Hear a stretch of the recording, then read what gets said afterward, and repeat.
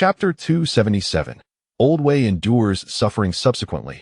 Jiang Ning began to patiently await in the city of Guiyang. Meanwhile, the citizens of Guiyang were well aware that the imperial envoy had arrived, and outside the city, a formidable army of 100,000 was stationed, instilling a renewed sense of the court's authority among the once fierce and indomitable people of Guizhou. The local populace, who often clashed with Han civilians, had also tempered their demeanor considerably. As 5 days swiftly passed, Qin Liangyu, Old Wei, and Zhu Youjian returned to Guiyang. Upon receiving the news, Jiang Ning promptly made his way to the city gates to greet them, accompanied by Lu Qin, the provincial commander of Guizhou. The governor, Wang Sanshan, was preoccupied with matters concerning the Tian family and was absent from the city. Before long, Jiang Ning beheld the fluttering military banners in the distance, as the troops advanced towards Guiyang with disciplined precision. As the distance between them diminished, Jiang Ning immediately recognized Qin Liangyu, who retained her usual serious demeanor and stoic expression. Beside her was a middle-aged general, around 50 years of age, engaged in conversation with her. Jiang Ning surmised that this general must be Qin Liangyu's elder brother, Qin Bangping, the current vice-commander of Sichuan. In the original course of history, he had led 2,000 white-flag troops northward to support Shenyang, only to perish in a valiant yet futile battle due to a lack of reinforcements, a true paragon of loyalty and bravery. Now, by a twist of fate, Qin Bangping had found himself in Guizhou to quell in Bangyan, thus narrowly escaping a dire fate. Soon, the two parties met. Jiang Ning approached, warmly greeting Qin Liangyu. She promptly introduced Jiang Ning to Qin Bangping, who regarded Jiang Ning with solemnity and said, "This humble general pays his respects to Lord Jiang." Jiang Ning smiled in response. "General Qin, there is no need for such formality. Your efforts in confronting and Bangyan amidst the chaos of the Shang Chongming rebellion are commendable. I shall ensure your merits are reported to the court." Qin Bangping replied with a grave expression, "As a servant of the state, it is my duty to serve the sovereign. I dare not claim credit."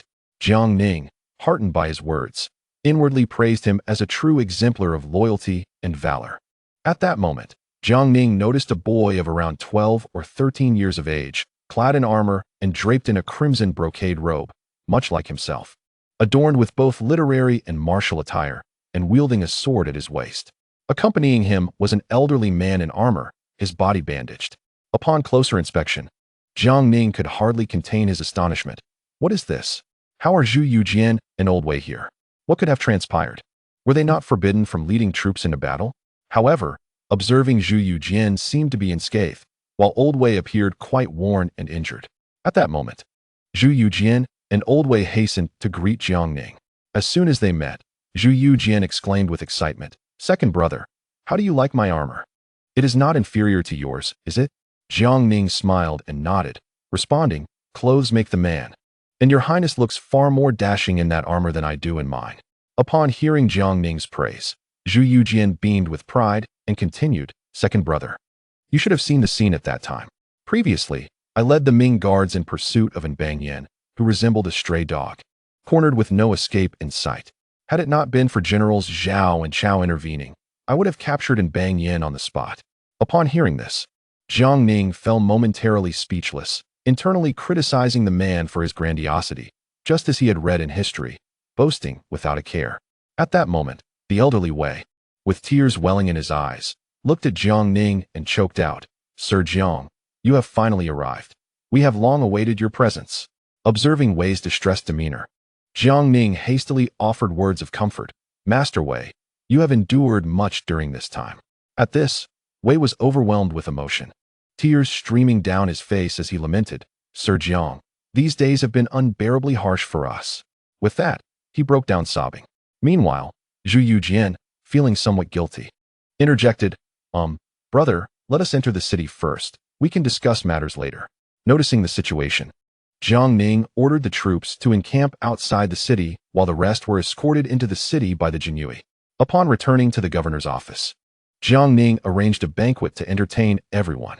He then noticed that Old Wei was steadfastly following him, unwilling to depart.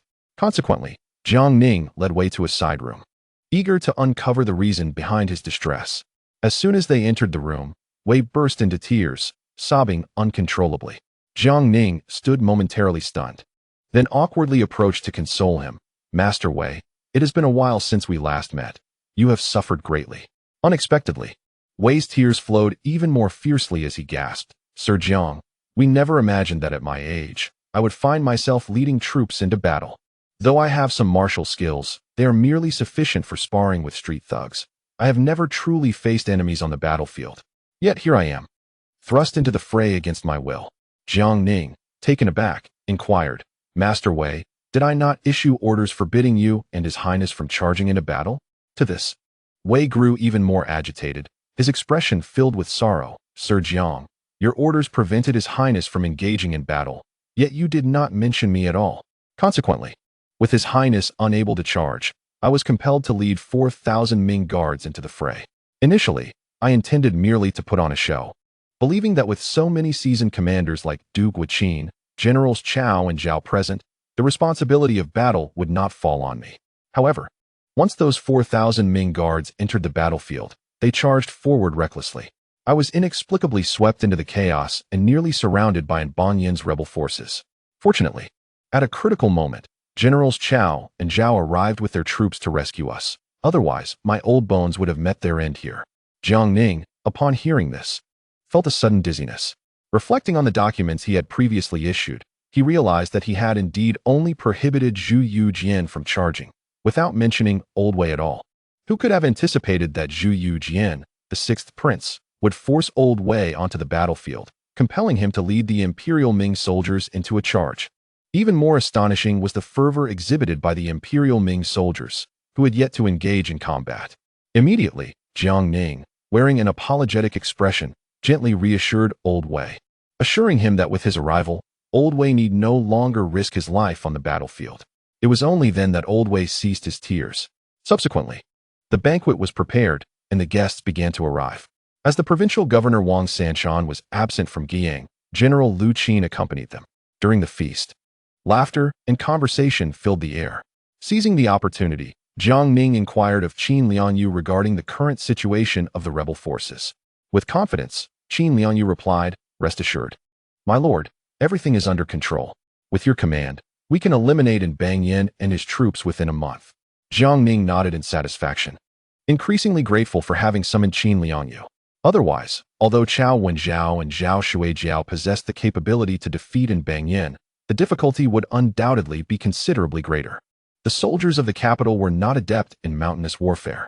The current progress of the conflict owed much to Qin Liangyu and her white-clad soldiers, along with the 50,000 local troops previously requisitioned from Sichuan. Without them, despite the numerical advantage of the court's forces, they would undoubtedly face significant geographical limitations. After several rounds of wine and an array of dishes, the guests gradually took their leave, and Jiang Ning returned to his quarters. At that moment, Li Ruolian, visibly excited, hurriedly approached Jiang Ning, exclaiming, My lord, news has arrived from Shandong. Jiang Ning's expression brightened instantly as he asked, What news? Li Ruolian carefully produced a confidential report from his bosom and handed it over, saying, My lord, Old Su and Young Gao have united. Young Gao has infiltrated the enemy's ranks, and it won't be long before he brings Old Su into our fold. Jiang Ning accepted the report and examined it closely. After a moment, he smiled and remarked, Young Gao has indeed lived up to expectations. His experience from the rivers and lakes is invaluable. Li Ruolian smiled in agreement, adding, Young Gao is undoubtedly the most capable among our new recruits in the Jinyue. Jiang Ning chuckled and continued, Old Li, immediately notify Young Gao to secure a position of influence within the enemy's camp. He should then endeavor to bring Old Su under our command in preparation for our next steps. Li Ruolian nodded in affirmation and hurriedly departed. Meanwhile, Wang Sanshan rushed to Guizhou to contact the other 6 local chieftains. Upon meeting, he exaggeratedly declared, Esteemed colleagues, we are in grave trouble. Upon learning that the imperial envoy, Governor Jiang, has arrived in Guiyang, Tian Zhongwen immediately sought him out, offering military assistance to eliminate Banyan and even requested an official document for troop mobilization.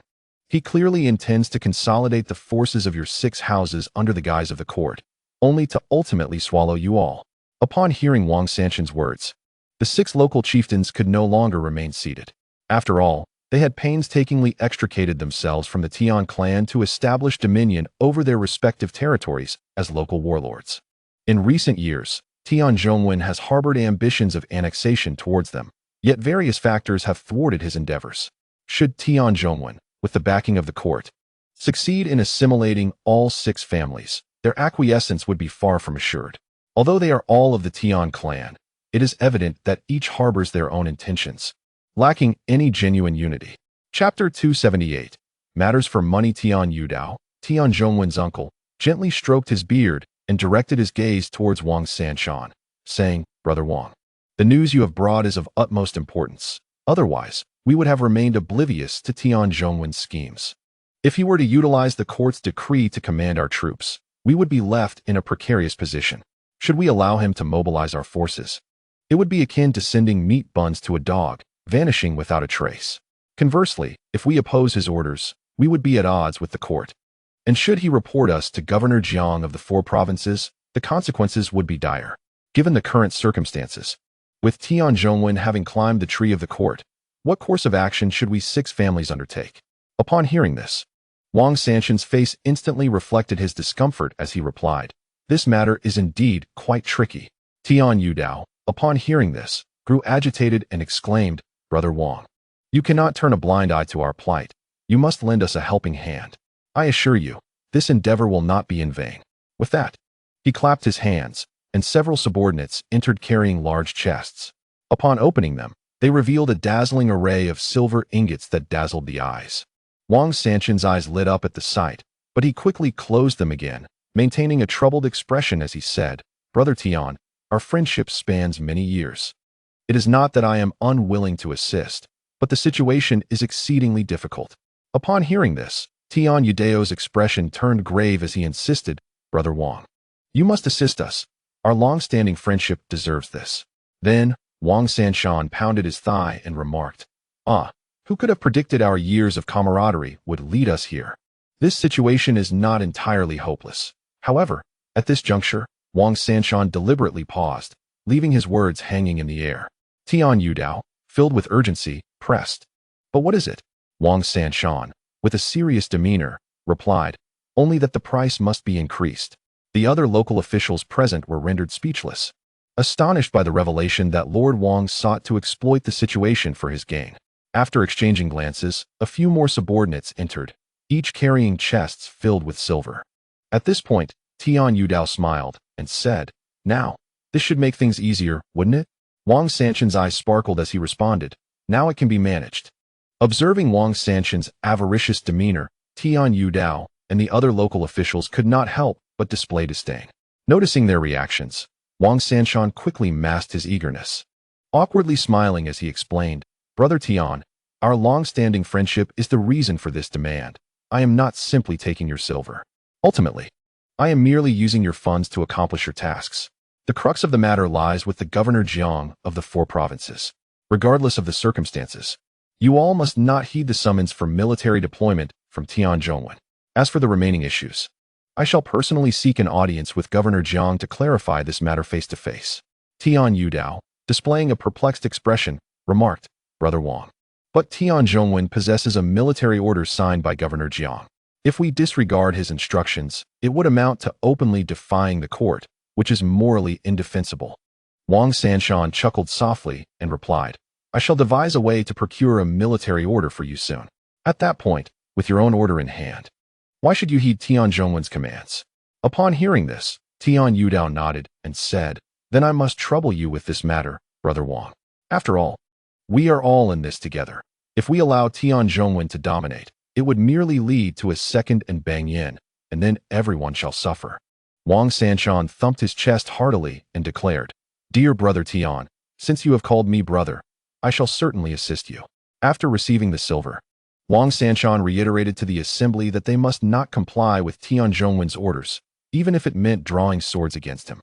He would soon arrange for Governor Jiang to issue a military order to each of their 6 families for protection. After hearing this, the assembly rose to take their leave. Wang Sanshan swiftly exchanged glances with Tian Yudao, who understood the unspoken message. Once everyone had departed, Tian Yudao, with a puzzled expression, inquired, "Brother Wang, is there something else?" Wang Sanshan, with a sly grin, replied, "Brother, I have some good news reserved just for you." It was not convenient to discuss in such a large gathering. Intrigued, Tian Yudao urged, "What good news?" Wang Sanshan continued with a grin. Tian Zhongwen's son, Tian Zhong, previously offended Governor Jiang in Guiyang, behaving most disrespectfully. The governor was extremely incensed. Consequently, to protect his son, Tian Zhongwen requested to lead troops against Banyan. However, Governor Jiang holds a strong discontent towards both Tian Zhongwen and his son, even suggesting that the position of Guizhou's pacification commissioner could be reassigned. Naturally, I thought of you first. Tian Yudao stood frozen in place, momentarily speechless. After a brief pause, his face lit up with excitement as he exclaimed, "Brother Wang, is this true?" Wang Sanshan stroked his beard and chuckled. "Would I deceive you?" Tian Yudao, filled with enthusiasm, began to pace within the room. If executed properly, he could topple Tian Zhongwen, and with Wang Sanshan's assistance, he could ascend to the position of Guizhou's pacification commissioner. It is clear to all discerning eyes that Banyan is akin to fish upon a chopping block, ripe for elimination by the court at any moment. In that eventuality, he would be the most prominent local chieftain within Guizhou, sharing a fraternal bond with Governor Wang Sanshan, which would far surpass the status of a mere local magistrate. With renewed fervor, he exclaimed, "Brother Wang, how thoughtful of you to consider your brother in such a fortuitous endeavor. I am immensely grateful. However, I would appreciate your guidance on how to proceed with this." Wang Sanshan chuckled and said, "My dear brother, I have already devised a plan for you. If Tian Zhongwen attempts to mobilize the troops, you need not heed his commands. Should he dare to forcefully requisition soldiers, you should directly lead your forces to confront him. Exhibit your resolve and courage, and let Tian Zhongwen understand that you are not a pushover. As for Governor Jiang, fear not, I shall personally negotiate on your behalf, ensuring absolute success." Upon hearing this, Tian Yudao clenched his fists, a fierce glint flashing in his eyes as he responded, "Very well, I shall follow your lead, brother. Once I ascend to the position of envoy of Guizhou, I will certainly heed your counsel above all else." The two then engaged in further lively conversation, and Tian Yudao, filled with ambition, took his leave. Observing Tian Yudao's departing figure, Wang Sanshan's lips curled into a faint, cold smile as he murmured, "Forgive me, dear brother. I am a man of the court, and I can only impose upon you." Subsequently, Wang Sanshan clandestinely met with several local governors at varying times, each time professing to act in their best interest while promising them the position of envoy of Guizhou. Without exception, these governors expressed great interest and vowed to fiercely oppose Tian Zhongwen. Meanwhile, Tian Zhongwen remained blissfully immersed in dreams of consolidating power over the 6 prefectures under the guise of mobilizing troops from the court, unaware that Wang Sanshan had already laid a trap for him, eagerly awaiting his fall. Concurrently, within the city of Guiyang, after 2 days of rest, Jiang Ning sat in the grand hall of the provincial office, flanked by Qin Liangyu, Lu Qin, Zhu Youjian, and Old Wei. Jiang Ning began to deploy troops, assigning Qin Liangyu full responsibility for the eradication of bandits, and ordered Qiao Wenzhao and Zhao Shuai to capture Banyan and his subordinates as swiftly as possible. Qin Liangyu rose to accept the command. At that moment, Zhu Youjian, seated beside him, hurriedly stood up, about to speak, but Jiang Ning raised his hand to indicate silence, saying, "Your Highness, please remain patient. I have arrangements to share shortly." Hearing Jiang Ning's words, Zhu Youjian's face fell in disappointment as he sat back down. Simultaneously, Old Wei, sitting beside him, turned pale. Noticing that Jiang Ning had not afforded Zhu Youjian an opportunity to speak, Old Wei's anxious heart finally settled. His terror was palpable. In everyday matters, whether in martial contests or in punishing corrupt officials, he remained unflinching. However, he had no desire to once again experience the harrowing scene of battling amidst a sea of soldiers. For the past 2 nights, whenever he closed his eyes, he would dream of fighting valiantly on the battlefield, wielding a sword amidst chaos. Often waking in the middle of the night, he would weep. Were heaven to grant him another chance to choose, he would resolutely refuse to accompany Zhu Youjian to Guizhou. The brutality of war far exceeded his imagination, and his compassionate heart could scarcely bear it. As Old Wei's mind wandered, Jiang Ning inquired, "Old Wei, I previously instructed you and Prince Xin to gather evidence of misconduct among all officials in Guizhou. How fares your progress?" Old Wei quickly regained his composure, smiling as he replied, "We have already completed the collection, Your Highness." Jiang Ning nodded and smiled, stating, "In that case, the task of apprehending corrupt officials and confiscating their properties shall be entrusted to Master Wei and His Highness." Upon hearing this, Old Wei's face instantly lit up with joy, feeling that his wounded spirit had finally received some solace. He then rose to his feet, brimming with excitement, and proclaimed, "Rest assured, Master Jiang, not a single corrupt official shall escape, nor will a single coin be left behind." Zhu Youjian also stood, merely nodding, clearly not particularly invested in the matter. Jiang Ning felt a twinge of confusion, pondering, has my little brother undergone a transformation? Previously, he was so eager to eradicate the corrupt that he would have annihilated entire families. Could he now have grown soft-hearted? This seemed amiss. I must find a time to inquire about what transpired. Lastly, Jiang Ning instructed Lu Qin to mobilize troops to assist the others. Subsequently, everyone rose to take their leave. Old Wei, filled with enthusiasm, immediately summoned all the collected evidence and, according to the list, personally led a team to apprehend the corrupt officials.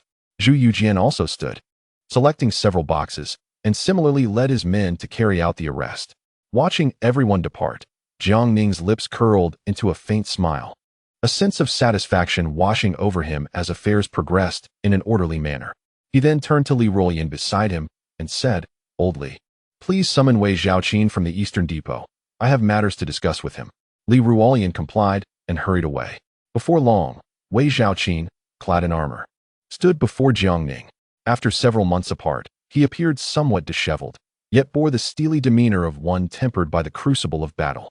Chapter 279. Old Wei on the battlefield observing the rather disheveled Wei Zhaoqin. Jiang Ning could not help but inquire with curiosity, "Wei Qianhu, what has Master Wei experienced since your entry into Guizhou? Why do you appear so worn?" Upon hearing Jiang Ning's question, Wei Zhaoqin immediately began to lament, "My lord, you are unaware. Ever since my adoptive father and His Highness entered Guizhou and completed the collection of evidence against the corrupt officials within, His Highness insisted on visiting the front lines, leaving my adoptive father in Guiyang. Little did we know that upon reaching the front, His Highness took it upon himself to lead 4,000 imperial Ming guards into battle against the rebels. In desperation, Commander Qin had no choice but to request my adoptive father to oversee His Highness. Yet, His Highness still occasionally ventured out to engage the rebels.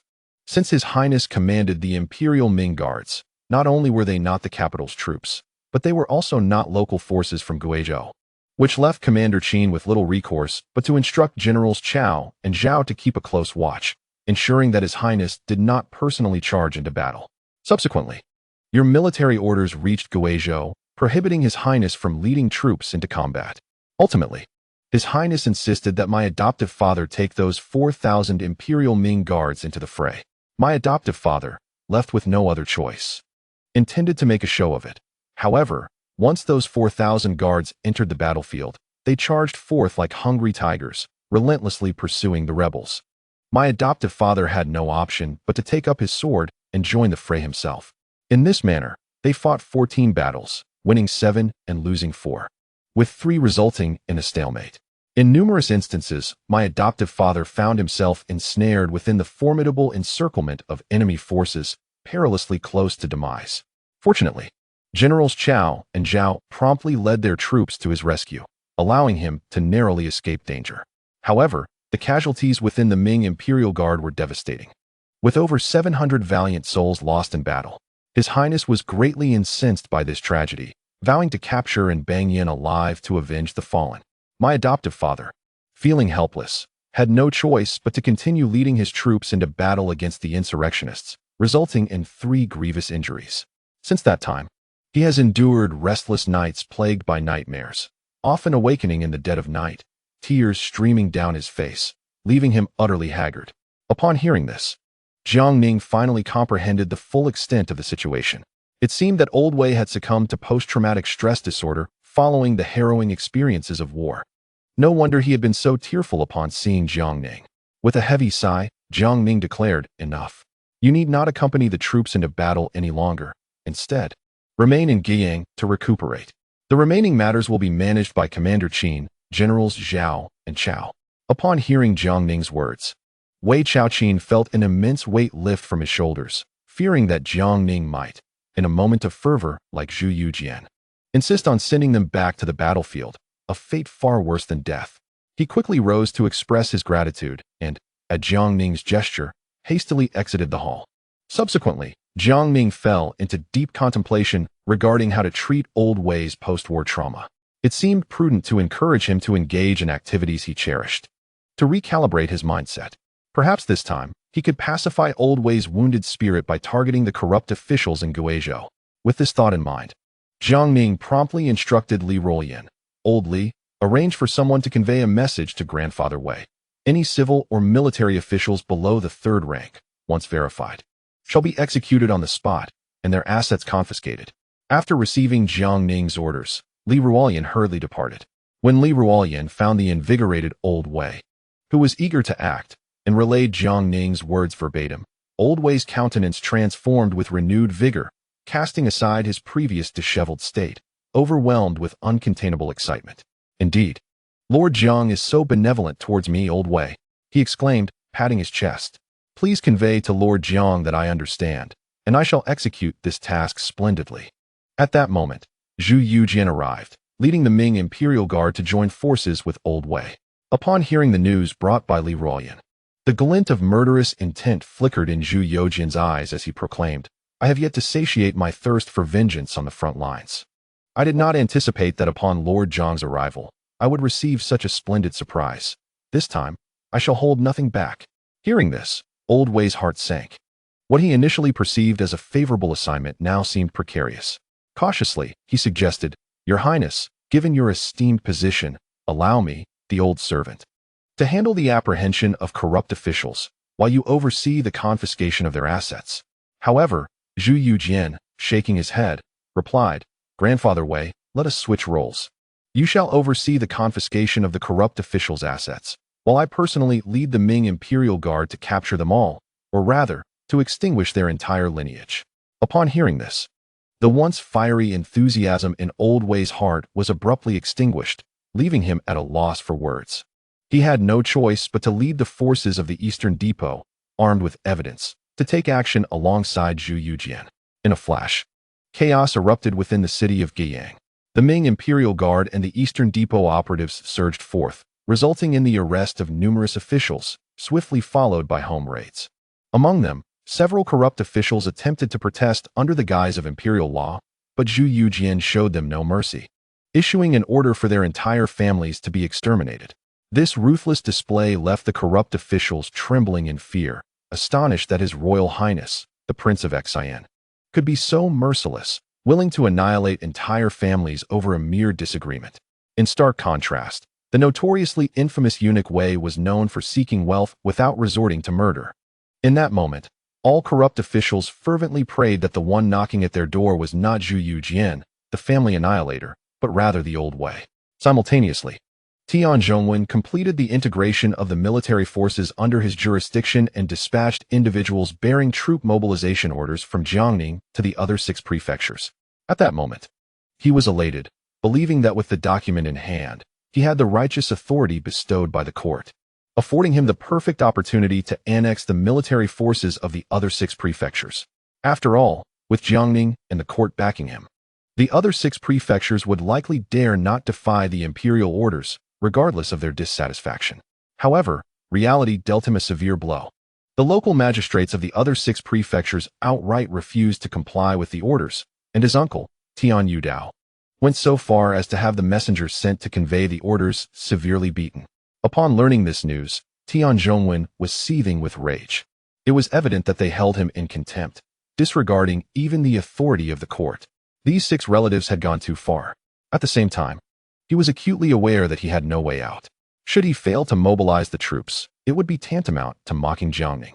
In that case, not only would the other 6 prefectures oppose him, but Jiang Ning would also not spare Tian Zhongwen. He had no choice but to press on with force, intending to subjugate the other 6 prefectures by sheer might. Thus, Tian Zhongwen promptly began to mobilize his troops, planning to strike first at his troublesome uncle, Tian Yudao. Upon receiving this news, Tian Yudao sneered repeatedly. "So, this little brat thinks he can take on his uncle first? He is about to learn that I am no soft target." Wang Sanshan, standing nearby, secretly delighted, then turned to Tian Yudao with a serious expression. Brother Tian, it seems Tian Zhongwen is intent on targeting you. Do not falter, stay sharp, and do not lose face. Tian Yudao replied with equal seriousness. Rest assured, Brother Wang. I will certainly teach that little brat Tian Zhongwen a profound lesson. Soon, the two factions clashed violently. Given that Tian Zhongwen commanded the military strength of two prefectures, he was significantly powerful, and for a moment, Tian Yudao struggled to withstand the onslaught. Just as Tian Zhongwen brimmed with confidence, convinced of his impending victory over Tian Yudao, an unforeseen event transpired. The other 5 prefectures simultaneously mobilized their forces and launched an assault against him. Upon receiving this news, Tian Zhongwen was left dumbfounded. When had these people become so united? But there was no time for contemplation. He could only hastily mobilize his troops and exert all efforts to suppress the insurrection. Thus, the internal strife within the Tian clan erupted into full-scale chaos, with flames of war engulfing both sides in a fierce and unrelenting struggle. Tian Zhongwen was resolute, intent on annihilating the other 6 factions in one fell swoop. Meanwhile, the other 6, lured by the enticing promises of Wang Sanshan, eagerly fixated on the position of the governor of Guizhou, each exerting fervent efforts to resist. Observing this chaotic scene, Wang Sanshan's heart brimmed with delight. With a mere slight maneuver, he had successfully incited internal discord within the Tian clan. He pondered whether Lord Jiang would commend him upon learning of this news. As for the governor's position, it would ultimately hinge upon which faction emerged victorious in this struggle. After all, the appointment was beyond his control. They would have to approach Lord Jiang when the time came. In Guiyang, Jiang Ning received news of the complete eruption of discord within the Tian clan, and he could not help but marvel quietly. Wang Sanshan indeed possessed remarkable cunning, having successfully instigated such turmoil. Upon further reflection, it was not surprising, after all. How could one maintain the position of provincial governor in a region rife with chieftains and governmental inefficacies without extraordinary capabilities? Resolutely, Jiang Ning decided that once the situation in Guizhou stabilized, should Wang Sanshan successfully maintain control for the court, he would endeavor to advance Wang's position in the coming years. For talent such as his was rare. At that moment, Li Ruoyan hurriedly rushed in with an alarming report. My lord, there is grave trouble.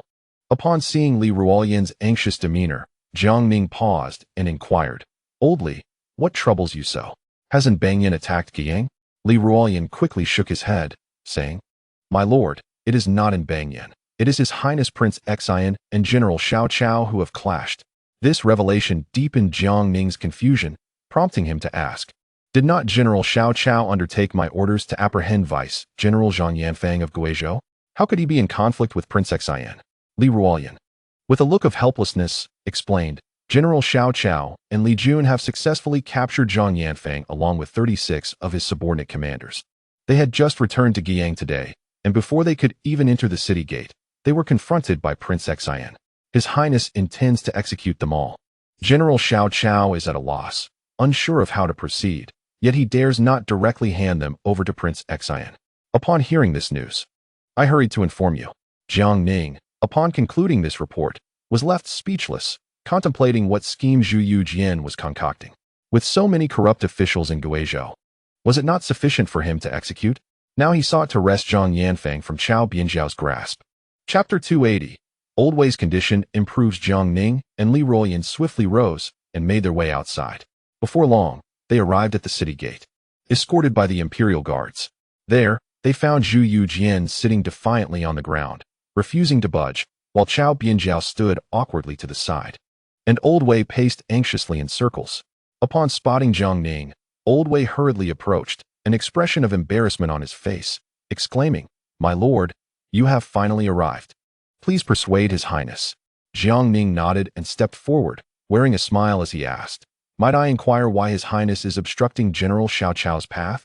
Upon the arrival of Jiang Ning, Zhu Youjian promptly rose, a smile adorning his face as he exclaimed, Second brother, you have come.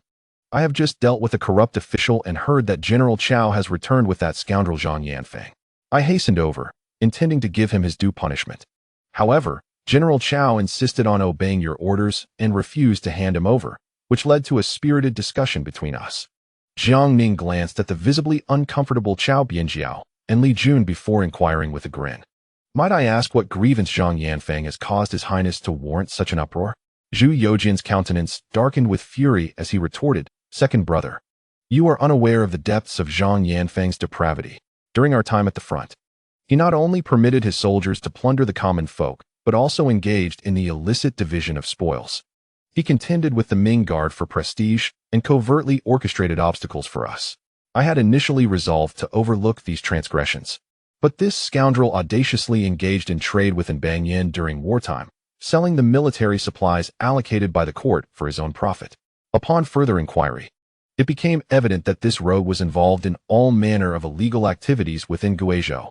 With Zhu Youjian's grievances laid bare, Jiang Ning comprehended the audacity of Zhang Yanfang, who dared to manipulate the intricacies of bureaucracy before his younger brother, which was akin to courting death. Subsequently, Jiang Ning declared with a smile, in that case, let His Highness take charge of Zhang Yanfang's fate. He then turned to Cao Bianjiao and instructed, young General Cao, please hand Zhang Yanfang over to His Highness. Cao Bianjiao promptly complied, and with a gesture, a contingent of soldiers brought forth Zhang Yanfang. Zhu Youjian's face lit up with glee as he approached Zhang Yanfang, fixing him with a steely gaze, and exclaimed, you wretched scoundrel, how dare you play tricks before me? Today, I shall ensure that your suffering is beyond measure. With that, he delivered several resounding slaps, leaving Zhang Yanfang bloodied and battered. Turning to Cao Bianjiao, Zhu Youjian offered a respectful fist salute, saying, I apologize for any prior offense. I hope you will not hold it against me. Cao Bianjiao, in turn, returned the gesture, expressing, it was I who overstepped. Your Highness, please do not take offense. Zhu Youjian then glanced at the bound officers standing behind Zhang Yanfang and turned to Jiang Ning with a smile. Second brother, I shall take Zhang Yanfang, and his lackeys should also be entrusted to my care. Jiang Ning, with a slight smile, replied, of course. Consequently, Cao Bianjiao handed over the remaining officers to Zhu Youjian. Meanwhile, Li Jun hurriedly retrieved a scroll from his bosom and respectfully presented it to Zhu Youjian. With curiosity, Zhu Youjian inquired, what is this? Li Jun promptly responded, Your Highness, this is the evidence of the crimes committed by Zhang Yanfang and his subordinates. I have verified each point, and they are all accurate. Content with the response. Zhu Youjian accepted the scroll, nodding in approval. He then bid farewell to Jiang Ning, saying, Second brother, I still have matters to attend to, so I must take my leave. We shall converse again when time permits. With that, he seized the bewildered Lao Wei and departed in haste. As he gazed at the departing figure of Zhu Youjian, Jiang Ning could only manage a wry smile, shaking his head in resignation. He then instructed Cao Bianjiao to lead the soldiers back to the military camp. Meanwhile, in Guizhou, Banyan learned of Jiang Ning's arrival and felt an overwhelming sense of dread, realizing that he was likely facing inevitable doom. He had initially hoped that Shi Chongming would incite a rebellion in Chongqing to draw the court's attention, allowing him to rapidly expand his power in Guizhou. However, to his dismay, Shi Chongming proved utterly incompetent, and within a mere few months, his forces had been quashed by the court. With rumors circulating that he had already crossed the Naiha Bridge after consuming Mengpo's soup, and Banyan was filled with terror.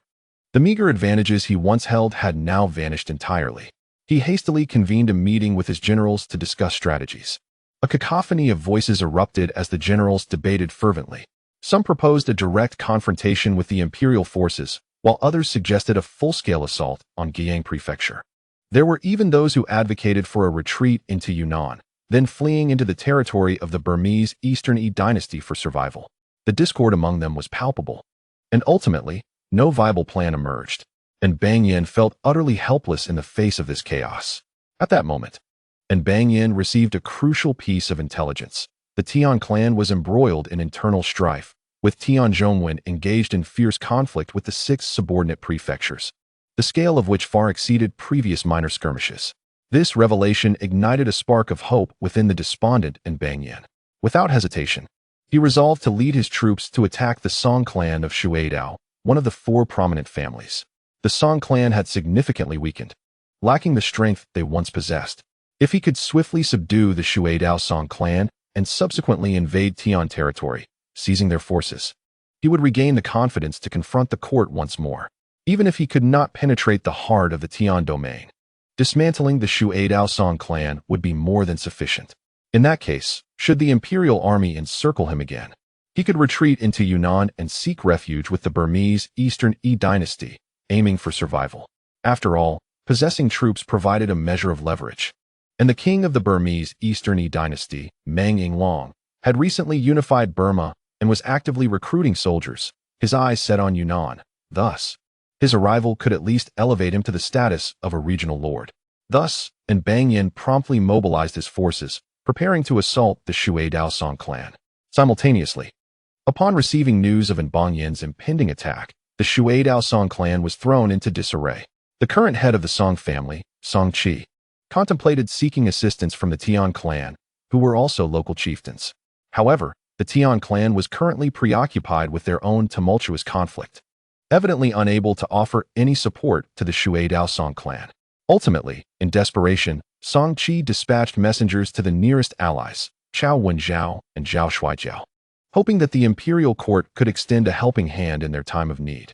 Meanwhile, Qin Liangyu arrived once more at the front line in Dian Prefecture. As soon as she appeared, Chao Wenzhao and Zhao Shuaijiao, their faces alight with excitement, reported to her, and Bang Yin is preparing to attack the Song clan. Upon hearing this news, Qin Liangyu was overjoyed. Jiang Ning's orders to her were to eliminate Bang Yin in the shortest possible time.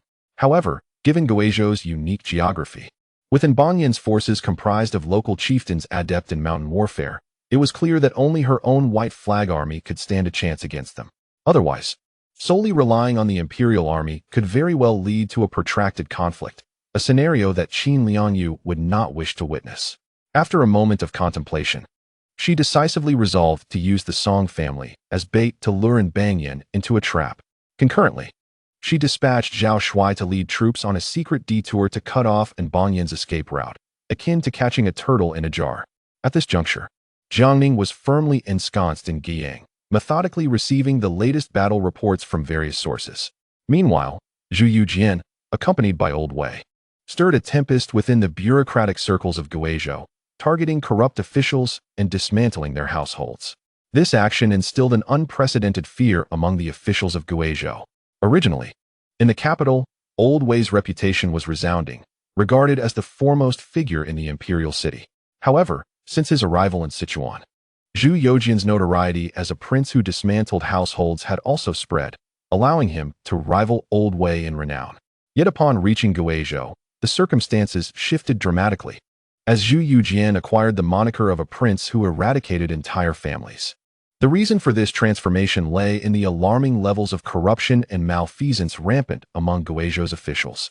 Here, officials exploited the local populace, oppressed the common folk, and conspired with one another, rendering the entire bureaucratic system thoroughly rotten, with scarcely a few honest officials remaining.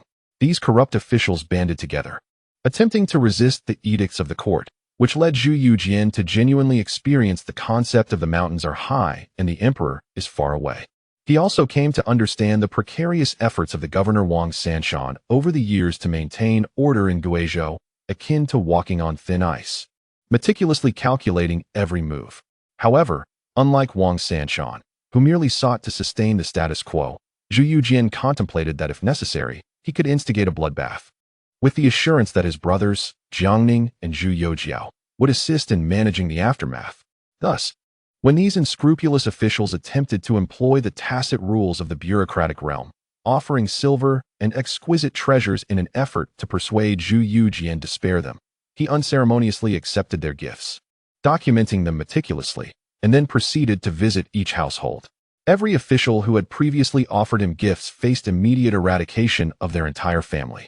Consequently, Old Wei was left with the sole task of confiscating properties and cleaning up the battlefield, which rendered his own existence rather bleak.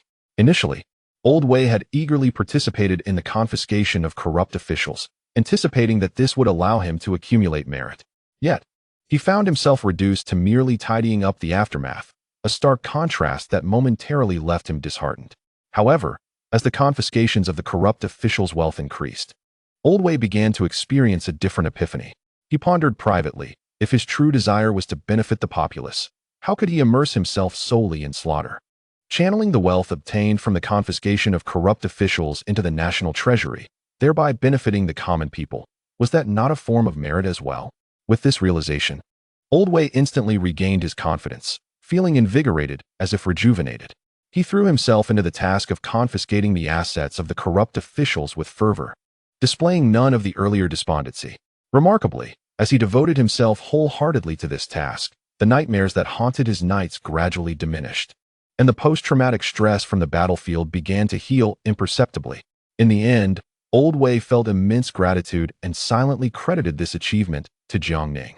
He inwardly sighed, acknowledging the kindness of Lord Jiang towards his family, always considering their well-being in times of fortune. Chapter 281.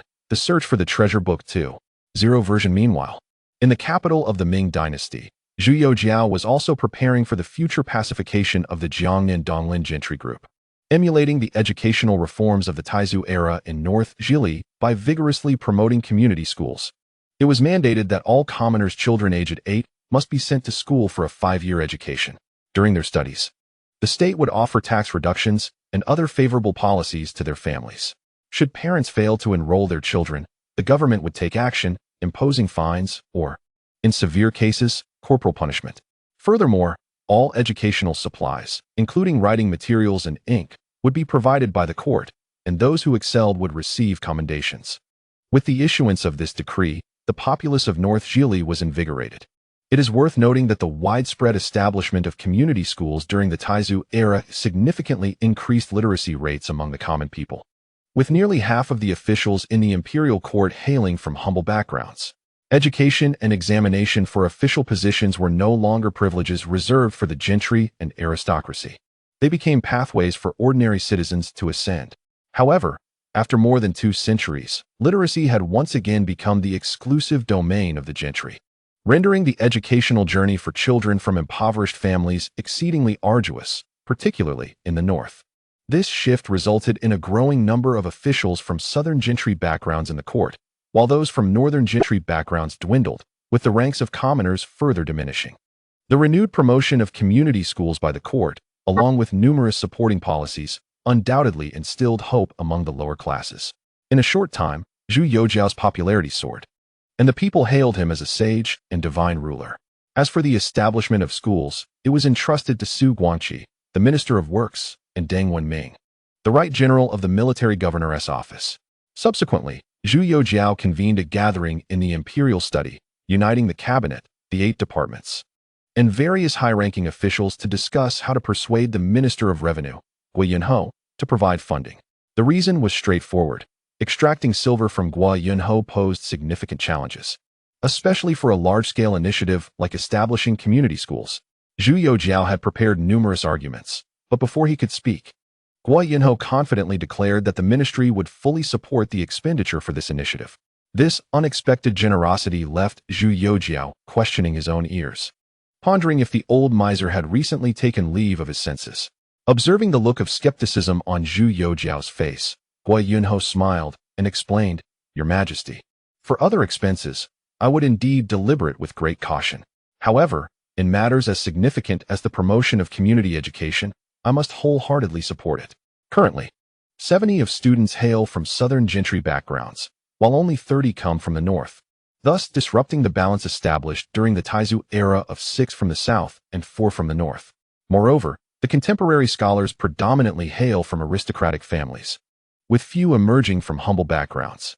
This has resulted in the majority of officials in the court being of gentry origin, while those from modest beginnings are exceedingly rare.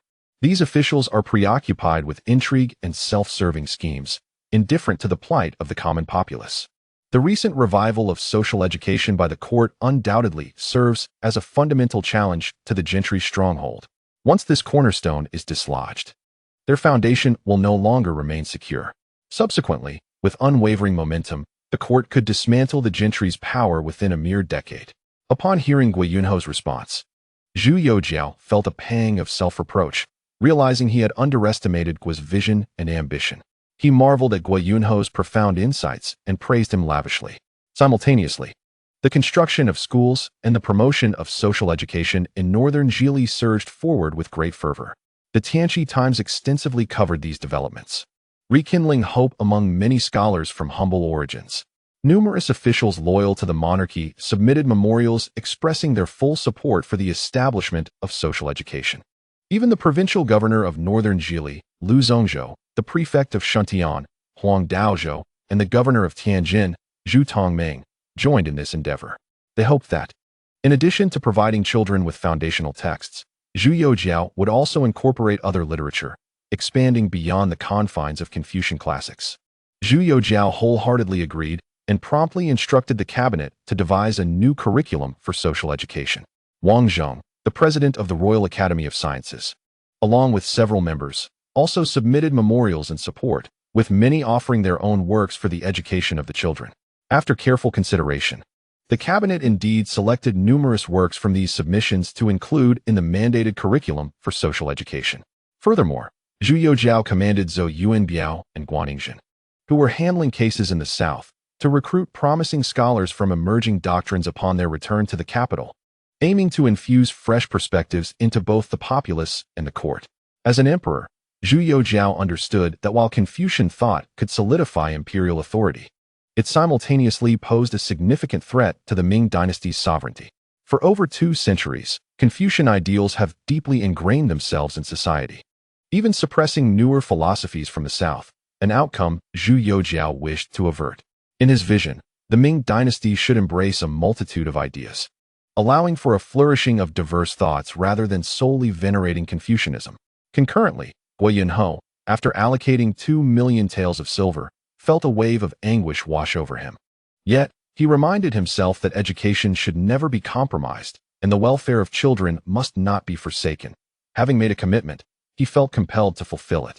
However, Guiyang was unwilling to engage in a venture devoid of return. Thus, he toiled through the night to compose 20 versions of the Treasure Seeker's Manual.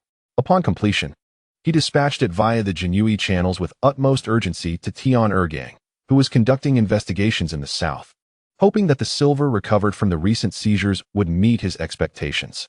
Upon receiving Zhu Youjian's imperial edict, Zhou Yuanbiao and Guan Ningzhen, who were in the south, were filled with excitement. They understood that the emperor was finally poised to take action against the gentry, and although the initiation of social education was merely a first step, it signified a substantial shift in attitude. Furthermore, the establishment of social academies not only garnered considerable public support, but also won the hearts of the common people. Consequently, the 2 individuals tirelessly reached out to the students of the emerging philosophies in the south, hoping they would come to the capital to take up positions in the northern Jili social academies. This sparked a renewed sense of hope among those scholars who had been oppressed in the south, prompting them to reflect that if they were not welcomed here, they could find a place elsewhere, and if they were not accepted anywhere, they would make their way to the capital. As a result, they flocked to the envoy's office to report to Guan Ningzhen and Zhou Yuanbiao. Simultaneously, Tian Ergang, the commander of the Jinyui, received a version of the treasure hunting manual from Guiyang, which left him momentarily speechless.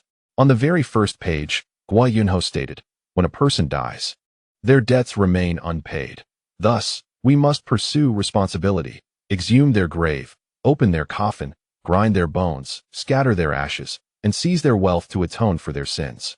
He also thoughtfully documented various methods and tools used by grave robbers. Tian Ergang felt as if his worldview was being shattered.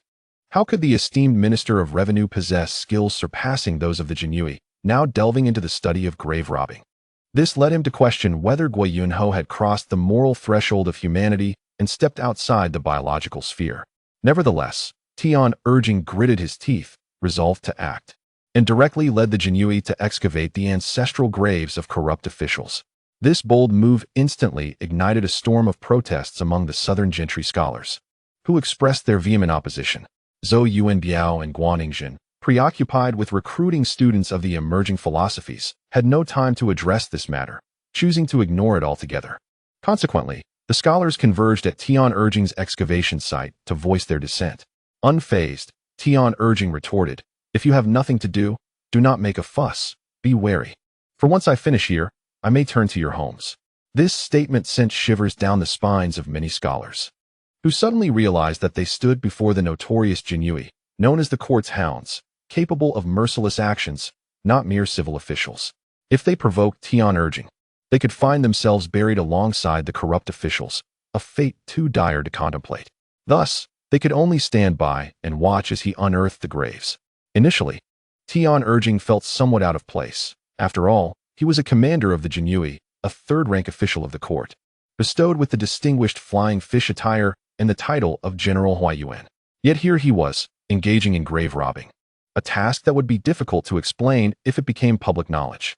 However, as he excavated several ancestral graves of corrupt officials and counted the hidden treasures within, he realized the speed at which wealth could be acquired was astonishing. Thus, he began to admire Guiyang, working even harder. The only regret he harbored was that the Minister of Revenue, Guiyang, could not be present to offer guidance. Otherwise, with Guiyang's expertise, Tian urging believed his efficiency could multiply several times over. At that moment, far away in Guizhou, Jiang Ning remained oblivious to the fact that the Jinyui under his command had ventured into new territories. They were no longer limited to gathering military intelligence, spying, sabotaging behind enemy lines, monitoring officials, and collecting evidence of crimes. They had now taken to the art of grave robbing. It is truly uncertain how Jiang Ning would react upon discovering this revelation. Meanwhile, Zhu Youjian organized the materials for social studies prepared by the cabinet and intended to disseminate them across various prefectures and counties in several northern provinces of the Ming dynasty, planning to implement this educational reform initiative comprehensively throughout the northern regions. Upon the issuance of this decree, numerous officials promptly submitted memorials to impeach the cabinet, the 8 ministries, and the military governor's office. They asserted that such actions undermined the very foundation of the Ming dynasty. How could Confucianism, as the orthodox doctrine, be tainted by the inclusion of disordered and eclectic teachings, many of which were regarded as mere tricks and curiosities? In the face of this rising tide of opposition, Zhu Youjian remained resolute, issuing edicts to enforce the reforms with unwavering determination. He chose to disregard the resistance from officials across the northern provinces entirely. However, how could those entrenched and high-ranking gentry representatives easily concede defeat? Soon, many officials began to outwardly comply while covertly undermining the efforts. Some even obstructed the construction of schools in various ways, inciting and threatening the populace to prevent them from sending their children to study. This news swiftly reached Zhu Youjian's ears. Upon hearing it, he was infuriated and, during a grand court assembly, emphatically declared that the policy of educational reform would be pursued to the end. Anyone daring to oppose the court would face dire consequences. Upon hearing this proclamation, those officials with guilty consciences were instantly filled with trepidation, well aware that the emperor was evidently serious this time. Consequently, many officials hastily penned letters to their students and former subordinates, urging them to adhere to the court's edicts and avoid any duplicity. Yet, the deeply entrenched gentry bureaucratic network, cultivated over many years, was not easily swayed. Soon after, the Jinyui reported to Zhu Youjian that numerous officials had engaged in fraudulent practices during the construction of the schools. Among them, the governor of Baoding was particularly egregious, having used substandard materials for the school construction, which led to the building collapsing in a heavy rain even before it was put to use. Upon learning of this, Zhu Youjian was consumed by rage and immediately ordered a comprehensive investigation across the northern provinces. The results were shocking, revealing the involvement of 6 governors and over 20 county magistrates. Zhu Youjian promptly commanded the Jinyui to apprehend these officials and bring them to the capital, while also instructing them to supervise the school construction projects rigorously. Should the quality of the work prove inadequate, the heads of the local governors and magistrates would be severed and used as foundations for the buildings. At this moment, Zhu Youjian's anger was at its peak. He had originally believed that, following his vigorous and decisive reforms, even if the northern officials did not dare to openly comply with the court's edicts, they would at least refrain from directly opposing the authority as brazenly as their southern counterparts. However, reality dealt him a heavy blow. In the northern provinces, only Shaanxi, which had been thoroughly purged by Jiang Ning and Lao Wei, was able to steadily advance matters in accordance with the court's directives, while many officials from other provinces blatantly acted in contradiction to the mandates. Zhu Youjian made a swift decision to show no mercy to these officials. However, at present, both Jiang Ning and Lao Wei were far away in Guizhou quelling rebellions, and distant waters could not quench near thirst. After much contemplation, he resolved to play his trump card, Minister of Revenue Guiyang. Yet, Guiyang's avaricious nature posed an unstable factor. Zhu Youjian pondered briefly and decided to add a layer of insurance to Guiyang's involvement.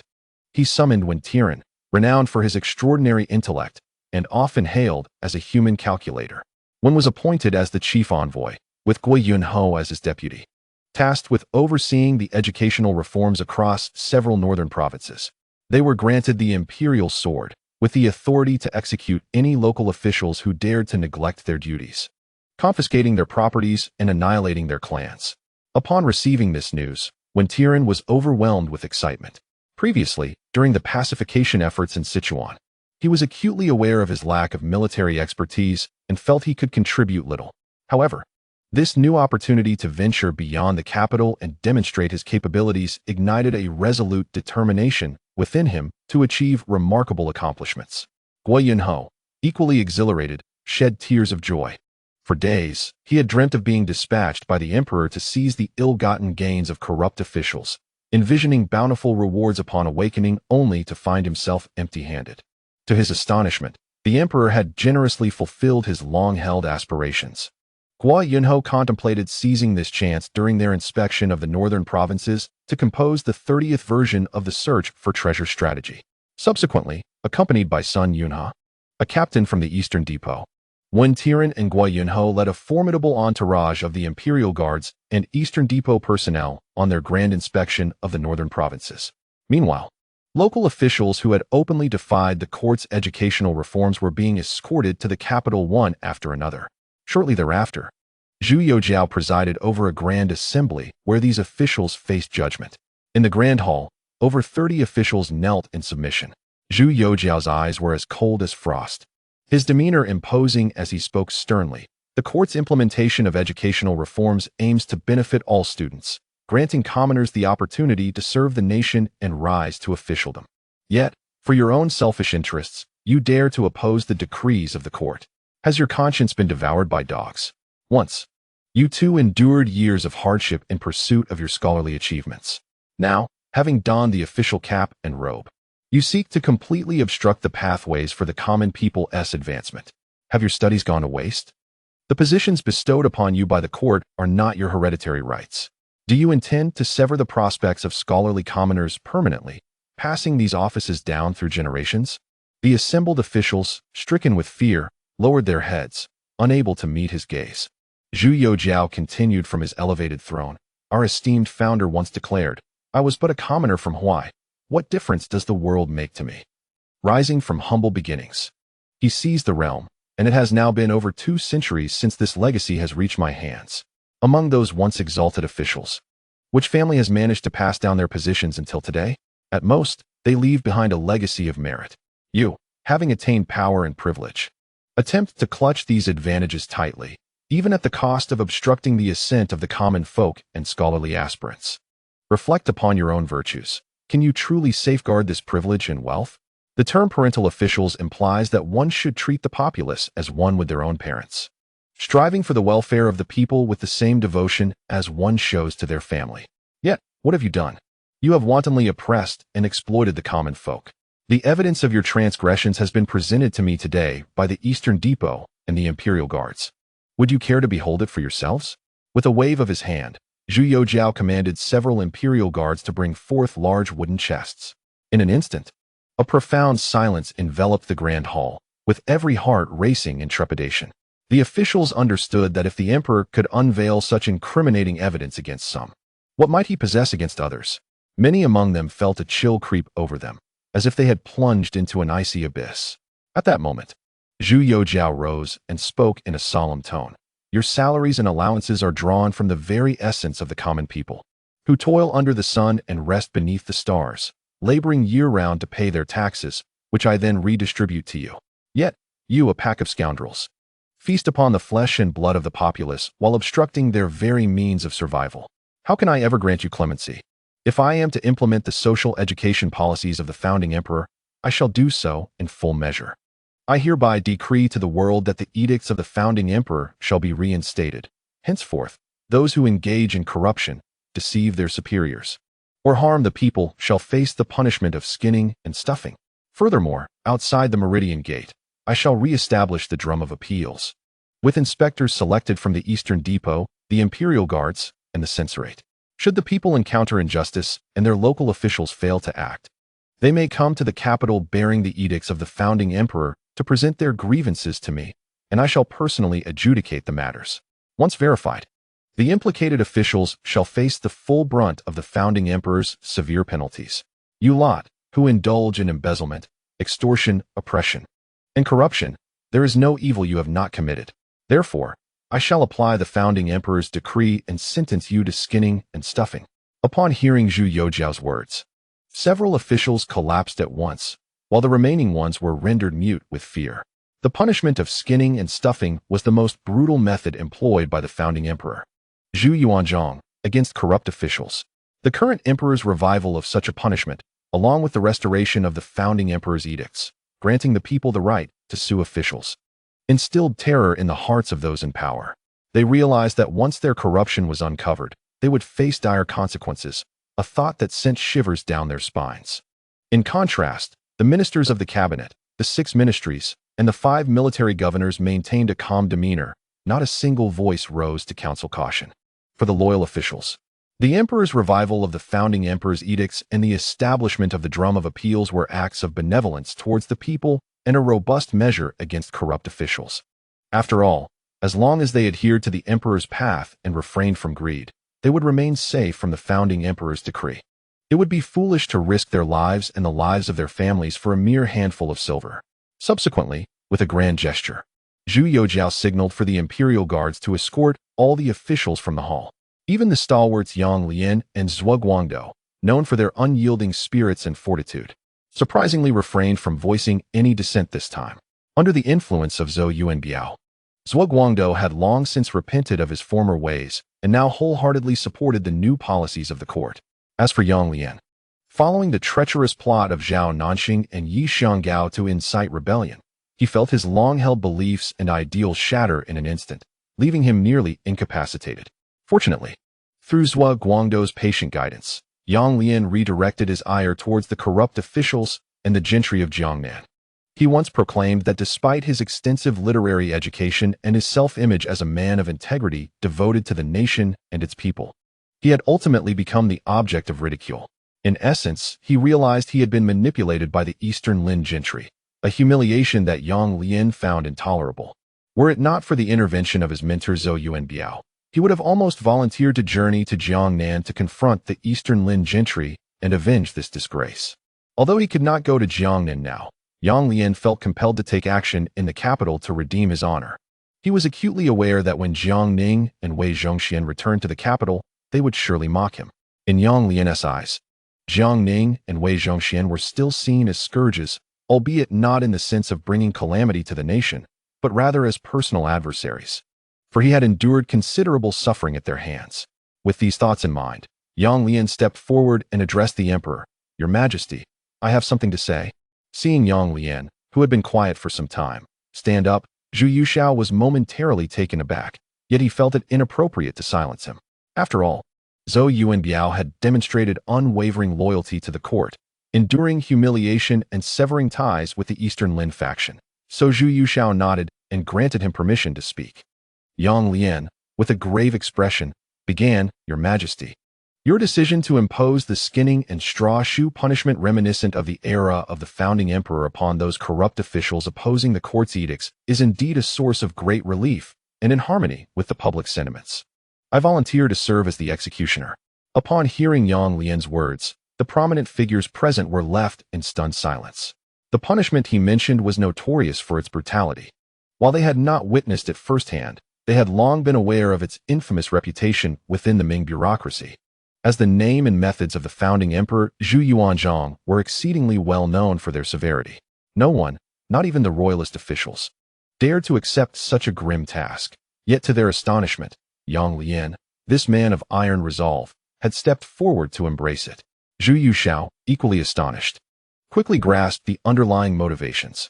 Yang Lian's deep-seated hatred for the Eastern Lin gentry of Jiangnan, coupled with his discontent towards the entire Ming bureaucracy, had led him to focus his wrath on the corrupt officials resisting the court's reforms. Realizing this, Zhu Youjian nodded and said, "Since you have voluntarily offered to take on the role of executioner, I grant you permission. Tomorrow, you shall personally oversee the execution at the West Market Archway." Upon hearing Zhu Youjian refer to him as I Ching, Yang Lian was overwhelmed with emotion, tears welling in his eyes. It had been ages since Zhu Youjian had addressed him thus. Previously, he had always called him by his name. The return of this honorific indicated that the emperor had forgiven him for his earlier foolish actions. Upon reflecting on these matters, Yang Lian felt a surge of ambition within his heart, secretly vowing to exert himself diligently and achieve notable accomplishments to present to the emperor, thereby proving that his capabilities were no less than those of Jiang Ning and Wei Zhongxian. With a resolute expression, he accepted the command. After the court session concluded, as Zhu Youjian returned to the imperial study, Fang Zhenghua led a young eunuch from Qin Ning Palace into the hall. The young eunuch hurriedly bowed and respectfully announced, "Your Majesty, Her Majesty the Empress requests your presence at Qin Ning Palace for a meal." Upon hearing this, Zhu Youjian's previously agitated mood instantly eased, and he nodded, instructing, "You may inform the Empress that I shall come shortly." The young eunuch complied and departed in haste. Subsequently, Zhu Youjian changed into casual attire and, accompanied by Fang Zhenghua, proceeded to Qin Ning Palace. There, he found Zhang Yan personally preparing a sumptuous feast. Observing the steaming dishes before him, Zhu Youjian felt a wave of sentimentality, reflecting, "A warm family life. This is the essence of a normal existence." After their meal, Zhu Youjian accompanied Zhang Yan to the imperial garden to feed the pandas. He noticed 2 pandas contentedly munching on bamboo, and Zhang Yan remarked with a smile, "Your Majesty, I never imagined a bao, an air bao would grow so swiftly. At this rate, they shall soon reach the size of adults." Zhu Youjian nodded in agreement, chuckling, "Indeed. By then, the bao and air bao should also have their own little ones." Upon hearing his words, Zhang Yan's face flushed with embarrassment, and she playfully chided, "Your Majesty, how can you speak so frivolously?" Zhu Youjian laughed heartily and replied, "Baozhu, it is time for you to grant me a child." Zhang Yan, upon hearing this, immediately covered her cheeks with her hands. Observing this scene, Zhu Youjian burst into laughter and embraced Zhang Yan tenderly. At this moment, Fang Zhenghua discreetly stepped aside, gesturing for the palace maids and eunuchs to withdraw. Meanwhile, Yang Lian, having left the court, arrived at the front of the Qin Yiwei's town office. Gazing at the office that often stood in opposition to him, the first figure that came to Yang Lian's mind was Jiang Ning, with his ever-present smile. A bitter smile escaped Yang Lian's lips as he contemplated the irony. The enemies he had once perceived were, in fact, allies of the same camp, while those he believed to be allies treated him as a mere plaything. Just then, a Qin Yiwei officer, noticing Yang Lian in official attire standing at the entrance, coldly inquired, "May I ask what brings you, esteemed sir, to the town office?" Yang Lian replied with utmost seriousness, "I am Inspector Yang Lian, sent by His Majesty's decree to personally oversee the execution of the officials who have defied the imperial edicts. I require a discussion with your Lord Zhang." The Qin Yiwei officer, not daring to delay, promptly invited Yang Lian inside. At that moment, Lord Zhang was seated in the courtyard, basking in the sun while leisurely sipping tea. Upon hearing the report of Yang Lian's request to meet, he instructed that he be brought in.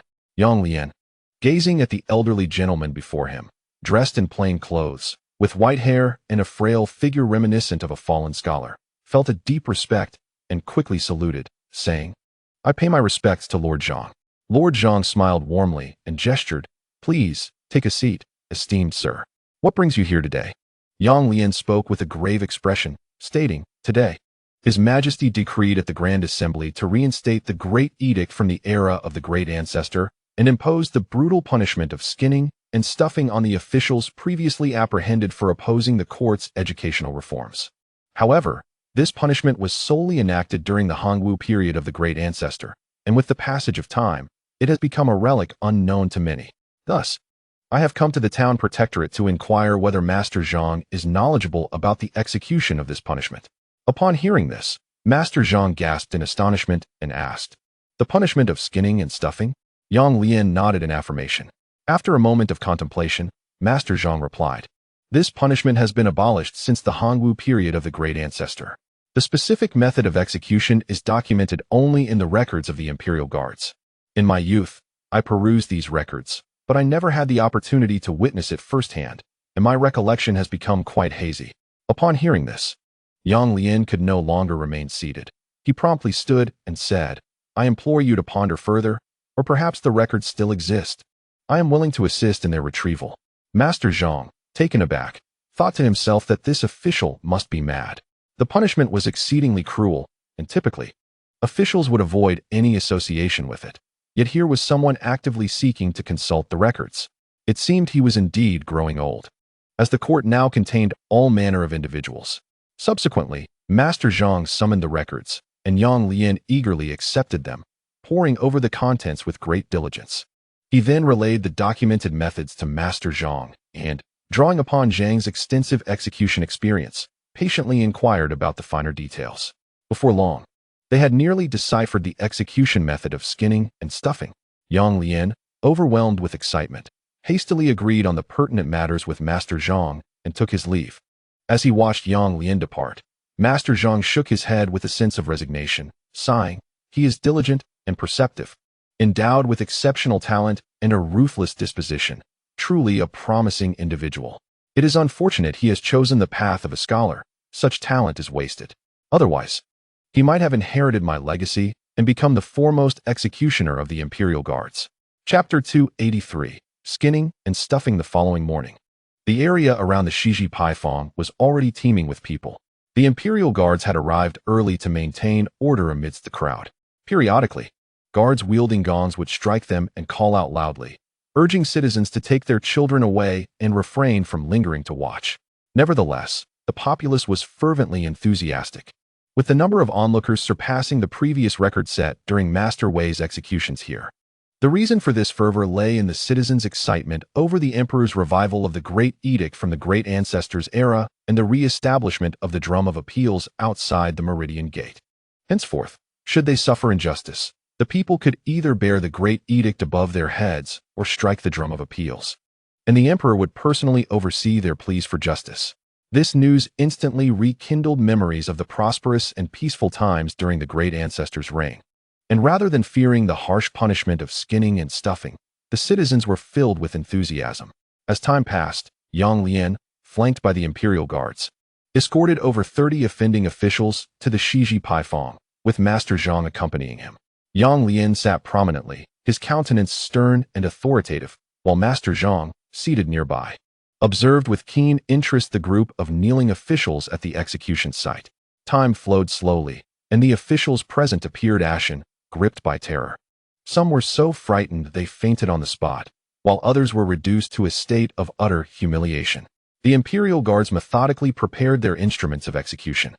As the clock struck 3, Yang Lian abruptly rose, his voice icy as he proclaimed, "Now, the court implements a reformed educational system to benefit the scholars of the realm. Yet you have openly defied the imperial edicts. Henceforth, by the emperor's decree and in accordance with the edicts of the founder, I hereby sentence you to the punishment of skinning and the application of straw. Where are the Imperial Guards? Execute the sentence." Upon his utterance, the crowd erupted in a cacophony of applause, with numerous impoverished scholars vociferously declaring, "Those oppressive officials who torment us should indeed suffer the punishment of skinning. The emperor is wise, and his benevolence is boundless, yet these scoundrels have tarnished his grace." The surrounding scholars echoed their sentiments, and even Wang Xiaowei, the grand scholar of the Imperial Academy, arrived with his students to witness the execution.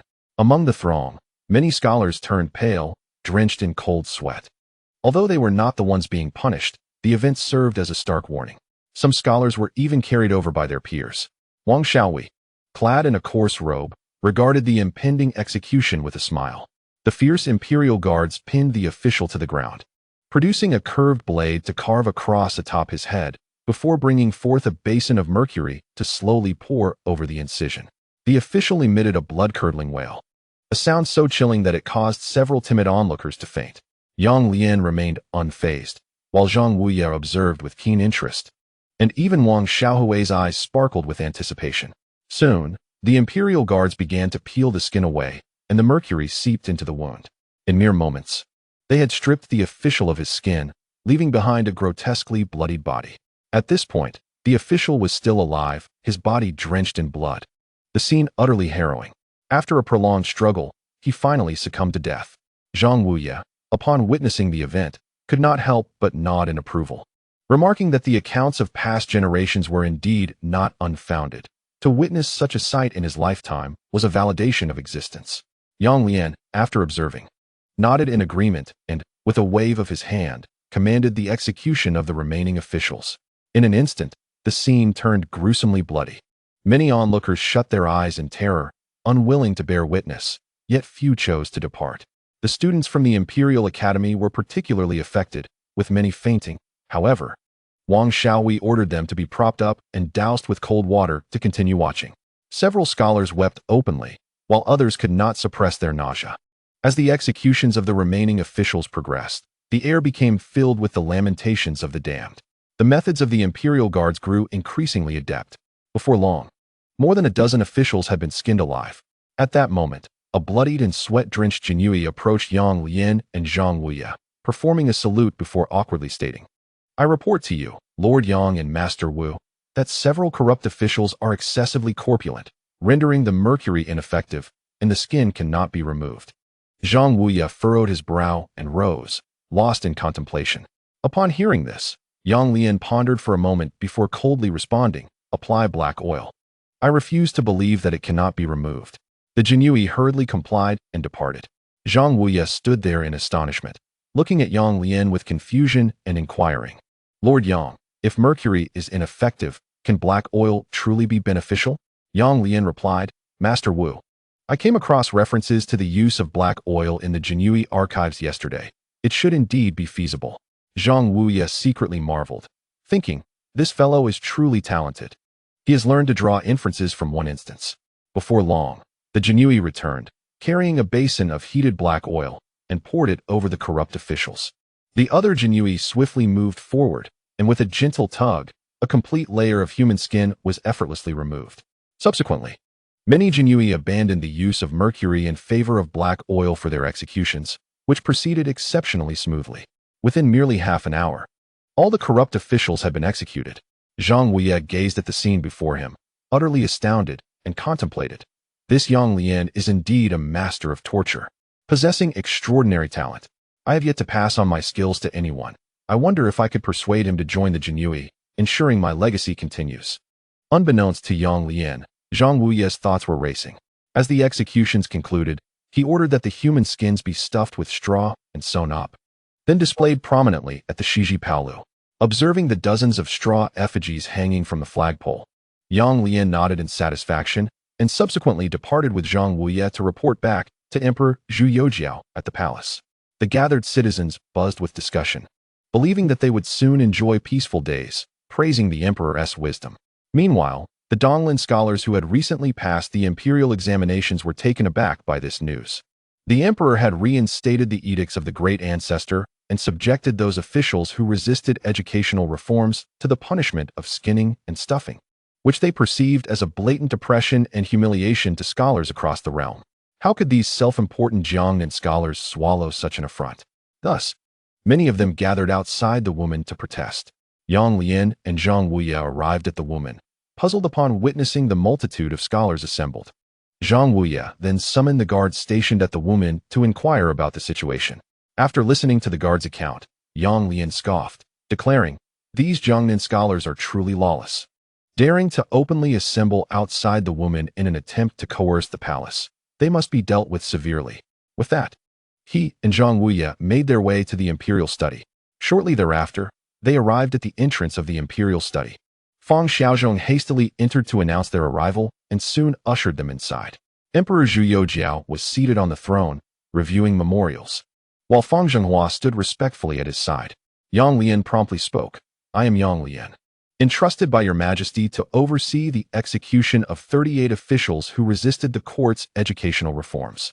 The execution has been carried out, and I have come to report back to your majesty." Zhu Youjian raised his head, nodded, and with a smile, replied, "My dear Yang, you have worked hard." Yang Lian felt a warmth in his heart, and, with a slight quiver in his voice, said, "It is the duty of a subject to serve the sovereign and alleviate the burdens of the throne." Zhu Youjian offered words of comfort to Yang Lian.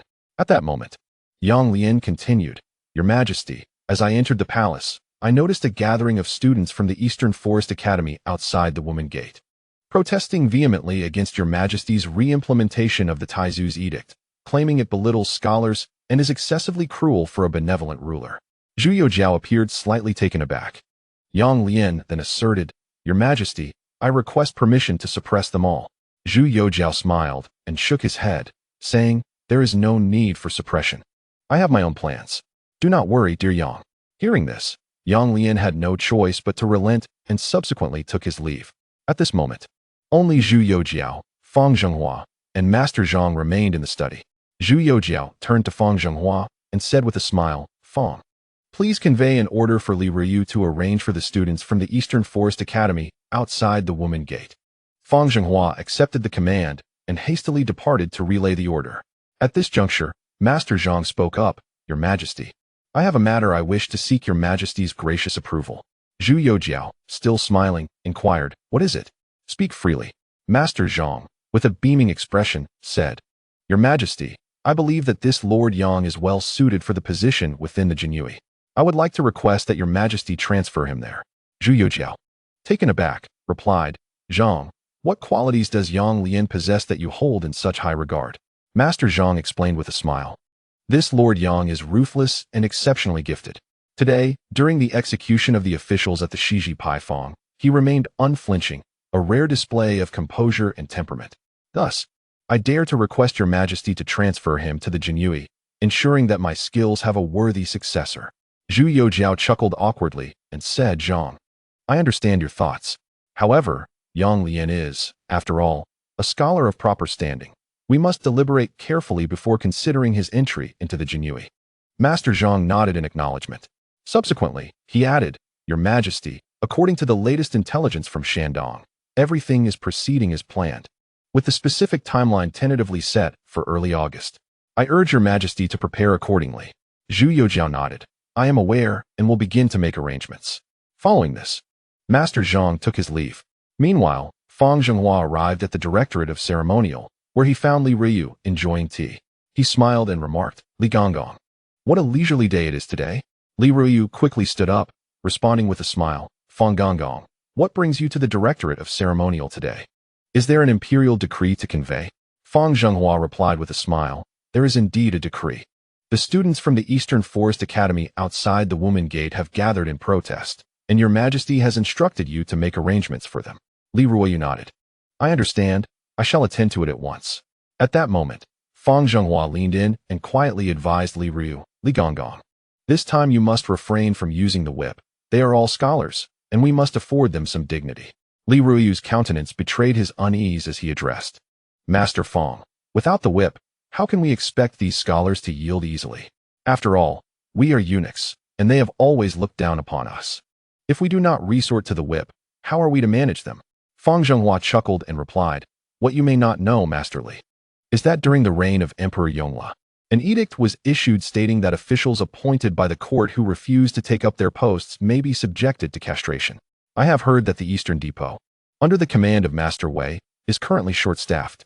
Although Master Wei is not in the capital, as the chief scribe of the Department of Rites, you naturally possess the authority to appoint them to serve in the Eastern Depot.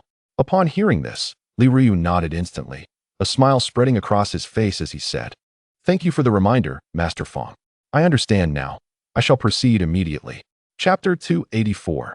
The reliable Guo Laoku. Before long, Li Ruyu arrived outside the Meridian Gate. Observing the gathering of over 100 Donglin scholars, a cold smile crept upon his lips as he addressed them. What do you aim to achieve by assembling here in protest? At that moment, a young man stepped forward, his face brimming with arrogance as he inquired, Who are you? We wish to speak with His Majesty.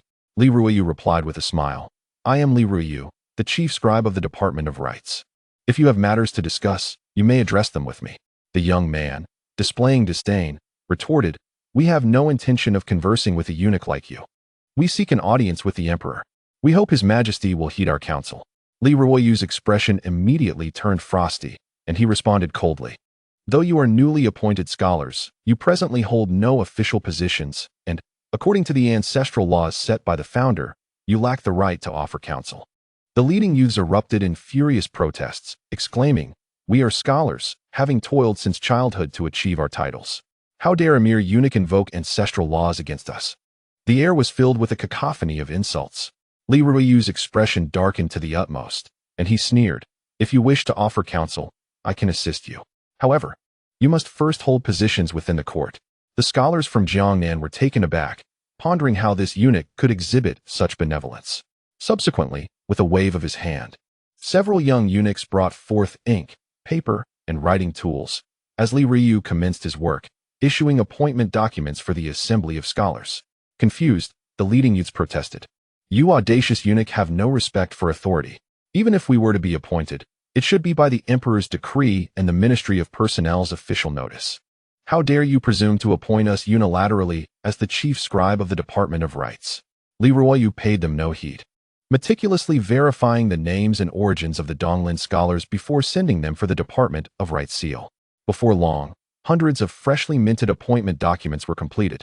With a smile, Li Ruyu announced, "All right, gentlemen, come forth to collect your appointment documents." The group of Donglin scholars, bewildered, hesitated, though a few bold individuals stepped forward to claim their papers. Upon discovering their appointments to positions such as chief banner and minor banner in the Eastern Depot, they were taken aback, erupting in furious exclamations. "You vile eunuch! How could you send us to serve in that filthy place, the Eastern Depot? What are your true intentions?" Li Ruyu retorted with a cold smirk. "What? Is the Eastern Depot not a court office? Is serving in the Eastern Depot not in the service of the Ming Dynasty?" A group of students from Donglin, upon hearing the news, erupted in vehement curses. Li Ruyu coldly declared, "Today, the official appointment document has been issued. Whether you wish to go or not, you must comply." Instantly, the students from Donglin were thrown into chaos, tearing the appointment document to shreds. Li Ruyu smirked, saying, "Since you refuse the appointment, let this serve as a lesson for you." With a wave of his hand, the guards promptly seized the students and escorted them to the Eastern Depot. At this moment, Old Wei was in Guizhou with Jiang Ning, while Sun Yunhe accompanied Guiyang and went Tian on an inspection tour of several northern provinces, leaving only Wei Liangqing, Old Wei's nephew, to oversee matters. Upon witnessing over 100 students bound in ropes being brought in, Wei Liangqing was taken aback and hurriedly approached Li Ruyu to inquire about the situation. Li Ruyu smiled and said, "Wei Qianhu, we have heard that the Eastern Depot is short-staffed, so we are sending some personnel your way." Wei Liangqing, bewildered, replied, "Li Gonggong. This is too many. There are over 100 of them." Li Ruyu chuckled. "What you may not realize, Wei Qianhu, is that all these individuals are newly minted scholars. A cohort of learned men." Wei Liangqing, even more perplexed, looked to Li Ruyu, who leaned in and whispered in his ear. After a moment, understanding dawned on Wei Liangqing, and he beamed. "I am deeply grateful to Li Gonggong for sending such a multitude of scholars to the Eastern Depot." Subsequently, with a grand gesture, Li Ruyu had the 100 Donglin students brought into the main hall of the Eastern Depot. The students continued their vociferous protests, while Li Ruyu sat aside, smirking. At that moment, several executioners from the Eastern Depot approached, brandishing their instruments of punishment, causing the students to panic, shouting, "What do you intend to do, you eunuch? We possess titles. You must not act recklessly." Li Ruyu replied with a smile, "Your voices are quite resounding, full of vitality. However, having torn the official document and rejected your appointment, we must adhere to the regulations established during the Yongle reign of Emperor Qingzu and impose the punishment upon you." With that, he waved his hand, and several executioners swiftly subdued a few students, stripping them of their trousers, and with a swift motion. The cries of agony pierced the air. This sight horrified the remaining Donglin students, some cursing vehemently, others kneeling in supplication, while some trembled in silence. Witnessing this scene, Li Ruyu grew more exhilarated, instructing that those still shouting be similarly punished. In an instant, the hall of the Eastern Depot was awash with blood. Many of the Donglin students, now terrified, begged for mercy, expressing their willingness to serve in the Eastern Depot, pleading for their lives and promising to comply with any demands. Li Ruyu nodded in satisfaction. However, after this tumult, several had already met a grim fate. After a brief handover of matters with Wei Liangqing, Li Ruyu departed contentedly. Meanwhile, within the imperial study, Zhu Youjian listened to Fang Zhenghua's report, smiling as he remarked, "Li Ruyu indeed handles affairs with great efficiency, ruthless and decisive. To deal with these self-righteous scholars, one must employ someone like him." Fang Zhenghua promptly concurred, "Your Majesty speaks truly." At that moment, Fang Zhenghua cautiously spoke up, "Your Majesty, an amusing incident occurred today." Zhu Youjian immediately became intrigued and responded with a smile, "Do share." Fang Zhenghua recounted, "Today, Lord Yang and Master Zhang executed a sentence at the West Ji Palu, and surprisingly, Wang Xiaohui, the Grand Scholar of the National Academy, ordered all the students to witness the execution. Many students attempted to find excuses to avoid attending, yet they were all forcibly carried over by his men. Upon hearing this, Zhu Youjian's interest piqued further, and he inquired with a smile. If I recall correctly, Wang Xiaohui ascended to the position of Grand Scholar through the patronage of Wei Zhongxian. Did he not? Fang Zhenghua eagerly nodded in affirmation. Subsequently, Zhu Youjian rose, pacing back and forth as he remarked, I have heard whispers regarding Wang Xiaohui's actions at the National Academy.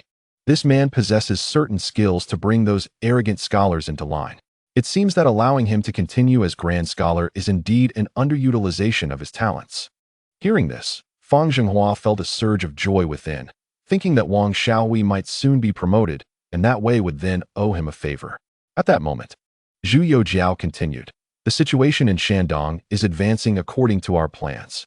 However, we must ensure that everything remains strictly contained within Shandong. For if the situation spirals out of control, the consequences would be dire. I believe it prudent to appoint Wang Xiaohui as the governor of southern Jili. As he spoke, Zhu Youjian turned to gaze at the grand map of the Ming dynasty hanging on the wall, his eyes glinting with a steely resolve, fixated on the Shandong region. During this period, Zhu Youjian's series of actions led to the number of issues of the Tianqi Times increasing from 3 to 5 per month. The reason behind this was his frequent maneuvers, which rendered the original 3 issues inadequate for current events reporting, prompting Zhang Wenhe to decisively change the publication to 5 issues monthly. In no time, the revival of the Taizu's Great Edict, the establishment of the Drum of Appeals, and the execution of corrupt officials through the brutal punishment of skinning and using straw stirred up a significant uproar throughout the Ming dynasty. Simultaneously, officials across the realm were left in shock, as numerous officials in the northern provinces opposed the reformed educational policies, fell from grace, and faced the horrific punishment of skinning. The northern bureaucracy erupted into chaos. Many officials had initially contemplated submitting another memorial to the court, hoping to dissuade Zhu Youjian from enacting the Taizu's Great Edict, halting the skinning punishment, and ceasing the implementation of the educational reforms. However, they soon learned of the impending inspection by Left Minister of the Censorate, Wen Tian, and Minister of Revenue, Guiyang, who were to tour the northern provinces. This news acted as a cold shower, extinguishing their rebellious thoughts and restoring a tense calm to the previously agitated northern bureaucracy. Who were Guiyang and Wen Tian? They were direct participants in the bloodbath of the Shanxi officials. Guiyang was known for ruthlessly executing thousands of corrupt officials and their families outside Datong, and Wen Tian was equally formidable. In the current circumstances, it is evident that the court is taking serious action. With the dispatch of these 2 individuals, the officials from several northern provinces dare not voice any opposition against Zhu Youjian. They are solely focused on cooperating with the court to fulfill their duties while discreetly resolving their own unsavory matters. After all, should any wrongdoing come to light, it would spell disaster for them. Once Guiyang and Wen Tian departed from the capital, they galloped forth like untethered wild horses. Guiyang immediately instructed Sun Yunhe, the head of the Eastern Depot's execution division, to present all incriminating evidence against the northern provincial officials preparing for a grand undertaking. Observing this, Wen Tian hastily cautioned, Lord Gua, His Majesty has sent us to inspect the northern provinces to ensure the smooth advancement of the educational reforms, not to cleanse the bureaucracy. To which Guiyang responded with a smile, Lord Wen, these are essentially 2 sides of the same coin. Wen Tian furrowed his brow and replied, Lord Gua, these are distinctly different matters. How can they be conflated? Guiyang chuckled and explained, this is akin to catching 2 hares with 1 snare, a fortuitous byproduct. Otherwise, how could we, having been afforded this rare opportunity to leave the capital, solely focus on overseeing the educational reforms in the northern provinces and expect to achieve any notable acclaim? Just look at Lords Jiang and Wei, as well as His Highness the Prince of Xian, who are fervently engaged in the southwestern provinces, uprooting the local officials and long-standing chieftains. We cannot afford to lag behind them. Upon hearing Guiyang's flawed reasoning, Wen Tian pondered for a moment and found there was indeed some merit to his argument. As prominent officials of the current regime, opportunities to leave the capital were scarce. Remaining in the city would only delay their advancement indefinitely. This rare chance to venture out should indeed be cherished. Consequently, the two agreed to conduct a thorough investigation in the northern provinces. Guizhou was filled with joy, fervently hoping that this inspection would facilitate his completion of the 30th version of the search for the treasure book. To this end, he not only instructed Sun Yunhe to retrieve long-buried incriminating evidence from the Eastern Depot's archives, but also demanded that he obtain the genealogies of the implicated officials. Sun Yunhe was left dumbfounded. While gathering evidence against officials was indeed the responsibility of the Eastern Depot and the Jianyu, collecting genealogical records was an entirely different matter. When Tian, listening nearby, began to understand, it appeared that Guo had previously assured the emperor of his reliability in overseeing the northern provinces, and this reliability hinged upon those genealogies. Chapter 285. Unrest in Jiangnan. With the widespread dissemination of the Tianqi Times in the south, its content resonated like a seismic shock within the southern officialdom. The reactivation of the Taizu's Great Edict, permitting citizens to sue officials, the establishment of a drum for petitions, and the emperor's personal oversight of related cases, alongside the imposition of severe penalties on corrupt officials, instilled a profound fear and immense pressure among the southern officials who had long felt detached from the court's decrees. Consequently, they began to submit memorials, urging Zhu Youjian to cease the implementation of the Taizu's Great Edict, halt the educational reforms, and to impose strict punishments on the cabinet. In a flurry, memorials from various provinces and states cascaded like snowflakes onto the imperial desk of Zhu Youjian. Gazing at the hundreds of memorials before him, Zhu Youjian could not suppress a cold smirk as he remarked, "They are afraid, fearing that should I reinstate the Great Edict of the founding emperor, they might meet a fate akin to being flayed and trampled. They dread my reforms in education. For once students from humble backgrounds ascend to the court and enter the realm of governance, their current power, wealth, and status would be jeopardized. They prattle on about the inviolability of ancestral customs, yet it is sheer nonsense. Does the Great Edict not belong to our ancestral traditions? Why do they say nothing about that? They profess concern for the nation and its people, while their actions reveal nothing but the machinations of rogues and harlots." At this juncture, Fang Zhenghua cautiously interjected, "Your Majesty, the three ministers of the cabinet suggest that all these memorials be set aside and disregarded." Zhu Youjian, after a moment of contemplation, replied, "Since they cloak their petitions in the guise of patriotism, I cannot remain silent. Issue a decree to the cabinet, instructing them to respond to these officials by stating that if they can fulfill their duties, they should. If not, they ought to resign and return home to enjoy their twilight years, thereby making way for the students from humble origins." Fang Zhenghua promptly nodded in agreement and hurried off to convey the edict. At that moment, the southern officialdom was thoroughly incensed. Previously, when the Eastern Forest faction, led by Yi Xianggao and Zhao Nanxing, conspired to rebel and ultimately fell victim to accusations of treason, they had to swallow their indignation, as Yi and Zhao had proven inept in their endeavors. However, Zhu Youjian's actions now unmistakably signaled a confrontation with them, and the southern officials found it intolerable.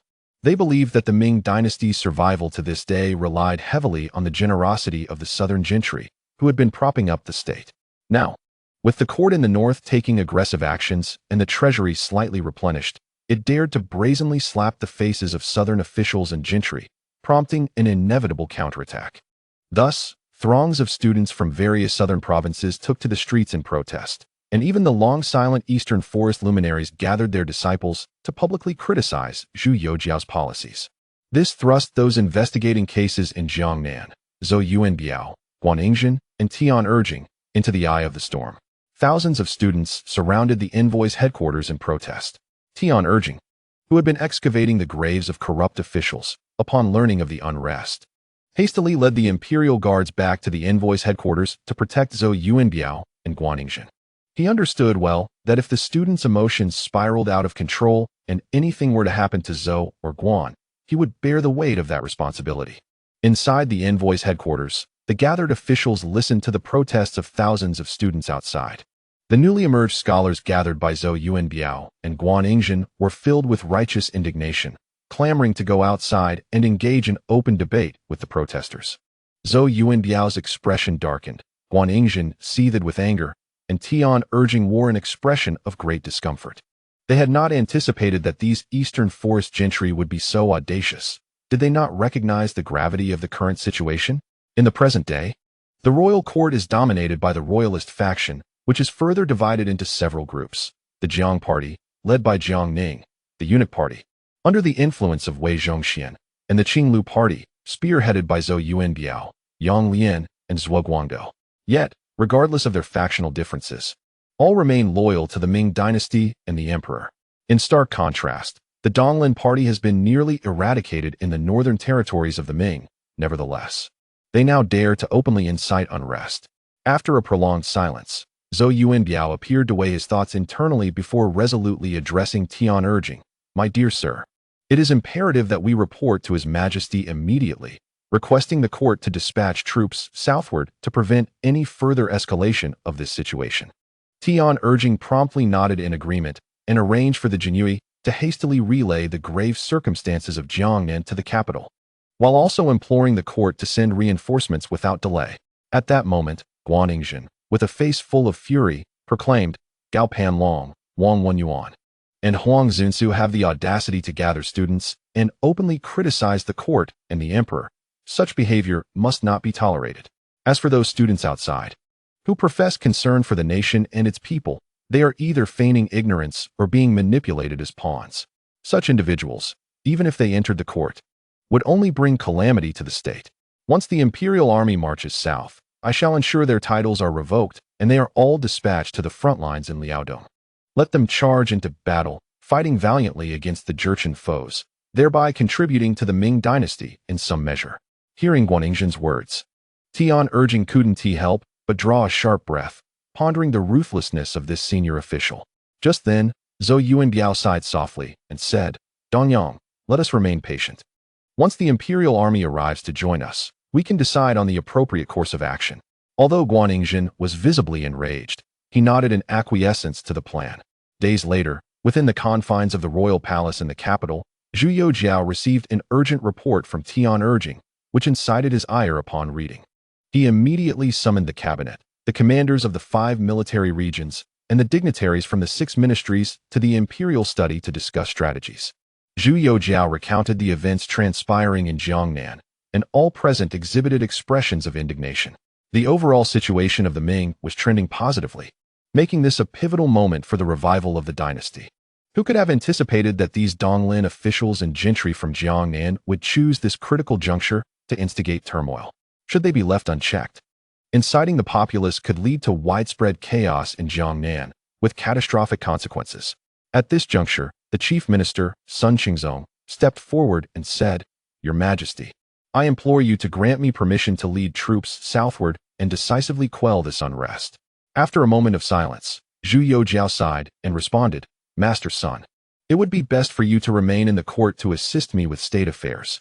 As for the one to lead the troops south, I shall appoint another." Zhu Youjian's decision was not born of distrust towards Sun Qingzong, for as his mentor, Sun had steadfastly supported him from behind the scenes, facilitating the implementation of various policies alongside Jiang Ning, and had now reached the pinnacle of power. Zhu Youjian harbored the hope that his teachers could enjoy a serene twilight of their lives. However, should Sun Qingzong be appointed as the prime minister and lead troops southward, it would undoubtedly offend many and jeopardize his reputation in the twilight of his career. While Jiang Ning had the venerable way to draw attention away from various factions, Sun Qingzong's presence would likely incite the ire of the eastern Lin gentry in the south, a scenario Zhu Youjian wished to avoid. In contemplation, Zhu Youjian suddenly recalled his recent discussion with Fang Zhenghua regarding Wang Xiaohui. This individual possessed a formidable disposition and considerable capability, being aligned with the faction of Wei Zhongxian, thus qualifying as a member of the Royalist Party. Zhu Youjian had already intended to elevate him. So why not utilize this incident to gauge Wang Xiaohui's true worth for substantial promotion? Ultimately, Zhu Youjian issued an edict appointing Wang Xiaohui, the Grand Scholar of the National Academy, as the governor of southern Jili.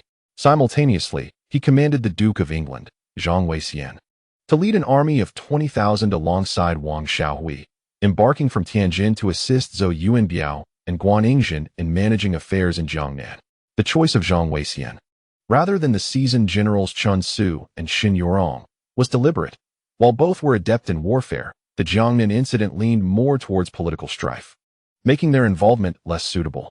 Conversely, although Zhang Weixian hailed from noble lineage, he demonstrated a pronounced aptitude for courtly matters. The pairing of Zhang Weixian and Wang Xiaohui was indeed a stroke of genius. Thereafter, Zhang Weixian graciously accepted the imperial decree, and Zhu Youjian promptly issued the order for troop mobilization. At that moment, Wang Xiaohui, who was instructing students at the National Academy, received the edict and felt as though he had ascended to the pinnacle of his career. Initially, he believed he would need to endure several more years before advancing. Yet he found himself directly promoted to the prestigious position of governor of Southern Jili, a significant post among regional officials. It was understood that the governor of Southern Jili held a higher status than other provincial governors, and should he achieve success during his tenure, a return to the capital as a minister could be all but assured, with further advancement to the cabinet not entirely out of reach. Upon hearing of Wang Xiaohui, the infamous living king of hell, being appointed as governor of Southern Jili, the students at the National Academy erupted in jubilant cheers, some even shedding tears, proclaiming that heaven had indeed shown mercy. Since Wang Xiaohui had taken office as the Grand Scholar, the students had endured considerable hardships. After completing the handover of his duties, Wang Xiaohui delivered what would be his final lesson to the students. With a smile, he declared, "It has been the greatest fortune of my life to serve as your Grand Scholar and to guide you all. To speak candidly, I am somewhat reluctant to part from you. However, the Emperor has issued an edict, and I must comply. Rest assured, although I am departing, I will ensure that a new Grand Scholar, far more capable than myself, is appointed in my stead." These words left the once jubilant students momentarily stunned, their hearts gripped with trepidation. In their eyes, Wang Xiaohui was notorious for his harshness, and to be esteemed by him suggested that the individual he would recommend would undoubtedly be formidable. At this realization, many students could not help but weep profusely. Subsequently, Wang Xiaohui entered the palace to pay his respects and, after receiving the imperial decree, recommended Su Keqiu, the former governor of Sichuan who had been recalled to the capital and was idling at home, to Zhu Youjian for the position of the Grand Scholar of the National Academy. Zhu Youjian readily agreed. Wang Xiaohui and Su Keqiu were longtime close friends. Although Su Keqiu was considerably older than Wang Xiaohui and had served many years as governor in Sichuan, demonstrating considerable skill and capability, he had previously been summoned back to the capital by a decree from the chief minister Sun Qingzong to prevent the situation in Sichuan from spiraling out of control. And since then, he had remained without official duties as the court made no further arrangements for him. Upon hearing his friend's recommendation for the position at the National Academy, Su Keqiu felt that this role suited him perfectly. After all, his governance in Sichuan had primarily relied on education and fostering goodwill among local chieftains, and now, teaching students at the National Academy aligned with his expertise. Indeed, Su Keqiu was not merely a pedantic scholar. He possessed both means and strength. Thereafter, Wang Xiaohui hurried to the military governor's office to meet with Zhang Weixian. Upon their meeting, the two swiftly departed the capital, heading towards Tianjin to embark on a southern journey. Chapter 286, a rebellion by imperial command as Wang Xiaohui and the Duke of England, Zhang Weixian, led their forces southward towards Jiang Ning. The situation in Jiang Ning grew increasingly dire. Under the instigation and encouragement of the Donglin gentry, the voices openly criticizing the court and the series of policies implemented by Zhu Youjian grew louder. In the face of this unrest, the imperial envoy Zhou Yuanbiao and the official Ing Zhen remained silent, offering no response and spending their days within the envoy's headquarters. Meanwhile, Tian urging led the imperial guards in a state of heightened alert, vigilantly guarding against the unruly students gathering in protest, fearful they might lose control and incite chaos. Simultaneously, within a manor in Lujiatan, Yunqing, Shandong, an atmosphere thick with smoke enveloped the surroundings. Hundreds of strong young men stood guard, the tension palpable.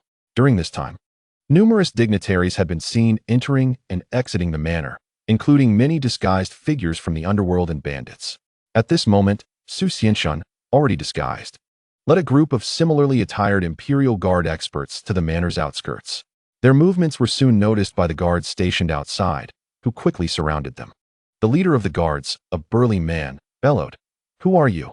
What brings you here?" Upon witnessing this, Su Xianshun promptly raised his hand to signal his companions to remain calm, a joyful expression spreading across his face. He then swiftly formed a peculiar hand gesture. The burly man, observing this, solemnly recited, "The white lotus blooms, Mithriya descends." Su Xianshun hurriedly replied, The primordial mother, the hometown of the void. The burly man nodded, signaling his guards to sheath their weapons, and then inquired with a smile. May I ask which hall this brother belongs to? Under whose jurisdiction? Su Xianshun quickly responded with a smile. I was brought into the sect by Protector Gao. Upon receiving a letter from him, I hastened here, though I am still unaware of which hall I will be assigned to. With that, he promptly produced a letter from his bosom and handed it over. The burly man took the letter, examined it carefully, and, upon confirming its authenticity, exclaimed, My dear brother, you were indeed guided into our sect by the esteemed Protector. I must apologize for my earlier rudeness. I hope you can forgive me. Su Xianshun quickly responded with a smile, saying, What are you talking about, my brother? Within our sect, we are all like family. Such words seem rather distant. Subsequently, the burly man promptly welcomed Su Xianshun into the manor, but instructed his subordinates to escort the remaining dozen or so imperial guards to another location. Upon witnessing this, Su Xianshun's heart raced with apprehension. Upon entering the manor, they did not walk far before stopping before a courtyard. The burly man cheerfully remarked, Brother, please wait a moment while I go inside to make a report. Su Xianshun nodded in acknowledgement. Soon after, a young man clad in white robes, holding a white paper fan, emerged, exuding the demeanor of a scholar, and looked at the somewhat disheveled Su Xianshun with a broad smile. The burly man respectfully followed closely behind the young man. The youth grinned and said, Su Daring, you have finally arrived. Su Xianshun quickly smiled and bowed, replying, Please do not take offense, Protector. The authorities in several northern provinces are conducting rigorous inspections, which caused a delay on my journey. At that moment, the young man in white turned to the burly man beside him and said, Biao, please ensure that the brothers brought by Su Daring are settled properly. I will have a word with Su Daring first, and once the sect leader returns, I shall introduce him. The burly man, known as Biao, responded promptly, Rest assured. Protector, I will attend to it right away. He then hurriedly departed. The young man in white led Su Xianshun into a small courtyard. Su Xianshun approached, playfully punched the young man on the chest, and jested, Xiao Gao, you truly have a knack for thriving wherever you go. You've even risen to the rank of Protector in this den of rebels. This young man was none other than the long-missing Gao Wenkai. Hearing this, Gao Wenkai chuckled and then feigned seriousness, saying, Su Daring, how could you be so disrespectful before the Protector? You must know that our sect has strict rules, and someone like you could face severe punishment. After this, he too couldn't help but laugh. Then, Gao Wenkai subdued his mirth and, lowering his voice, inquired, My dear brother Su, how many men have you brought with you this time? Su Xianshun raised a finger. Gao Wenkai's eyes widened in shock. Only 100? Su Xianshun, momentarily speechless, then mysteriously replied, I have brought over 1,000 brothers, but I have arranged them in groups at different locations. Today, I have only brought a dozen or so brothers. Gao Wenkai nodded, smiling. That should suffice, especially since this mission is of great significance. We can only deploy the Imperial Guards. The other matters have already been arranged by the higher-ups, so we can proceed step by step. At this juncture, Su Xianshun quietly asked, Xiao Gao, how did you manage to achieve the rank of Protector in the White Lotus sect in just 10 days? And what is the significance of this rank within the sect? Gao Wenkai chuckled and replied, Brother Su, I have been wandering the martial world for many years, and it hasn't been in vain. Currently, the White Lotus sect leader, Su Hongru, harbors grand ambitions and is eager to rebel, actively recruiting talents. And I just happened to seize the opportunity. Subsequently, drawing upon my extensive experience accumulated over years of traversing the realm, coupled with my profound understanding of court affairs, I provided him with strategic counsel. He placed immense trust and value in me, elevating me to the esteemed position of Protector in a remarkably brief span of time. Presently, the White Lotus sect boasts 4 prominent hall masters and 8 revered protectors. However, the 4 hall masters seldom make appearances and are dispersed across various regions, while the 8 protectors, all loyal confidants of Su Hongru, are stationed throughout Shandong, with me being the youngest among them. Su Xianshun listened in astonishment before questioning me with an expression of disbelief. Xiao Gao, have you truly divulged court intelligence to Su Hongru? Upon hearing this, Gao Wenkai nodded affirmatively. Su Xianshun sprang to his feet, disbelief etched across his face. Xiao Gao, are you out of your mind? We are here to execute a mission, not to incite rebellion. You are actually serious. Gao Wenkai responded with a smile. Brother Su, what you say is quite amusing. As the saying goes, one loves their craft. And in every profession, there are those who excel. If I had not provided Su Hongru with some substantial information, would I have ascended to the position of protector so swiftly? Otherwise, I would merely be an ordinary minor leader, and today, had you not arrived, we both might have faced dire consequences. Su Xianshun fell silent for a moment before quietly inquiring, Xiao Gao, is Su Hongru currently residing in this estate? Gao Wenkai shook his head. During the Wanli era, Wang Sun led the White Lotus sect in a rebellion, which was suppressed by the court. Following Wang Sun's demise, he left behind a son named Wang Haoxian. However, Su Hongru, being seasoned, inherited the majority of Wang Sun's influence and proclaimed himself the leader of the White Lotus sect. Although Wang Haoxian's power has not grown as robustly as Su Hongru's over the years, he, too, claims the title of sect leader, resulting in ongoing strife between the two. Recently, Su Hongru traveled to Guizhou to court Wang Haoxian, seeking to rally him for a joint rebellion. Upon hearing this, Su Xianshun nodded and then quietly asked, Xiao Gao, how many people do you think the White Lotus sect can gather for this uprising? After a moment of contemplation, Gao Wenkai replied, at the very least, it must be over 100,000. Su Xianshun, upon hearing this, was taken aback and stood up. Xiao Gao, this is no jest. 100,000 people causing unrest in Shandong would lead to monumental chaos. Why did you not report this earlier? Gao Wenkai chuckled. Brother Su, do not be hasty. Please sit down. I only recently confirmed this information. Following the new year, Shandong has faced severe droughts, and just recently, earthquakes struck Jinan, Dongchong, and Yanzhou. The authorities have provided no relief. Instead, they have turned a blind eye. These issues were suppressed by the Shandong governor, Zhao Yan, and were not reported to the capital. Furthermore, Zhao Yan has been increasing taxes under the pretext of the court's military actions in Liaodong, leading to widespread discontent among the populace. Thus, I assert that if Su Hongru truly rebels, he could gather at least 100,000 troops. Su Xianxuan's expression darkened, and a glimmer of fury flashed in his eyes. This Zhao Yan is utterly deranged. Shandong is in such proximity to the North Zhili, and he dares to act with such audacity? Does he truly believe the Jinyui are toothless? Should this reach the emperor's ears, Zhao Yan would likely face annihilation. Gao Wenkai smiled and reassured him, Brother Su, do remain calm. Zhao Yan's audacity stemmed from the formidable backing of the Confucius family in Xiufu, Shandong, along with the support from the royal houses of Lu, Hong, and Da, all of whom were eager to seize the opportunity to aggressively appropriate the lands of the common people. Thus, in accordance with the grand plan devised by the esteemed leader, the objective was to ignite a conflagration among these families at the expense of the Shandong populace, leading to a comprehensive reckoning in due course. Upon hearing this, Su Xianshun involuntarily gasped in shock, yet refrained from uttering further remarks. Subsequently, Gao Wenkai offered a reassuring smile, saying, My dear brother Su, do not fret excessively. If we orchestrate our actions adeptly, we can eradicate these malignant tumors from Shandong, enabling the common folk to finally enjoy a life of true peace. Su Xianshun nodded, well aware of the dark underbelly of the bureaucracy from his tenure in the Jinyui. Thereafter, Gao Wenkai commenced narrating the internal structure and power dynamics of the White Lotus sect, even elaborating on its slogans and doctrines in meticulous detail. After absorbing this information, Su Xianshun was rendered momentarily speechless, eventually managing to utter, Xiao Gao, were it not for the leader's explicit designation of you as the head of this mission, I might have almost suspected you were inclined to join Su Hongru in rebellion. Gao Wenkai chuckled, remember everything I just shared. It is essential for thriving within the White Lotus sect. Su Xianshun nodded, reflecting, my family has been nourished by imperial grain for nearly a century. This is indeed the first time we are commanded to rebel.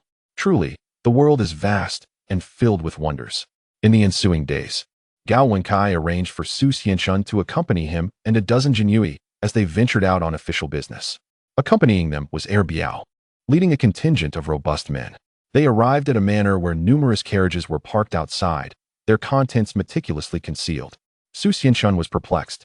At that moment, the leader of the caravan hurried over to Gao Wenkai, presenting him with a ledger.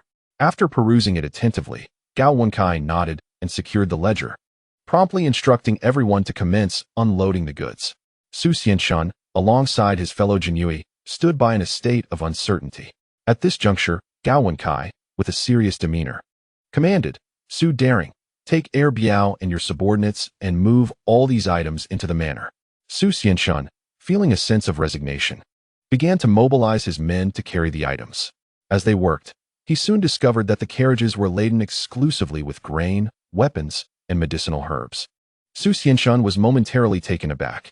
Observing his reaction, Gao Wenkai quickly approached him, urging in a hushed tone, "Hurry up, do you expect me to assist you?"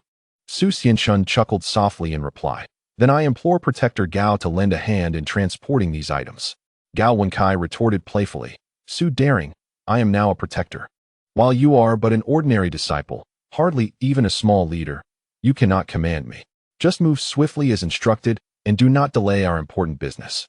After speaking, Gao Wenkai settled down to relax, fanning himself leisurely. The leader of the caravan promptly offered fine wine, which Gao Wenkai enjoyed while fanning himself. Su Xianshun could not help but curse under his breath. "Damn it, why has my task devolved into that of a laborer for the rebels? If this were to spread, it would surely provoke laughter." Yet, with no other option, he gritted his teeth and continued to lift the burdens. Gao Wenkai sat nearby, smiling as he watched Su Xianshun laboring and sweating profusely. Chapter 287.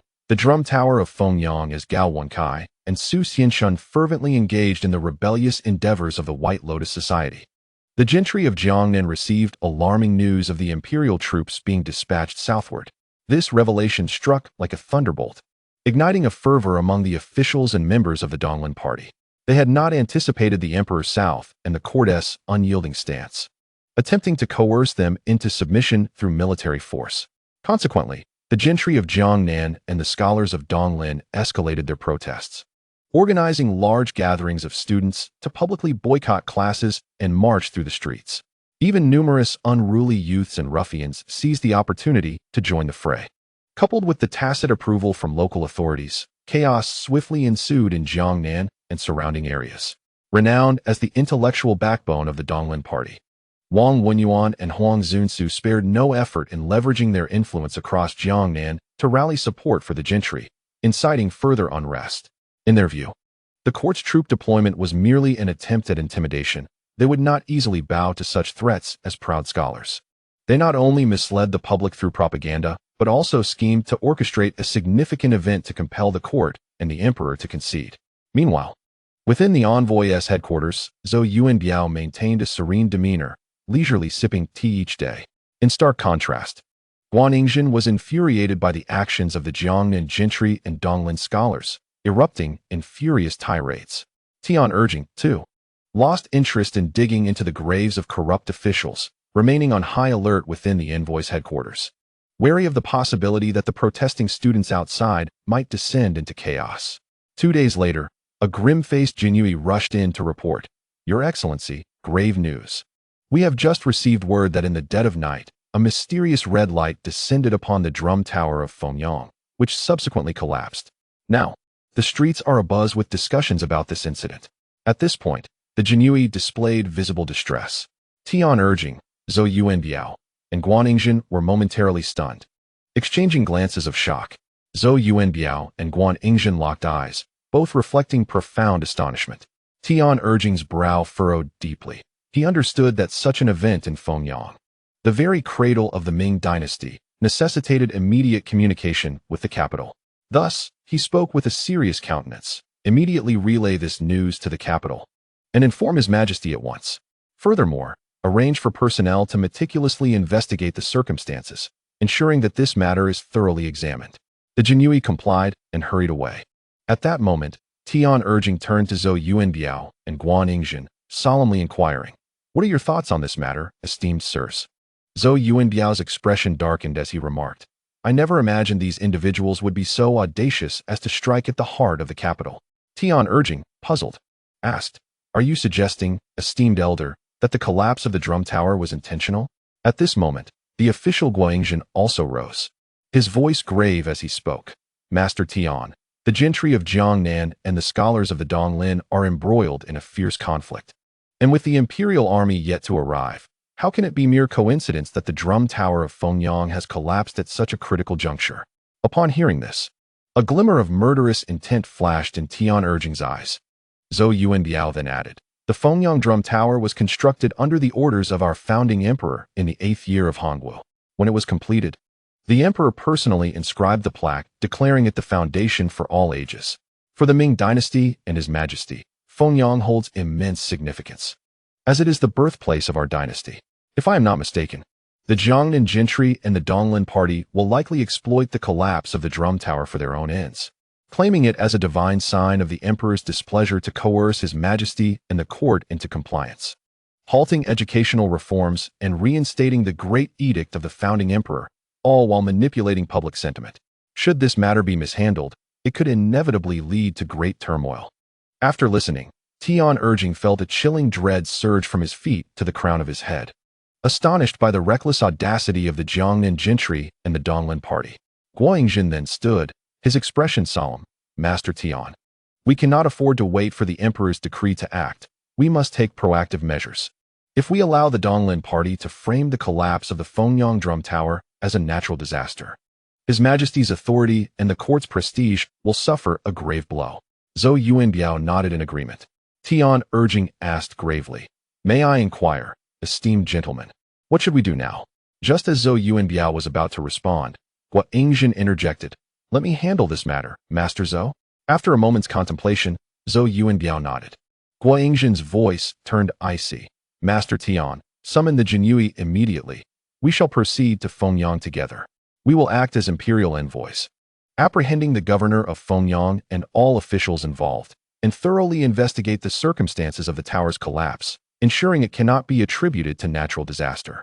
Tian Urging nodded in agreement, understanding the gravity of the situation. He promptly arranged for a contingent of Jinyui to remain at the imperial envoy's headquarters to protect Zhou Youjian, while he accompanied Guizhou to hasten their journey to Fengyang. Upon their swift arrival, the sight that greeted them was the Fengyang Drum Tower, which had already collapsed halfway. The ground was strewn with rubble, and the plaque inscribed by the founding emperor, Zhu Youjian, lay askew nearby.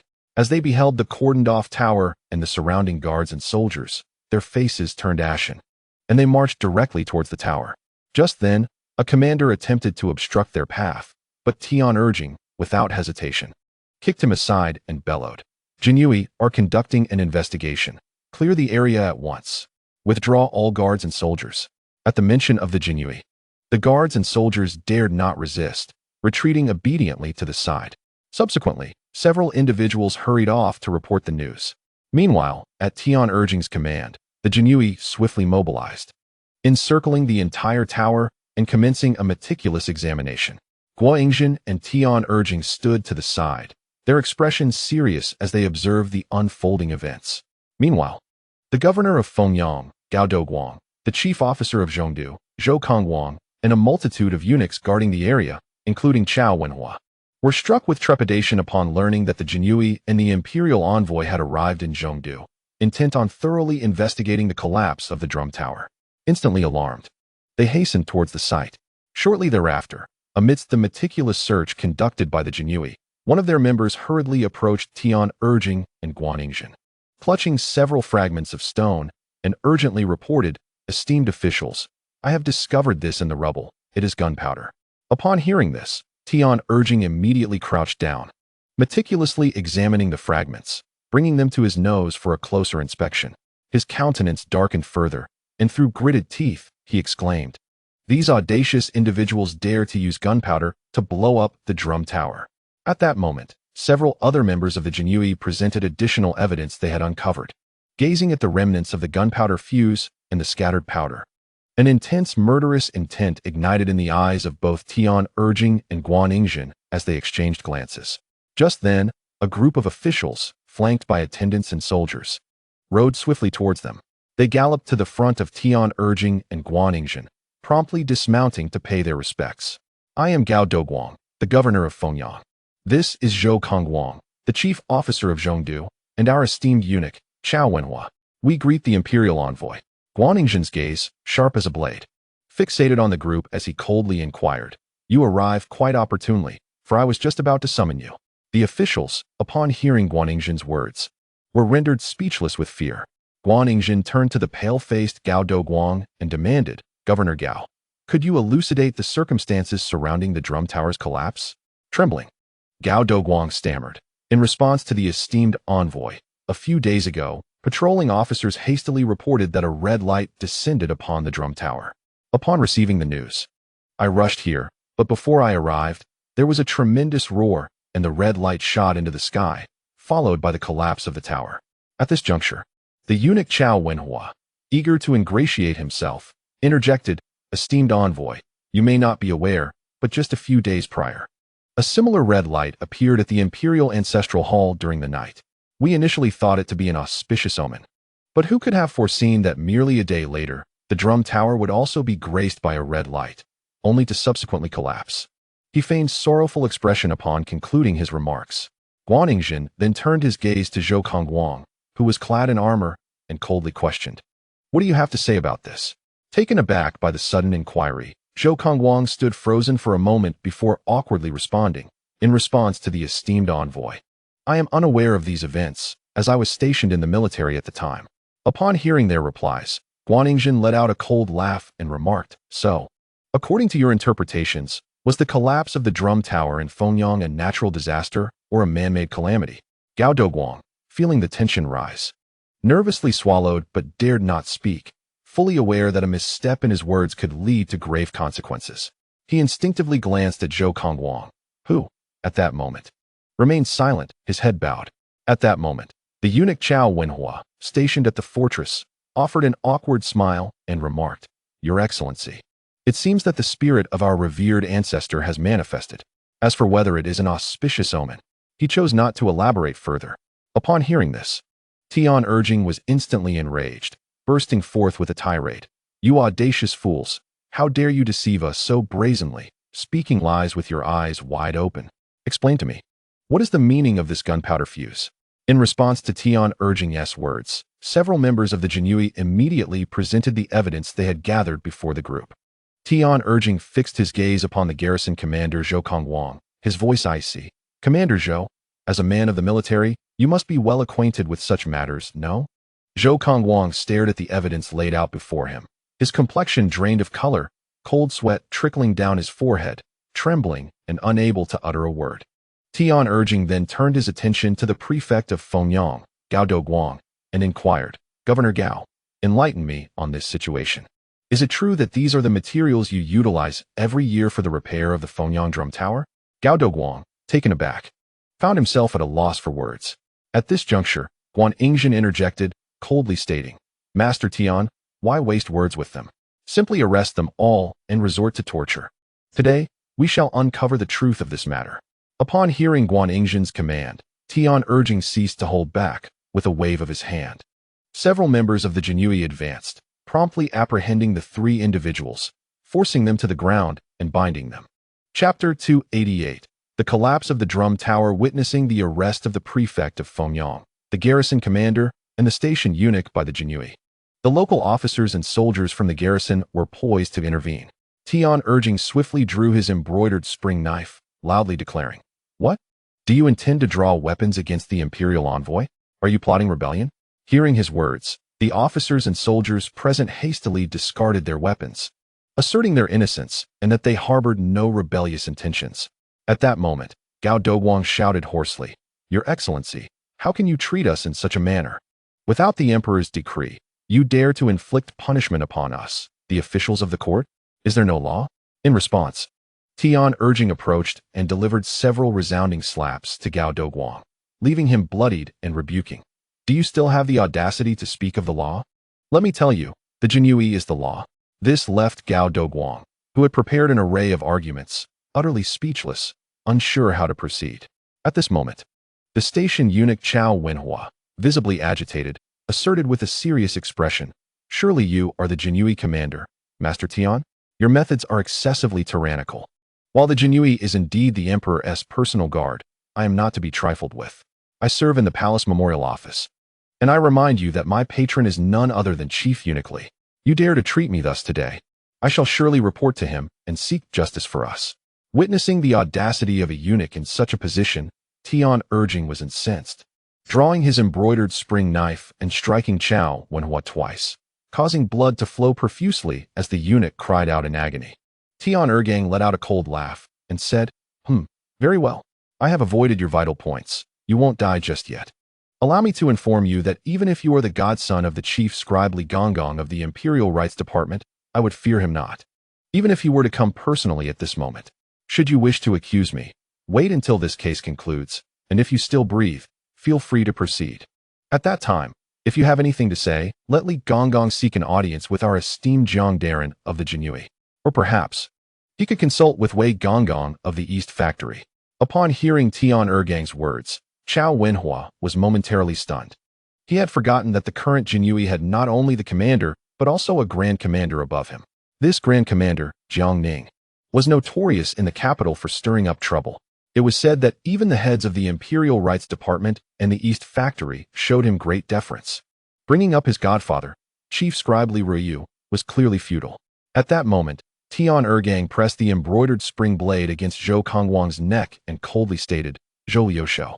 Every word you utter henceforth will be reported to His Majesty, so think carefully before you speak. Furthermore, I warn you, do not indulge in any notions of silence being golden. Before the Jinyue, even the most steadfast man must plead for mercy."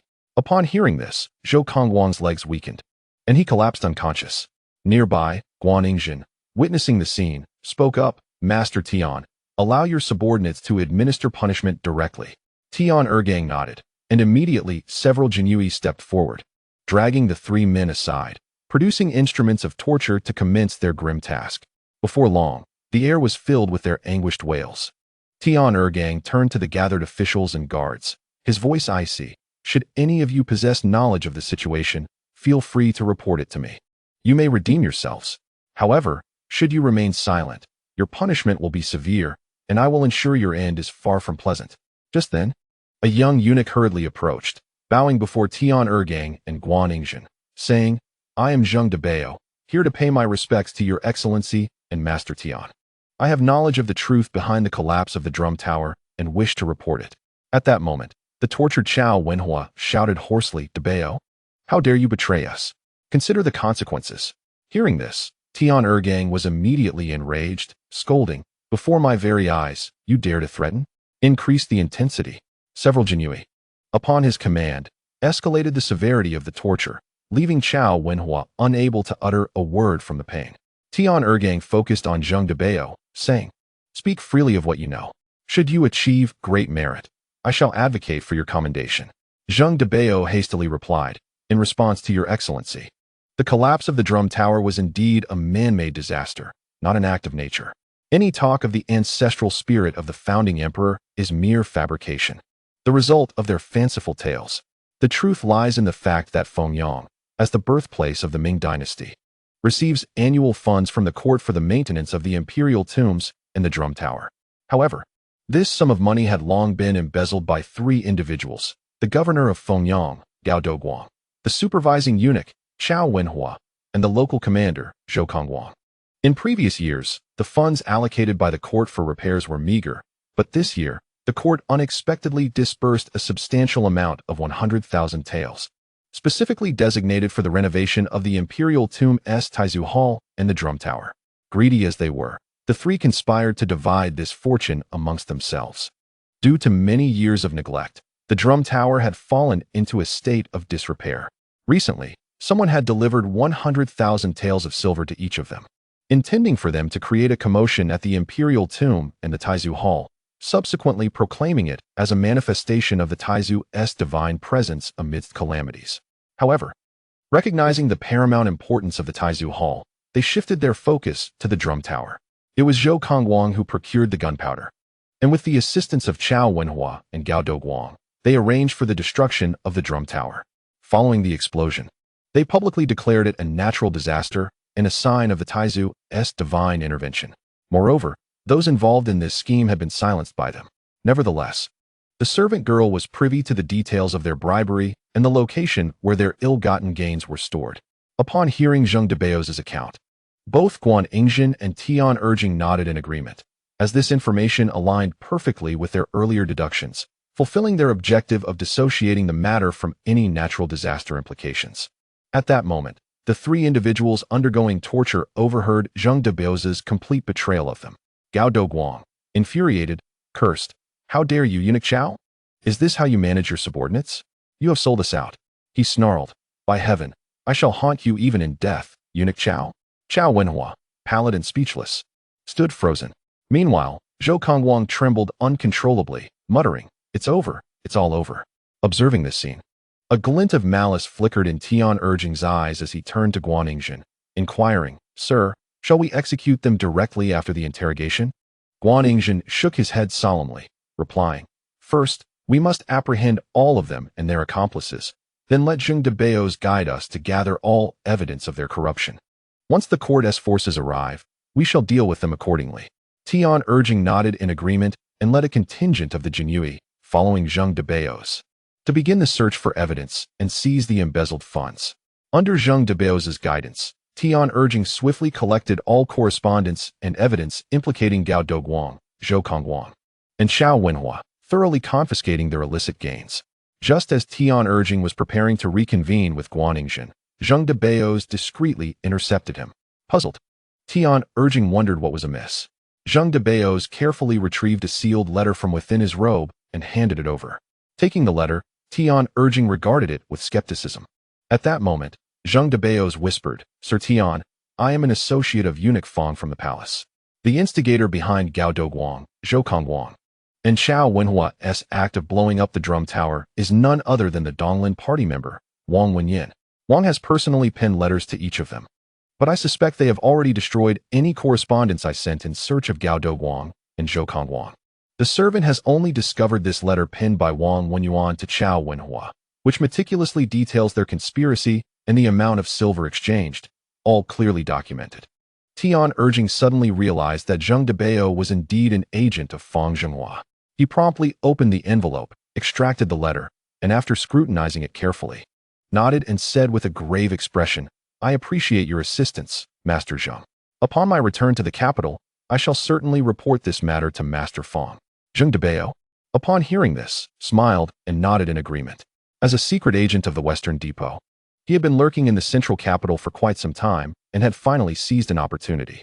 Should he perform excellently this time, he might be reassigned to the capital, or at the very least, be appointed to a local command.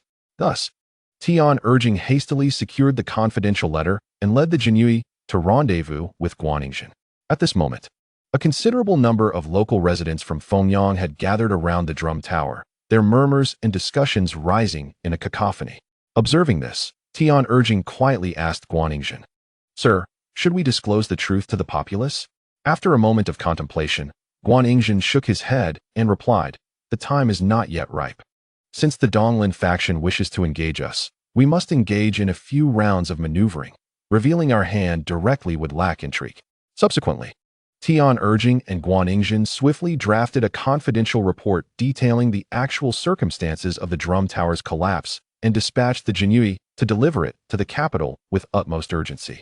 Concurrently, they allocated sufficient funds from the seized ill-gotten gains to Zheng de Bao, entrusting him with the restoration of the drum tower and the maintenance of the imperial mausoleum. Afterward, they escorted Gao Doguang, Zhou Kongguang, and Xiao Wenhua onto a prisoner cart to meet with Zhou Yuanbiao. Upon returning to the imperial envoy's headquarters, they relayed the sequence of events to Zhou Yuanbiao. After listening, Zhou Yuanbiao merely nodded and stated solemnly, "I have received word that the Duke of England and the newly appointed governor of Nanjing, Wang Xiaowei, will lead troops southward and should arrive within a few days. At that time, we shall seize the opportunity to apprehend the Donglin faction, who incite the populace, and publicly disclose the true circumstances surrounding the collapse of the drum tower." The others responded with nods of agreement. Simultaneously, within the Donglin Academy in Changzhou, Gao Panlong, Wang Wenyuan, and Huang Zunsu sat together. Gao Panlong spoke first. "We have just received news that Guaningzhen and Jinyui's Tian Urjing have gone to the central capital and captured the Fengyang prefect Gao Doguang, the garrison commander Zhou Kongguang, and the supervising eunuch Qiao Wenhua."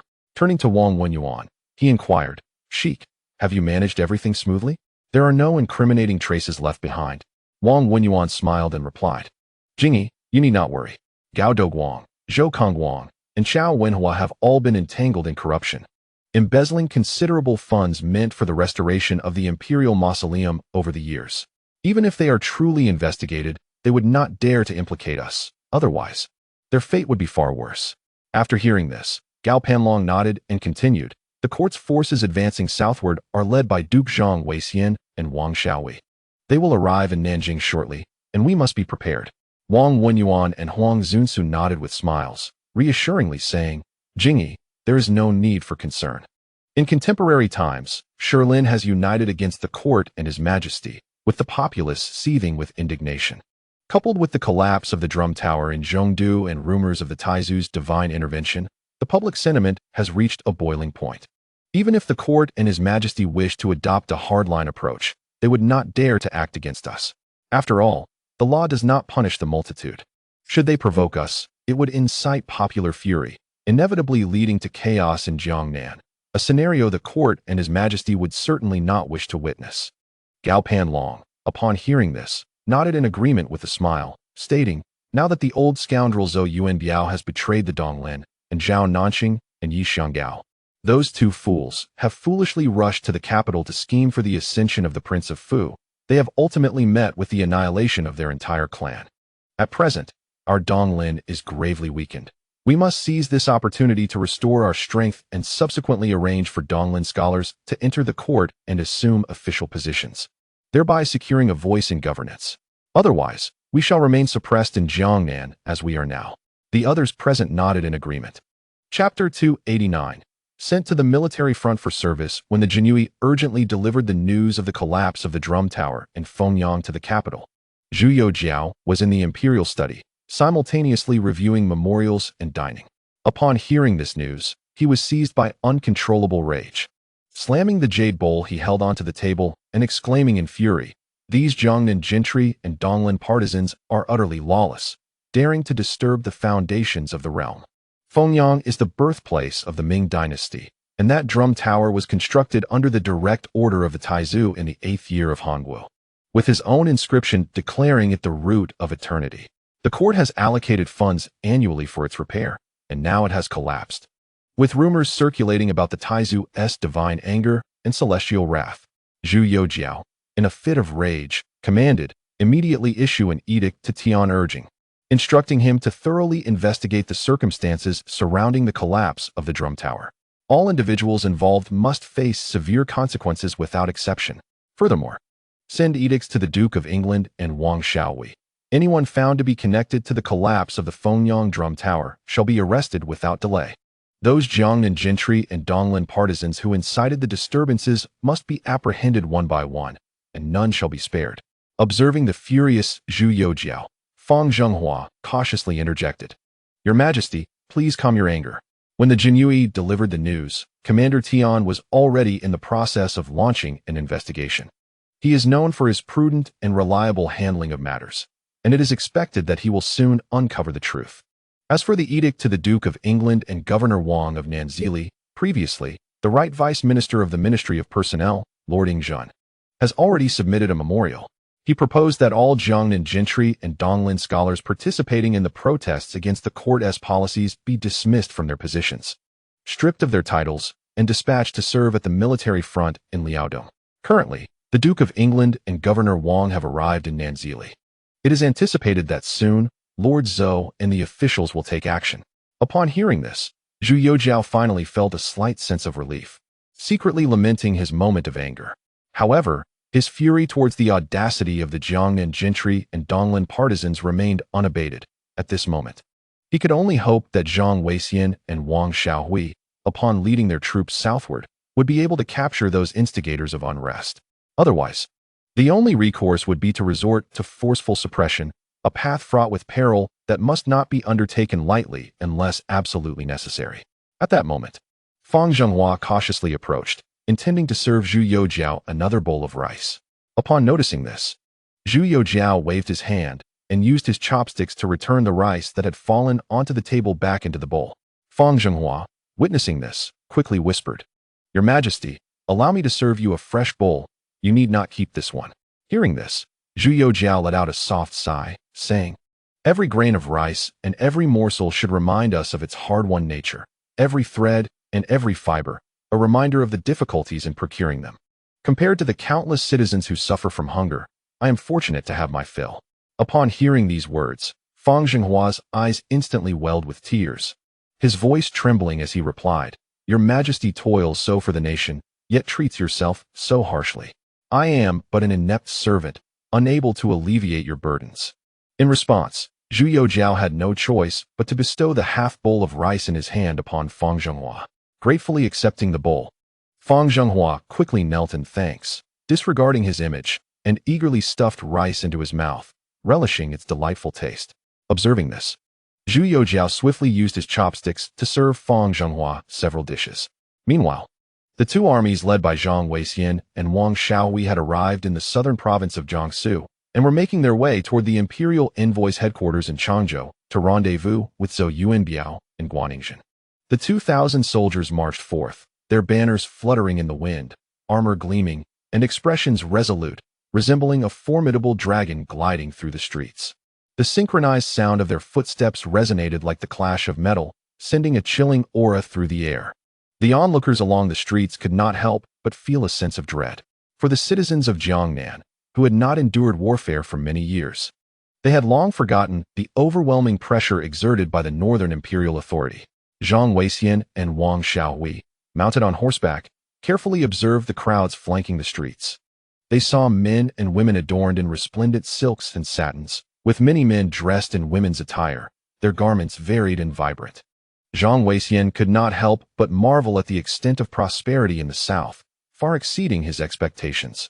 Among the throngs gathered on the streets were Jiang Ning officials and gentry, students of the Donglin Academy, and numerous ordinary citizens. However, the initial glances these people cast toward the imperial army resembled that of spectators at a monkey show. In that moment, Zhang Weixian finally grasped why the emperor, as well as the influential figures in Jiang Ning and the court, regarded regions like Jiangnan as a potential threat. The splendor of Jiangnan had already eclipsed that of the capital, and with such formidable financial power, they could monopolize all resources. They nurtured their own offspring and students to enter the court, thereby securing their interests and manipulating the court to their advantage. Wang Shaohui, too, furrowed his brow in concern. Coming from humble beginnings, he had endured a decade of rigorous study to achieve success, initially starting as a mere low-ranking official. After years of navigating the treacherous waters of the bureaucracy, he finally secured the position of Minister of the Imperial Academy through the patronage of Old Wei. Now, witnessing the scene in Jiangnan, the literary atmosphere appeared prosperous, and the economy indeed thriving. Yet the collusion between the gentry families and Donglin students had begun to show signs of detachment from the court's control.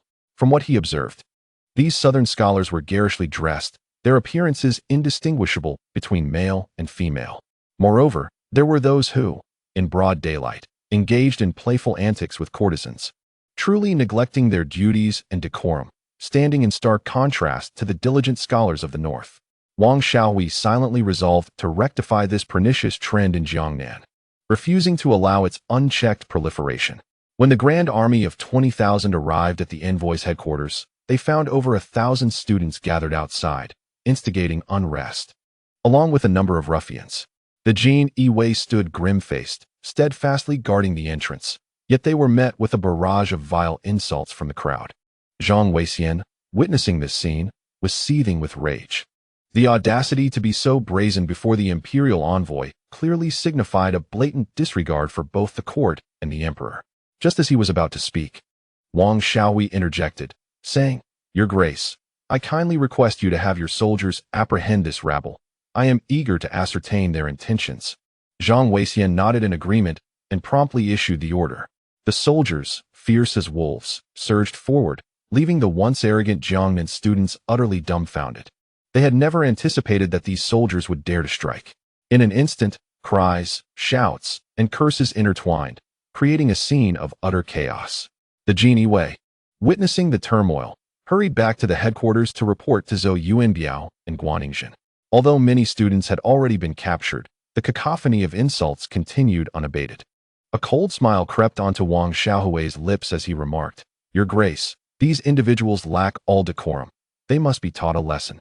Zhang Weixian agreed, turning to the commanding officer beside him, instructing, "Relay the order. Anyone who dares to resist shall be dealt with swiftly, without hesitation. Let the heavens fall. I shall bear the brunt." With the command given, the soldiers immediately perked up and those students who dared to resist and hurl insults were met with several resounding slaps, causing these effete scholars to wail in distress. Meanwhile, Zhou Youjian, Guaningzhen, and Tian urging, upon learning of the situation, rushed out of the envoy's headquarters. Observing the chaos before them, as well as Zhang Weixian and Wang Xiaohui mounted on horseback, they quickly grasped the situation. Disembarking, Zhang Weixian and Wang Xiaohui approached the crowd. After a brief exchange of pleasantries, Guaningzhen turned to Wang Xiaohui with a smile, saying, "Minister Wang, as the governor of South Jili, what is to be done about these students who audaciously besiege the envoy's headquarters and show such disrespect?" With a cold smirk, Wang Xiaohui replied, "They should all be stripped of their titles and banned from the imperial examinations for life." Upon hearing this, Guaningzhen also smiled coldly, stating, "Minister Wang, revoking their titles and banning them from examinations is merely a minor affair. However, since they have been vocal about their concern for the nation and its people, we ought to grant them an opportunity. After revoking their titles, let us detain them and dispatch them to serve at the front lines in Liaodong, compelling them to charge into battle against the Guizhou bandits. This would at least allow them to demonstrate their loyalty to the country." Hearing Guaningzhen's words, Wang Xiaohui inwardly marveled at the ruthlessness of this official. Yet, he appreciated such decisiveness, nodding in agreement.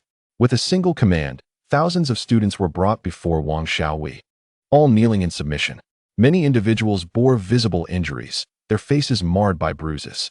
Wang Xiaohui surveyed the disheveled students from Jiang Ning before him, a smirk of disdain curling at the corners of his mouth as he remarked, "As scholars, you ought to devote yourselves to your studies. Yet you dare to recklessly discuss state affairs and audaciously besiege the envoy's residence, showing disrespect to the imperial envoy. I am the newly appointed governor of Nanjing, and I hereby revoke your degrees and prohibit you from participating in the imperial examinations for life." Upon hearing Wang Xiaohui's proclamation, over 1,000 students were instantly agitated. Many pleaded for mercy, while others resorted to vitriolic insults. At that moment, a group hurriedly approached from a distance. A middle-aged official, drenched in perspiration, reached Wang Xiaohui and his companions, hastily bowing before inquiring, "May I ask which of you is the new governor, Lord Wang?" Wang Xiaohui coldly replied, "I am he." "And you are?" The official quickly bowed again, stating, "I am Zhao Fangliang, the prefect of Changzhou. I have received word that students are causing a disturbance, and fearing it may disrupt the imperial envoy and the esteemed officials present, I have come to escort them back for a stern admonition." With a wave of his hand, several constables stepped forward, ready to take the students away. Wang Xiaohui, however, retorted icily, "Did I say they were to be released? Prefect Zhao, are you overly hasty?" Zhao Fangliang was taken aback, then replied earnestly, "Lord Wang, these students are impetuous and inexperienced, yet they hold degrees and are destined for official positions in the future. Many of them are promising talents, and I assure you I will discipline them appropriately." Wang Xiaohui's expression darkened.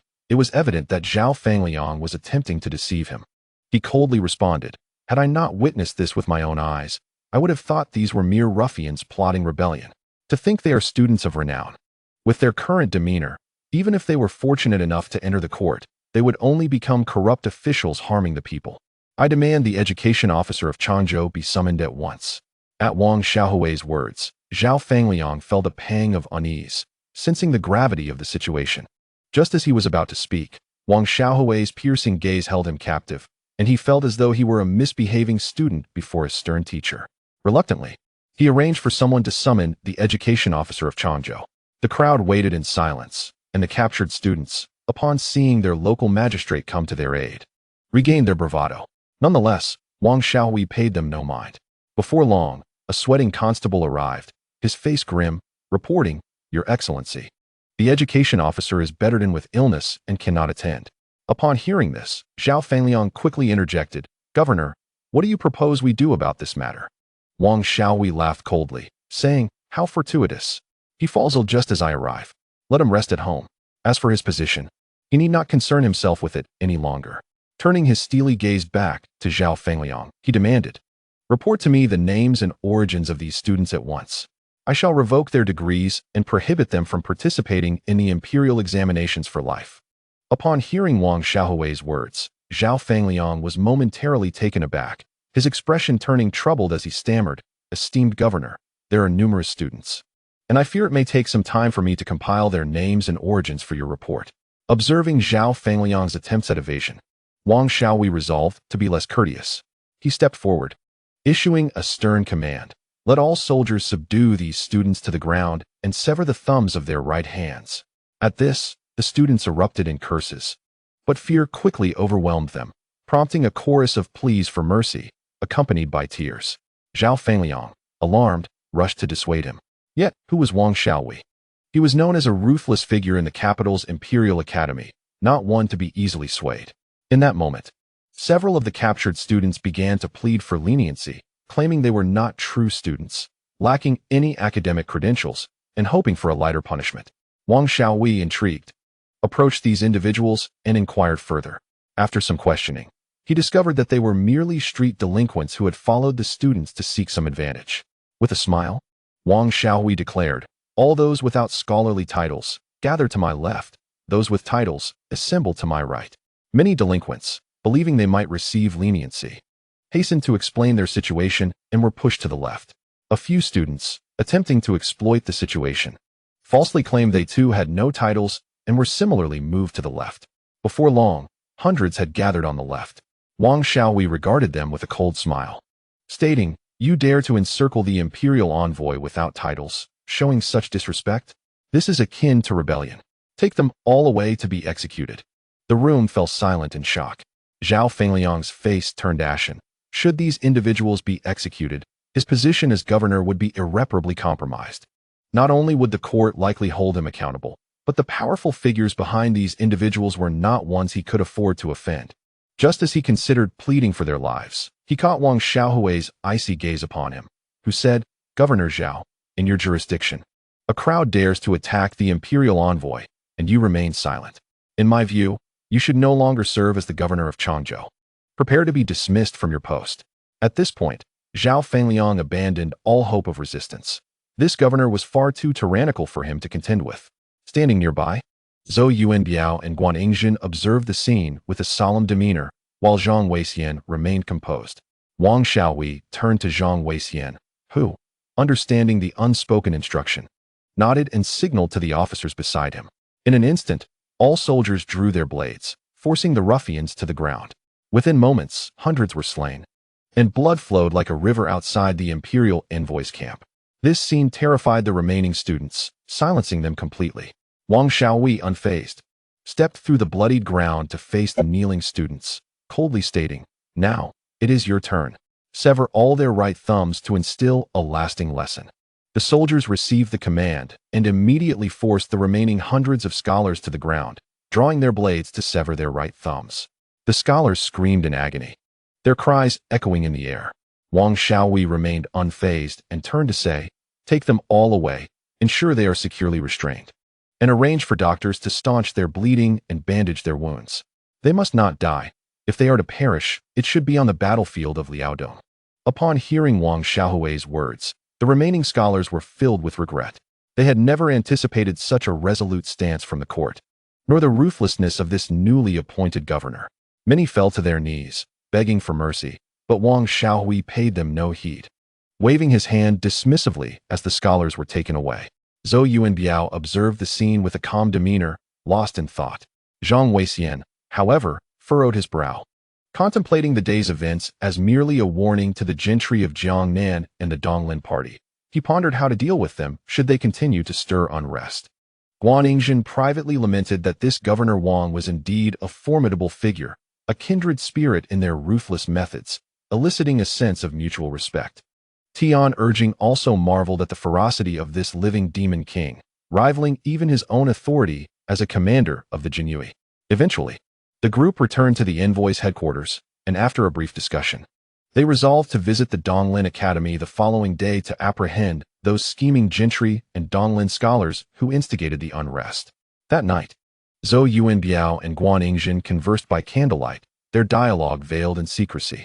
At dawn the next day, before the sun had risen, the group led their soldiers towards the Donglin Academy. Meanwhile, within the academy, Gao Panlong, Wang Wenyuan, and Huang Zunsu received word of the impending confrontation and, alongside numerous Donglin scholars and gentry, took their positions at the academy's entrance, determined to stand firm against the court. The grand army advanced. A sea of spectators watching in awe. Thus, Zhou Yuanbiao, Zhang Weixian, and their entourage, guarded by soldiers, arrived at the Donglin Academy. At the entrance, a throng of gentry offspring and Donglin scholars had already gathered. The leader of the assembly, whom Zhou Yuanbiao recognized as the prominent figure of the Donglin party, Gao Panlong, stood amidst Huang Zunsu and Wang Wenyuan, renowned for their intellect.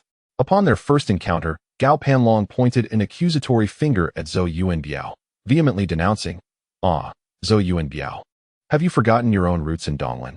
Now you conspire with these treacherous forces to suppress us, willingly becoming the court's hound. Today, we, 1,000 Donglin scholars, gather here. If you truly possess the audacity and are unafraid of being branded a villain throughout history, then slay us all at the gates of the Donglin Academy. Let the spirit of Mr. Jingyang witness the deeds of you, Zhou Yuanbiao. I wish to see what face you will present to Mr. Jingyang and the esteemed Donglin sages after your demise." Gao Panlong's words were sharp, placing himself on a moral high ground and branding Zhou Yuanbiao as a traitor. Just as Guanxin and Wang Shaohui prepared to counter, Zhou Yuanbiao raised his hand to halt them. Subsequently, Zhou Yuanbiao advanced with measured steps, his countenance serene as he fixed his gaze upon Gao Panlong and the others.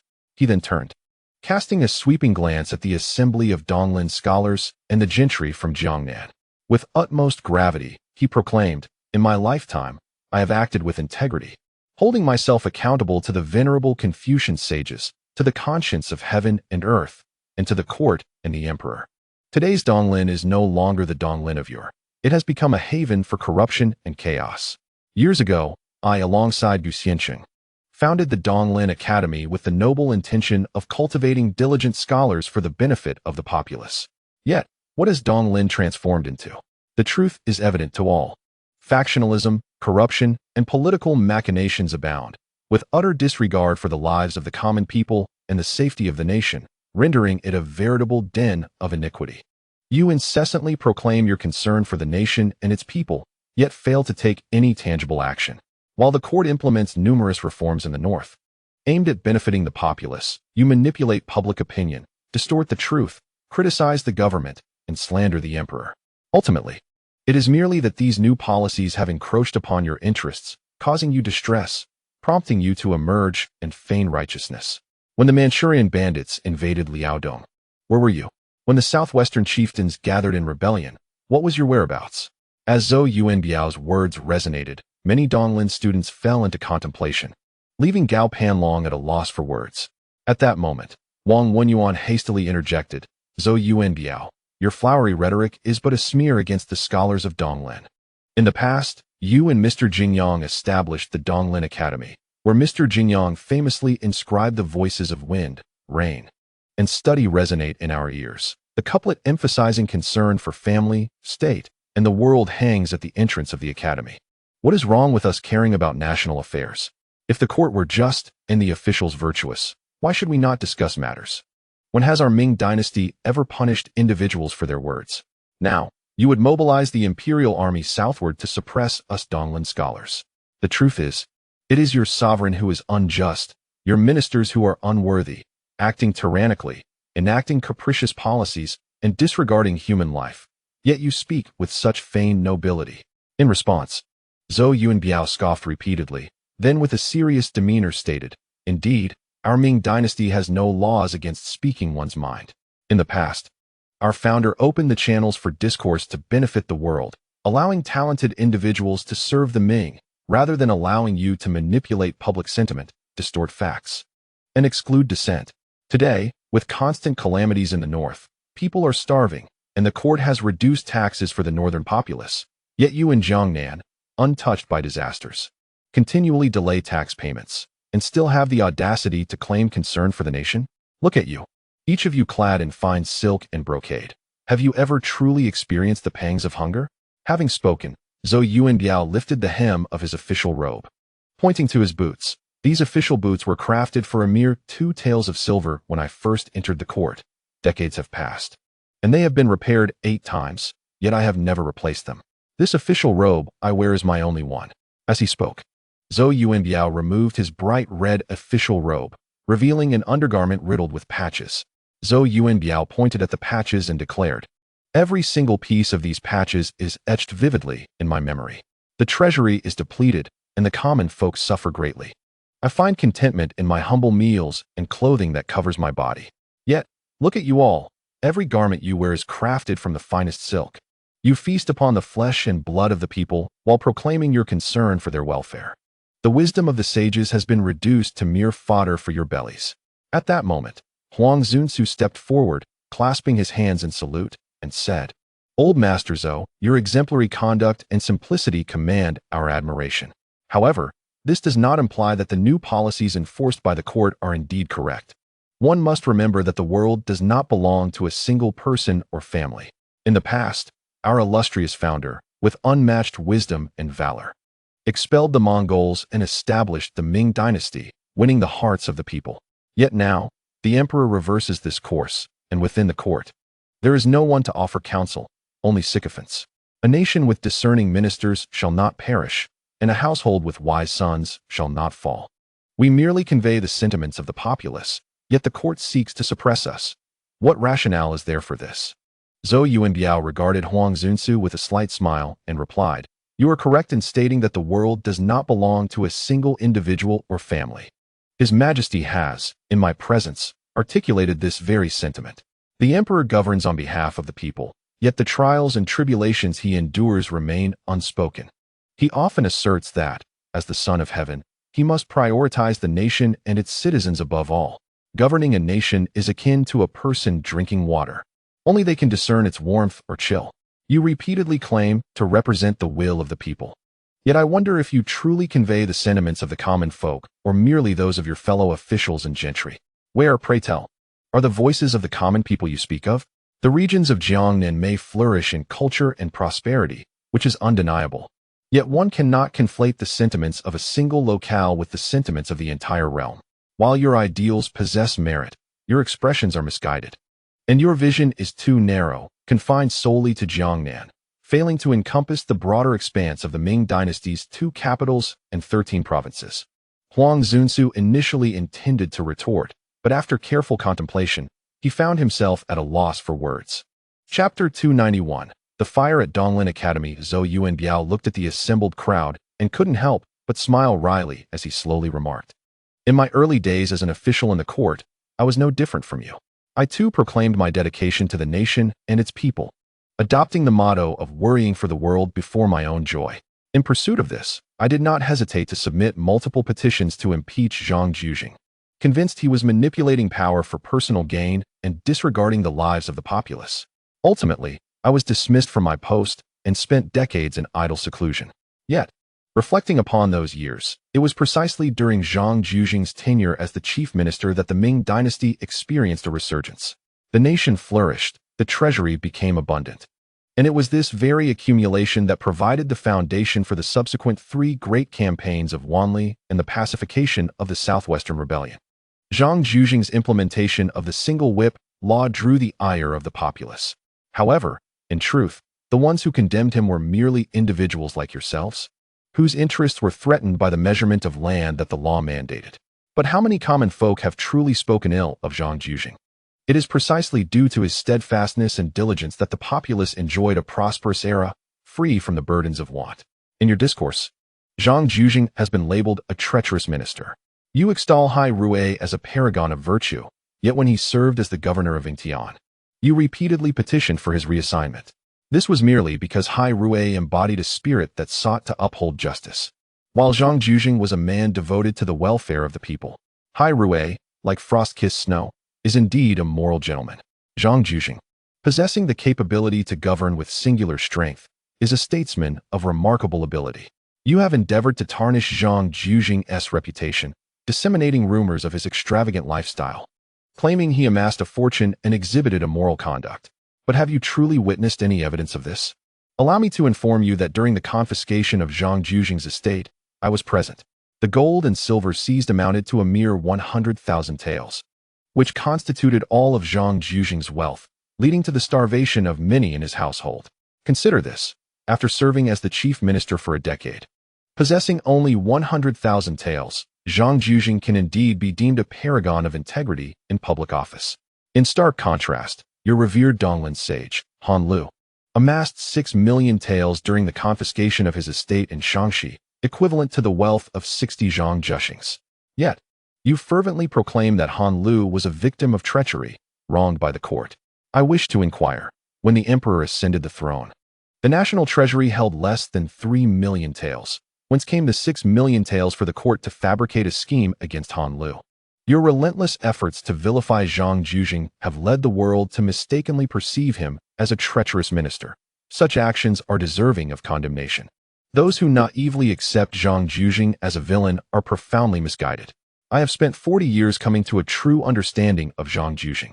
He genuinely fulfilled his duty to serve the emperor and comfort the common people, thereby stabilizing the realm. And what of you?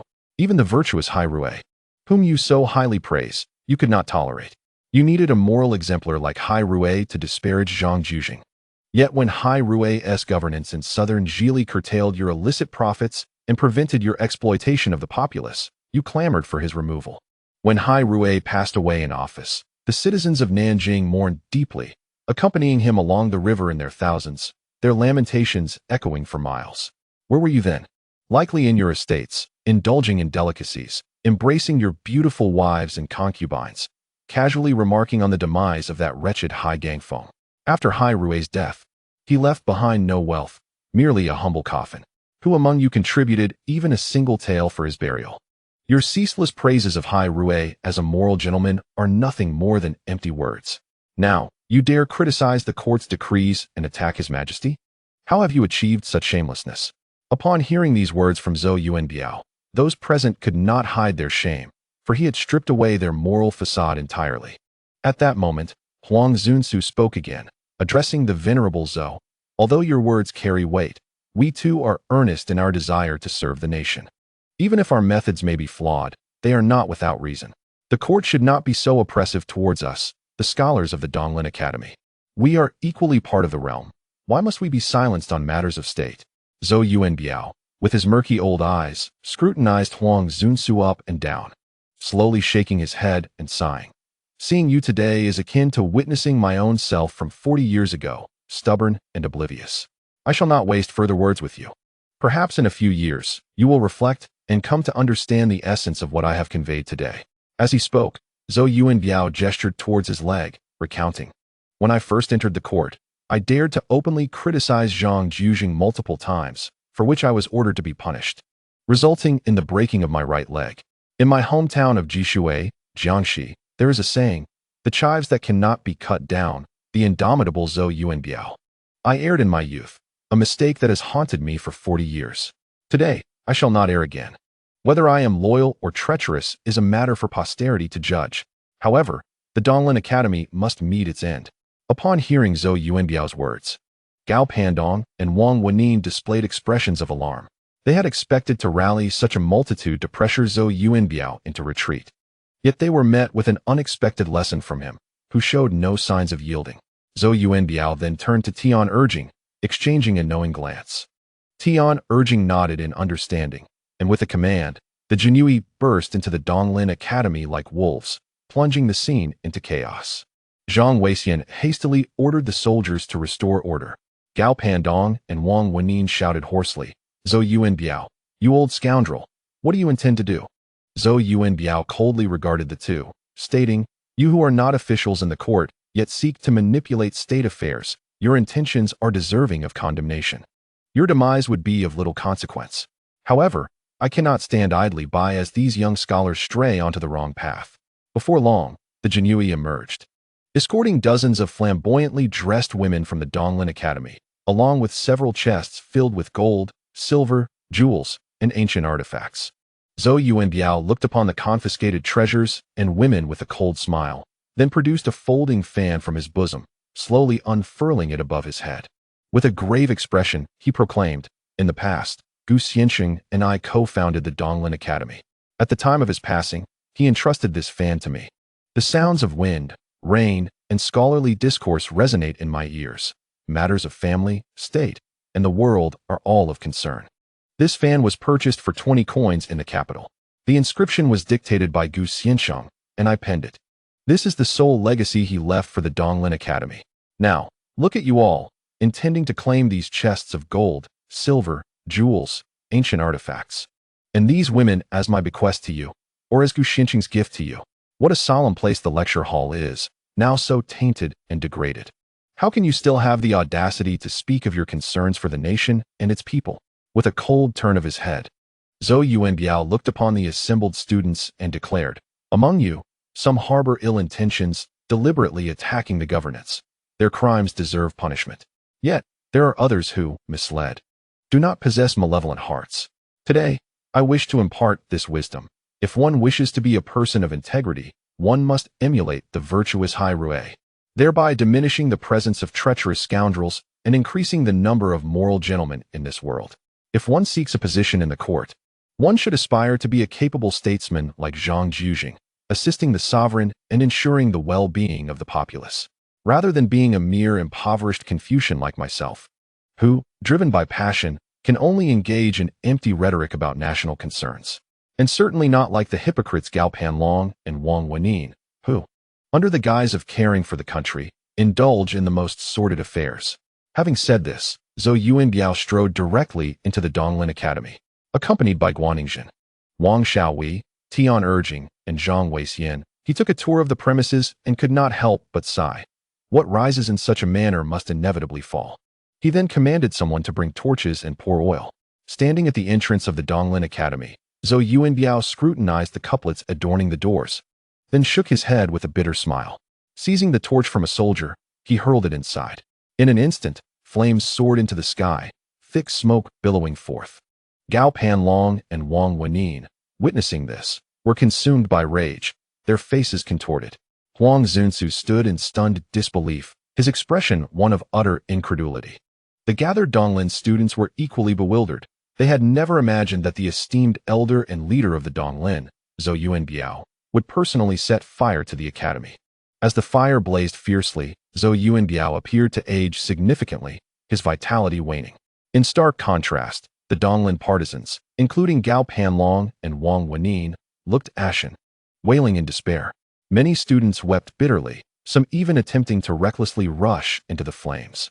After surveying the scene, Zhou Yuanbiao turned to Zhang Weixian and said, "Lord Yinghua, allow the soldiers to release those who wish to charge in. If they are determined to perish alongside the Donglin Academy, let them do as they wish." Zhang Weixian nodded in agreement, signaling for the soldiers to relent. Consequently, dozens of Donglin students dashed into the inferno without hesitation, though many remained outside. Some knelt, weeping and cursing Zhou Yuanbiao and his companions. Others stood in a daze, speechless, while many appeared to awaken from a dream, their faces filled with shame. At that moment, Guaningzhen and Wang Xiaohui exchanged knowing glances and nodded in silent understanding. Guan then issued orders to apprehend all those who were vocally lamenting and cursing. The silent ones, for now, would be disregarded. As the soldiers moved to carry out the orders, the students were taken aback. They had thought the burning of the Donglin Academy had reached a conclusion, only to find themselves facing arrest. Gao Panlong, his eyes bloodshot, glared fiercely at Zhou Yuanbiao and spat. "Zhou Yuanbiao, you old scoundrel. Now that the Donglin Academy lies in ashes, what more do you desire?" Zhou Yuanbiao remained silent. Guaningzhen and Wang Xiaohui advanced with measured strides. Guaningzhen, with a cold smirk, remarked, "Mr. Jingyi, what is your hurry? We merely wish to fulfill the aspirations of these scholars. Are they not constantly lamenting for their country and its people, yearning to do something for the common folk? As their seniors, it is only natural for us to facilitate their ambitions." Wang Xiaohui nodded in agreement, smiling. Indeed, the youth desire to contribute to the nation, and we, as their elders, ought to support them. Rest assured, we shall not make things difficult for them. Listening to their words, Gao Pandong felt an increasing heaviness in his heart. He certainly did not believe these two were benevolent. Wang Wenin's face twisted in anger as he glared at them, demanding, "What do you two treacherous scoundrels intend to do?" Guaningzhen chuckled sinisterly, saying, "Since these scholars deem us treacherous and consider themselves more virtuous, we shall revoke their titles entirely. Furthermore, I shall report to His Majesty shortly, prohibiting their families from participating in the imperial examinations for 3 generations." Upon hearing Guaningzhen's words, Gao Pandong and Wang Wenin were momentarily stunned. What did a 3-generation prohibition on the imperial examinations signify? It should be noted that the gentry families of Jiang Ning invest decades in nurturing talent for governmental roles, often requiring a relay of at least 3 generations, if not more, spanning over 40 years. Consequently, these gentry families would undoubtedly be reduced to commoners, a fate more unbearable than death itself. Standing aside, Wang Xiaohui was inwardly astonished at the ruthlessness of this official. Initially, it was merely a matter of revoking the scholars' titles and barring them from the examinations. However, Guizhou unexpectedly escalated the situation.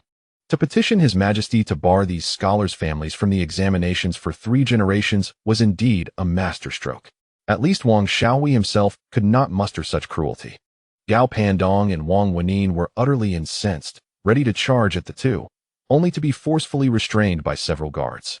At this moment, Wang Xiaohui interjected, "Gentlemen, do not be so agitated. Though they may lose their titles and be barred from the examinations for 3 generations, I shall not sever their path to survival. After all, I was once the minister of the Imperial Academy, adhering to the principle of inclusivity, treating all equally. I shall bring these scholars back to the capital, sending them to the front lines in Liaodong to serve the nation." Chapter 292. The appearance of Confucius. Upon hearing Wang Xiaohui's heartless declaration, Gao Pandong fainted on the spot. His face as pale as parchment, clearly overwhelmed by despair, while Wang Wenin stood speechless, his complexion resembling that of a corpse. Wang Xiaohui and Guizhou, however, were unfazed. They were neither benevolent nor inclined to arrange for assistance for Gao Pandong. With a command from Zhang Weixian, over 1,000 scholars were apprehended on the spot. Just then, a guard rushed in to report, "Your Excellencies, dire news. A multitude of scholars, armed with clubs, are advancing towards Donglin Academy, and it appears they come with ill intent." Hearing this, Zhou Youjian sighed helplessly, slowly closing his eyes, and ceased to speak. Zhang Weixian appeared troubled, for the literary scene in Jiang Ning flourished. Should these scholars take the lead in unrest, mishandling the situation could lead to irreparable chaos. Tian urging remained silent. As a loyal servant of the court, he typically disregarded such matters. Observing Zhang Weixian's perplexed expression, Wang Xiaohui and Guizhou approached with smiles, inquiring, "Duke of England, why do you hesitate? Prepare the soldiers. We shall seize as many as we can. If they dare to incite trouble and assault the imperial army, we shall make an example of them."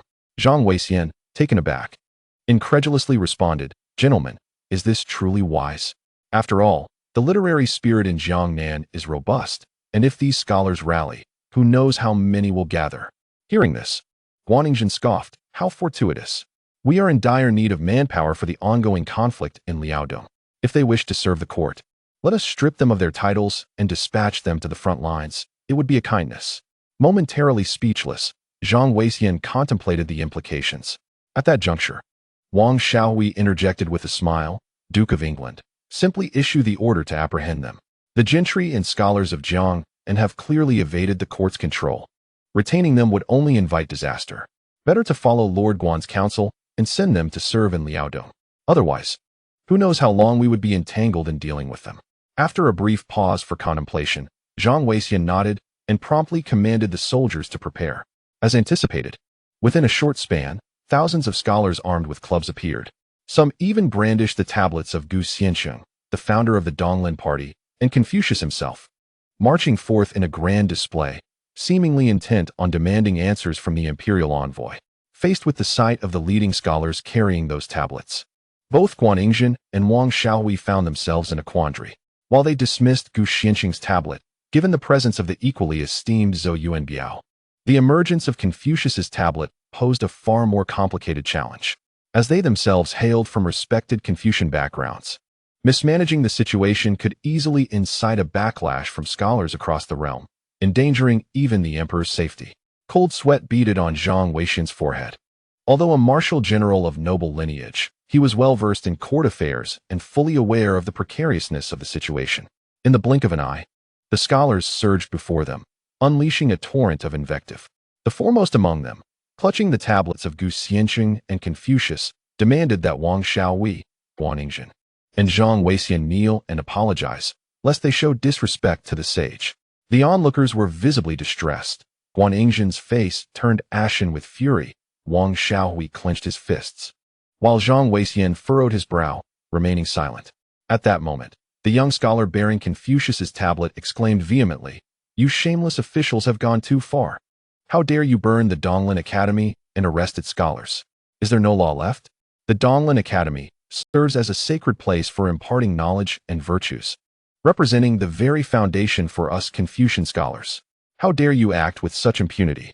Today, the revered spirit tablet of the sage Confucius is present. If you possess any courage, arrest us all. Otherwise, hasten to kneel and offer your apologies to the esteemed sage." A young scholar beside me, holding the spirit tablet of Gu Xiansheng, echoed fiercely, "Mr. Guiyang founded the Donglin Academy to cultivate talent for the service of our nation. Yet now, you have shattered his life's work in an instant. Should you not kneel and beg for forgiveness?"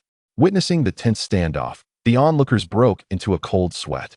At that moment, Tian, urging, deep in thought, swiftly whispered instructions to a member of the Jinyui, who then hurriedly departed.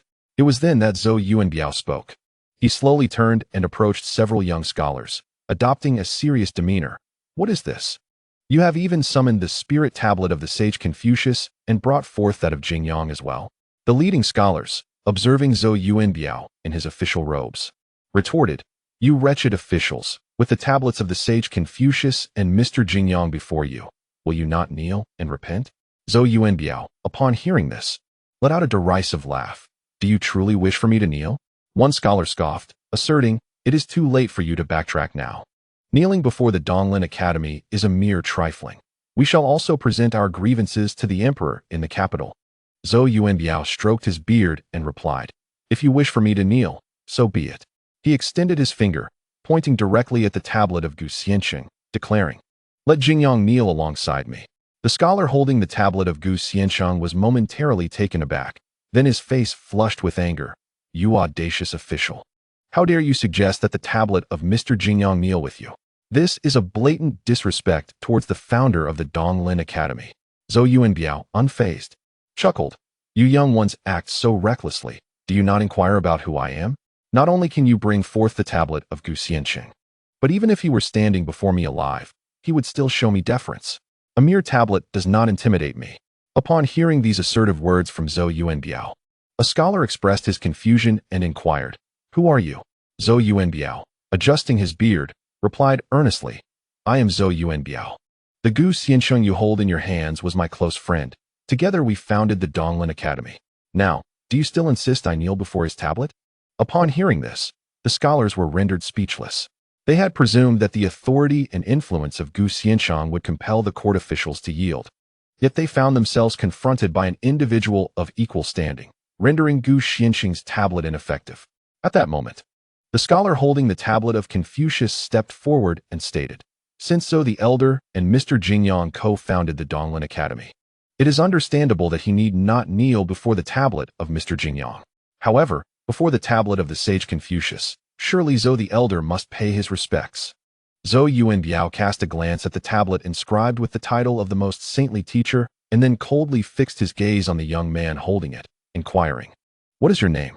The youth, maintaining a calm demeanor, replied, "I am Zhang Pu, a native of Suzhou." Given Zhou's esteemed reputation, he naturally had not heard of this junior's name. Observing the young man closely, Zhou noted his composed demeanor and unyielding spirit, silently pondering. Quite remarkable indeed. However, now that the other party was brandishing the tablet of Confucius, Zhou found himself in a predicament. To refrain from kneeling would be akin to betraying Confucian ideals, while to kneel would signify that the court's act of burning the Donglin Academy was a grave error. In that moment, Zhou Youjian felt utterly trapped.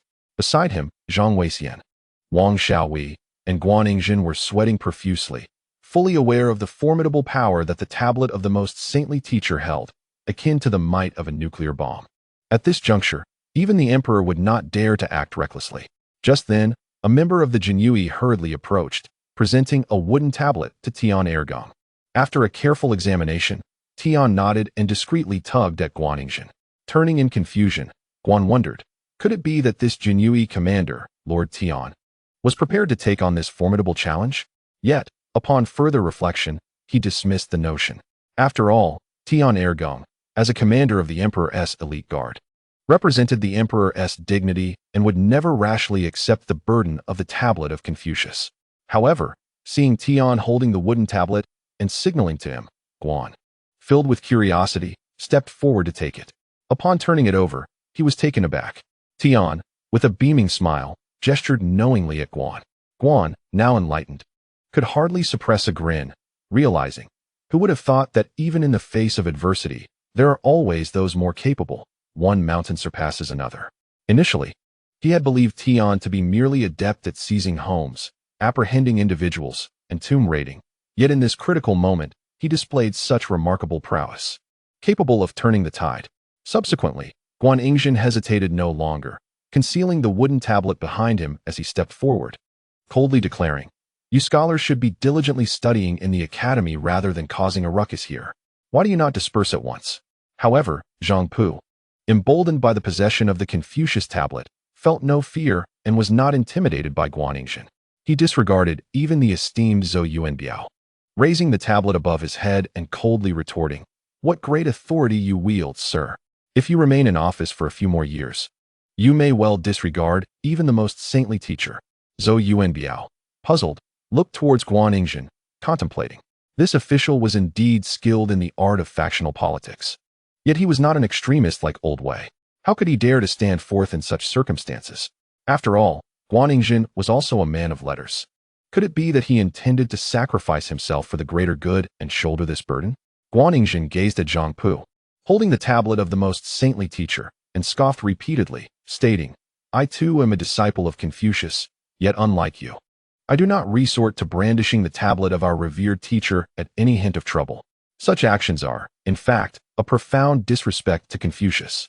Upon hearing this, Zhang Pu exhibited no fear and retorted, "You, the imperial envoys, recklessly suppressed the scholars of Jiang Ning and even set fire to the East Lin Academy.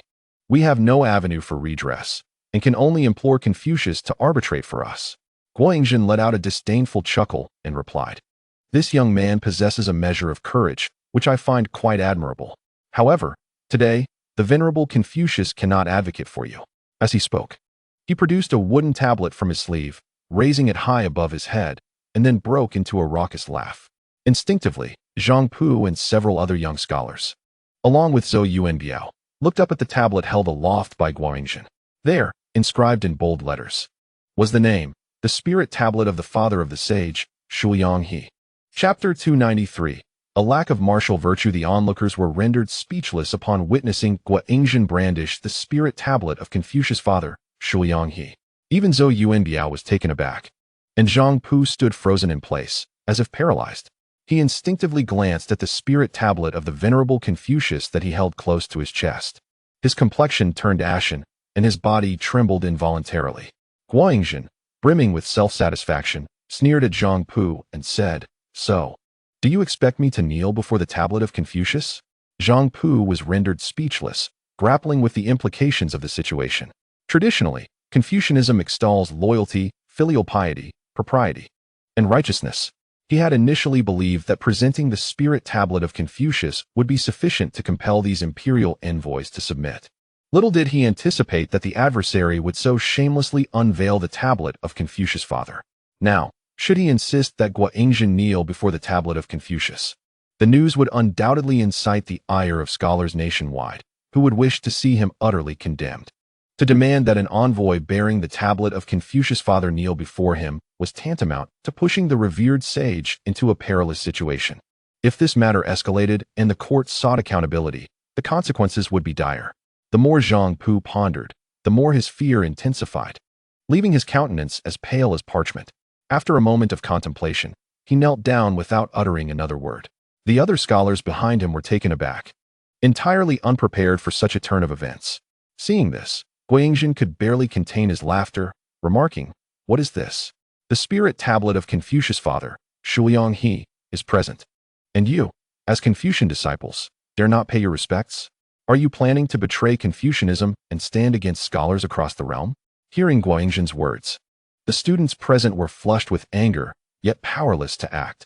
After all, if Zhang Pu, who held the tablet of the esteemed sage, knelt, it would be utterly illogical for them not to follow suit. Reluctantly, they all knelt down in unison. Zhou Youjian, witnessing this scene, secretly sighed in relief. thinking to himself that it was fortunate this incident had unfolded, for otherwise, the situation could have spiraled completely out of control. Subsequently, Guiyang fixed a stern gaze upon Zhang Pu and solemnly stated, "As students, you ought to immerse yourselves in academic pursuits and dedicate yourselves to your writings. In the future, through the imperial examination, one may attain scholarly distinction and serve in the court, alleviating the burdens of the emperor above and seeking the welfare of the common people below." However, the Donglin Academy, at present, has become a den of corruption, rife with those who criticize the state affairs and oppose the court. My intention in razing it to the ground is, in truth, to restore tranquility to the realm of scholars. You, in your ignorance, continue to stir up chaos here. Why do you not return swiftly? If there is a next time, I shall not show mercy. Upon hearing the admonition from the official, Zhang Pu's countenance fluctuated between red and pale, his heart seething with resentment towards the official, yet feeling powerless to resist. The circumstances were more formidable than the individual. He could only suppress his indignation, clasp his hands in apology, and then lead the others away in disheartened silence. On the journey back, many began to voice their grievances. "Brother Zhang, these shameless court officials are utterly despicable. They dare to carry the tablet of the father of the most venerable sage with them. How can we possibly swallow this insult?" One exclaimed, "Shall we not bring forth the tablet of the most venerable sage's grandfather as well, and see how they react?" Zhang Pu's face darkened, and he replied coldly, "Do not harbor such foolish fantasies. Those capable of devising such tactics are devoid of any moral compass. I wager that, at this very moment, they have likely fashioned tablets for the 18 generations of the most venerable sage's ancestors. Presenting any tablet will yield no benefit." Upon hearing Zhang Pu's words, the crowd was disheartened. What they had initially perceived as a sure victory had been thoroughly disrupted by the mere presence of a tablet belonging to the father of the most venerable sage. As they watched the group of scholars depart, those remaining felt a collective sigh of relief, exhaling the tension that had filled the air. At that moment, Zhou Youjian turned to the official, who held the tablet, and remarked with a smile, "Master official, I never anticipated you would conceive such a stratagem. Although somewhat unsavory and not befitting the dignity of the court, it is indeed effective." Wang Xiaohui quickly chimed in, offering a smile, "Master official, in a critical moment, we must rely on you. Who would have thought you had prepared even such underhanded methods? You have truly gained my admiration." Upon hearing this, the official waved his hand with a smile, clarifying, "This tactic is not of my own invention. It was conceived by Lord Tian of the Jinui, and this tablet was just bestowed upon me by him." At this, the crowd turned their gazes toward Tian Ergang. In their eyes, he had always been the quintessential lackey of the court, merciless in his raids and arrests, and now he seemed to dabble in grave robbing as well. They were astonished that he would resort to such a morally reprehensible tactic, one that could be deemed as transcending the boundaries of human decency. Feeling the weight of their scrutinizing stares, Tian Ergang quickly raised his hands in defense, saying, "Esteemed officials, please do not misunderstand. This method is truly not my own. Previously, while drinking with Lord Jiang in the capital, I sought his counsel. It is said that while southern talents and northern generals may prevail, encountering a difficult situation in the north may require a blade to resolve. However, dealing with scholars from the south is not so simple. Resorting to violence is evidently futile. What, then, should we do when faced with trouble?" Lord Jiang suggested moral coercion. If the other party engages in rational discourse, then one should engage them on that level. If the other party resorts to unruly antics, one must outdo them in unscrupulousness. If they invoke their ancestors, one should counter by referencing theirs as well. This strategy, known as an eye for an eye, employs the principle of using violence to counter violence and poison to combat poison. Only someone like Lord Jiang could conceive such a tactic. I, for one, lack such cunning. In a moment of urgency, I resorted to Lord Jiang's suggestion as a temporary measure. Upon hearing this, the official, Guiyang, could not help but speak up, acknowledging, indeed, Lord Jiang possesses a remarkable ingenuity, albeit this method is undeniably despicable and shameless. Wang Xiaohui nodded in agreement, remarking, "It is truly beneath contempt, lacking any dignity, yet ironically, it proves most effective." Zhou Youjian, stroking his beard, commented, "This Lord Jiang, who typically presents himself as a paragon of virtue, surprisingly harbors such underhanded tactics." Zhang Weixian chuckled, adding, "Lord Jiang's arsenal of methods is extensive. There is no deceitful trick he would shy away from employing. Based on my conjecture, the current state of the Minister of Revenue, Guo, is undoubtedly influenced by Lord Jiang. Otherwise, who among the sane would engage in grave robbing? Hearing such disparagement of his superior, Tian urging displayed an awkward expression and hastily sought to redirect the conversation. Esteemed officials, the matter of the Donglin Academy has now reached its conclusion. It is time we proceeded to wrap things up. The others nodded in agreement. Subsequently, they arranged for personnel to ensure that the Donglin Academy was reduced to ashes before returning to the imperial envoy's headquarters. However, just 2 days later, news of the academy's closure spread throughout Jiangnan. Many uninformed scholars, upon hearing this, took to the streets in protest, even gathering outside the imperial envoy's headquarters to cause a commotion. Their audacity is understandable, for when the Donglin Academy was set ablaze, some students bravely leaped into the inferno to sacrifice themselves, while many others were apprehended, awaiting dispatch to serve the military in Liaodong. The remainder, scolded by Zhou Youjian, began to question their existence and retreated into self-reflection. Zhang Pu led 1,000 students, holding the tablets of Confucius, only to return in disgrace. Such humiliation was not something they would openly share. Now, numerous students flocked to the imperial envoy's headquarters, akin to offering themselves as sacrifices. As for those instigating the unrest, Guaningzhen and Wang Xiaohui showed no mercy, capturing them all to bolster the forces in Liaodong. Meanwhile, the common folk speculated that the collapse of the Fengyang drum tower was a sign of the court's misgovernance, as if the founder's spirit was warning the authorities.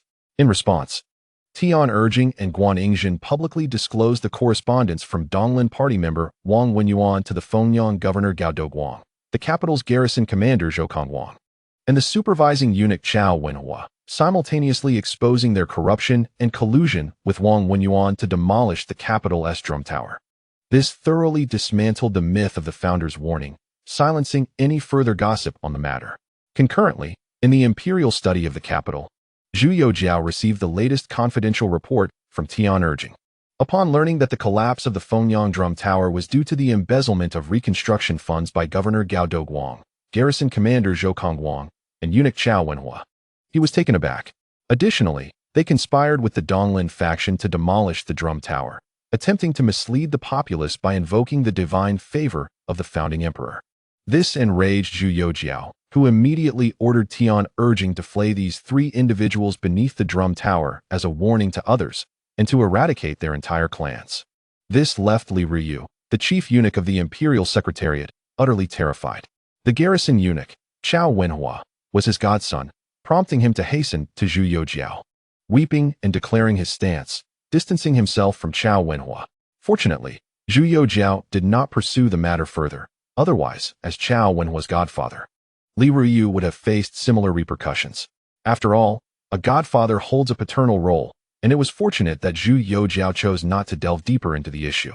Subsequently, Zheng Daba was appointed as the garrison eunuch, tasked with the maintenance and repair of the emperor's ancestral temple. At this juncture, Fang Zhenghua cautiously interjected, "Your Majesty, the Duke of England, the officials, Elder Zhou, and Lord Wang have apprehended a considerable number of scholars in Jiangnan, who have had their titles revoked. The officials hope to dispatch these scholars to serve at the front line in Liaodong, fulfilling their patriotic aspirations." Upon hearing this, Zhu Youjian nodded, stating, "Since they incessantly vocalize their concerns for the nation and the people, let them serve at the front lines in Liaodong." Fang Zhenghua continued with a smile, "The officials have submitted the latest reports, requesting a prohibition on these scholars' families from participating in the imperial examinations for 3 generations as a form of punishment." Zhu Youjian concurred. "Indeed, this course of action is warranted. Otherwise, we will continue to face a relentless influx of them, and the court lacks the resources to contend with such a tide." After the founding of the dynasty, when the founding emperor held a grand ceremony for the benevolent examination, most of those who entered the court were sons of officials and gentry, along with ministers who had served on the front lines, while true commoners were exceedingly rare. To counter this, the founding emperor had interrupted the imperial examinations multiple times, transitioning to a recommendation system to prevent the dominance of the gentry in the court and to clear the path for commoners' advancement. Now, with the court implementing educational reforms in the northern provinces and the results yet to manifest, It is indeed necessary to temper the ambitions of these scholars from Jiang Ning to prevent them from becoming restless. Zhu Youjian paused briefly before continuing. Now that the Duke of England has apprehended numerous scholars in Jiangnan, the situation in Shandong is also pressing.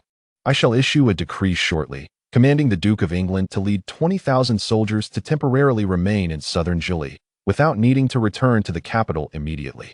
I will instruct General He Kegong in Tianjin to lead 20,000 troops southward to retrieve these scholars, along with Zhou Yuanbiao and Guaningzhen, ensuring that upon their return to Tianjin, they do not need to proceed to the capital, but are instead sent directly to Liaodong to be entrusted to Lao Jiao.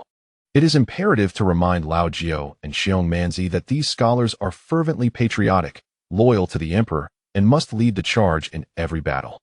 After all, they possess the spirit of scholars. How could they fear the bows and blades of the Jurchens? Fang Zhenghua awkwardly smiled and replied, "The old servant understands. I shall convey the decree at once." Zhu Youjian then exhaled in relief. This was indeed a tumultuous season. With Jiang Ning in the southwest embroiled in turmoil and unable to return in the short term, while the court was implementing educational reforms across several northern provinces, the situation in Liaodong remained unstable, and Shandong was on the brink of chaos. Should Jiangnan descend into complete disorder, the consequences would be unmanageable. Chapter 294, Establishing Heart for Heaven and Earth. On the day that Zhou Yuanbiao incinerated Donglin Academy, he fell ill upon returning to the imperial envoy's temporary headquarters that night.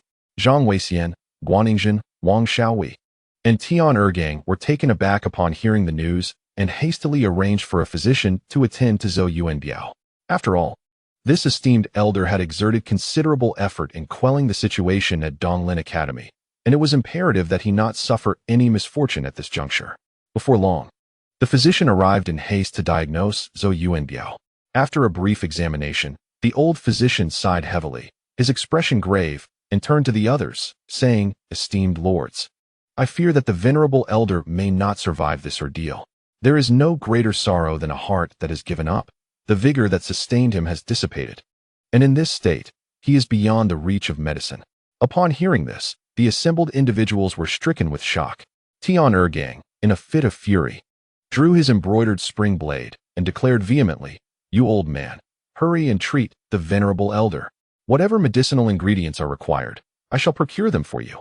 Seeing Tian Ergang's agitation, Guaningzhen quickly intervened, restraining him, and then turned to the physician, imploring, "I beseech you, find a way to revive the venerable elder first. We shall address everything else afterward." The physician nodded solemnly and replied, "Esteemed lords, the venerable elder's condition is extremely precarious. I will administer medication to sustain him for a short while, but it may only prolong his life for 1 or 2 days at most. I hope you will prepare yourselves accordingly." With that, he began to write a prescription. Tian Ergang promptly took the prescription and arranged for someone to prepare the medicine. At this moment, a somber atmosphere enveloped the group. Zhang Weixian gazed at Zhou Yuanbiao, who lay unconscious on the sickbed, unable to suppress a sigh. Ever since the last time Yang Lian and Zhou Guangdou led the officials to kneel outside the Wumen Gate in a desperate plea, it became clear that this elder was an ally, a steadfast supporter of the monarchy. However, due to his identity as the founder of Donglin Academy, he had become ensnared in the quagmire of the Donglin faction, making it difficult to extricate himself. Nevertheless, he continued to tirelessly support Jiang Ning and the court's policies from behind the scenes. It was truly lamentable that his time was now so limited. Guaningzhen regarded Zhou Yuanbiao with a complex expression, filled with deep respect for the elder. Tian Ergang, however, did not dwell on such thoughts. His sole duty was to protect the imperial envoy, the esteemed Zhou Yuanbiao, and the deputy envoy, Guaningzhen. Should anything happen to either of them, he would face dire consequences upon returning to the capital, regardless of any reports against him. After a short while, a member of the Imperial Guard hurriedly brought the medicine, and the group promptly administered it to Zhou Yuanbiao. Before long, the elder's formerly pallid face began to regain some color. Witnessing this transformation, the group collectively exhaled in relief. Moments later, Zhou Yuanbiao slowly opened his murky eyes and surveyed the gathered individuals. Just as Guaningzhen was about to speak, Zhou Yuanbiao raised his hand to interrupt him. Smiling as he said, "Yanggu, there is no need for further words. I am well aware of my own condition. In this present moment, The Donglin Academy has been reduced to ashes. I, an old man, have fulfilled my wishes. The path ahead must be traversed by you all alone." The assembly was moved by these words.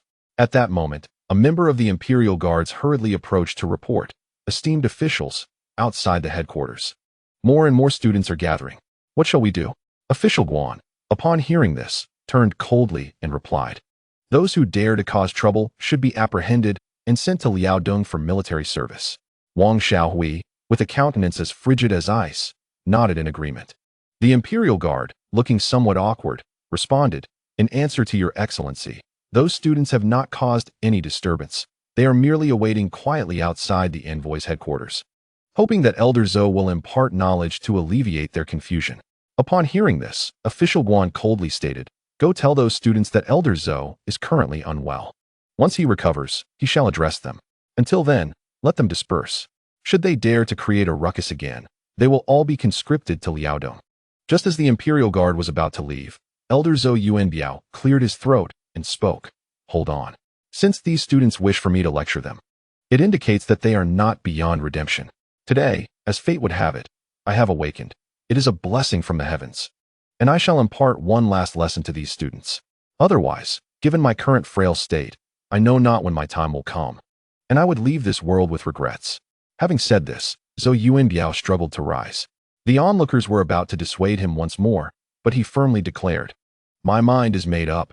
There is no need for further persuasion."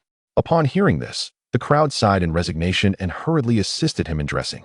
Subsequently, Zhou Yuanbiao led Guaningzhen, Wang Xiaohui, Zhang Weixian, Tian Urging, and the newly gathered students of the emerging learning school to the envoy's headquarters.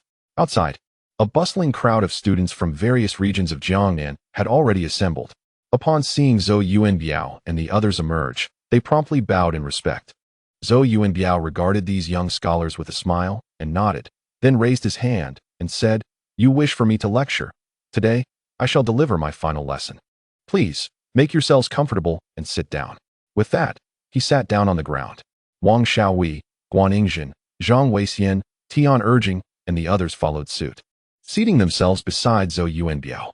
The students, witnessing this, also settled down on the ground. At that moment, one student boldly stood and spoke, "Elder Zhou, we have toiled for 10 years in the bitter cold of study, all for the hope of succeeding in the imperial examinations and serving the Ming dynasty.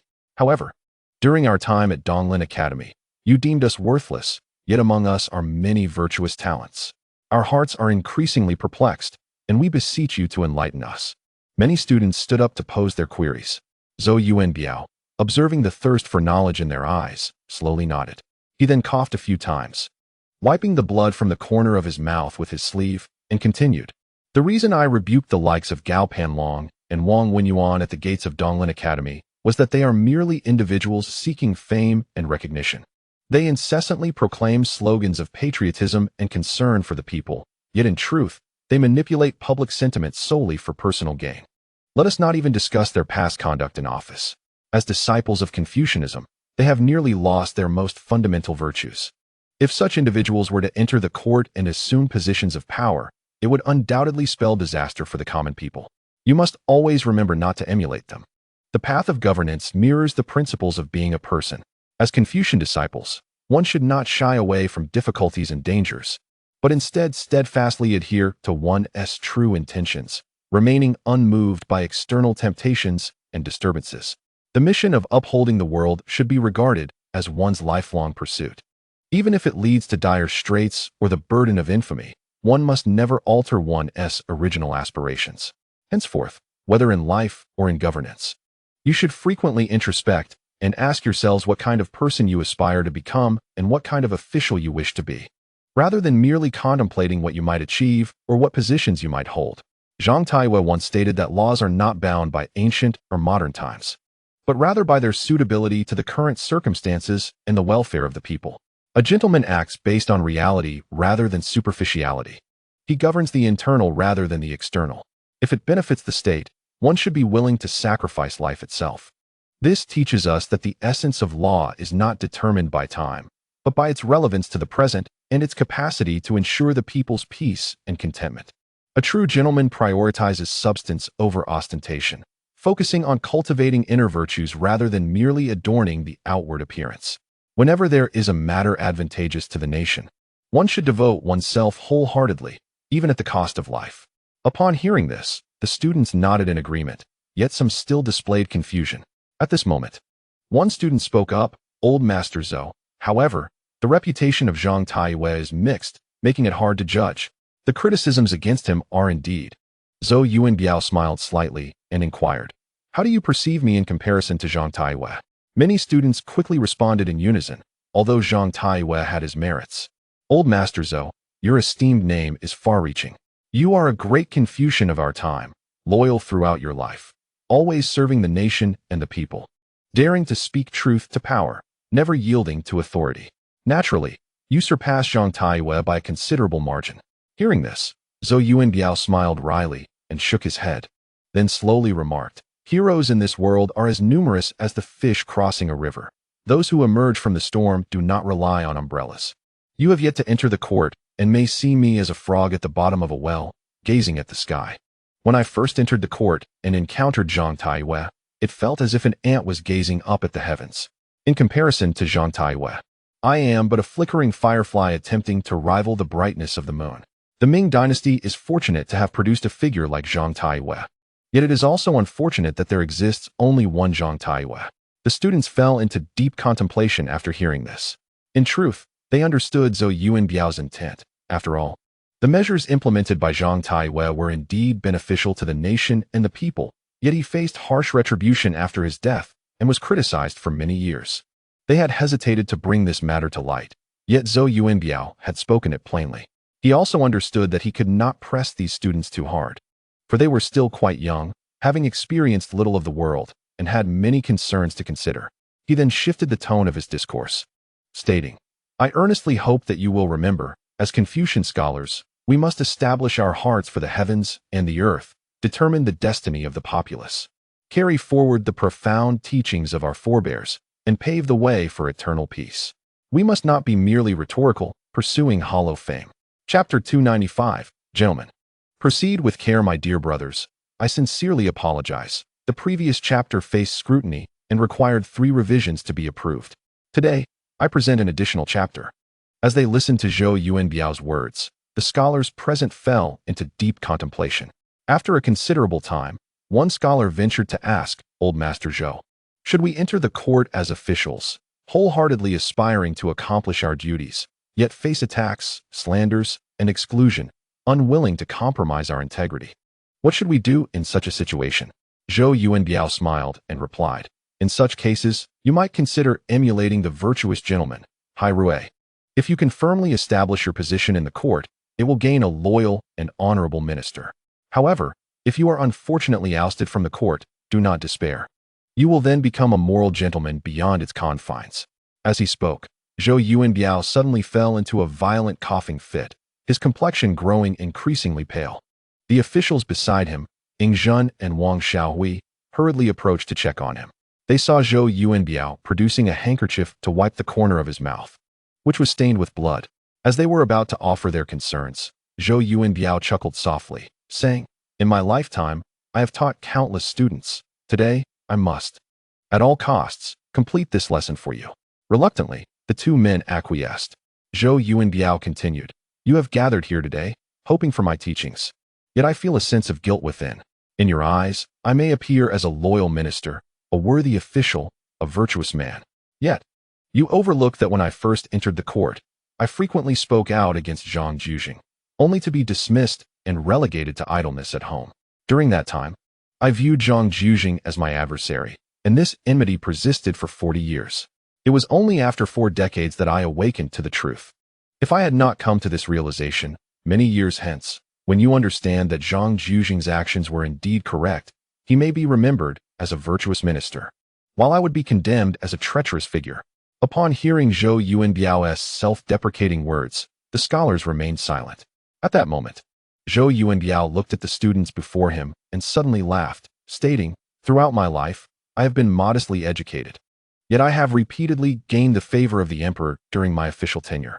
Over decades, I have earned both accolades and slanders. Those who respect me dwell in the marketplace, while those who criticize me reside within the court. Regardless, I have devoted my life to the peace of my country and the well-being of its people. As a minister, I must serve the nation and its citizens, striving for a clear conscience. A true scholar should harbor unwavering convictions. One must report to the sovereign and stabilize the state, while also nurturing the common people and bringing them prosperity. These are the two principles I have gleaned from my years in service, whether in life or governance. A true scholar ought to dedicate their existence to their original ideals, never yielding to adversity. Regardless of how others may judge us in the future, we must uphold the integrity of our conscience. This principle applies equally to governance and to life itself. At this advanced age, having traversed the path of governance for many years, I find a singular trait aligns me with the esteemed Zhang Youjian. I shall never prioritize personal honor or disgrace above my ideals.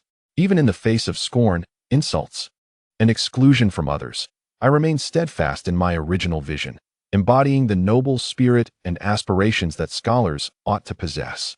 At this juncture, Zhu Youjian radiated vitality, stirring profound emotions among the students present. However, as he continued, a violent coughing fit seized him, causing him to collapse to the ground. Wang Sanshan and Guiyang, witnessing this, were consumed by urgency and hurried to assist him. The students, taken aback, rose in unison, struggling to regain his footing. Zhu Youjian wiped the blood from the corner of his mouth with trembling hands and slowly spoke. It seems my body can no longer endure. Yet I have a few final words to impart. I hope that each of you will become capable statesmen like Zhang Youjian, rather than living a life of mediocrity as I have, achieving nothing of significance. Moreover, I wish for you to embody the moral integrity of Hai Rui. Before he could finish, Zhu Youjian fainted. Guiyang, Wang Sanshan, and others were thrown into a state of panic, swiftly summoning aid to carry him back to the imperial envoy's residence. The students were deeply moved, with some kneeling and weeping in despair. They had merely sought to absorb the wisdom of this venerable scholar, yet found themselves witnessing the frail figure who, despite his grave illness, persevered to educate them, perhaps delivering his final lesson. Tears streamed down their faces as they knelt outside the envoy's residence, reluctant to depart. Upon returning, and after the physician's urgent care, Zhu Youjian gradually regained consciousness. Glancing at those beside him, he offered a faint smile and remarked, "My time draws near. Yet my wishes are fulfilled. The Eastern Lin, this malignant tumor I have nurtured, has finally been eradicated. Nevertheless, the path to the restoration of the Ming dynasty remains fraught with challenges. I implore you all to remain resolute in your endeavors.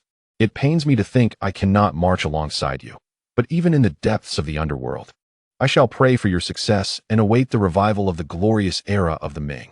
As Zhu Youjian spoke, Guiyang, Wang Sanshan, Jiang Ning, and even the typically ruthless Tian were moved to compassion. At this moment, Jiang Ning hastily reassured him, "Zhou, esteemed elder, please refrain from speaking. The physician is preparing medicine. Your condition is not dire, and with some rest, you shall recover." Zhu Youjian gently shook his head, declaring, "I am well aware of my own frailty. Throughout my life, I have been woefully inadequate in talent.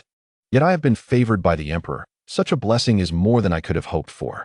Now that the Eastern Lin has been dismantled by my own hand, I harbor no regrets. Please convey to His Majesty that governing a nation is akin to cooking a delicate dish.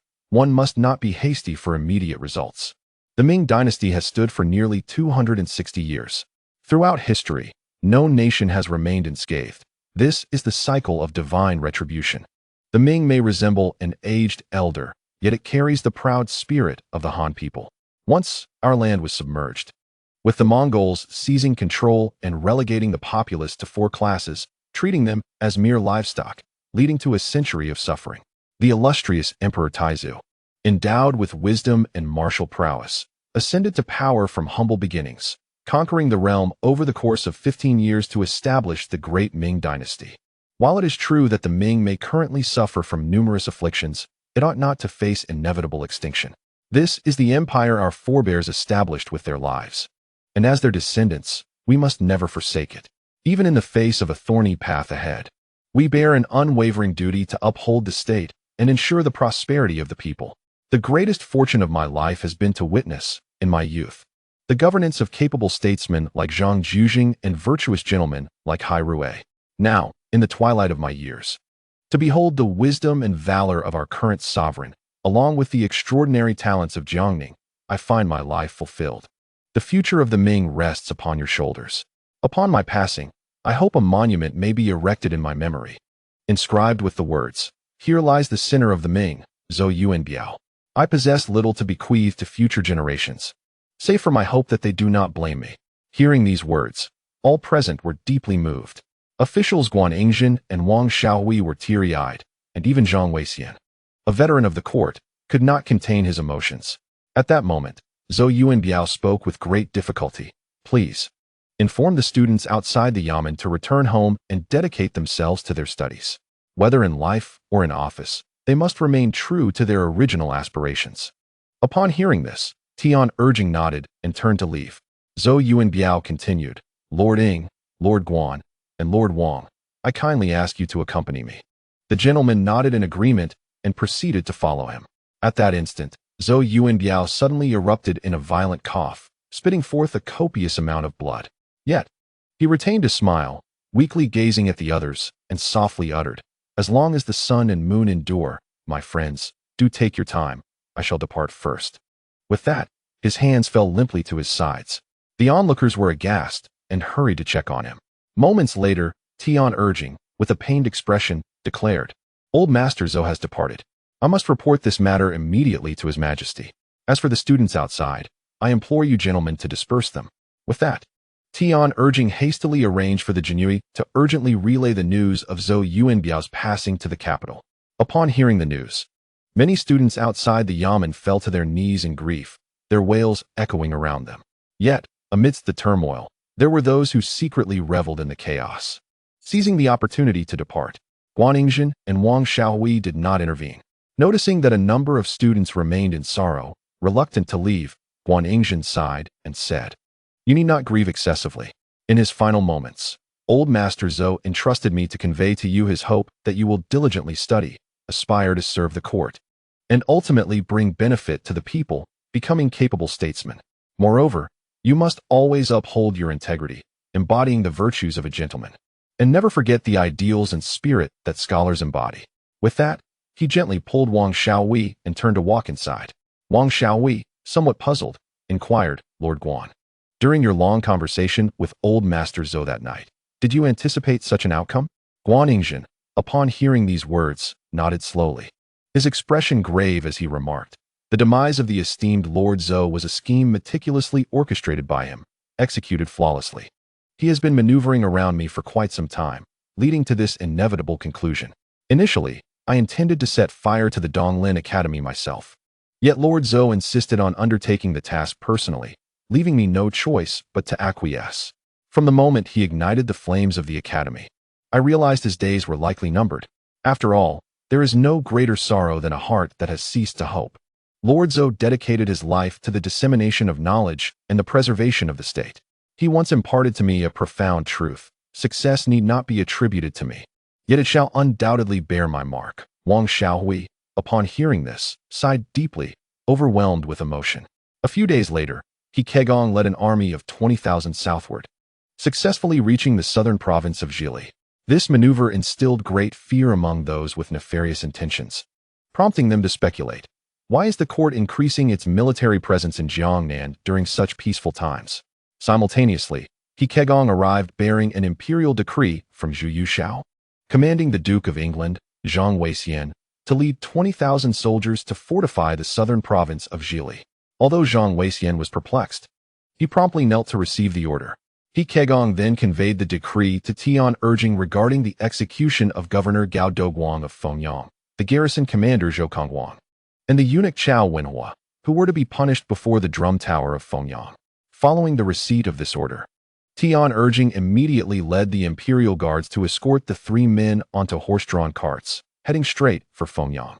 Originally, Guiyang intended to return to the capital with Zhou Youjian, Guan Yingzhen, and the captured scholars. However, with Zhou Youjian having passed away, he was left with no choice but to halt his actions and await new directives from the court. At this moment, within the imperial study of the capital, Zhu Youjian was intently reviewing memorials. Fang Zhenghua hurriedly entered, his face flushed with urgency as he exclaimed, "Your Majesty, Trouble has arisen.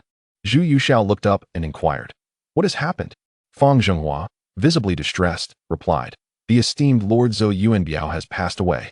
Upon hearing this news, Zhu Youjian felt as though struck by lightning, remaining seated on the dragon throne, unable to articulate a response for a long while.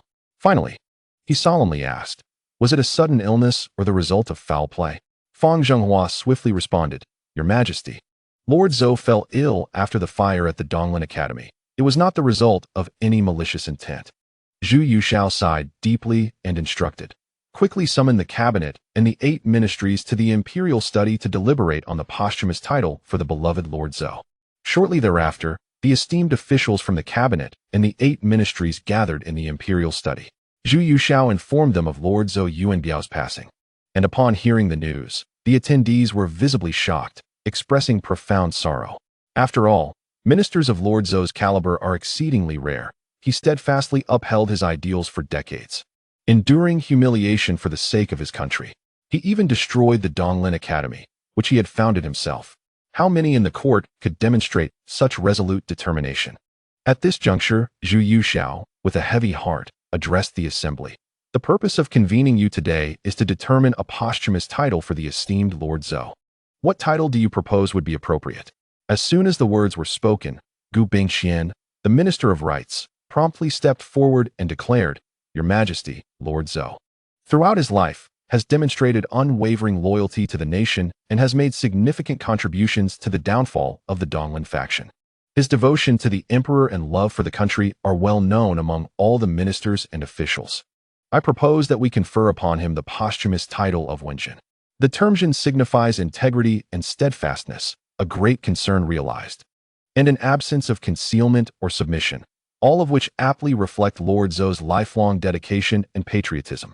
At that moment, present figures such as Sun Qingzong, Yuan Kelly, and Shui Guoguan were deeply moved, fully aware of the esteemed significance of the title Wenjin. However, they found themselves unable to contest the proposal. After all, the old gentleman's noble character and steadfast loyalty to the court were evident to all. The 3 rose in agreement. After a moment of contemplation, Zhu Youjian nodded and said, In that case, let us confer upon Lord Zhou the posthumous title of Wenjin. He simultaneously decreed that Zhou Yuanbiao be posthumously promoted to Minister of Rights and Grand Tutor to the Crown Prince. Furthermore, he commanded that the Right Vice Minister of Rights, Ing Zhan, be tasked with transporting the remains of Lord Zhou back to his hometown in Guizhou, Jiangxi, ensuring a proper burial. Chapter 296. The Loyal Minister's finale. The news of Zhou Yuanbiao's passing sent shockwaves throughout the capital, stirring both the court and the populace. Zhu Youjian, within the shortest span of time, drafted the posthumous title and hastily arranged for the funeral preparations. Upon receiving the news, several elderly servants at Zhou Yuanbiao's residence began to set up the mourning hall. Upon hearing this, Zhuo Guangdou was momentarily struck speechless. He hurried to the inspectorate in search of Yang Lian, only to be informed that Yang was not on duty.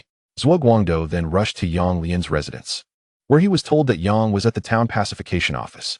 Thus, he sprinted to the town pacification office, where he found Yang Lian engrossed in a pile of texts, earnestly seeking guidance from Master Zhang, who sat leisurely sipping tea while patiently offering counsel. Yang Lian was deeply engaged in the discussion until he noticed Zhuo Guangdou's arrival, looking somewhat surprised. Gongji, what brings you here? He inquired. Zhuo Guangdou's face bore a look of sorrow as he spoke in a subdued tone. My revered teacher has passed away due to illness. The news has just reached the capital. The emperor has already conferred upon him the posthumous title of Wenjin in the imperial study, while also posthumously promoting him to Minister of Personnel. The Right Vice Minister of Rights, Ing Zhan, will transport my teacher's remains back to Guizhou, Jiangxi, for a proper burial. Upon hearing this news, Yang Lian felt as though he had been struck by lightning. The books in his hands fell to the ground uncontrollably. He sprang to his feet, his expression a mix of agitation and disbelief as he exclaimed, Gongji, do not jest with me. My teacher has always been in robust health. How could he suddenly pass away? Zhuo Guangdou's eyes welled with tears as he sorrowfully replied, De Hong, the news is irrefutably true. It was delivered swiftly by the Jinyui. Just days ago, my teacher engaged in a fierce debate at the Donglin Academy with Gao Panlong, Wang Wenyuan, and Huang Zunsu, thoroughly vanquishing them. Subsequently, he set fire to the Donglin Academy. That very night, he fell ill. Nevertheless, the next day, he persevered through his ailment to lecture the students of Jiang Ning. Who could have anticipated that on that same night, he would depart from this world? After hearing this, Yang Lian, filled with fury, violently shattered the teacup in his hand against the ground, his eyes reddening as he gritted his teeth and declared, "My esteemed minter must have been wronged. It was undoubtedly the machinations of those from Jiangnan. I, Yang Lian, vow that I shall not be considered a man until this vengeance is avenged." At that moment, Zhang Wuya also rose, inquiring of Zhuo Guangdou the circumstances surrounding the passing of Zhou Yuanbiao. Upon listening to Zhuo Guangdou's account, Zhang Wuya could not help but exclaim, "Old Master Zhou lived a life of unwavering loyalty to his country, now, having departed due to the fire at Donglin Academy. Perhaps it was all orchestrated by his own design.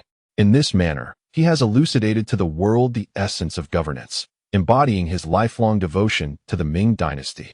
Let us pay our respects at Old Master Zhou's residence." Yang Lian and Zhuo Guangdou exchanged solemn nods before they trudged heavily toward Zhou Yuanbiao's estate. Upon their arrival, they discovered that Zhu Youjian, along with the cabinet, the 8 ministries, and the 5 armies command, had already gathered to pay tribute to Zhou Yuanbiao.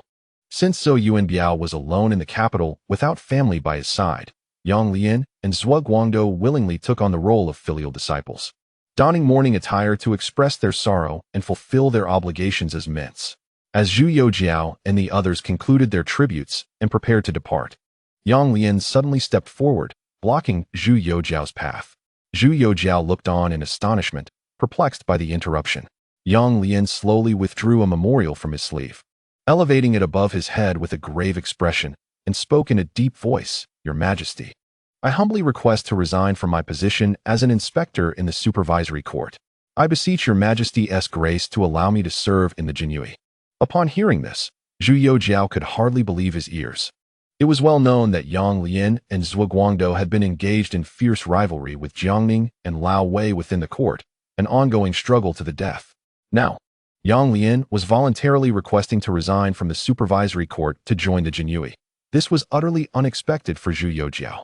For a moment, hesitation flickered across Zhu Youjian's face. However, Yang Lian, resolute in his decision, knelt with a thud and reiterated, "I implore your Majesty to grant this request." At that moment, Zhu Youjian turned to Zhang Wuya, who gave a slight nod of approval.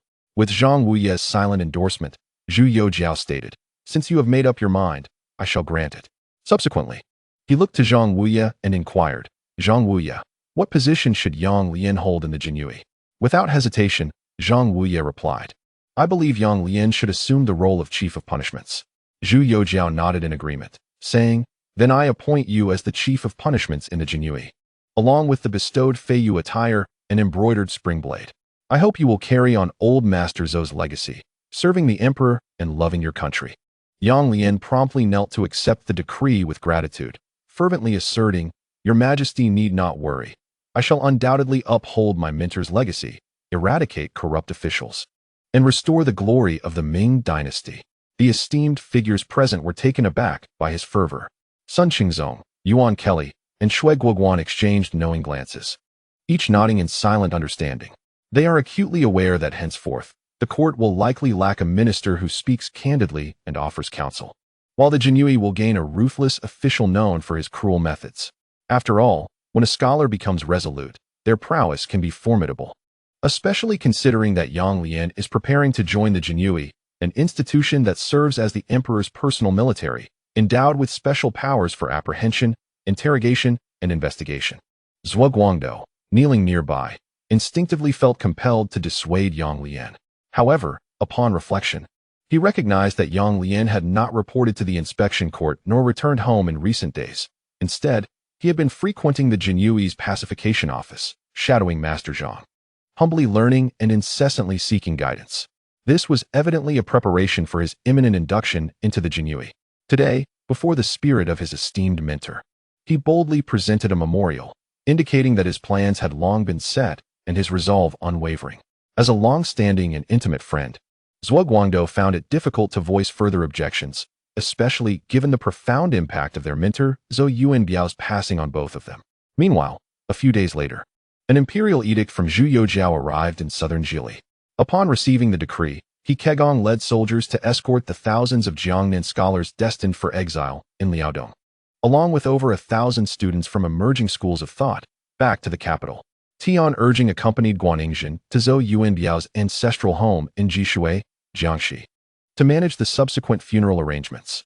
Wang Shaohui had initially intended to accompany Guangning and Tian urging, but upon reconsideration, he realized that, as the governor of southern Jili, he could not leave his jurisdiction without an imperial mandate. Therefore, after discussions with Guangning and Tian urging, he decided to execute the captured members of the Donglin party, Gao Panlong and Wang Wenyan, as a gesture in honor of Zhou Yuanbiao. As for Huang Zunsu, Zhou Yuanbiao had merely rebuked him during the destruction of the Donglin Academy, without issuing an order for his arrest, as he believed this individual possessed some talent and chose to spare him. Subsequently, Guangning and Tian urging personally bore the coffin, escorting Zhou Yuanbiao's remains back to his hometown in Jiangxi. While sorting through the belongings of the venerable elder, they found only a few patched garments and a small sum of loose silver. This constituted the entirety of the estate of a high-ranking official of the current dynasty. Witnessing this scene, all present were deeply moved. Many Jiangnan scholars who had once attended Zhou Yuanbiao's lectures knelt in reverence, expressing their profound respect for the esteemed elder. Days later, Tian urging and Guangning arrived in Guizhou, Jiangxi, with Zhou Yuanbiao's remains, where the local magistrate personally came to receive them. Upon reaching Zhou Yuanbiao's home, they observed the local populace kneeling in welcome. Zhou Yuanbiao's family consisted of 2 sons, a daughter, 4 grandsons, and several elderly servants, all clad in mourning attire. Upon entering the Zhou residence, Tian urging and Guangning were taken aback. Jiangxi was known for its flourishing literary culture, and Zhou Yuanbiao was a prominent scholar of his time. While his family might not claim immense wealth, it was at least expected to be a lineage steeped in literary tradition. However, the sight before them was one of considerable disrepair. After a thorough inquiry, Tian urging and Guangning learned that Zhou Yuanbiao originally hailed from a wealthy family. However, after being dismissed from office, he often devoted himself to the welfare of his community, providing relief to the populace, and financed the establishment of a charitable school where he personally imparted knowledge to students. For those impoverished scholars, Zhou Yuanbiao generously offered financial assistance, enabling them to participate in the imperial examinations and enter the government service. Over the years, Zhou Yuanbiao's fortunes dwindled, leaving him with merely 100 acres of arable land, a somewhat dilapidated residence, and an innumerable collection of books. These constituted the entirety of his legacy to his family. In gratitude for Zhou Yuanbiao's contributions to the community, his fellow villagers erected an archway inscribed with the words Haoren Jingqi as a mark of respect for the venerable elder. Subsequently, Guangning delivered the imperial decree to Zhou Yuanbiao's family, posthumously bestowing upon him the title of Minister of Rights and the honorific name of Wenjin. After his family expressed their gratitude for the decree, Guangning, Tian urging, and Zhou Yuanbiao's kin interred him in the ancestral grave and conducted a solemn funeral ceremony. Guangning penned the phrase Lu Fang Qianggu to immortalize his legacy. The local magistrate also constructed an archway in honor of Zhou Yuanbiao, further demonstrating their respect. In the following days, numerous scholars from Jiangxi and esteemed local intellectuals flocked to pay their respects, creating a scene of overwhelming attendance. Many offered monetary gifts to Zhou Yuanbiao's family, which were graciously declined, as they recalled his teachings that one should not accept rewards without merit, and that even a simple meal of plain tea and rice was sufficient. Left with no alternative, the attendees donated their silver to the charitable school established by Zhou Yuanbiao and erected a monument in his memory to honor him. Once all affairs concerning Zhou Yuanbiao's posthumous matters were satisfactorily concluded, Guangning and Tian urging prepared to return to the capital. At the moment of their departure, Guangning summoned the local governor and magistrate, earnestly instructing them to safeguard the descendants of the Zhou family in light of the elders' lifelong integrity and contributions to the community. He urged them to report immediately to the capital should the Zhou family encounter any difficulties, emphasizing the importance of vigilance. The officials unanimously pledged their commitment. With these instructions concluded, Guangning and Tian urging set forth on their journey back to the capital. Chapter 297. Mount Mang and Luoyang, Guiyang led 20,000 soldiers, escorting thousands of scholars from Jiangnan and over 1,000 students of new philosophies back to the capital. Upon arriving at the Tianjin dock, They were greeted by the Minister of Personnel, Yang He, who had long awaited their arrival. Yang He beamed with delight at the sight of the new philosophy students brought by He Kegang, his smile nearly reaching his ears. He then conveyed the imperial edict from Zhu Youjian, appointing Yang He to personally lead and arrange for the accommodation of these students in the capital. Meanwhile, the 3,000 to 4,000 Jiang Ning scholars were to be dispatched under He Kegang's supervision to Liaodong, where they were to serve at the front line, mandated to charge forward in battle with no allowance for retreat. Upon receiving his orders, He Kegang promptly commenced preparations to send these thousands of Jiang Ning students to Tingbai and Honglaojiao. However, upon learning that they were to be sent to Liaodong, the students erupted into tears and protests, vehemently resisting the notion of going. He Kegang did not indulge them. With a swift crack of his whip, he rendered these students to wails of despair, crying out for their mothers, ultimately forcing them to serve before the troops of Liaodong. Just as Yang He was preparing to depart, he handed over a confidential edict from Zhu Youjian to He Kegang. He Kegang, perplexed, was about to inquire further when Yang He, with a smile, interjected, "General He, there is no need to ask me. This is a secret edict specifically entrusted to you by His Majesty, and its contents are known only to the Emperor." Upon hearing this, He Kegang nodded in acknowledgement. Thus, Yang He, brimming with enthusiasm, led over 1,000 students of the new learning back to the capital. After He Kegang perused the edict, a surge of excitement swept over him. It turned out that Zhu Youjian commanded him to discreetly station his 32,000 troops at the juncture of northern Jili and Shandong. Known for his boldness and meticulousness, He Kegang quickly deduced the implications of this order. The emperor had previously directed the Duke of England, Zhang Weixian, to deploy 20,000 elite troops in southern Jili. Now, with the task of positioning his own forces in northern Jili, it was evident that these maneuvers were precautionary measures against potential unrest in Shandong. This unmistakably signified a foreboding attitude.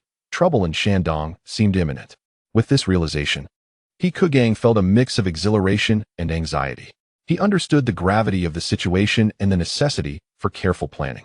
After all, he had initially been left in Tianjin by Jiang Ning to train infantry, and after completing that, he had followed Xin Yurong to learn naval tactics. Once the Navy training concluded, he found himself idly twiddling his thumbs, yearning for a chance to showcase his skills. Now, at long last, an opportunity had arisen, and he was determined to make a significant impression. Unlike his contemporaries, Chao Wenjiao, Man Gui, and Zhao Shuijiao, who had all earned illustrious military accolades since returning to the capital from Liaodong, he had little to boast about aside from escorting imperial envoys southward and transporting prisoners northward. As Yang He escorted the students back to the capital, the weight on his shoulders began to lift. He understood that these over 1,000 students of the new learning could very well become the pivotal factor in establishing his foothold within the court.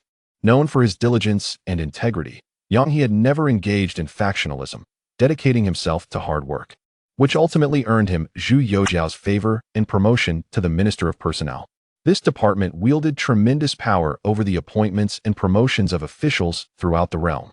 Initially, Yang He believed he had reached the pinnacle of his career, yet he could not have anticipated the relentless trials that awaited him. Throughout the history of the Ming dynasty, few, if any, had held the position of Minister of Personnel in such a humiliated state as he.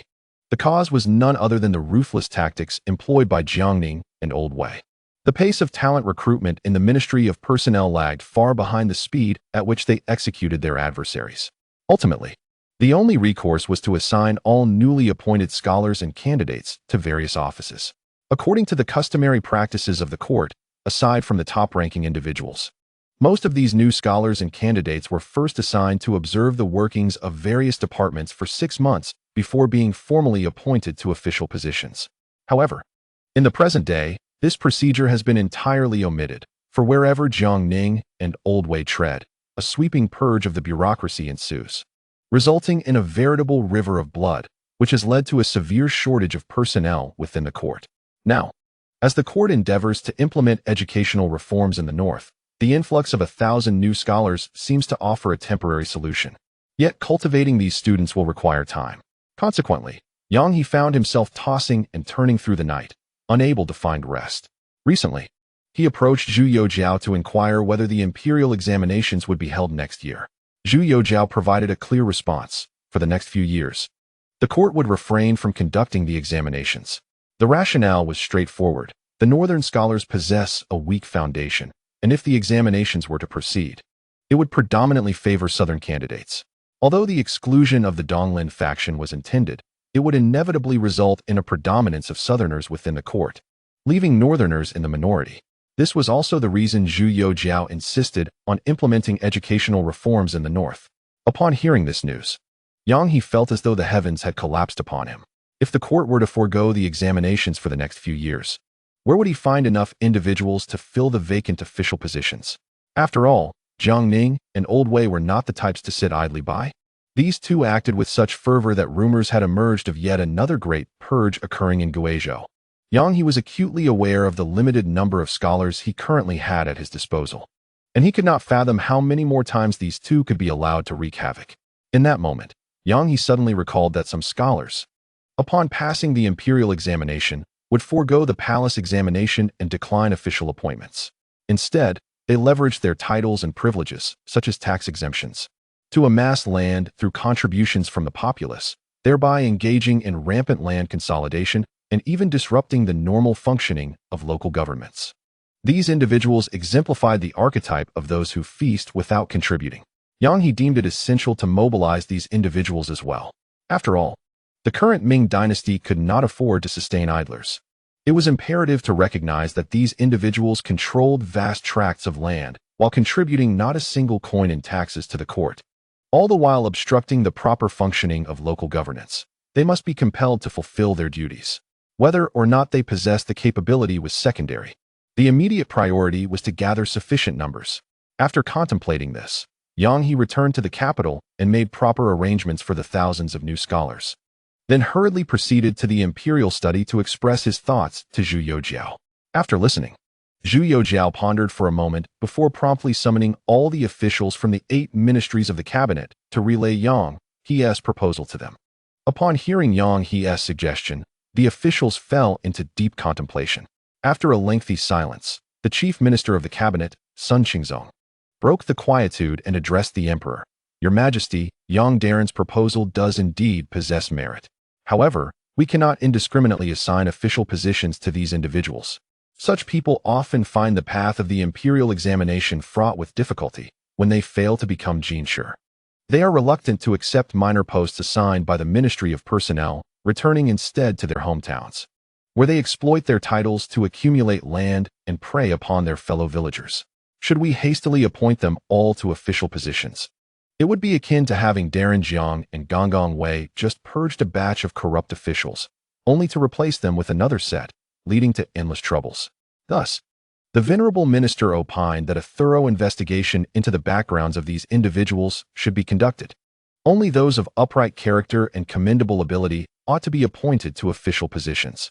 As for the others, as Minister Yang has articulated, they enjoy the privileges of the court without fulfilling their duties, solely concerned with seizing land from the common folk, engaging in rampant land consolidation, and disrupting the operations of local governance.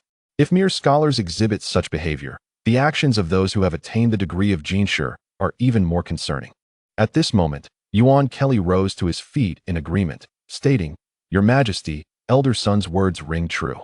Zhu Youjian nodded slightly and pondered. In the coming 3 years, the court shall refrain from conducting the imperial examinations. Although the previous 2 examinations excluded the disciples of the Donglin faction, the northern scholars are fundamentally lacking. Should we continue to hold examinations, it is likely that the majority of successful candidates will still be from Jiangnan, who are, to some extent, connected to the local gentry. While the issues may not be apparent in the short term, in a few years, once they occupy significant positions, they could form factions akin to the Donglin party, igniting political strife. The jinshi and scholars with genuine talent in the localities, as well as those who exploit the common folk, pose a considerable challenge in terms of management. Sun Qingzong then added, Your Majesty, in my humble opinion, we should first conduct a comprehensive investigation of those possessing the jinshi title who are unwilling to serve in the court. Those of upright character and talent may be persuaded to accept official duties. If they persist in their refusal, their titles should be revoked and their tax exemptions rescinded. As for those of dubious character who exploit the populace, their privileges should be summarily withdrawn, relegating them to the status of commoners. This approach would not only prevent their exploitation and land usurpation, but also augment the treasury's revenues.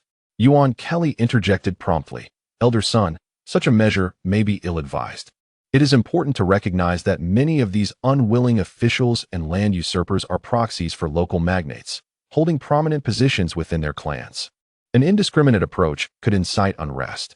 The assembled individuals engaged in vigorous debate, ultimately reaching a consensus. They would first select a portion of the upright and capable scholars from various regions to be appointed to official positions. Should they decline the appointments, their titles would be rescinded, and they would be relegated to common status. For those exploiting their localities, evidence of their misdeeds would be gathered for individual rectification.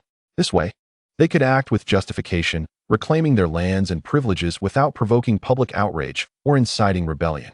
At this juncture, Shui Guoguan, who had been quietly observing, spoke up. "Your Majesty, I recall during the Wanli era, when Zhang Zhujian was in power, he remarkably promoted several clerks to the position of county magistrate.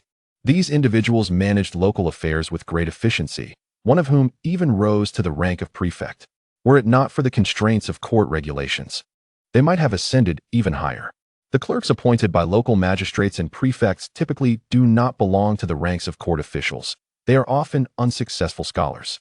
However, their extensive experience in assisting magistrates in governance is invaluable. If we do not consider them for high offices, appointing them directly as county magistrates would be more than sufficient. In terms of experience, they far surpass newly minted Jinshi and scholars." Both Sun Qingzong and Yuan Kelly nodded in agreement. After a moment of silence, Zhu Youjian acknowledged, "Minister Shui, your words hold merit. If we disregard the notion of appointing them to high official positions, there are indeed no more suitable candidates than them to begin as county magistrates. However, prior to this, the court must conduct a thorough investigation into their characters to ensure their integrity and exceptional capabilities. Otherwise, if Jiang Yiqing and Wei Zhongxian are engaged in punishing corrupt officials, it would be contradictory for us to subsequently assign corrupt officials ourselves." Subsequently, Zhu Youjian spoke again, stating that the supervisory court should take the lead, with the secret police providing discreet assistance to carry out a covert investigation of the successful candidates in various regions, particularly those with scholarly titles, as well as the secretaries in each prefecture and state. Once verified, we should select those of commendable character and outstanding talent to fill the vacant positions of county magistrates and prefects in several provinces of the Southwest. After all, the Southwest is in dire need of manpower to implement the reform of land management effectively. The individuals present nodded in agreement. The current situation is indeed a dilemma, and this decision is born out of necessity. Fortunately, the precedent set by Zhang Zhujian years ago does not violate any rules. As long as we refrain from assigning them to high official positions, it remains justifiable. Simultaneously, Guiyang and Wen, after departing from the northern provinces, proceeded to inspect various regions in Hunan. These officials, aware of Guiyang and Wen's fearsome reputations, fully cooperated with the court in establishing community schools and reforming the educational system, while simultaneously addressing their own illicit activities with utmost diligence. They understood well that Guiyang was notoriously ruthless in his demands for both money and lives, and Wen was equally formidable, always accompanied by personnel from the secret police. Ultimately, based on intelligence provided by the secret police, the two managed to apprehend over a dozen county magistrates and 3 prefects in one fell swoop. This left other officials thoroughly alarmed. They had believed that merely covering their tracks would suffice, only to find that these two were adept at uncovering even the most well-concealed transgressions. Upon reaching Luoyang, Guiyang gazed at the Mangshan Mountains, his eyes suddenly sparkling with enthusiasm, and hurriedly retrieved a book to peruse intently. As he read, his excitement grew, culminating in a fit of laughter. When Tian, startled, initially thought Guo had lost his mind and rushed over to inquire. Guiyang, brimming with excitement, pointed at Mangshan and exclaimed, "Sir One, it is often said, above there is paradise, below there are Su and Hang, born in Su and Hang, buried in Biming, kings and nobles alike. A myriad of chariots and horses converge upon Mangshan." When Tian was momentarily taken aback and quickly asked, "Sir Guo, what are you saying?" Guiyang, still exhilarated, continued, "Sir One, do not underestimate Mangshan. Beneath its surface lie treasures galore. The wealth of gold and silver is beyond measure. It would not be an exaggeration to call it a mountain of riches. Chapter 298, Seeking Dragons, Dividing Gold. And observing twisted mountains when Tian followed Guiyang's gaze towards Biming Mountain, and he too was rendered speechless. Guiyang chuckled and said, Sir One, do not belittle Biming Mountain. There are many secrets hidden within. I learned from tomb raiders recently imprisoned in the Ministry of Justice and the Shuntian Prefecture jail. Allow me to enlighten you. When seeking dragons and dividing gold, one must observe twisted mountains, for each layer of twisted mountains presents a barrier. And should there be 8 layers of peril at the gates, surely a king or noble lies buried within. Tang Banshan, Song Wan. The Han tombs emerge from the mountain peaks. The Shang and Zhou lie along the riverbanks. The spring and autumn period and the warring states bury at the mountain's summit. The grand tombs of the Qin and Han rest in the hills. The eastern Han and southern dynasties choose the mid-slope for their burials, while the Tang, Song, and others find their remains beneath the corpse slopes. Tang tombs are sweet, Song tombs are bitter, the Ming tombs are filled with lime. While the ancient tombs of the Shang and Zhou exude a strong scent, and the Qin and Han tombs are heavy with the aroma of vermilion. The spring and autumn period and warring states need not be smelled, as the earth itself bears the marks of verdant residue. The mountains entwine with the winding waters, revealing distinct caverns in this realm. Moths flutter above the graves. The snowflakes drift down, forming salt. Thunder and lightning herald the presence of tombs.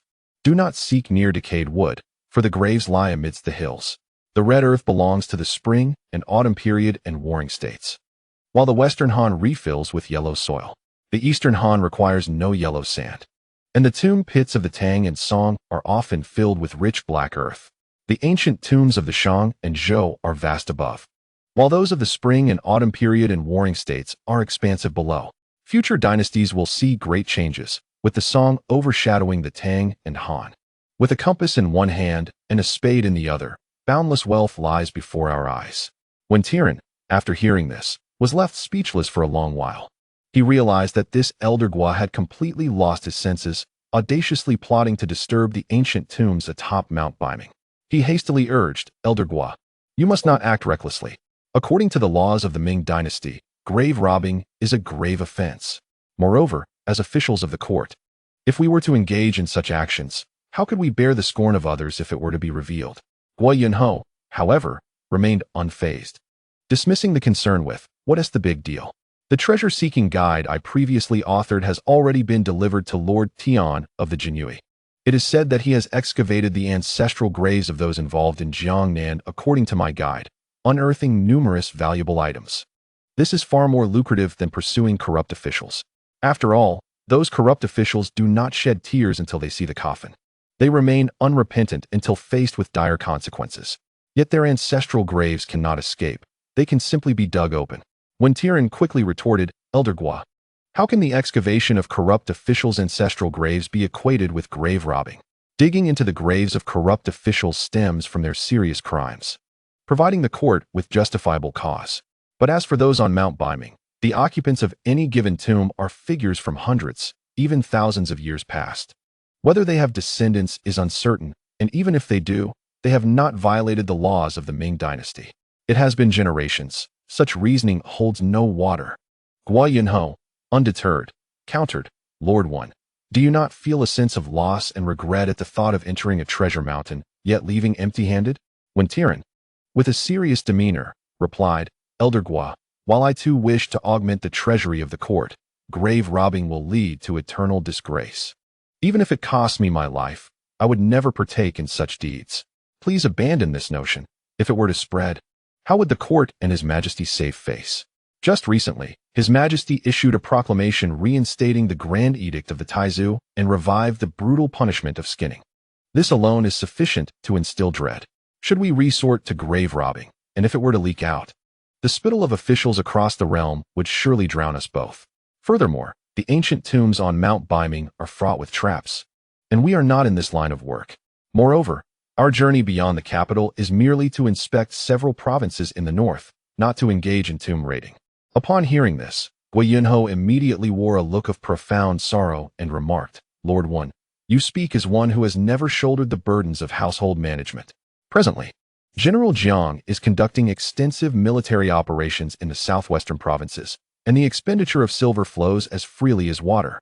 Once the southwest is completely pacified, we cannot fathom the amount of silver that will be required. Although the national treasury possesses some reserves, it cannot withstand such relentless expenditure. I am left with no alternative. Furthermore, you need not fret about the mechanisms of ancient tombs.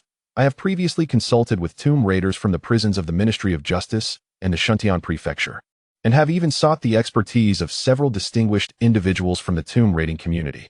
They are descendants of the esteemed Guanshan Taibao, who served during the reign of the great ancestor, as well as descendants of the renowned treasure hunters from the late Eastern Han Dynasty, who excavated tombs to meet military needs. Thus, there is no cause for concern regarding the mechanisms. We have professionals to handle that. If it were permissible, I would propose to His Majesty the establishment of an office akin to the former treasure hunters, dedicated solely to the excavation of ancient tombs and the retrieval of their riches. Moreover, the personnel of the Imperial Astronomical Bureau seem to do little more than forecast auspicious or ominous events, squandering their talents. It would be far more beneficial to enlist their aid in locating ancient tombs. It would be more practical to allow the treasure hunters and Guanshan Taibao to unearth the treasures within these tombs directly. When Tian quickly shook his head and replied, "Lord Gua, I acknowledge that I cannot argue against you, but even if you were to collapse Mount Bima today, as long as I am present, the matter of tomb raiding shall not be entertained. We have completed our inspection of Hunan and must now proceed to Shaanxi." With that, he issued a direct command for all personnel to set forth for Shaanxi, leaving no opportunity for Guiyang to voice a rebuttal. At that moment, beads of perspiration appeared on Wen Tian's forehead, and he clenched his fists tightly within his sleeves, deeply concerned that if he lingered any longer, he might be swayed by Guiyang and find himself participating in tomb raiding at Mount Bima.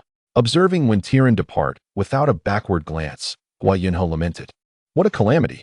To enter a treasure mountain and return empty-handed. How am I to find restful sleep tonight?" However, upon further reflection, he recognized that as a deputy, he was subordinate to Wen Tian, who had now mobilized all their personnel. Alone, even if he were to venture to Mount Bima armed, he would be incapable of excavating the ancient tombs. With no other recourse, he reluctantly followed Wen Tian to Shaanxi. Throughout the journey, Wen Tian deliberately maintained a distance from Guiyang, striving to avoid interaction. He feared that, should he inadvertently engage with the old miser, he might be swept away by enthusiasm and reverse course towards Mount Bima for a grand endeavor. Should that transpire, Wen Tian's career would be irrevocably marred, and he would surely face ridicule and scorn, losing all dignity in the court. After all, throughout history, it has never been heard of a tomb raider ascending to high office. The reputation of the old miser Gua had long been tarnished, having previously executed thousands outside Datong, converting their lives into a fortune of 20 million taels of silver. However, Wen Tian was unwilling to sacrifice his reputation for a mere handful of silver coins. After several days of travel, the two finally arrived in Shaanxi. Just as Wen Tian let out a sigh of relief, Guiyang eagerly pulled out a book, his eyes sparkling with excitement as he gazed at the Qinling Mountains. He murmured, 800 miles of Qin Chuan and 100,000 ancient tombs. The talents of the south and the generals of the north, the lusts of Shaanxi buries emperors.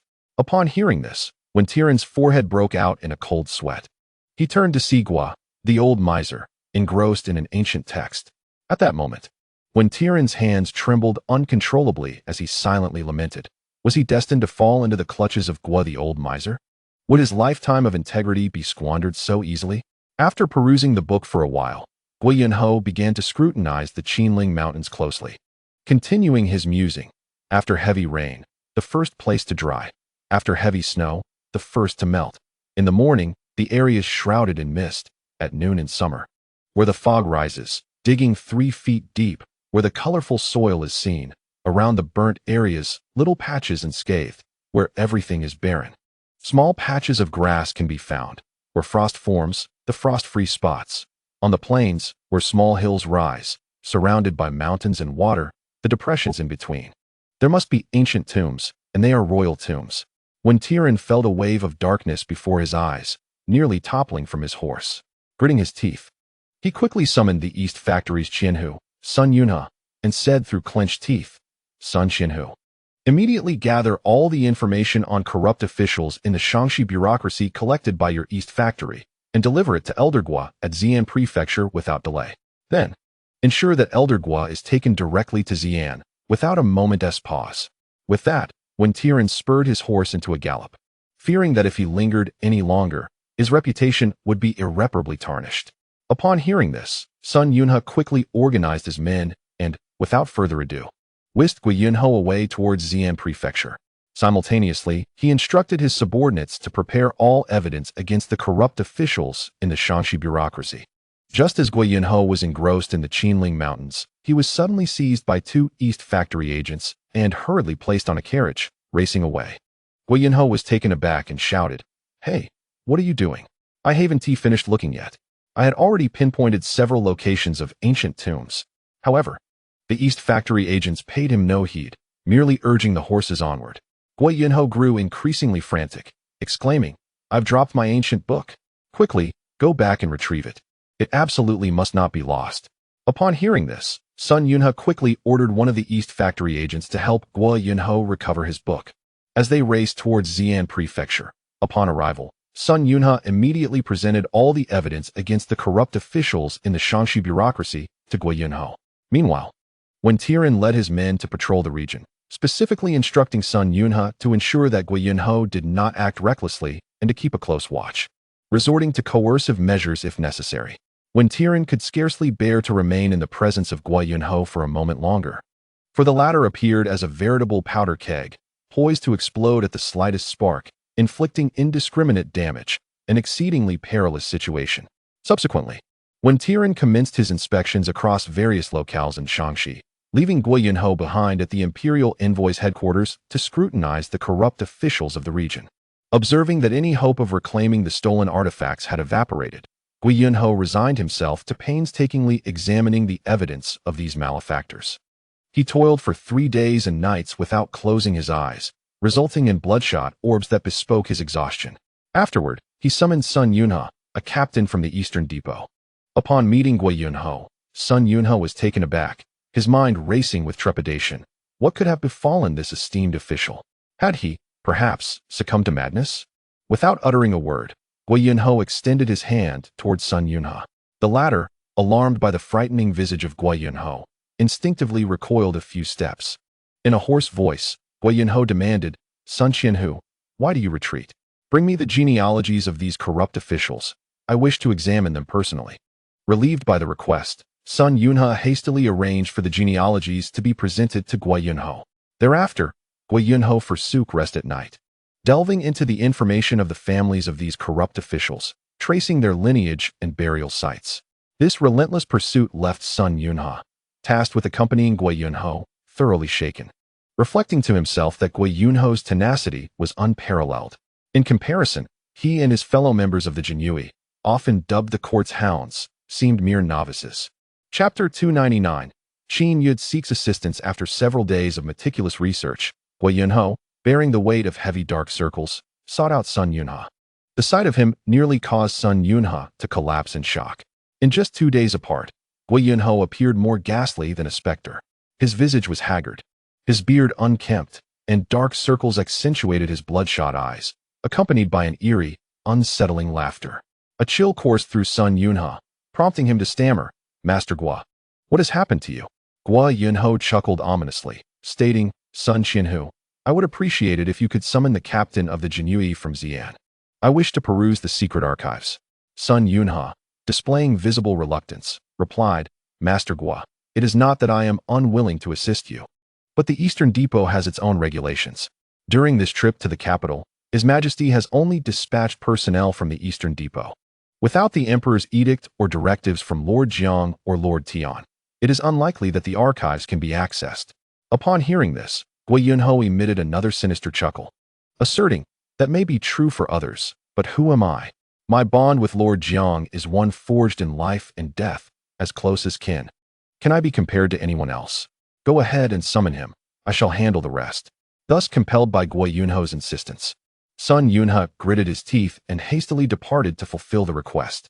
As he gazed at the retreating figure of Sun Yunhe, Guiyang's lips curled into a faint, cold smile as he ominously remarked, "The evidence from the Eastern Factory yields scant reward. Lord Jiang has always been loyal to his country. Currently, He is stationed in the southwest, quelling the insurrection of the local chieftains. Meanwhile, Tian urging is unearthing the graves of corrupt officials in Jiangnan. I could certainly make good use of the resources at Zhang's disposal, rather than seeking out the Qianhu of the Jinyui in Xi'an at once. Sun Yunhe proceeded directly to Wen Tian, relaying Guiyunho's request in full. Upon hearing it, Wen Tian quickly comprehended the situation. Evidently, the old man Guo, having failed in his grave-robbing endeavors, still harbored thieving intentions, now turning his sights on the corrupt officials within the Shangxi administration. It seemed that the incriminating evidence in the hands of the Eastern Factory was limited, while the current Jinyui had extensive reach, undoubtedly possessing a wealth of compromising material on the local officials. Thus, it was only natural for the miserly Guo to entertain such thoughts. Reflecting on this, Wen Tian nodded and said, "In that case, you should proceed as instructed by Lord Guo." Sun Yunhe, upon hearing this, eagerly nodded and dashed away. At that moment, Wen Tian's expression turned conflicted as he muttered to himself, "I refuse to believe that, with my ability to recognize 1,000 characters at 3, recite Tang poetry at 5, and master the 4 books and 5 classics by 7, I could possibly be outdone by a miser like Guo when it comes to matters of wealth." With that, he slowly drew a compass from his breast pocket and retrieved an ancient tome. In a hushed voice, he began to recite, "To seek dragons and divide gold. Observe the entwined mountains. Each entanglement is a barrier. If the gate encounters 8-fold peril, it reveals the form of yin and yang. Observe celestial signs to gauge the winds and clouds, employing the mystical arts to unlock their secrets. Analyze the 8 characters to determine the hour. As the 9 dragons tremble the spirits. Comprehend past lives to understand the present, as the mountains and rivers guide the lost. Discern the dualities of yin and yang to navigate the waters and graves, opening coffins to subdue malevolent spirits. Control lightning and quell fire and water. Grasping the essence of fate and consequence. Manipulate bonds to ascend heavenly ladders, revealing the secrets of the cosmos at one's fingertips. Engrave the day and time to illuminate the moon, traversing mountains and seas to obliterate existence. Craft talismans to unravel confounding formations, employing hands and feet to break celestial seals. Understand the 8 trigrams to traverse the taiji, where the 4 symbols converge to give birth to the dualities. Cast spells and conjure the 5 elements. Summoning winds and rains to the heavenly court. Assess the yin residents to determine longevity, commanding the universe with authority. Enter the underworld to awaken the demons, merging heaven and earth into a singular shadow. Calculate life and death upon the celestial peaks, invoking the Big Dipper and contemplating the heavenly cauldron." After a considerable time, he sighed, resignedly murmuring, "It seems I truly lack the aptitude for tomb raiding. I cannot compare to the likes of Guo." 2 hours later, Sun Yunhe hastily returned with the Qianhu of the Xian Jinyui and a middle-aged man before Guiyunho. Upon their meeting, Guiyunho, observing the middle-aged man, inquired with a look of confusion, "Master Qin, what brings you here?" The individual in question was none other than Qin Yud, one of the prominent figures among the Qin merchants. Upon seeing Guiyunho, Qin Yud rushed forward, bursting into tears and clinging to Guiyunho's leg, weeping inconsolably. Guiyunho was taken aback, perplexed by the scene. What is the meaning of this? Given that the Qin merchants have the backing of the court and Jiang Ning, how is it that one of their own is reduced to such a state on home turf? What kind of grievance must he have endured? With no other choice, Guiyunho hastily assisted Qin Yud to his feet and asked, "Master Qin, what troubles you? Please, cease your weeping and speak of your plight." Qin Yud hastily wiped away his tears and, with a quivering voice, lamented, "Lord Guo, the hardships I have endured recently are truly beyond description." Guiyunho furrowed his brow upon hearing this. Qin Yud then recounted the events that transpired since the beginning of the year, when Jiang Ning petitioned Zhu Youjian, leading the court to decide to reopen the Yaozhou kiln in Shangxi for the purpose of producing porcelain for trade with Korea, Ryukyu, and Japan. Although the establishment of the official kiln was sanctioned by the court, the actual management fell to Qin Yud, being a native merchant of Qin. Initially, everything proceeded smoothly, and the porcelain produced met the court's specifications. However, Guiyunho, intrigued, inquired, "Master Qin, this sounds favorable. The porcelain meets the court standards, so why the tears?" Qin Yud replied, choking on his words, "Esteemed Lord Guo, therein lies the problem. I am currently responsible for the production at the Yaozhou kiln, which was meant to be managed by my subordinates. Not long ago, upon my return to Xi'an, I was summoned by the provincial governor's office and the Qin Wangfu for a discussion. They demanded half of the porcelain produced, to which I immediately objected, clarifying that this is an official kiln of the court and I am merely a steward. Yet, the representatives from the Qin Wangfu and the provincial governor were relentless, threatening that if I did not yield half of the porcelain, the Yaozhou kiln would cease operations. Initially, I contemplated traveling to the capital to seek assistance from Lord Jiang, but I later learned that he is currently leading troops in the southwest to quell a rebellion, and the court officials are preoccupied with military affairs. It would be inappropriate for me to trouble them over this matter. Thus, I considered negotiating with the Qin Wangfu and the provincial governor's office to reduce the amount of porcelain I must surrender, but they showed no willingness to compromise. Recently, I received a letter from Minister Lu of the Board of Rights, indicating that Japan and Korea have placed substantial orders for porcelain, with delivery expected in a few months. However, with the Qin Wangfu and the provincial governor's office demanding half, it is impossible to produce such quantities. After all, the Yaozhou kiln has just been rebuilt, and the craft of porcelain making requires years of accumulated expertise. It is not feasible to source that many skilled artisans at once. If I fail to deliver the porcelain on time, and the Qin Wangfu and provincial governor create further obstacles, jeopardizing the court's significant matters, I would be utterly doomed. In desperation, I thought to reach out to Captain Zhang of the Jinyui in hopes of contacting Lord Jiang, pleading for his intervention. Otherwise, the court's affairs could be severely delayed. At this point, Guiyang grasped the situation. Realizing that the Qin Wangfu and the provincial governor's office were attempting to exploit the opportunity, especially with Jiang Ning absent from the capital, leaving Master Qin with no recourse. With a smile, Guiyang asked, "Master Qin, how did you come to seek my assistance alongside Captain Sun? Were you previously acquainted?" Sun Yunhe quickly shook his head and replied, "In response to your esteemed Lord Guo, I have only recently arrived at the Jinyui's office in Xi'an, where I met with Master Qin. Upon hearing that you have arrived in Xi'an, this gentleman from the Qin family mentioned that he is an old acquaintance of yours and wished to accompany you. Thus, I brought him along." At this moment, Guiyang turned to observe the figure before him, a man in his 30s, with a square face, thick eyebrows, and large eyes, resembling a sturdy peasant, serving as a captain in the Jinyui. Sun Yunhe hastily introduced, "Captain Zhang, this esteemed gentleman is Guo, the Minister of Revenue, who has been entrusted by His Majesty to inspect the northern provinces and ensure the smooth implementation of community education and teaching reforms." Upon hearing this, Captain Zhang promptly bowed and respectfully stated, "I pay my respects to Minister Guo. I am Zhang Yuan, the captain of the Jinyui in Xi'an." Guiyang smiled and replied, "There is no need for such formalities, Captain Zhang. I am quite familiar with your commanders, Lord Jiang and Lord Tian of the Jinyui, especially Lord Jiang, who is a dear friend and brother to me." Captain Zhang, upon hearing this, was momentarily taken aback.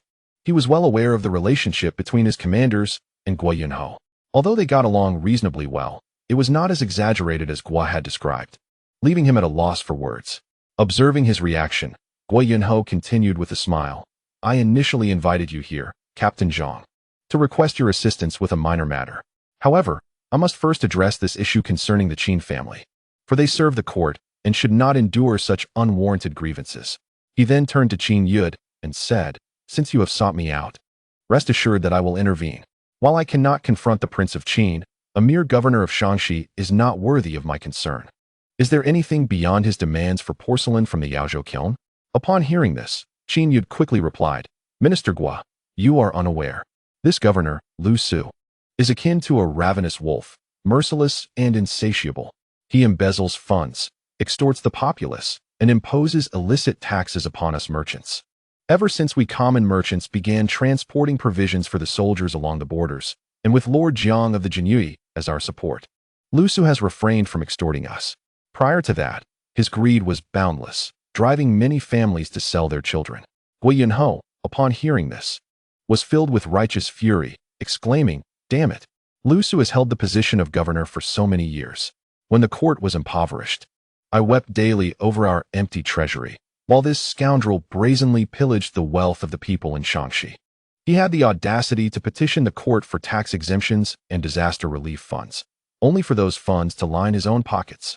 Turning to Captain Zhang, Guiyang inquired, Captain Zhang, is what Qin Yud has stated true? Zhang Yuan nodded in affirmation. Guiyang then pressed further. Do we possess any evidence of Lu Ci's embezzlement and exploitation? Zhang Yuan again nodded in agreement. Guiyang's face brightened with joy as he exclaimed, quickly, hand over the evidence to me, and I shall report to the capital immediately to deal with Lu Ci.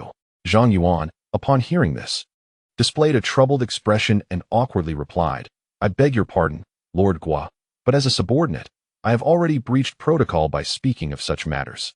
Regarding the evidence, without the Emperor's edict and the orders from Lord Jiang and Lord Tian, I truly dare not present it without authorization. Upon hearing this, Guiyang became anxious and retorted, Zhang Qianhu, why must you be so obstinate? What kind of relationship do I have with your lords Jiang and Tian? Were it not for your Lord Jiang suppressing the rebellion in the southwest and Lord Tian handling cases in Jiangnan, I would have brought both of them along on this trip to Shanxi. And now you speak of protocol? Is this not sheer nonsense? Zhang Yuan remained silent. He understood well that the Jinyui had their own rules. Ultimately, they operated differently from civil officials and military generals, as they were directly subordinate to the emperor. If he were to privately hand over the evidence today, he would be violating protocol, and regardless of any merit he might accrue, he would have to relinquish his position within the Jinyui. Seeing that Zhang Yuan remained unmoved despite his lengthy discourse, Guiyang couldn't help but exclaim, You are truly stubborn. Upon my return to the capital, I shall inquire how your Lord Jiang manages his subordinates, filled with such obstinacy. Just then, when Tian arrived, observing the scene before him, he inquired, Lord Gua, what is the commotion about? Thus, Guiyang recounted the sequence of events to Wen Tian. After listening, Wen Tian chuckled and said, Lord Gua, do not press Zhang Qianhu too hard. After all, he is part of the Jinyui, which is the emperor's personal army, unlike us. Your approach could lead him to breach protocol. Listening to Wen Tian's words, Guiyang scoffed. Oh, Lord Wen. The emperor has tasked us with patrolling several provinces in the north. Currently, the Shanxi governor Lu Ci is colluding with the Prince of Qin, bringing calamity upon the people. And we have no evidence from the Eastern Factory. If we are to seek evidence ourselves, it will require significant effort. Can you bear to watch as the common folk are ruthlessly harmed by this scoundrel? After saying this, he leaned closer to Wen Tian and whispered, I implore you, Lord Wen, find a way to persuade Zhang Yuan to assist me. If we can apprehend this Lu Ci, we are sure to uncover a substantial amount of silver. Wen Tian, upon hearing this, turned to Zhang Yuan with a smile and said, Zhang Qianhu, I understand your predicament. I am quite familiar with Lord Jiang of the Jinyui as well. At this, Zhang Yuan silently lamented, damn it. Which of you high-ranking officials is not acquainted with Lord Jiang? Those unfamiliar with him have likely been dealt with by him already. Why must you make things difficult for a mere Jinyui Qianhu? Wen Tian then smiled and said, Zhang Qianhu, I shall ensure that you do not breach protocol. I will now pose a few questions. If you know the answers, simply nod or shake your head. This way, it will not be considered a breach of protocol. Upon hearing this, Zhang Yuan quickly responded, that approach is indeed feasible. Thank you, Lord Wen, for your understanding. Wen Tian inquired with a smile. Does Lu Ci dare to act in such a manner within the borders of Shanxi, perhaps with the backing of the Qin Wangfu? Upon hearing this, Zhang Yuan nodded in affirmation. Wen Tian further questioned, aside from your Jinyui, do others in Shanxi possess evidence of Lu Ci's corruption and bribery? Zhang Yuan nodded once more. At this moment, Wen Tian's eyes rolled upward, seemingly deep in thought. After a brief pause, his face brightened as he asked, is there evidence in the hands of the Grand Inspector Lu Nan of Yansui? Upon hearing this, Zhang Yuan again nodded. Wen Tian expressed his gratitude, saying, thank you. Zhang Qianhu, there is nothing more for you here. You may return to your duties. Zhang Yuan, acknowledging this with a bow, turned to take his leave. As he observed Zhang Yuan's retreating figure, Guiyang was about to speak, but Wen Tian raised his hand to interrupt, smiling as he said, the matter has been settled. Guilao Aaron. Guiyang was taken aback, perplexed, thinking, is this truly resolved? How absurd. At that moment, Wen Tian quickly turned to Sun Yunhe and said, Sun Qianhu, please arrange for someone to deliver my letter post-haste to Yansui, to the Grand Inspector Lu Nan. Urge him to provide the evidence he holds regarding Lu Ci's corruption swiftly. Sun Yunhe nodded and hurriedly fetched paper and ink. Wen Tian promptly penned the letter, affixed his official seal, and handed it to Sun Yunhe. He then began to write again. Guo Yunho interjected, Lord One, to whom are you writing now? When Tian replied with a smile, of course, it is for His Majesty. Guo Yunho chuckled, Lord One, is this not a bit superfluous? So long as Grand Inspector Lu Qin delivers the evidence, we can deal with that scoundrel Lu Su then. When Tian replied with a smile, well, Lao Darren, it is not difficult to handle Lu Su. Though he is a provincial governor, with sufficient evidence, we can certainly depose him in our capacity as imperial envoys and bring him back to the capital. However, let us not forget the formidable presence of the Qin Wangfu behind him. Our authority as imperial envoys does not extend to them. If we act recklessly and disturb the Qin Wangfu, it could have significant repercussions. Presently, His Highness Prince Xian is with Jiang Ning in the southwest quelling the rebellion. Thus, any action against the Qin Wangfu must await His Majesty's decision. Upon hearing this, Guo Yunho smacked his forehead, chiding himself for his oversight. As his thoughts had been consumed by gold and tomb raiding, forgetting the powerful figure of the Qin Wangfu and Xian, whom they could not provoke. Moments later, when Tian completed the letter, signed his name, affixed the official seal, and handed it to Guo Yunho, saying, Well, Lao Darren, let us co-sign this petition. Guo Yunho nodded in agreement, signed his name, sealed it, and handed it to Sun Yunha. Sun Yunha promptly arranged for its swift delivery to the capital. At this juncture, Qin Yud's countenance changed dramatically as he suddenly realized he might have unwittingly stirred a monumental controversy. Anxiously, he pondered whether he, an ordinary man, would suffer the consequences of the clash between these eminent figures. At this moment, when Tian gazed at the pale-faced Qin Yud and said with a smile, Master Qin, you are a native of the Qin merchant lineage and undoubtedly possess an intimate understanding of Shaanxi. There are certain matters that require your assistance. Upon hearing this, Qin Yud hastily replied with a smile, Lord One, please command me. I shall exert every effort. Pleased, when Tian nodded and then turned to Guo Yunho with a smile, saying, Old Master Guo, the provincial governor Lu Su has become entangled with the Qin Wangfu. While we cannot touch the Qin Wangfu, you already possess evidence against others. So let us first catch some small fish to whet our appetites. Guo Yunho responded with a grin. It is best to save the grand feast for last. A few small shrimp will serve to stimulate our appetites. Thus, in the ensuing days, Guo Yunho and Wen Tian set forth on separate paths. Wen Tian, armed with clues regarding corrupt officials, led the Eastern Factory in arrests and interrogations. Meanwhile, Guo Yunho returned to his old profession of raiding estates. His proficiency in this endeavor left the agents of the Eastern Factory in sheer astonishment. Compared to him, their methods seemed childishly simple. Guo Yunho's techniques were numerous and varied, and he did not even spare the ancestral graves of the most notorious corrupt officials, directly ordering the agents of the Eastern Factory to commence excavations. This audacious action sent shockwaves through the officialdom of Shaanxi, instilling widespread fear. The imperial envoy's inspection, akin to the emperor himself making an appearance, wielding evidence to investigate corrupt officials, was not an uncommon occurrence. However, the act of excavating the graves of corrupt officials was unprecedented. After all, in nearly 260 years since the founding of the Ming dynasty, which official of high standing did not have some notable ancestor? If, in the future, one were to commit wrongdoing and have their ancestral grave unearthed, what could be the consequence? Consequently, officials hastened to report to the capital, condemning Guo Yunho's immoral actions in desecrating ancestral graves. Guo Yunho dismissed their concerns with a scoff, coldly stating, If you wish to impeach me, then do so. As long as I remain in my post by the emperor's grace, I shall continue to dig. At that moment, Guo Yunho, accompanied by a group of Eastern Factory agents, was vigorously excavating at an ancient tomb in the Qinling Mountains. Suddenly, an agent rushed forward to report, My lord, we have finished excavating the ancestral graves of Zhao Yiping, the governor of Xi'an, for 3 generations. Shall we continue? Upon hearing this, Guo Yunho retrieved the genealogy of Zhao Yiping from his sleeve and examined it closely. After a moment, he stroked his beard and declared, Continue digging. There are high-ranking officials among his 5 ancestors. The agents of the Eastern Factory looked on with exasperation. In their previous days in the capital alongside Old Wei, they had been full of vigor, but now they found themselves in the Qinling Mountains, excavating the ancestral graves of corrupt officials and getting covered in mud. An uninformed observer might mistake them for farmers. Just then, a clamor arose from beneath the ancient tomb. Guo Yunho promptly inquired, What is happening? Has the tomb passage collapsed? At that moment, an agent scrambled out and exclaimed, "Old Master Guo, it is dire.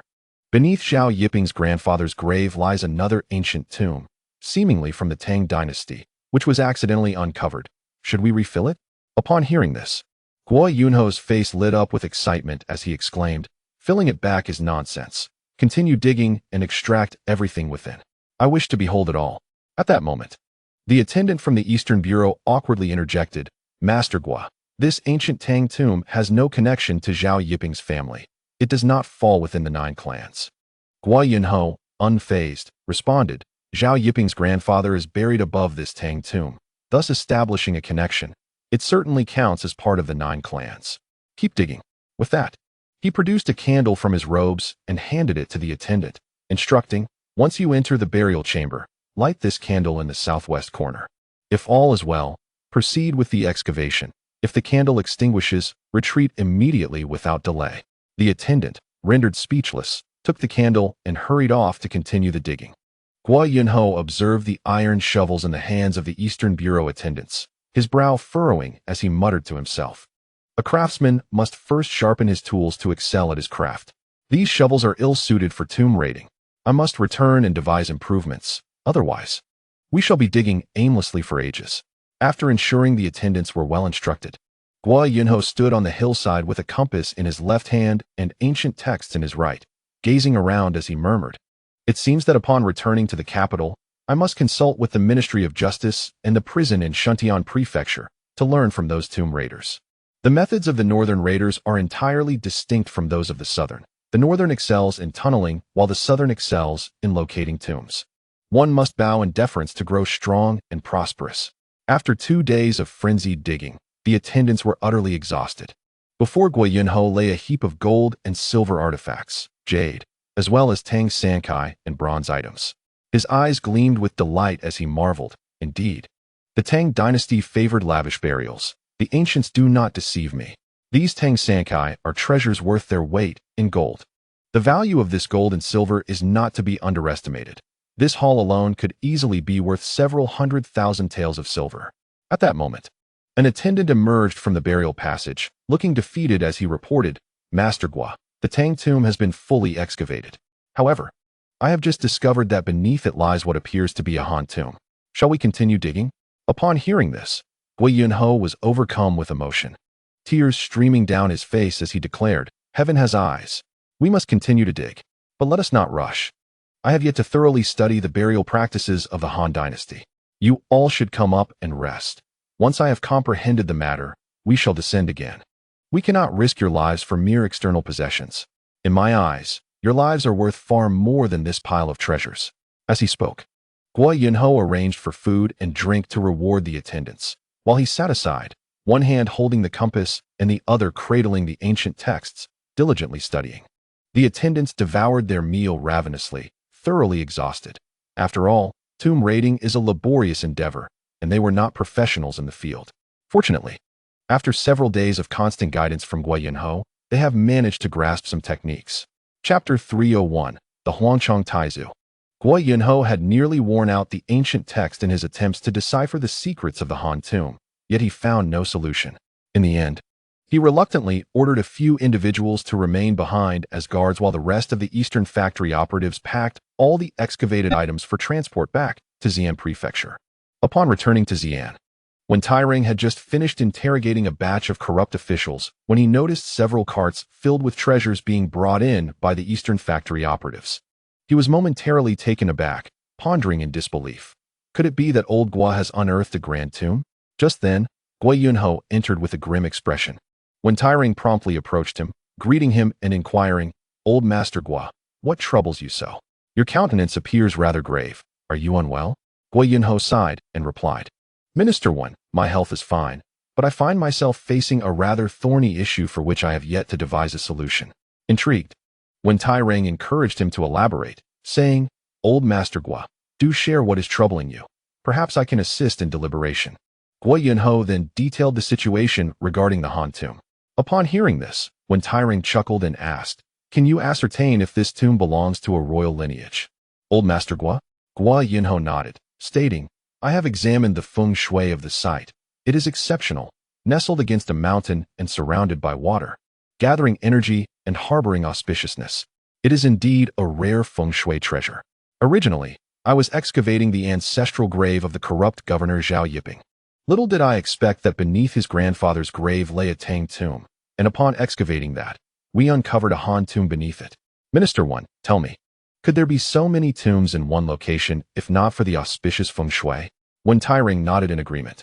For Guo was no longer merely a theorist, but a practitioner with experience in excavating several ancient tombs.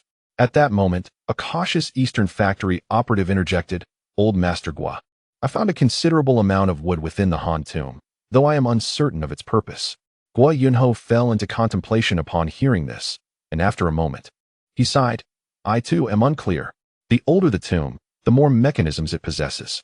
Until I have thoroughly researched it, I cannot venture inside, otherwise it could lead to fatalities." When Tairing, rolling his eyes slightly, smiled and said, "If I am not mistaken, I believe I have deduced the nature of this Han tomb." Guo Yunho was momentarily speechless, astonished by Wen's insight.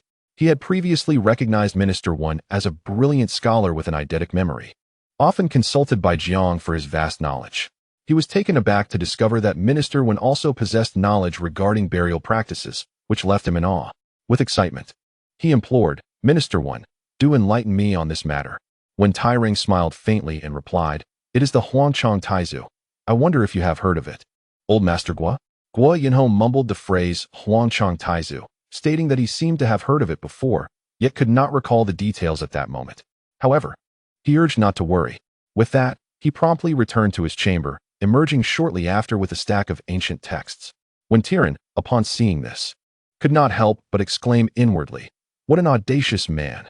Guo Lao has truly transcended the boundaries of human morality in his quest for treasure, severing ties with the human realm altogether." Behind all this, one must ponder whether it is a distortion of human nature or a decline of ethics. The tomes before him contained records of burial practices across various dynasties, mechanisms of ancient tombs, and methods to decipher those mechanisms, which were utterly eye-opening. Moments later, Guo Yunho, with a face alight with excitement, declared, "This is a stroke of fortune. The Huangchang Taizu is crafted from golden silk nanmo. My gratitude to you, Lord 1. For the reminder, I shall study this tonight and uncover the secrets of the Han tomb, resuming our excavation tomorrow." The group of Eastern factory guards, upon hearing this, wore expressions of dismay. Had they known this would be the outcome, they would have preferred to accompany Lord Wei to quell the rebellion in the southwest rather than follow this miserly Guo de Shangxi. When Tian, watching Guo Yunho's retreating figure, slowly retrieved a compass from his sleeve, examined it, and then produced an ancient text from the other sleeve. With a sigh, he handed these items to one of the Eastern factory guards, instructing them to deliver them to Guo Lao. The guard, upon receiving the items, was rendered speechless once again. It was a book related to tomb raiding, and the compass seemed to be an antique of considerable significance. He marveled inwardly, wondering if Lord 1 had also begun to delve into the realm of tomb exploration. Yet, he dared not inquire further and swiftly departed to deliver the items to Guo Yunho.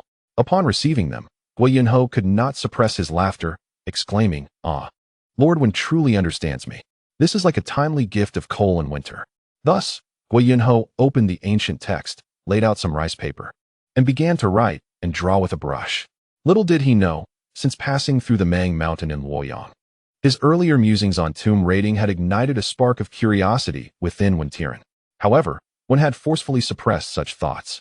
Since then, he had taken to burning the midnight oil, studying feng shui, geomancy, and burial practices.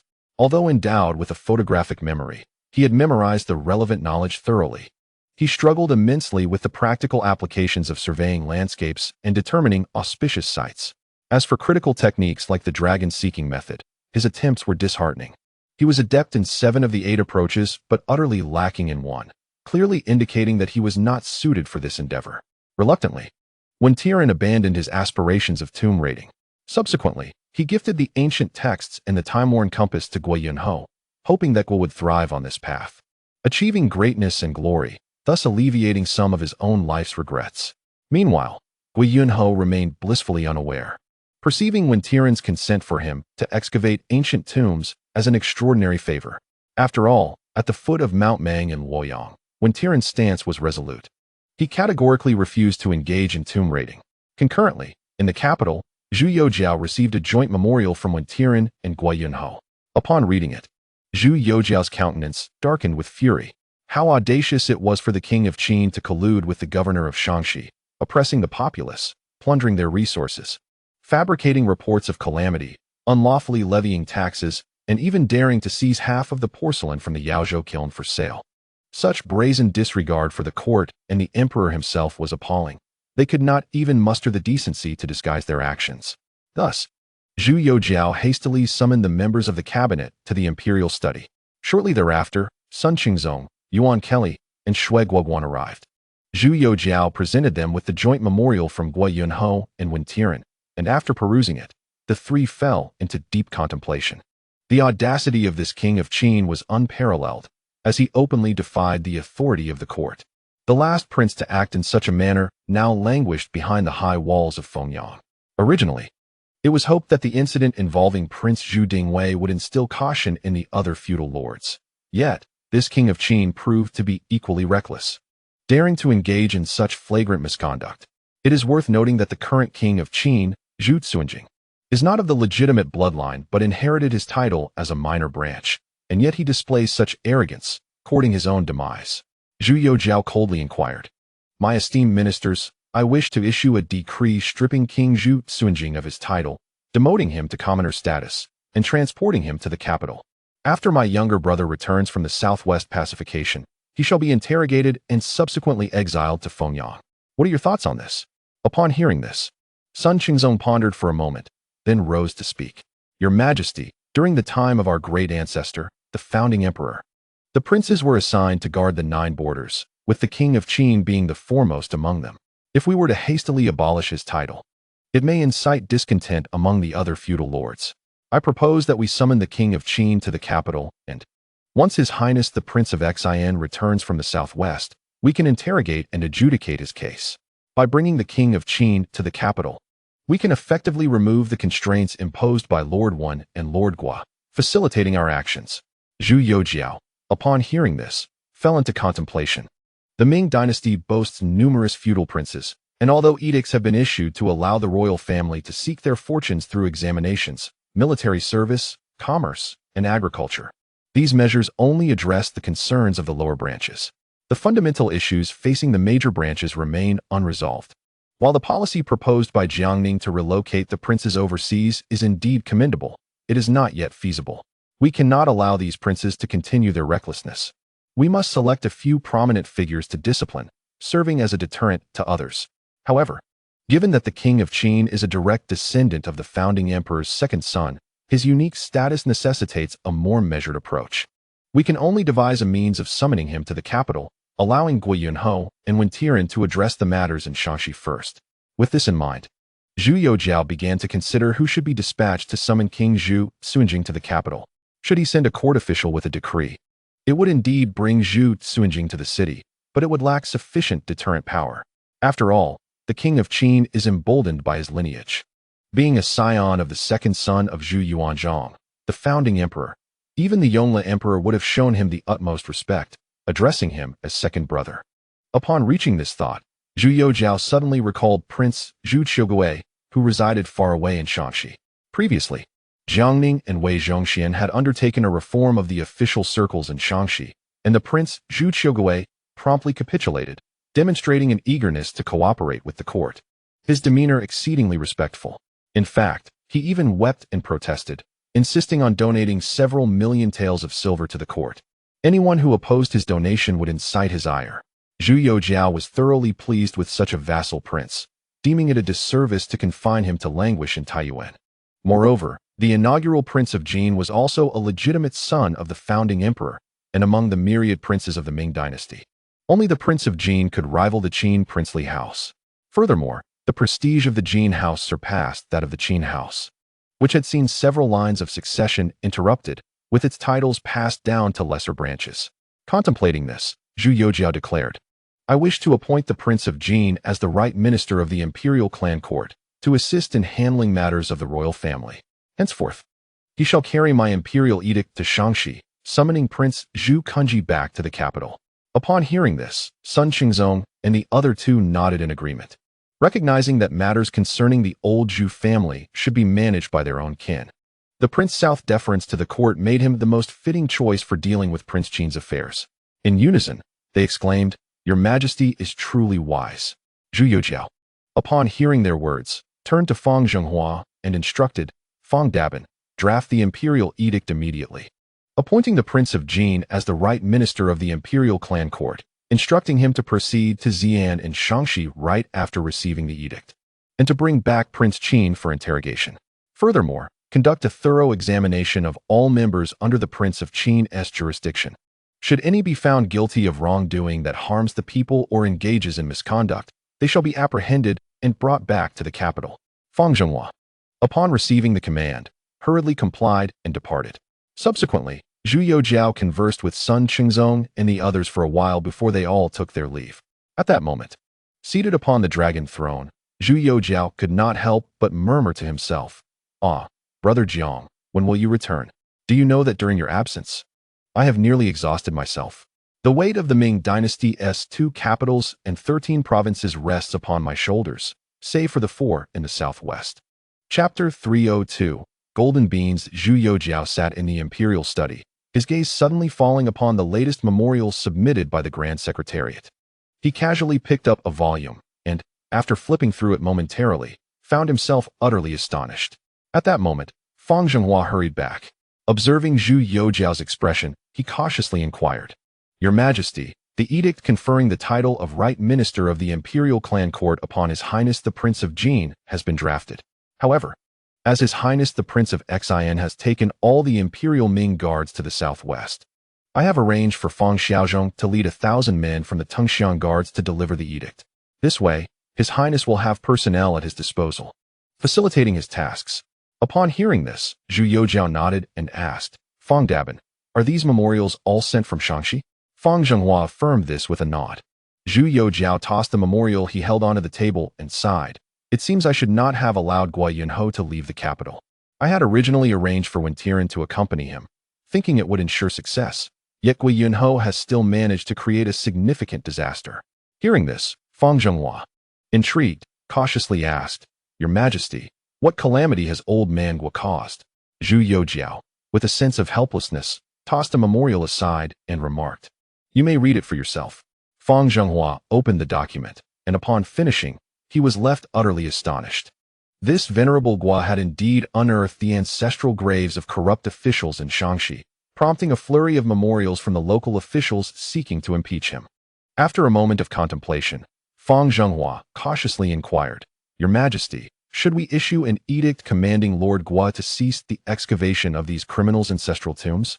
To this, Zhu Youjian replied with a cold smirk, "Although Lord Guo's actions are somewhat unbecoming, the frantic appeals from these officials reveal their true fears. This is precisely the reaction I desire. A gentleman fears authority, not virtue.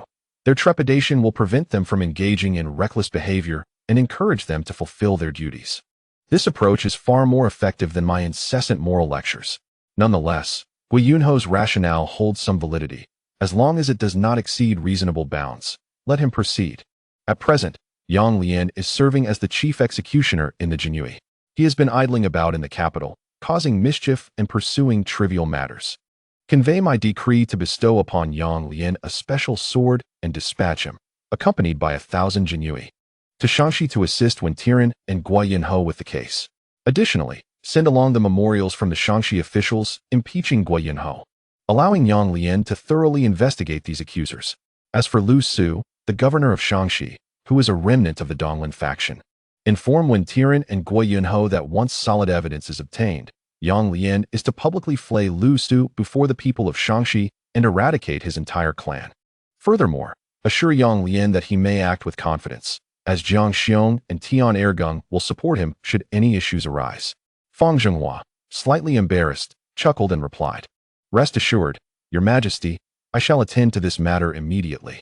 At that moment, Yang Lian, clad in a flying fish robe and armed with an embroidered spring knife, was engrossed in various texts within the Jinyue's office, seated beside Zhang Wuya.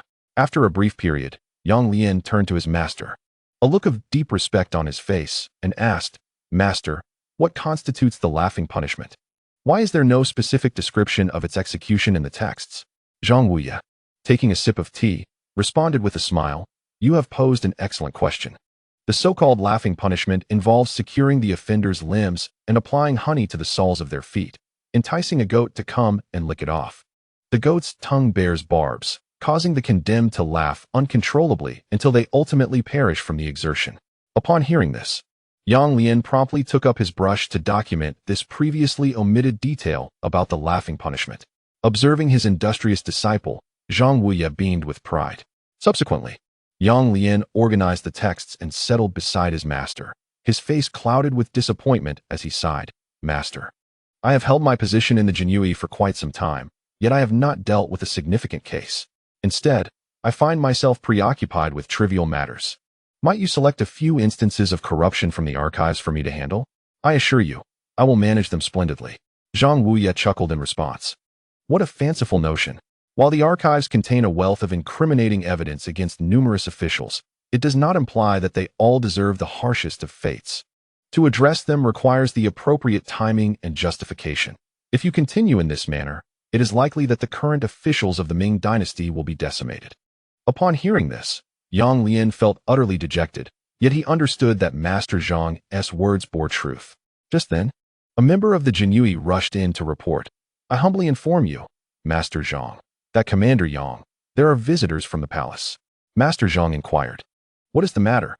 The Jinyui quickly responded, "It is the esteemed eunuch Fang from the palace, here to deliver an edict for Commander Yang." At this, Yang Lian turned to Master Zhang, who, with a smile, remarked, "Didn't we just mention having nothing to do? Here comes a matter at hand. Let us go and receive the edict together." Upon arriving in the main hall, they saw Fang Zhenghua holding the imperial edict, while a young eunuch behind him carried a treasured sword and a thick stack of memorials. Yang Lian, Master Zhang, and the others promptly knelt. Fang Zhenghua read the contents of the edict aloud, and upon finishing, Yang Lian stood there in a daze. Fang Zhenghua, with a smile, handed the edict to Yang Lian, saying, "My dear Sir Yang, do not be in shock. Hurry and accept the edict." Regaining his senses, Yang Lian quickly accepted the edict and expressed his gratitude. Subsequently, Fang Zhenghua presented the treasured sword and the memorials to Yang Lian, holding the edict in one hand and the sword in the other. With the stack of memorials in his embrace, Yang Lian stood transfixed. Seeing this, Fang Zhenghua said nothing further and, after exchanging smiles with Master Zhang, took his leave. Once Fang Zhenghua had departed, Yang Lian turned to Master Zhang, his face alight with excitement, and declared, "Master, I have finally encountered a splendid assignment." Master Zhang nodded with a smile, saying, "Go forth. This is also a test from the Emperor. Proceed with confidence. Should any mishap occur, the Emperor shall stand behind you." Yang Lian, heartened by these words, nodded vigorously and promptly assembled 1,000 Jinyui to leave the capital, heading straight for Shaanxi. At this moment, Yang Lian was filled with zeal and joy, wholeheartedly preparing for significant endeavors. As he led the Jinyui toward Shaanxi, he did not forget the memorials regarding the impeachment of Guiyang that Zhu Youjian had instructed Fang Zhenghua to deliver to him, taking them out to examine closely. Yang Lian was astonished, realizing that this esteemed grand official wielded such ruthless tactics, having even excavated the ancestral graves of corrupt officials. However, he deemed this a uniquely fitting punishment and hastily recorded it, intending to document the excavation of corrupt officials' graves into the criminal laws of the Jinyui upon his return to the capital. Meanwhile, in the Jin Wangfu of Taiyuan, Zhu Youjian was indulging in exquisite delicacies, savoring fine wines, and enjoying the graceful dance of courtesans, relishing a life of comfort. Suddenly, a palace attendant rushed in to report, "I humbly inform your highness, a messenger bearing an edict has arrived from the capital. Please proceed to receive it." Zhu Youjian was taken aback. He believed he had been behaving himself, never daring to act recklessly. He had always assisted the elderly when encountered in the streets and frequently cared for the lower-ranking nobles, providing aid to the needy citizens of Taiyuan, thus earning the reputation of a model vassal prince of the Ming dynasty. How could anyone seek trouble with him? Cautiously, he inquired, "Who is the one delivering the edict?" The attendant hurriedly reported, "Your Highness, it is Fang Xiaozhong, the adopted son of Master Fang from the Grand Ceremonial Office, who has come with 1,000 elite guards." Upon hearing this, Zhu Youjian felt his limbs weaken, muttering to himself, "This is the end. Someone must be framing me behind my back. Otherwise, there would be no need to dispatch the elite guards." Tears welled up in his eyes. Since inheriting the title of prince, he had neither oppressed the common people nor engaged in corruption or harm against them. As for the misdeeds committed by the royal family under the Jin Wang's jurisdiction, he had promptly become a witness against them as soon as Jiang Ning and others arrived in Taiyuan, striving to redeem himself. Now, it was clear that someone had slandered him before the emperor. He had to go to the capital to clear his name. Resolving himself, Zhu Youjian clenched his teeth, quickly rose, and led his guards to the royal palace's Chengyan Hall. As soon as they met, before Fang Xiaozhong could speak, Zhu Youjian knelt down, displaying utmost respect. Observing this, Fang Xiaozhong took out the imperial decree and began to read. By the grace of heaven, the emperor decrees, Jin Wang Zhu Youjian is wise and renowned, upholding the law, loyal to the throne, and a rare virtuous prince of the Ming dynasty. He is hereby appointed as the right minister of the imperial clan, assisting Prince Xian Zhu Youjian in managing the affairs of the Ming royal family. Currently, Prince Qin Zhu Kunji has colluded with Governor Lu Su, deceiving the superior and harming the common people, committing all manner of evil.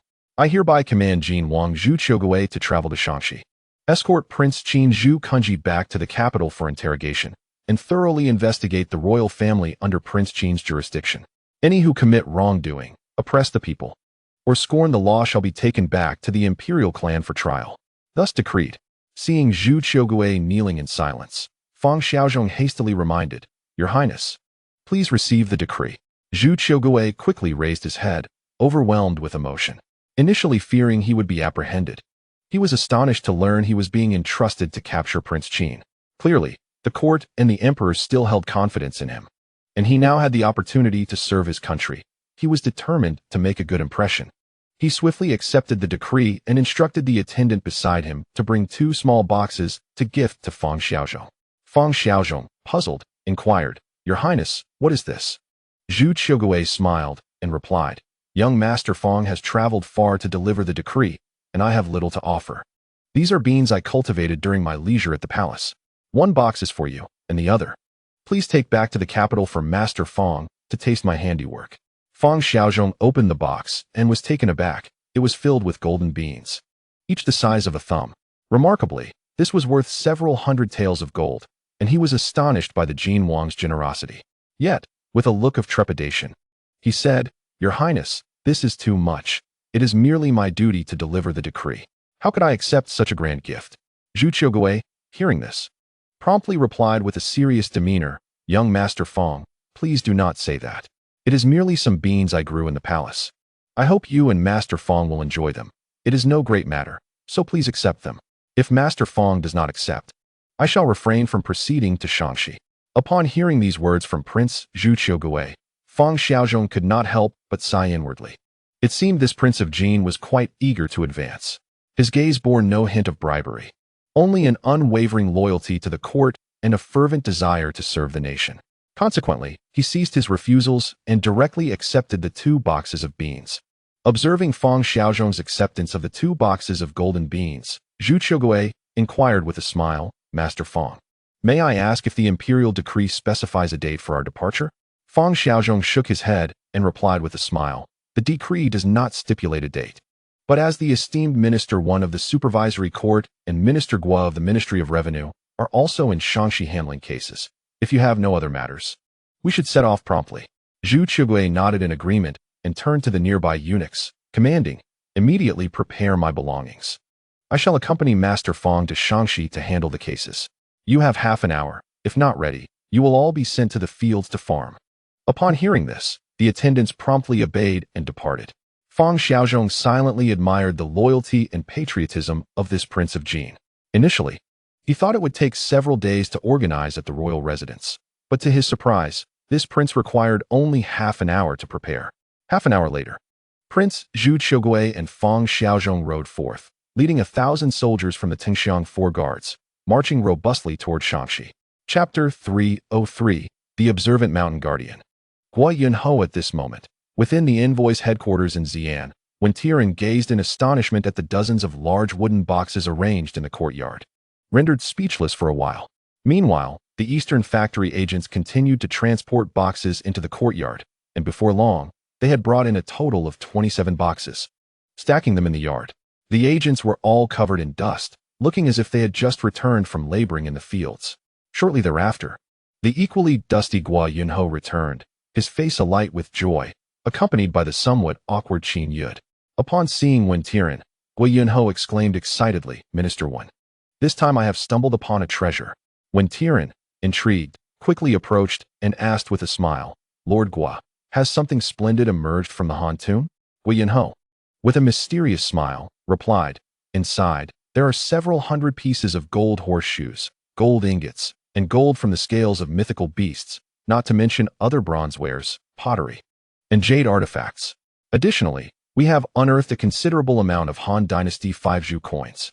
When Tian was left agape at this revelation, Guiyang, brimming with pride, added, "Thanks to your reminder, Minister Wen, we have excavated a significant amount of golden silk Nanmu wood, all of which I have instructed to be piled in the front courtyard."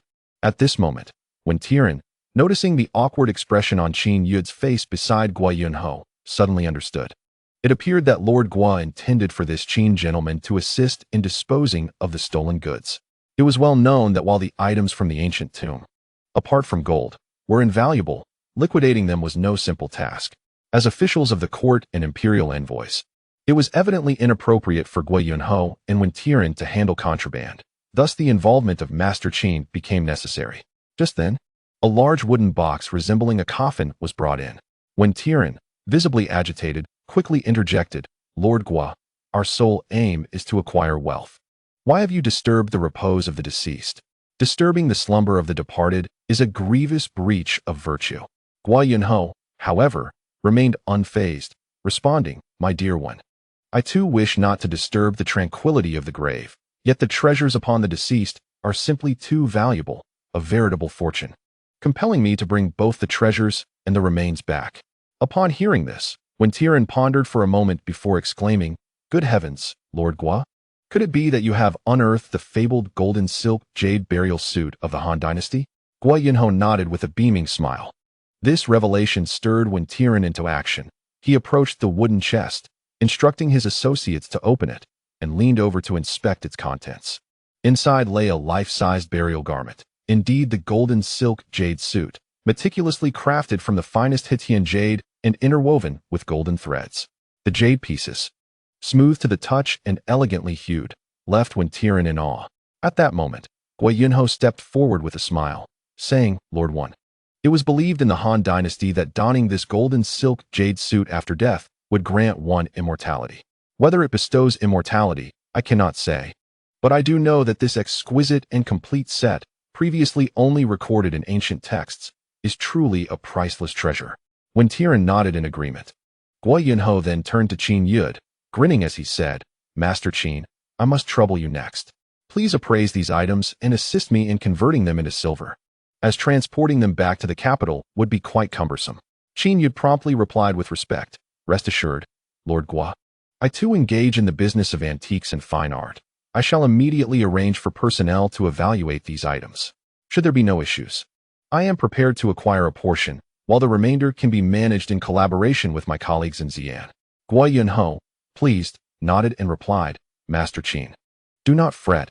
I shall ensure your efforts are not in vain. For the portion you acquire, I will grant you a 10% profit.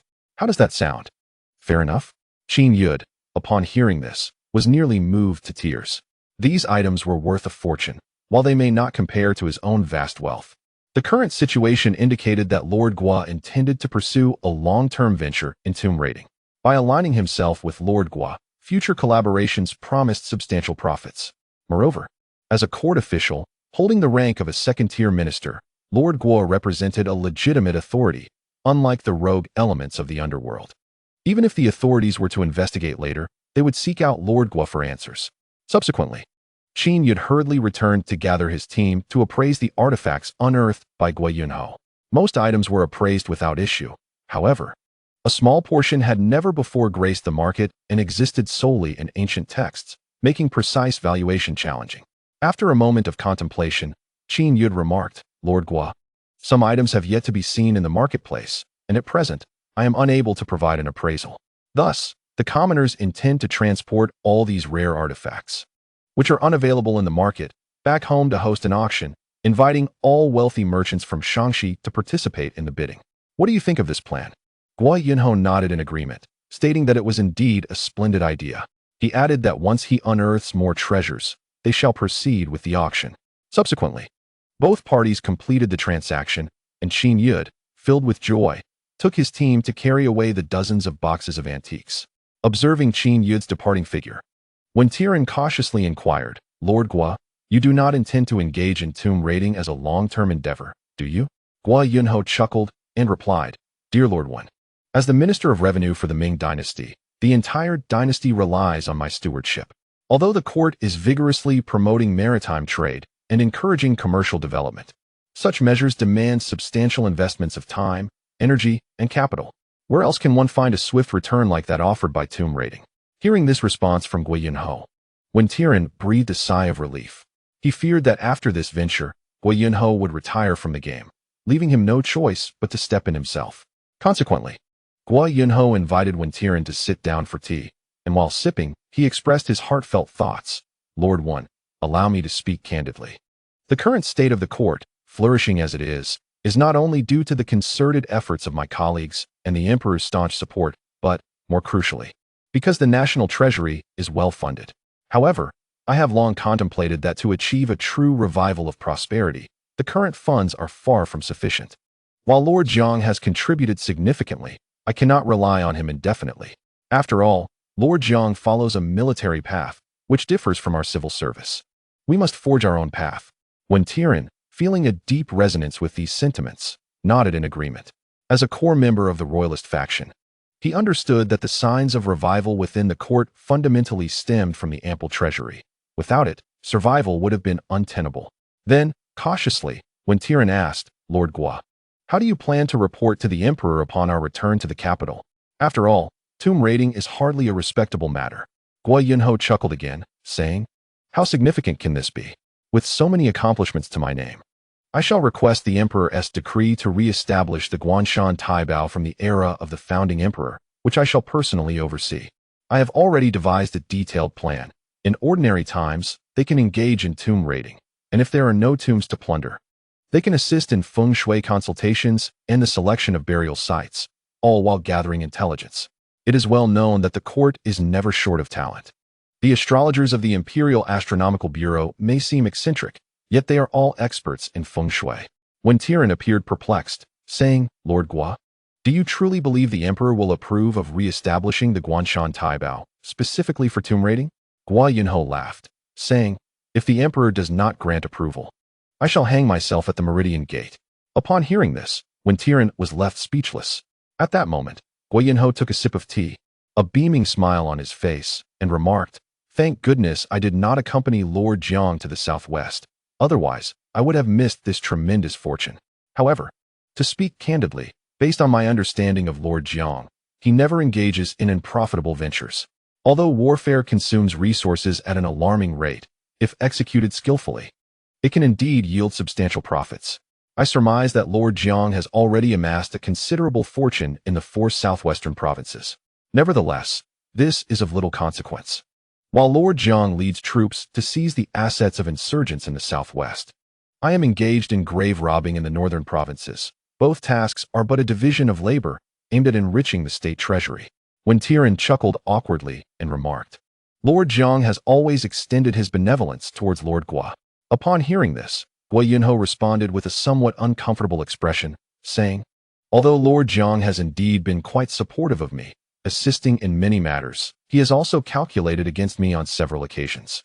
Take, for instance, the transfer of the imperial treasury. His Majesty handed over 7 million taels of silver and several tens of thousands of taels of gold to the Ministry of Revenue.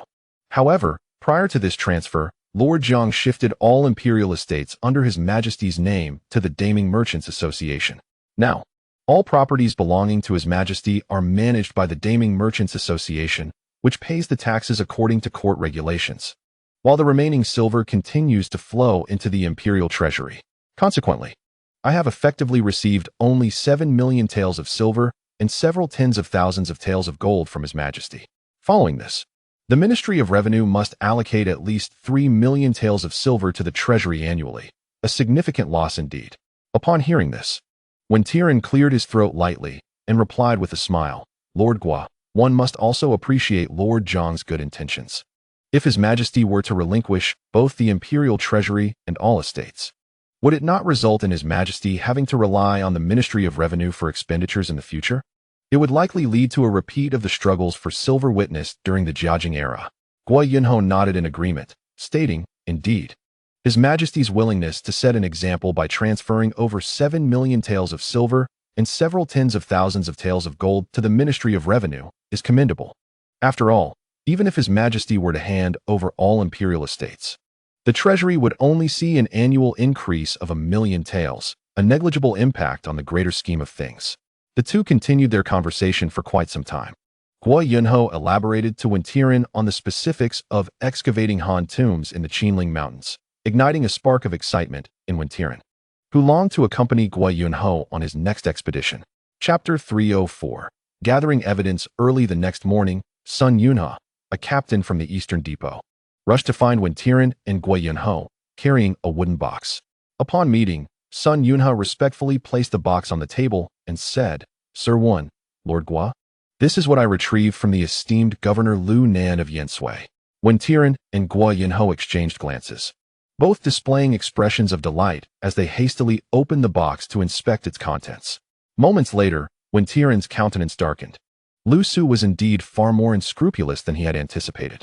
He had imposed exorbitant taxes, fabricated disaster reports, and plundered the livelihoods of the common folk, even orchestrating the extensive land grabs within Tianqi, which forced hundreds of villagers into destitution, reduced to begging on the streets. Guiyang's face was similarly aflame with indignation as he slammed his hand on the table, exclaiming, This scoundrel Lu Su truly has a heart of darkness. At that moment, Sun Yunhe cautiously produced a letter from his bosom and presented it, saying, Lord Wen, Lord Gua, this is a personal letter from Lord Lu addressed to both of you. Lord Lu specifically instructed me to convey that Lu Su is a man of cunning and has been colluding with the Qin Wangfu for many years. His actions are always meticulously concealed. Thus, I urge you both to proceed with caution. Upon hearing this, Tian and Guiyang nodded solemnly, then opened Lu Nan's letter to peruse its contents. After a brief moment, their expressions turned grave. Guiyang spoke coldly, Lord Wen, Lu Su is indeed a formidable talent. He has transferred every tael of silver acquired to the names of his relatives, leaving none under his own. To the unsuspecting, he might appear as an honest official akin to He Gangfeng. Tian, upon hearing this, let out a cold laugh and remarked, though Lu Su operates with utmost care, he will inevitably leave traces behind. Capturing him shall not prove to be a daunting task. Guiyang nodded in agreement. As senior officials of the court, they were all too familiar with the tricks of the bureaucratic trade. Lu Su's methods, while seemingly clever and capable of deceiving the average person, could never fully absolve him of his misdeeds. Thus, after a brief discussion, they dispatched Sun Yunhe to continue gathering evidence of Lu Su's wrongdoings. Meanwhile, within the provincial governor's office, Lu Su, clad in official robes, listened to reports from his subordinates, nodding in acknowledgement. Since everything is well arranged, that is good. Currently, my financial resources amount to little over 100 taels. I subsist on plain tea and simple meals, and wear coarse garments. As for other matters, before Tian and Guiyang even arrive in Tianqi, I shall have dealt with them thoroughly. With Prince Qin backing us, I am eager to see how Tian and Guiyang intend to challenge us. One of the aides remarked, Indeed, my lord, as the provincial governor, they cannot condemn you without proper interrogation. They must present sufficient evidence. Presently, those assets are not registered under your name, and part of them is managed on behalf of the Qin Wangfu. Even if Tian and Guiyang possess audacity, they would not dare provoke the Qin Wangfu. At that very moment, a messenger hurried in to report, My lord, the chief steward of the Qin Wangfu, Lord Wang, requests an audience. Lu Su, upon hearing this, promptly replied, Quickly, please invite him in. Moments later, an elderly man with graying hair and a pale face entered, his shrill voice sending shivers down one's spine.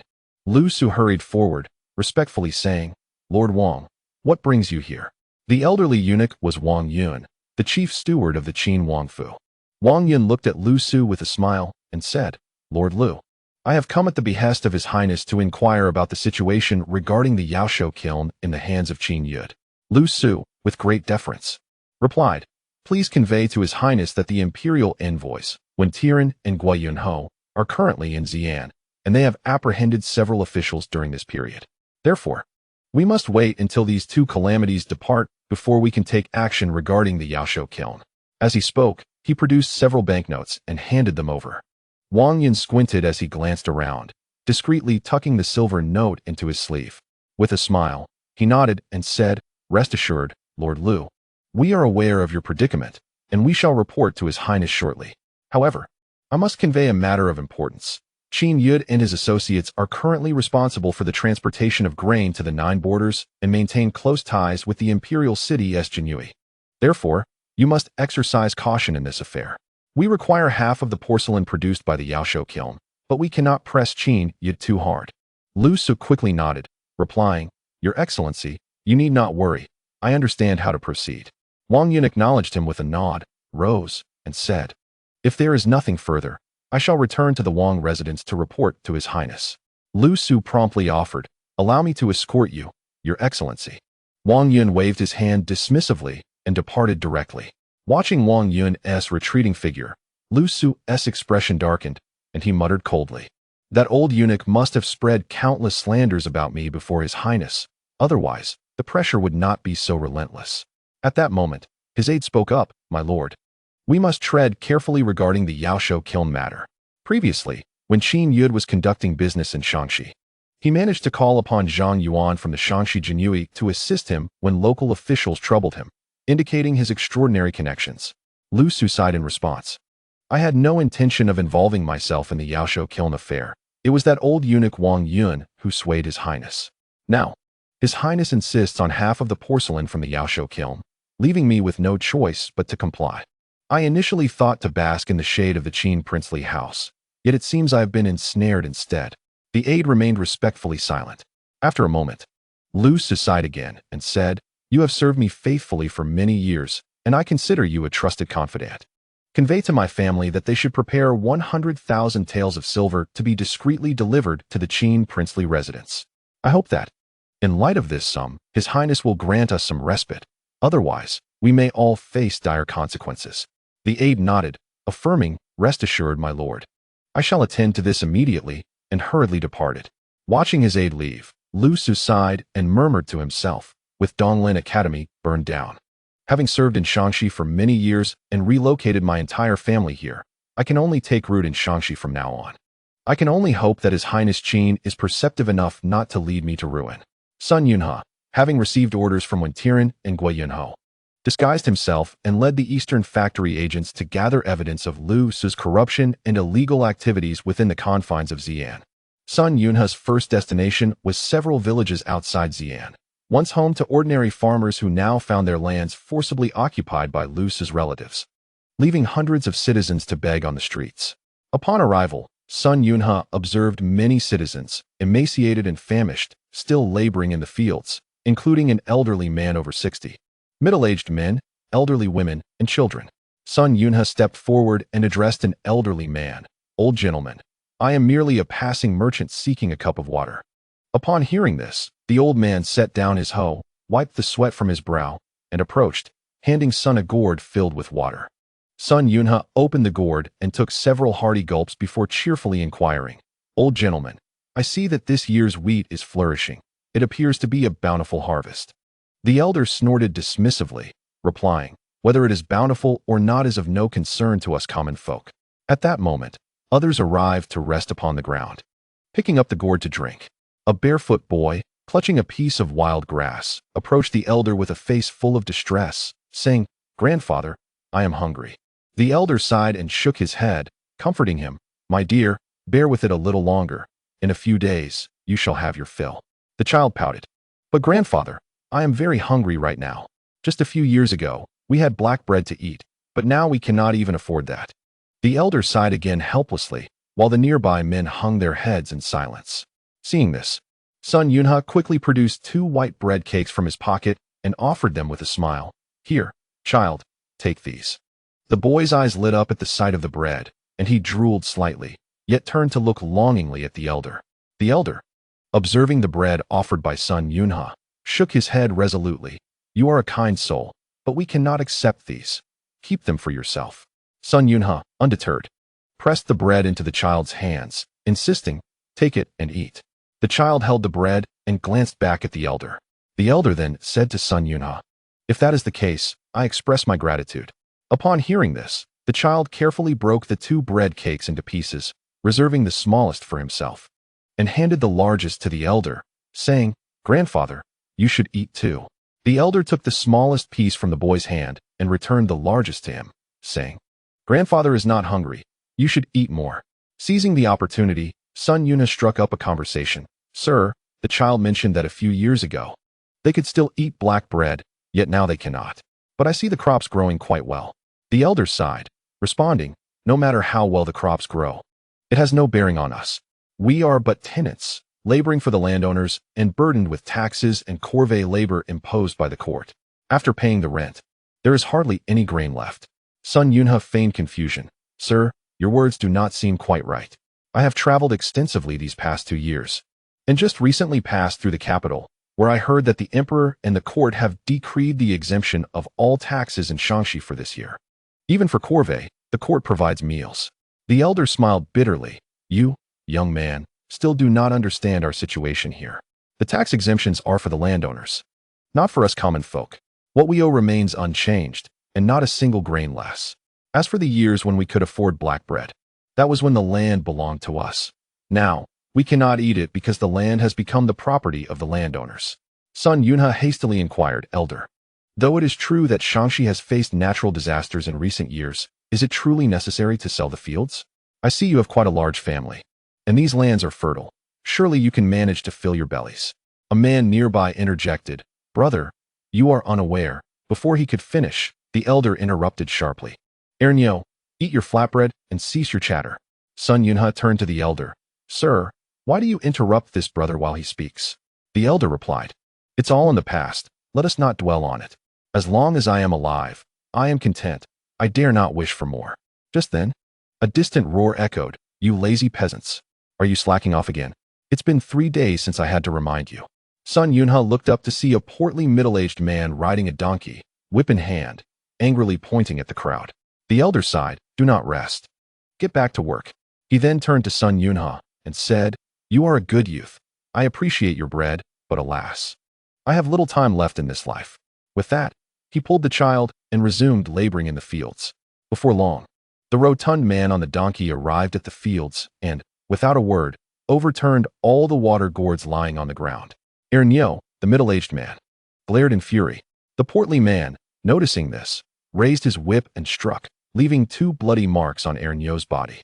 With eyes blazing, Ernyo prepared to retaliate. But the elder shouted, Ernyo, get back to work and do not provoke the Lord. Ernyo turned back to his labor. The portly man laughed heartily. You peasants are alive today due to the grace of the lords, yet you still think of slacking off. He then turned to Sun Yunha and asked, What business do you engage in? Sun Yunha replied with a smile, I am but a passing merchant, seeking a sip of water.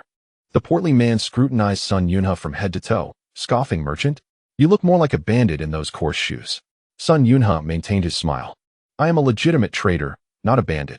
Do not speak ill of me. The portly man huffed, If you have no business, be on your way and do not disturb these peasants. Sun Yunha suppressed the urge to retaliate violently and turned to leave. As he walked away, the portly man spat on the ground, cursing, You are no different than these peasants. Chapter 305. The Scapegoat. Brothers arrive late, several hours later. In a dense forest outside the city, a group of Eastern factory agents gathered. Sun Yunha asked coldly, What news have you uncovered? The agents shook their heads in unison. Sir, forgive our incompetence. These common folk dare not speak. Sun Yunha's brow furrowed. This situation mirrored his own encounter. Just then, one of the agents rushed in from the distance, panting heavily. Sun Yunha looked up and asked, What news do you bring? The agent wiped the sweat from his forehead and replied, Sir, I have gathered significant intelligence. Sun Yunha was immediately filled with excitement. Finally, there was a development. The officer continued, panting, Today, during my visits to several nearby villages, I discovered that while these villages possess ample farmland, there are very few individuals willing to work it. When I attempted to engage them in conversation, they were quite resistant. Ultimately, I spent 10 cash coins and learned from a child that they were originally villagers from this region. However, 2 years ago, a group of individuals arrived, brandishing official land deeds, and confiscated all the farmland from these villages. The villagers protested and brought their grievances to the magistrate's office, but the magistrate dismissed their claims, declaring their deeds to be fraudulent, and proceeded to burn them publicly.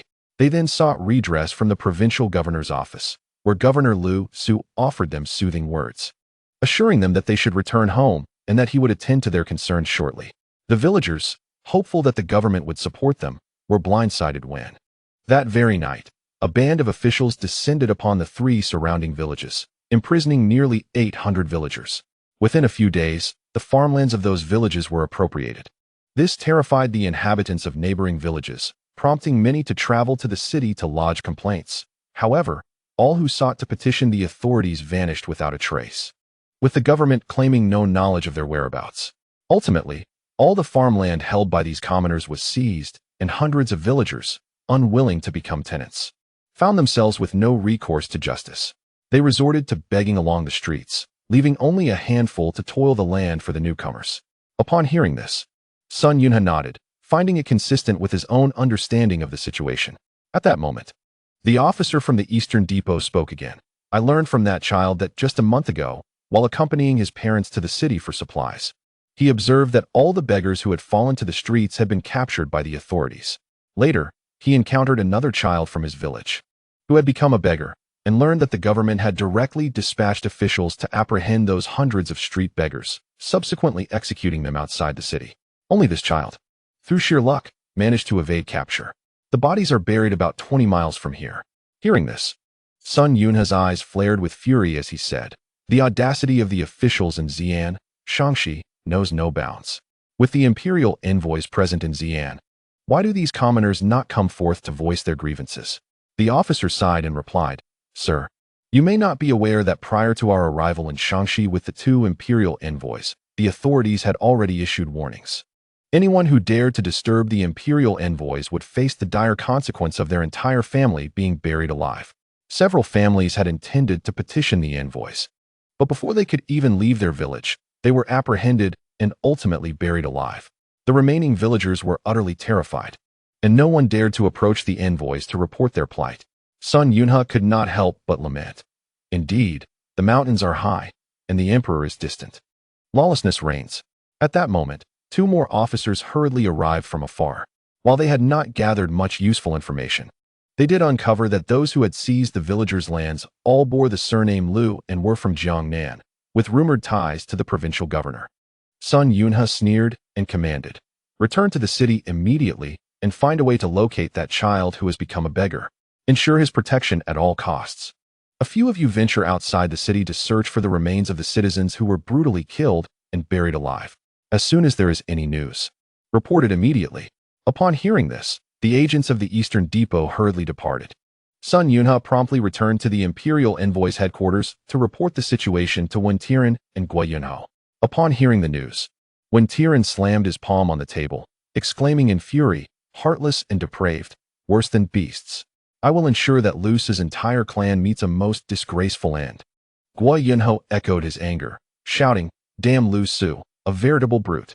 I shall unearth the graves of your ancestors for generations." At that moment, a disheveled agent from the Eastern Depot rushed in, breathlessly reporting, "Esteemed Lord Qianhu, Lord Gua, trouble is afoot. While searching for the resting places of the deceased citizens, my comrades were discovered by the wicked servants of several villages. They came in numbers exceeding 100, and before my brothers could reveal their identities, they were captured and taken back to the village. Realizing the gravity of the situation, I hastily returned to inform you." Sun Yunha was utterly astonished. Never had he encountered such an outrageous event in his years at the Eastern Depot. He immediately turned to Wen Tian and Guiyang, bowing respectfully, and solemnly stated, "Lord Wen, Lord Gua, I shall go assess the situation. These people are utterly lawless, and I dread what reckless actions they may undertake. It would be prudent for the 2 of you to remain here at the imperial envoy's headquarters and await further news."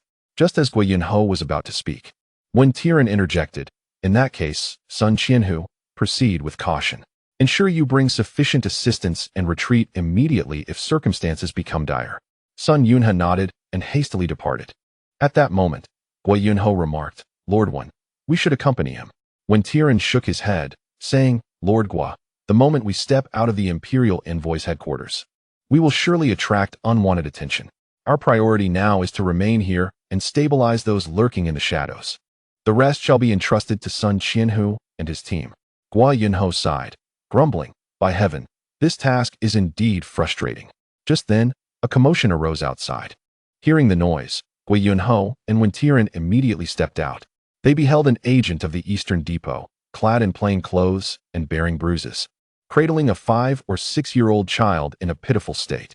Before him stood several agents of the Eastern Depot, while a few burly men nearby regarded them coldly. When Tian inquired, "What is the meaning of this?"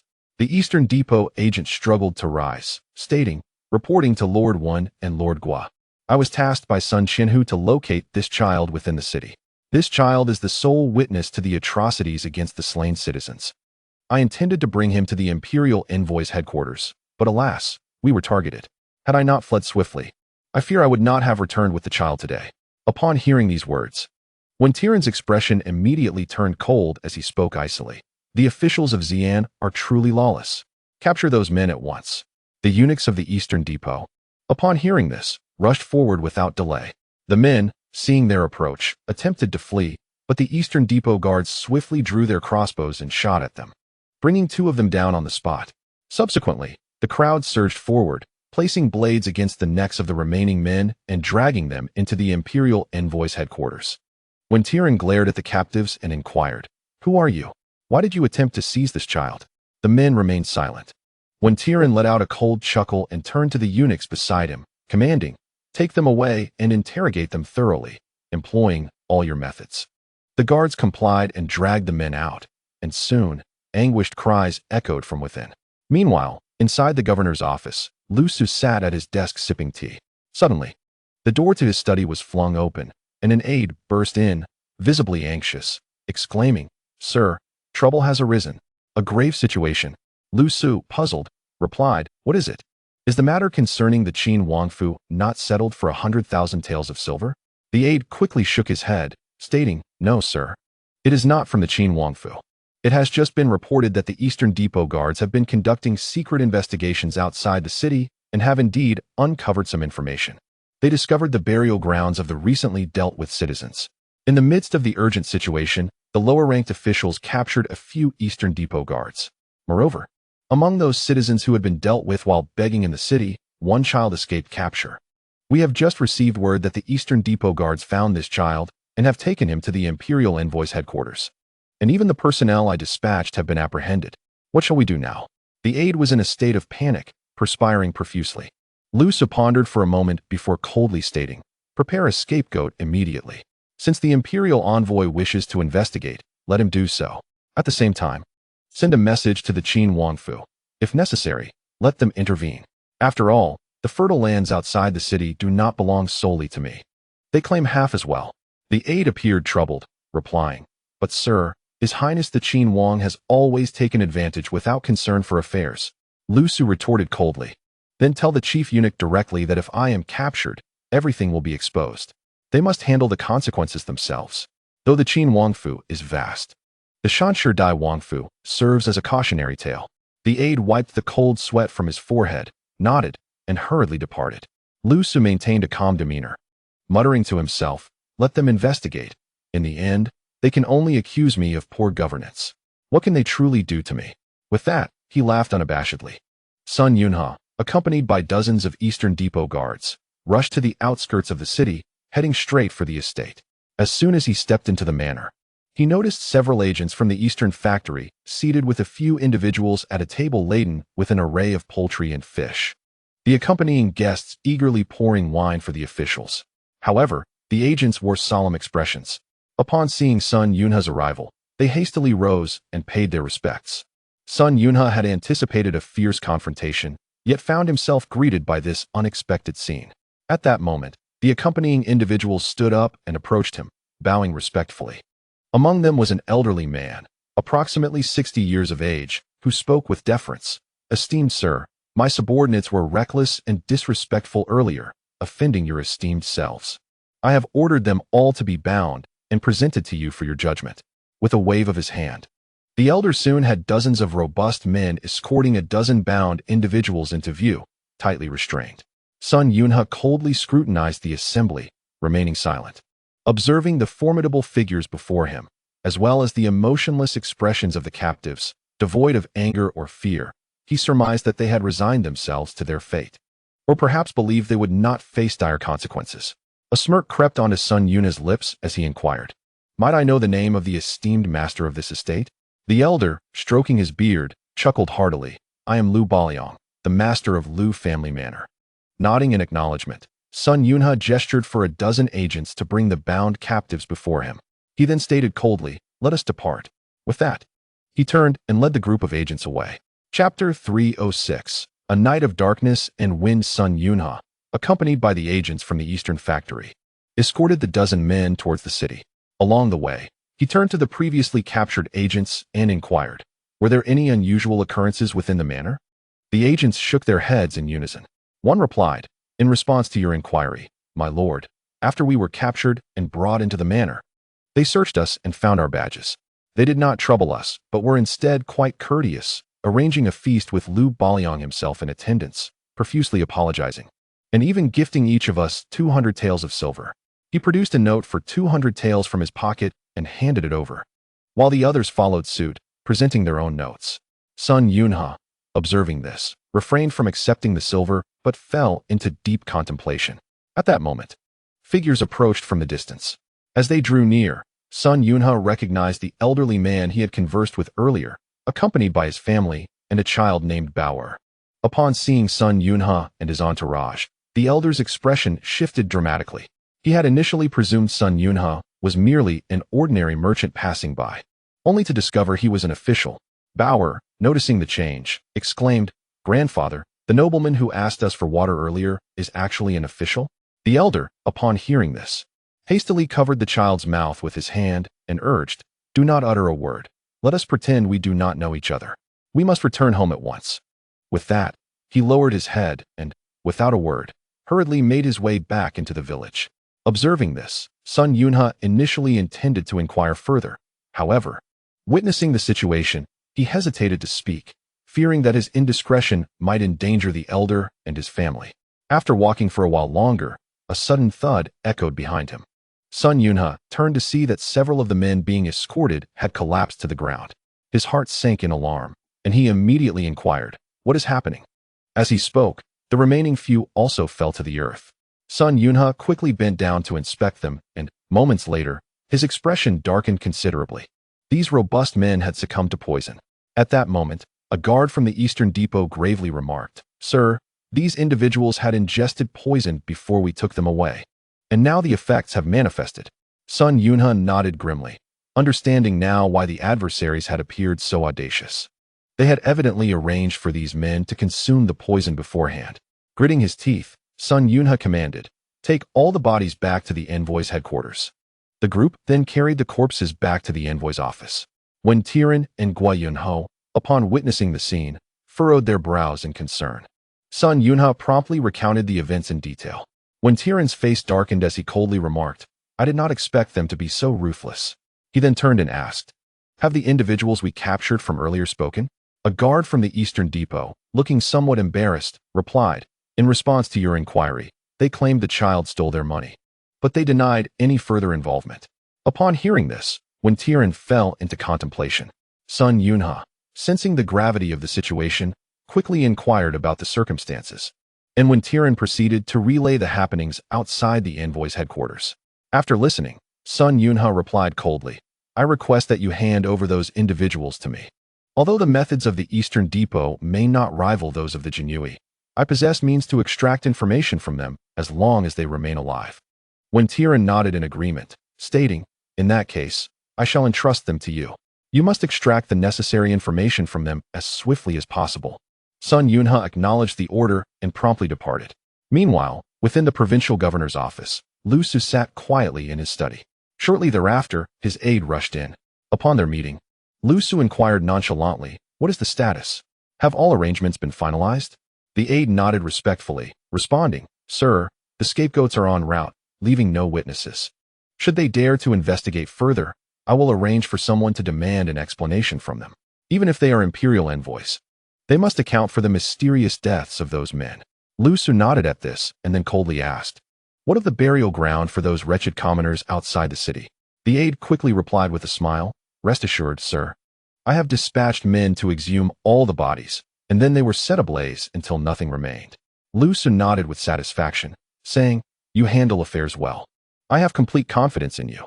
Now, when Tian and Guiyang could neither produce evidence nor take any action against this official, at that moment, an aide cautiously spoke up, "However, my lord, the child has not been apprehended recently, and the men I sent to capture him have also been detained in the special envoy's headquarters." Lu Su scoffed. Who would take the word of a mere beggar seriously? Moreover, what connection do those you dispatched today have with me? The aide's face turned pale, and he quickly nodded. "You speak wisely, my lord. Those who went to capture the child have no relation to us."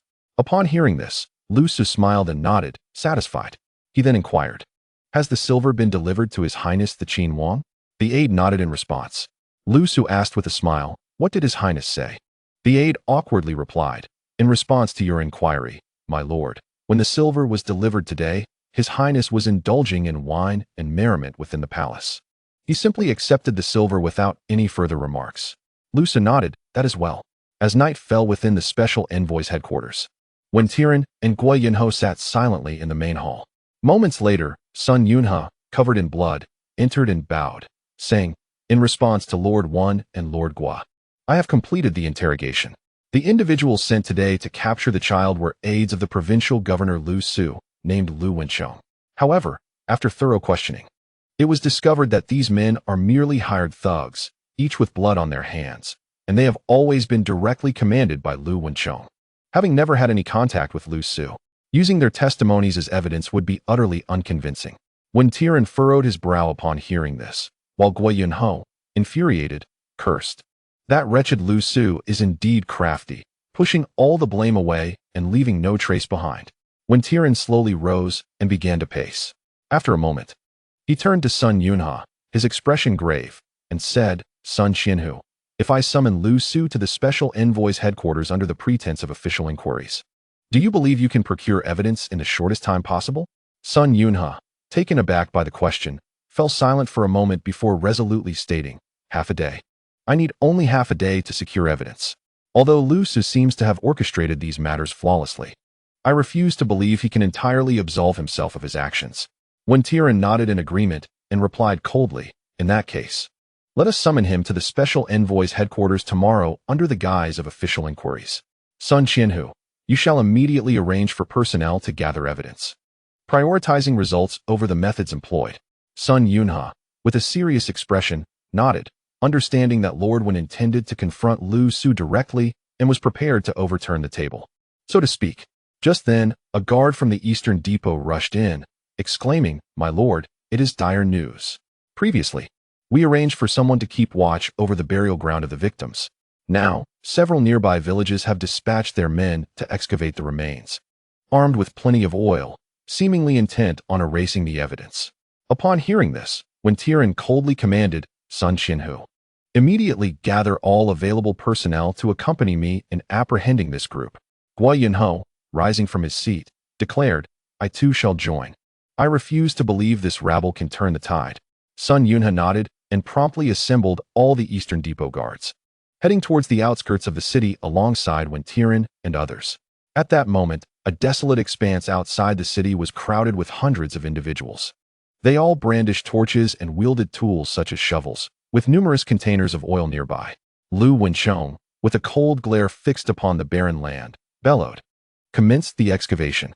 Unearth those remains, douse them with oil, and reduce them to ashes." The gathered men promptly set to work, concealed a short distance away. The Eastern Depot guards were anxious, yet they dared not recklessly rush in to intervene. After all, their adversaries numbered in the hundreds. A hasty advance could spell their demise. The saying goes, royal authority does not extend to the countryside. Political edicts do not leave the city. Even though they were Eastern Depot guards, These men could be ruthless when provoked. As each moment passed, the Eastern Depot guards grew increasingly anxious, perspiration beading on their foreheads, yet still. When Tian and the others did not arrive. Just then, a line of torches blazed to life in the distance, advancing towards the desolate field. The guards were filled with confusion. If Lord Wen and Lord Guo were approaching, they should have come from within the city. Where, then, did this group emerge from? Lu Wensheng observed the approaching line of torches, equally puzzled. He thought, if the imperial envoy were to arrive, they would surely come from the city. As the governor of Shaanxi, backed by the Qin Wangfu, there was little he would hesitate to do in this territory. Soon, it became clear that the torchbearers were cavalry, galloping forth like a roaring dragon. In the blink of an eye, these torch-bearing horsemen surrounded Lu Wensheng and the hundreds of men. Seeing this, Lu Wensheng quickly donned a smile, inquiring, "Might I ask from whence you come?" "I am but a subordinate of Governor Lu of Shaanxi, attending to official business here. If there is no pressing matter, I kindly request you to depart." At that moment, from among the cavalry, one figure on a majestic steed slowly emerged. Clad in a flying fish robe and armed with an embroidered spring knife, this person bore a square face, resolute features, and icy eyes fixated upon Lu Wensheng. Lu Wensheng was nearly paralyzed with fear, realizing that this group was none other than the Jianyu. The newcomer was Yang Lian, who coldly scrutinized Lu Wensheng and sneered. "You claim to be a subordinate of Governor Lu Su, conducting official business at this late hour? I find it curious that you would choose such a time for your affairs, especially in such a brazen manner." With a wave of his hand, the Jianyu surged forward, overpowering Lu Wensheng and pinning him to the ground. Upon witnessing the scene, hundreds of strong men contemplated rebellion.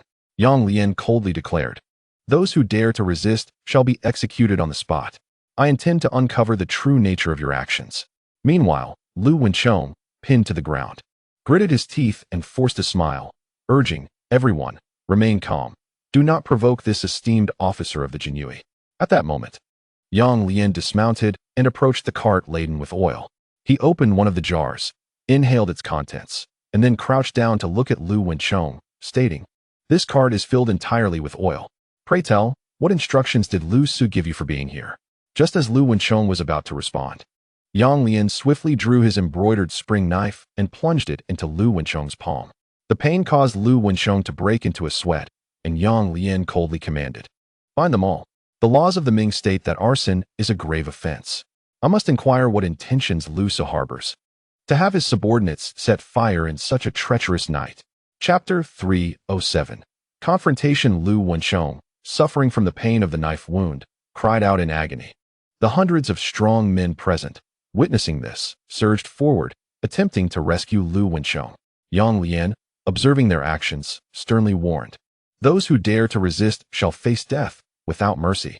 The Jianyu immediately unsheathed their swords, focusing on the advancing individuals, and without hesitation, commenced their attack. The group of sturdy men wielding shovels was swiftly overwhelmed and struck down. The remaining individuals were filled with trepidation, realizing the ferocity of the Jianyu, who acted with such ruthless efficiency. In the region of Shaanxi, they had grown accustomed to acting with impunity under Lu Su's protection, but today they had met their match. Yang Lian fixed his gaze upon the remaining men, stating coldly, "Bind them all for me. We shall rest here tonight and proceed to the city tomorrow to meet with the esteemed officials, Lord Wen and Lord Guo." The assembled Jianyu promptly set to work, and soon the remaining hundreds of strong men were securely bound. Simultaneously, Wen Tian and Guiyang led a contingent of Dongchang agents to the city gates. Upon their arrival, the guards immediately shouted, "Who goes there? Halt! The time for exiting the city has passed. Please return tomorrow." In response, Wen Tian coldly asserted, "I am the imperial envoy, the left minister of the supervisory yuan." Wen Tian, "Open the gates at once. I must exit the city." Upon hearing Wen Tian's title, the guards found themselves in a predicament. Although the envoy and the provincial governor had not publicly clashed, their underlying rivalry was evident to these lowly soldiers. They had not anticipated encountering such a situation tonight. The captain of the guards gritted his teeth, approached Wen Tian's horse, and respectfully bowed, saying, "I beg your pardon, esteemed envoy, but it is not yet the hour to open the gates. I cannot comply." Wen Tian, upon hearing this, lashed out with his whip, striking the captain, and coldly replied, "I am the imperial envoy. How dare a mere gatekeeper obstruct me?" Do you wish for death? Do you not believe I would have you executed on the spot? Upon hearing these words, the city defense commander, disregarding his own wounds, gritted his teeth against the pain and spoke, I beseech you, esteemed envoy, to forgive me. Without the hand order from the provincial governor, I truly dare not open the city gates. Guiyang stepped forward, his voice icy. What is it? You fear offending the provincial governor, but not the court envoy? Or do you believe the governor's authority surpasses that of the imperial envoy? I warn you, open the gates immediately, or your life shall be forfeit today. With that, the guards of the eastern depot drew their swords. The city defense commander, witnessing this, was so frightened that he hastily knelt and declared, I dare not. I shall issue the command to open the city gates at once. In a short while, the gates swung open, and when Tian and Guiyang led their men forth, the group hastened their pace, fearing that if they delayed, the evidence would be destroyed, necessitating a renewed search for proof. Watching when Tian and the others depart, the city defense commander clutched his chest wound, grimacing in pain, and turned to his companion. Immediately go to the provincial governor's office and report to him that the envoy has led his men out of the city. At that moment, the 100 household beside him chuckled. My lord, don't be foolish. The one who just left is the imperial envoy. If you inform the governor's office, we shall surely lose our heads. The city defense commander attempted to respond, only to find the 100 household, Jiang Ning, drawing a dagger and pressing it to his waist, causing cold sweat to pour down his brow as he exclaimed, Jiang Ning, do not act recklessly. Jiang Ning smirked and replied, Rest assured, my lord. I will not act foolishly. You would do well to do the same. Simply guard the city gates, and other matters do not concern you. The city defense commander nodded hastily. At that moment, others began to voice their concerns. Jiang Ning, what are you doing? How dare you hold an officer hostage? That is a grave crime punishable by death. Jiang Ning laughed derisively and pulled out the insignia of the chief of the Jianyu from his bosom. The others gasped in shock, for the Jianyu had authority over all officials, far beyond the reach of these city guards. Jiang Ning coldly declared, Let me make this clear. Anyone who dares to stir trouble, I shall deal with first. The crowd quickly returned to their posts, silenced by fear. Meanwhile, when Tian and Guiyang, upon reaching the desolate land, were momentarily stunned by the scene before them. Instead of the expected inferno, they found thousands of troops encamped there. Yang Lian also noted the forces emerging from the city, and soon, the two parties met. Yang Lian smiled and greeted, Lord 1. Lord Gua, what a pleasure to see you safe. Both when Tian and Guiyang were taken aback by Yang Lian, clad in the robes of the flying fish. Guiyang spoke first, Lord Yang, it has only been a few days since we last met. Yet you have been awarded the flying fish robes and the embroidered spring blade? Yang Lian replied with a smile, Esteemed Lord Gua, I have resigned from my position as the Inspector General and am now the chief of the Jianyu's execution department, here under the Emperor's command to assist you in your case. When Tian, surprised, had not expected Yang Lian to change his career to serve in the Jianyu and come to aid him. Ultimately, the two parties convened and engaged in a brief exchange. Upon learning that beneath this desolate land lay the remains of hundreds of innocent souls, Yang Lian was taken aback when he discovered Lu Wenchong attempting to conceal the evidence of his heinous deeds. He swiftly ordered that Lu Wenchong be brought forth and, in an act of retribution, severed one of his hands, inflicting upon him excruciating pain. Subsequently, Yang Lian turned to Wen Tian and inquired, Master 1, what course of action shall we pursue next? Wen Tian, after a moment of contemplation, replied, Originally, I intended to summon Lu Su to the imperial envoy's headquarters tomorrow under the pretense of official inquiry. However, I did not anticipate that he would resort to such desperate measures. Given the circumstances, we shall abandon pretense and confront him directly. Nonetheless, our current evidence is rather scant, and we cannot afford to delay any further. Yang Lian, with a smile, reassured, Rest assured, Master 1. His Majesty has dispatched me to assist you both in this matter, and I come fully prepared. I have already informed Zhang Yuan of the Xian Jianyu, who has gathered sufficient evidence to deal with Lu Su adequately. When Tian and Guiyang were filled with joy, realizing how they had overlooked this crucial detail, with Yang Lian now serving as a Jianyu, appointed by the Emperor to aid in their investigation, he possessed the authority to access confidential archives. After a brief discussion, the group settled in for the night. When Tian and Guiyang engaged in conversation with Yang Lian, They expressed their sorrow upon learning of the death of Zhou Youjian shortly after he had burned down the Donglin Academy in Jiangnan. The two held deep respect for the venerable elder and came to understand Yang Lian's shift to the Jinyue as Zhou Youjian's most esteemed disciple. Yang Lian had previously made quite the spectacle in court, often stirring up trouble, having witnessed the conspiracies led by Zhao Nanxing and others. Followed by the passing of his mentor, it was evident that Yang Lian had been deeply affected, prompting his transition to the Jinyue. As the night wore on, the group gathered around the fire, engaging in profound discussions until dawn broke. They then escorted Lu Wenchong and several hundred-strong men toward the city. Upon reaching the city gates, they were greeted by Zhang Yuan of the Xian Jinyue, who had been waiting for them with his men. Yang Lian approached Zhang Yuan, who wasted no time in presenting the collected evidence to him. Yang Lian, bowing in gratitude, accepted the evidence, and they proceeded directly to the governor's office. At that moment, Lu Su remained in his study, sipping tea and muttering to himself. At this hour, Lu Wenchong's affairs should be concluded, and he should be returning. Just then, a hurried servant burst into the room, exclaiming, "My lord, trouble is brewing. The imperial envoy has arrived at the governor's office. You are requested in the main hall." Startled, Lu Su paused for a moment but maintained his composure, responding, "I am aware." After adjusting his official robe, he made his way to the main hall. Upon arrival, Lu Su was taken aback, though he recognized Wen Tian and Guiyang, the sight of Yang Lian, clad in the ceremonial garb of a Jinyue and wielding a richly embroidered spring blade, left him utterly perplexed. Yang Lian was a familiar figure, donned in the attire of a flying fish and adorned with the embroidered spring blade. However, his appearance left Lu Su feeling somewhat disoriented. Just as he was about to speak, he was abruptly interrupted by Wen Tian, who stood with a bowed head and coldly inquired, "Lu Su, are you aware of your crimes?" Lu Su paused momentarily, then replied with a smile, "Your Excellency, what do you mean by that? I am unaware of any transgressions. I kindly ask for clarification." When Tian's voice remained icy as he stated, "Lu Su, you have falsified reports of disasters, forcibly extracted taxes, and allowed your kin to usurp land, even providing them with fraudulent land deeds. You have also harmed hundreds of innocent citizens. Do you acknowledge these accusations?" Lu Su shook his head in denial, asserting, "I cannot comprehend your words, Sir One. I have committed no such acts, and therefore, I cannot confess." Observing this, Yang Lian clapped his hands, summoning Lu Wenchong, who had been brought in with one hand severed.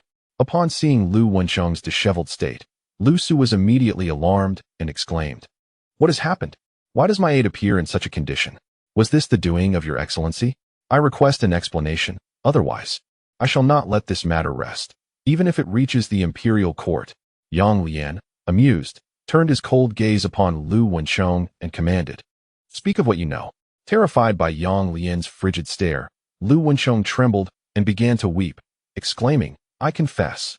All that I have done was at Lu Su's behest. He instructed me to lead the estate's laborers to incinerate the remains of the hundreds of citizens slain previously, seeking to eliminate any evidence. The capture of the escaped orphans was also orchestrated by Lu Su, aimed at silencing them. Furthermore, all the estates outside the city are controlled by Lu Su's family, who have seized land from the common people with false deeds, reducing hundreds to beggary.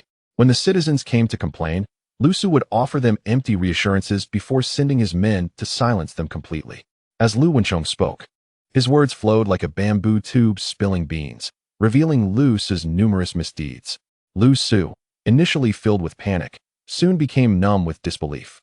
He had not anticipated that during his tenure as governor in Shaanxi, he had committed such a multitude of wrongs, so many that he had nearly forgotten them until Lu Wenchong recounted them all.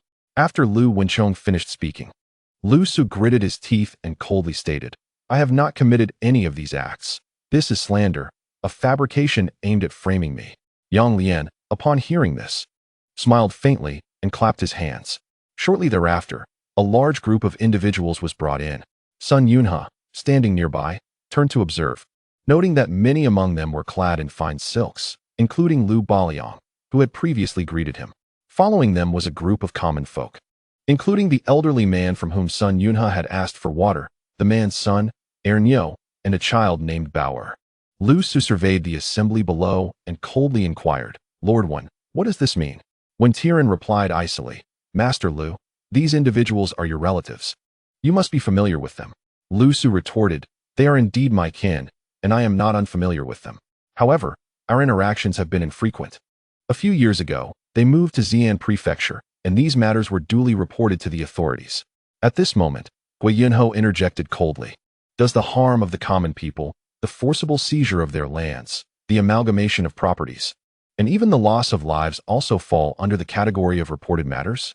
Lu Su's face flushed crimson with rage as he glared at Guiyang, preparing to retort. Meanwhile, Yang Lian, smiling, interjected, Master Lu, do not be hasty. We were once classmates, and I am well aware of your eloquence. However, I am not here to engage in a verbal spar. I am prepared for all eventualities. You claim ignorance of your relatives' actions, asserting they do not concern you? Lu Su snorted coldly. I have many relatives. Am I expected to be apprised of their every deed? Yang Lian then turned to the disheveled Lu Baliang, saying, Lu Baliang, your uncle, is it not? Since migrating from Jiangnan to Xi'an Prefecture, he has harmed nearly 100 commoners and seized up to 8,000 acres of land. Lu Su responded coldly, I am unaware of this. Yang Lian fixed a cold gaze upon Lu Baliang, then enlightened me. Lu Baliang remained silent. Yang Lian continued sternly, do you dare to play the silence is golden game with me? The evidence is irrefutable. Take him out and execute him. Lu Baliang and Lu Su were left momentarily dumbfounded. Lu Su shouted, Yang Lian, without a decree or official document from the court, do you dare to kill indiscriminately? This is a violation of life. I will re upon hearing these words. Several young individuals present were struck with terror, weeping profusely as they exclaimed, My lord, we confess, we confess. We undertook these actions only after conferring with Lu Su, who supported us from the shadows, emboldening our deeds. Lu Su, upon hearing this, was about to protest when he noticed Yang Lian turning to glare at him coldly. Lord Lu, do you have anything to say? At that moment, Lu Su felt a pang of guilt. He had toiled to build such an extensive family business, only to be betrayed by these individuals at a critical juncture. Gritting his teeth, he replied coldly, I was unaware, they are slandering me. Without further ado, Yang Lian executed several individuals on the spot. The remaining crowd was so frightened that they soiled themselves. At this juncture, Lu Wenchong struggled to rise and declared, My lord, I possess evidence. I have proof of Lu Su's embezzlement, corruption, and oppression of the common people, as well as the appropriation of their wealth. Concrete evidence. Upon hearing this, Yang Lian crouched down. Smiling as he asked, Why did you not present it sooner? What is the meaning of your late revelation? Lu Wenchong, terrified, immediately wet himself and hurriedly said, My lord, do not be angered. I was bewildered with fear earlier. I implore you to grant me an opportunity to atone. Yang Lian responded with a smile, Of course. Where's the evidence? Lu Wenchong continued, It is hidden in the secret chamber of my study, consisting of letters exchanged between Lu Su and his kin over the years, along with detailed records of his embezzlement and bribes, all meticulously documented. Upon hearing this, when Tian and Guiyang became agitated, astonished that Lu Wenchong held such substantial evidence, Yang Lian promptly dispatched the imperial guards to retrieve the evidence. Lu Su, silent, gazed at Lu Wenchong. Deep down, he understood that his fate was sealed. Subsequently, with reddened eyes, he coldly regarded Lu Wenchong. Have I not treated you well over the years? How could you betray me? Lu Wenchong, filled with emotion, retorted, You treated me well? How many have you silenced over the years for serving you? If I do not find a way to survive today, I may very well be your next victim. Your son sullied my daughter and forced her to become a concubine, ultimately leading to her demise. These matters are etched in my memory. Had it not been for your power, I would have confronted you long ago. Lu Su collapsed to the ground in despair. Before long, the imperial guards returned with the evidence from Lu Wenchong's residence. Yang Lian, Wen Tian, and Guiyang meticulously examined the documents, revealing an astonishing level of detail. Dates, locations, individuals involved, specific processes, and even amounts of silver were all clearly recorded. Subsequently, Yang Lian, Wen Tian, and Guiyang confirmed the findings with the gathered populace. Once verification was complete, they immediately dispatched individuals to execute the confiscation of property and arrests, as per Lu Wenchong's accounts. In an instant, chaos erupted throughout the Xi'an Prefecture, with the imperial guards and the Eastern Factory conducting widespread raids. The estates outside the city were also thoroughly searched under the guidance of the citizens, leading to the arrest of Lu Su's entire family. Simultaneously, Upon hearing that the imperial envoy had captured Lu Su and his kin, the once timid populace, fearful of retribution, found courage and flocked to the governor's office to lodge complaints. In a moment, a sea of people gathered, creating a bustling scene. Observing the scene before them, when Tian and Guizhou could not help but feel a headache. The multitude of cases at hand would undoubtedly consume an inordinate amount of time to resolve. At this juncture, Yang Lian coldly remarked, "Gentlemen 1 and Guo, why complicate matters? Simply eliminate Lu Su and his relatives. Cut through the chaos swiftly. Otherwise, if we pursue each case individually, we may find ourselves waiting an eternity." When Tian secretly marveled, thinking, "Goodness, the usually fair-minded Yang Lian is suggesting such a ruthless approach. Is this truly the Yang Lian I know?" Observing the expression on Wen Tian's face, Yang Lian sighed in resignation and continued, "Do you understand why we face obstacles in Shaanxi, unlike the smooth proceedings we experienced in Shaanxi alongside Jiang Ning? In Jiang Ning, we apprehend suspects first, then interrogate them, with the Jinui lurking in the shadows to gather evidence. If all else fails, we assert our authority through drastic measures.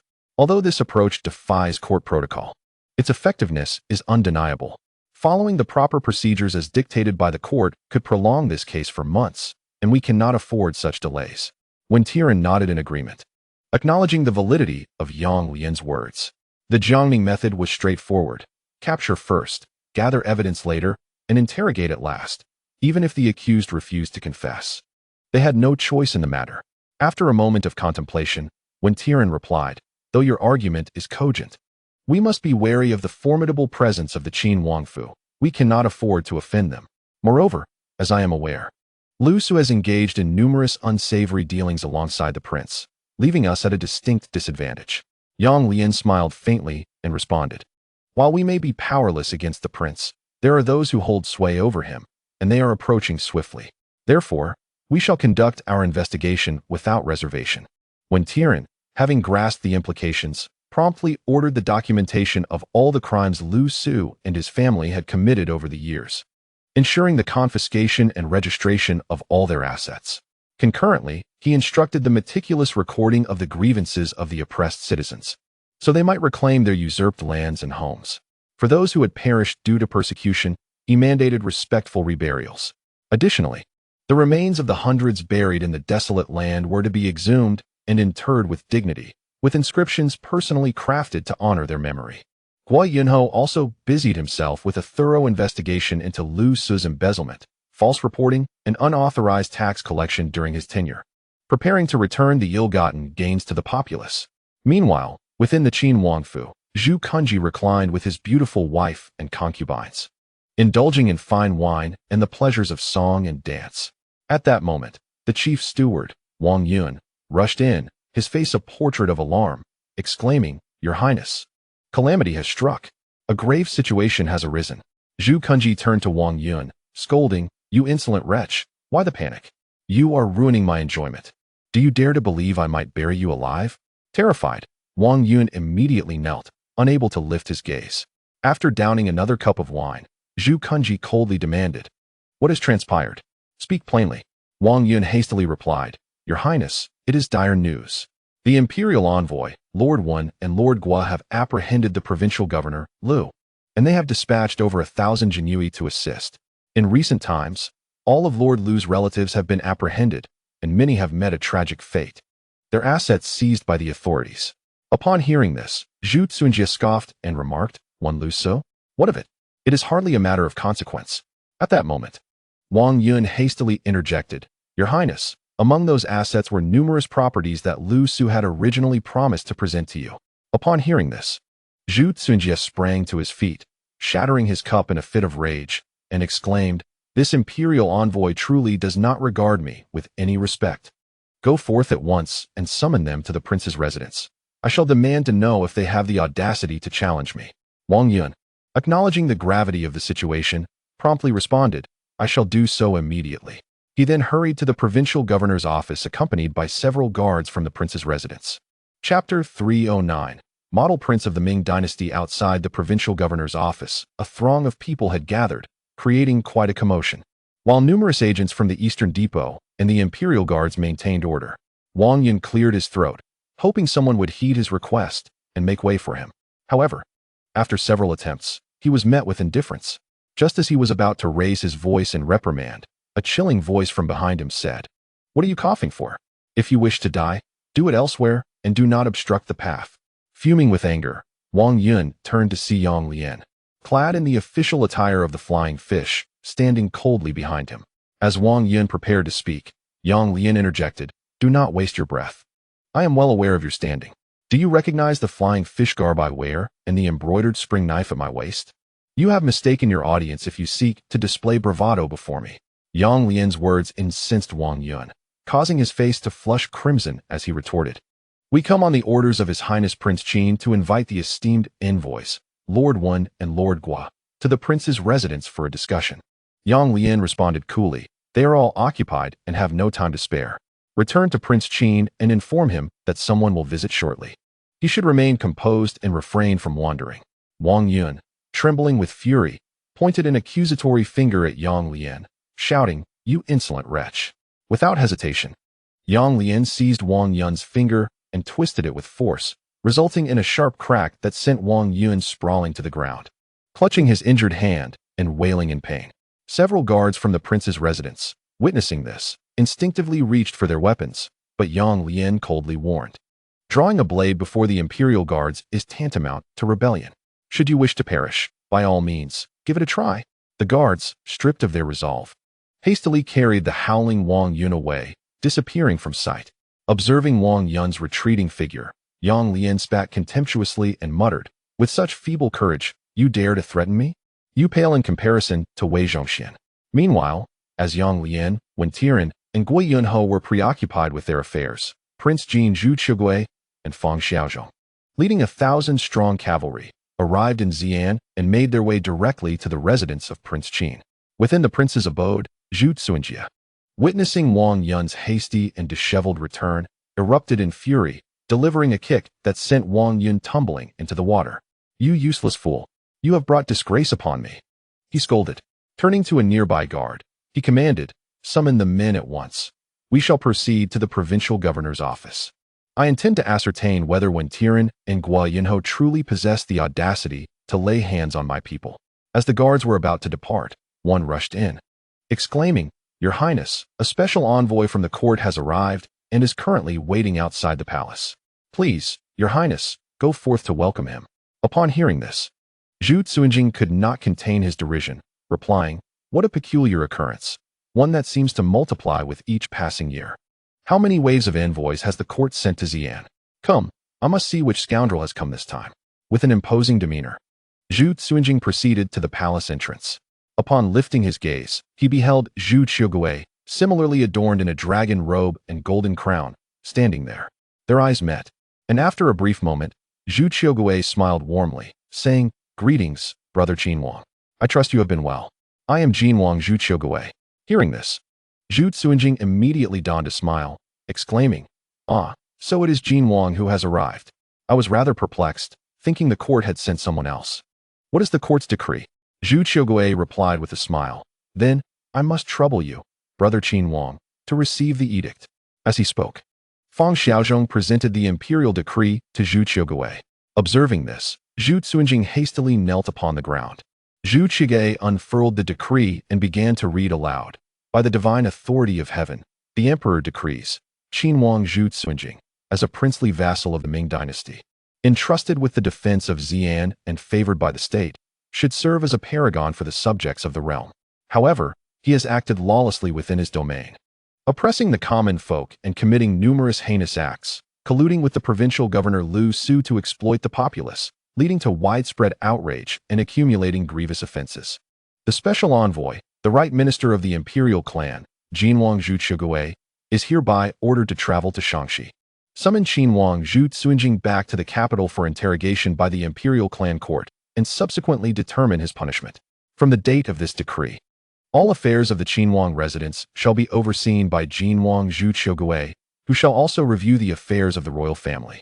Should there be any further transgressions or harm inflicted upon the people, they shall be apprehended and escorted to the capital for judgment by the imperial clan court." Thus decreed, Zhu Youjian stood there, stunned, gazing at the smiling Zhu Youjian. He quickly rose to his feet, exclaiming, "Brother Jinwang, what is the meaning of this decree? On what grounds does the court summon me back to the capital for interrogation and punishment?" Zhu Qiugui gazed at Zhu Youjian, unable to suppress a sigh within. It was disheartening to witness a descendant of the esteemed Taizu, the foremost prince of the Ming, reduced to such a state of incompetence. This Zhu Youjian seemed to have forgotten even the most fundamental of protocols, mistakenly believing that his title as Qinwang granted him immunity from the law. He then coldly remarked, "Brother Qinwang, you have yet to receive the edict with gratitude, yet you hasten to question me. Do you still regard the court, the laws of the Ming, and the ancestral codes?" At this, Zhu Youjian was momentarily taken aback, hastily kneeling once more, his face a mask of resentment as he proclaimed, "I, Zhu Youjian, humbly receive the decree with gratitude." Thereafter, Zhu Qiugui handed the decree to Zhu Youjian, stating, "Brother Qinwang, from this moment forth, all matters of the Qinwang residence shall be under my jurisdiction. I shall need to attend to several matters in the coming days. So I kindly ask you to remain peacefully within the palace and refrain from causing yourself any distress. Once my tasks are completed, we shall journey to the capital together." Zhu Youjian, his expression clouded with fury, retorted, "Brother Jinwang, I never anticipated that you would become the right minister of the imperial clan. Truly, this revelation is beyond my expectations. However, you must contemplate whether you are willing to walk the path alongside the current emperor until the very end. It is essential to recognize that the princes of the Ming dynasty are not limited to just the two of us. Today's position I hold could very well be yours tomorrow." Upon hearing these words, Zhu Qiugui was rendered utterly speechless, inwardly cursing, "How dare you compare yourself to me, a paragon of the Ming princes, when you are nothing but a disgrace to the Zhu lineage? Have you no sense of your own worth to presume such a comparison? Who bestowed upon you the audacity and confidence to make such claims?" Thus, he coldly replied, "There is no need for you to concern yourself with these matters, Prince Qin. You should return to your residence and rest. Once I have fulfilled my duties and paid respects at the ancestral temple of the Qin royal family, we may discuss other arrangements." Noticing Zhu Kunji's immobility, Zhu Qiugui decided to forego further pleasantries and turned to Fang Xiaozhong, commanding, "Please instruct the Tengxiang 4 guards to escort His Highness back to the royal residence. I must attend to urgent matters." Fang Xiaozhong nodded in compliance, gesturing with his hand as several soldiers from the Tengxiang 4 guards stepped forward to carry Zhu Kunji back into the royal residence. Concurrently, 1,000 soldiers from the Tengxiang 4 guards took complete control of the Qin royal residence. After Zhu Qiugui conducted the necessary rites at the ancestral temple of the Qin royal family, he led Fang Xiaozhong to the governor's office, where they found Yang Lian diligently serving the people. Upon Zhu Qiugui's arrival, Yang Lian dared not be presumptuous and, along with Guiyang and Wen, hurriedly paid their respects. Zhu Qiugui smiled as he helped them to their feet, saying, "Gentlemen, please continue with your affairs. Let us tend to our respective matters without interruption." Guiyang and Wen nodded and resumed their work. At this moment, Zhu Qiugui turned to Yang Lian, smiling as he inquired, "My lord Yang, I have been tasked with investigating the unlawful activities of the royal family under the jurisdiction of the Qin royal residence. Have you prepared the necessary materials?" Yang Lian nodded in response, beckoning to Zhang Yuan, who, accompanied by 2 members of the imperial guards, brought forth a large wooden chest before Zhu Qiugui. Yang Lian gestured towards the chest, stating, "Your Highness, this chest contains a comprehensive record of the unlawful acts committed by the royal family under the Qin residence in Xi'an over the years, all documented meticulously." Zhu Qiugui gazed in astonishment at the overflowing chest of evidence. Initially, he believed that the dealings of the Dai royal line were outrageous. Yet he was astounded to discover that the Qin royal residence's misdeeds were equally, if not more, egregious than those of Dai Wangzhu Dingwei. Expressing his gratitude, he smiled and, with Fang Xiaozhong, proceeded to carry the box of evidence back to the Qin royal residence. Zhu Qiugui then requested the roster of the royal family under the Qin residence to begin his verification. The more he examined it, the more his astonishment and indignation grew. Despite being descendants of the same Zhu lineage, the affluent elite of the royal family thrived while the lower-tier members were ruthlessly oppressed by the Qin royal residence. The edicts issued by the court to alleviate restrictions on the royal family were all suppressed by the Qin, forcing the lower members to endure a life of misery. Contemplating this injustice, Zhu Youjian felt a surge of righteous indignation. As a descendant of the Zhu family and the second-in-command of the Ming dynasty's Ancestral Affairs Office, he recognized it as his duty and obligation to improve the lives of his fellow kin.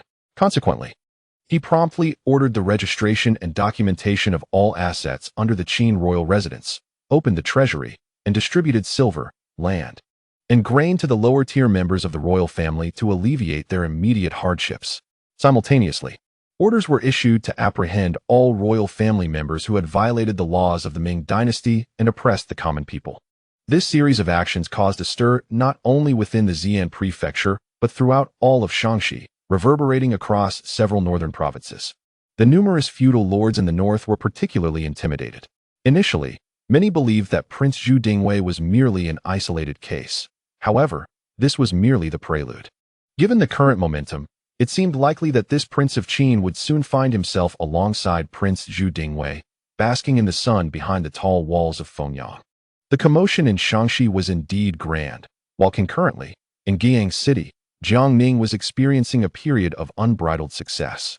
Reports of victories were pouring in, and under the meticulous strategy of Qin Liangyu, Zhao Shuai's forces decisively severed in Bang Yan's retreat. Enraged and humiliated, and Bang Yan took the lead of 80,000 troops, charging fiercely into the territory of the Song clan in Shuidao. Witnessing the formidable advance of the enemy, the Song family, with no intention of resistance, hastily retreated to Guiyang City seeking refuge. Having swiftly captured Shuidao, and Bang Yan's confidence surged, and he subsequently led his troops into the territory of the Tian clan in Guizhou. This sudden turn of events left Tian Zhongwen and Tian Yudao, who had been embroiled in their own power struggle, utterly startled. Both mistakenly believed that the other had secretly colluded with Bang Yan, plotting to overthrow and eliminate them. Thus, a fierce three-way battle erupted. The sounds of slaughter echoed throughout Guizhou, leading to chaos and disorder. However, both Tian Zhongwen and Tian Yudao had already suffered significant losses from their prior skirmishes. Confronted by the resurgent might of Bang Yan, they found themselves unable to mount any effective resistance and were gradually forced to retreat. Ultimately, in a state of desperation, they had no choice but to lead their remaining troops and clan members in a disheveled flight to Guiyang City, hoping to find a glimmer of hope and sanctuary with Jiang Ning. Chapter 310, Prohibition of Tomb Raiding. Wishing all students, may your ambitions soar to great heights, and may you achieve success in your examinations. Below is a poem dedicated to all students preparing for their college entrance exams. In the past, I found little worth boasting about. Today, my thoughts wander boundlessly. With the spring breeze at my back and my steed galloping swiftly, I behold the blossoms of Chang'an in a single day. Within the governor's office in Guiyang City, Jiang Ning sat at a stone table in the courtyard, intently reviewing the latest intelligence reports sent from various regions. Li Ruoyan stood quietly nearby, while Old Wei sat at the tea table, idly toying with 2 walnuts and sipping from his teacup. Prince Zhu Youjian wielded a spear, demonstrating his martial prowess with vigorous movements. The sight of Zhu Youjian practicing had long ceased to astonish the onlookers. After a moment of perusing the confidential report, Jiang Ning could not help but let out a sigh. Upon hearing this, Old Wei inquired, "My lord, what troubles you?" After a brief silence, Jiang Ning replied, "The esteemed elder Zhou Yuanbiao, after incinerating the Donglin Academy in Jiangnan, soon fell ill and passed away." At this revelation, Old Wei was momentarily taken aback, and even Zhu Youjian halted his practice. Jiang Ning turned to Li Ruoyan and said, "Old Li, despite our differing stances, Elder Zhou devoted his life to the service of the Ming dynasty, demonstrating unwavering loyalty until his last breath. Let us prepare an altar for incense and pay our respects together." Li Ruoyan nodded and signaled to a nearby member of the Jinui, who understood the message and hurriedly departed. At this moment, Old Wei, seated beside the stone table, held back for a considerable time before solemnly proclaiming, "Lord Zhou is a loyal minister." Jiang Ning nodded in agreement. One would expect Old Wei to deliver a rousing speech, yet he could only muster such a simple remark after much contemplation. Meanwhile, Zhu Youjian sheathed his spear, tossed it to the nearby Jinui, wiped the sweat from his brow with a towel, and took a seat at the stone table, draining a cup of tea in one gulp. He then reflected with a hint of melancholy. Master Huang once mentioned that this Lord Zhou is among the few loyal ministers of our Ming dynasty. It is a pity he has departed. Jiang Ning responded with a smile. The confidential report stated that Lord Zhou passed away peacefully, without suffering. He reminisced about how Lord Zhou had established the Donglin Academy, never foreseeing that it would become a source of factional strife. Now, with the academy having been personally destroyed by Lord Zhou, it could be said that he had laid to rest his lingering concerns. Zhu Youjian nodded thoughtfully. Observing this, Old Wei promptly rose to refill Zhu Youjian's cup with tea, cheerfully stating, "Your Highness, it's neither too hot nor too cold. The temperature is just right." Zhu Youjian downed the cup without hesitation. Old Wei, beaming at the sight of him drinking, discreetly turned his head and shot a fierce glare at Wang Qingyan, who stood foolishly by. Internally cursing, Old Wei thought, what a blunder it was to take on such a disciple. He has no sense to serve his master with even the simplest of tasks. Startled by the glare, Wang Qingyan quickly stepped forward to take the teapot and serve tea to Zhu Youjian and Jiang Ning, which alleviated much of Old Wei's frustration.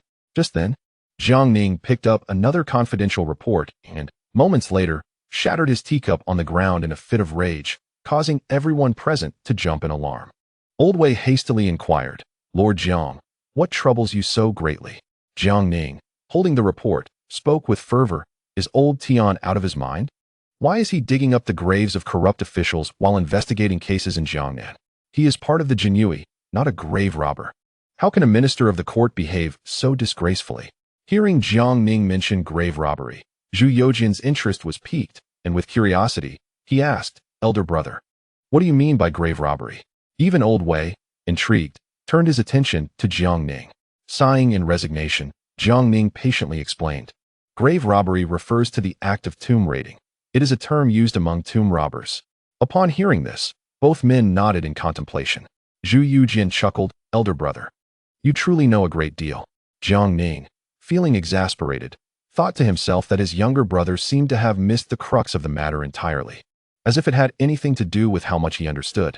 At that moment, Zhu Youjian, still smiling, remarked, "Elder brother, there's no need to be so agitated." Hearing this, Jiang Ning grew anxious, retorting earnestly, "Am I agitated?" Observing Jiang Ning's expression, Zhu Youjian silently nodded. At this moment, Jiang Ning turned to Old Wei, who awkwardly smiled and said, "Master Jiang, how should I put this? Although Lord Tian's actions were somewhat disreputable, they did serve to instill a sense of fear." Upon hearing this, Jiang Ning sighed and replied, "Your Highness, Master Wei, grave robbing is inherently looked down upon, especially when carried out by officials of the court. Moreover, as we all serve in the court now, who can guarantee that our descendants will all be exemplary? What if a few of them turn out to be worthless? A century later, shall they be exhumed and their bones ground to dust?" Hearing these words, both men fell into silence. Zhu Youjian contemplated silently, realizing that as a prince of the realm, he would eventually be relocated overseas. As long as his progeny did not foolishly rebel, this matter would likely not concern him. Old Wei, pondering for quite a while, eventually recognized that being a eunuch meant he had no descendants, and thus the possibility of being exhumed and desecrated did not apply to him.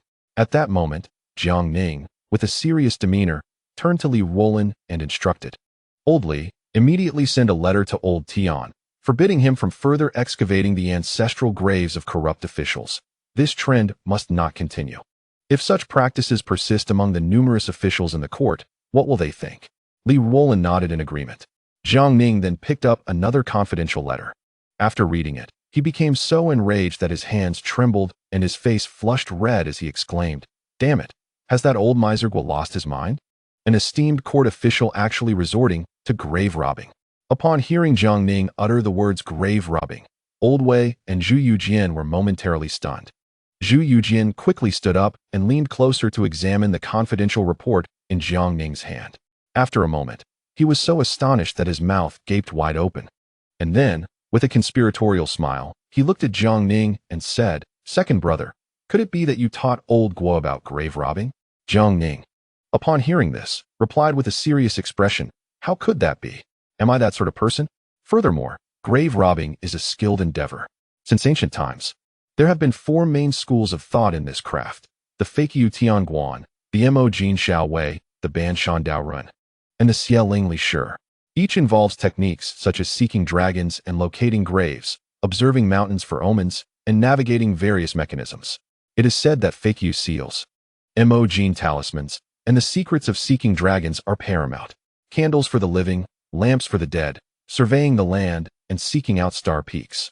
Mercury stains, nurturing bright vessels, countless treasures in dragon palaces. Sunken coffins, bronze caskets, approach them only if your fate is strong. Vertical burial pits, coffins, navigate around the mountains and ridges.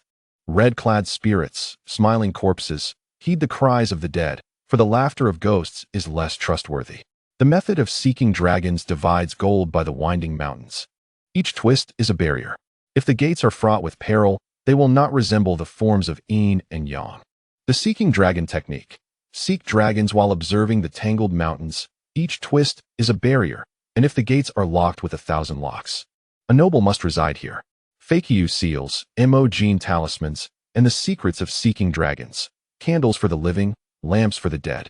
Surveying the land and seeking out star peaks. Mercury stains, nurturing bright vessels, countless treasures in dragon palaces. Sunken coffins, bronze caskets, approach them only if your fate is strong. I understand none of this. How could I possibly have taught old Guo about grave robbing? Surely this old fellow has been blinded by greed. Seated beside Zhu Youjian, Lao Wei, and Li Ruoyan, the trio was left utterly astounded by Jiang Ning's words.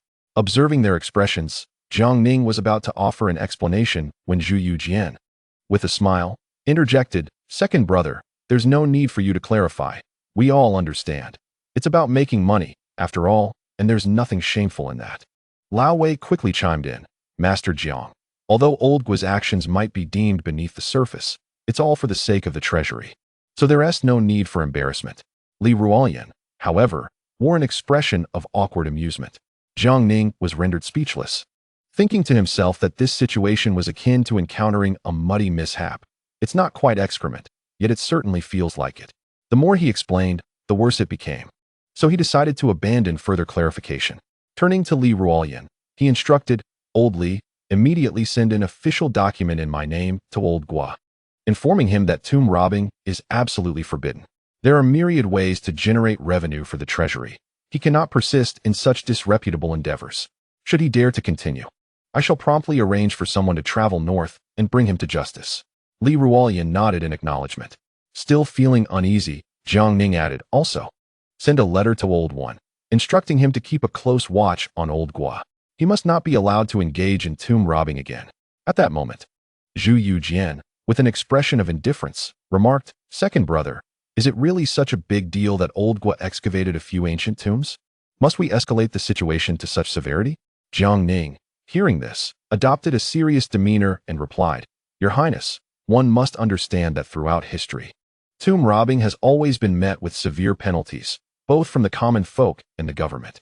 Should tomb robbing become rampant, it signals a collapse of morals and a loss of humanity, a precursor to chaos in the realm.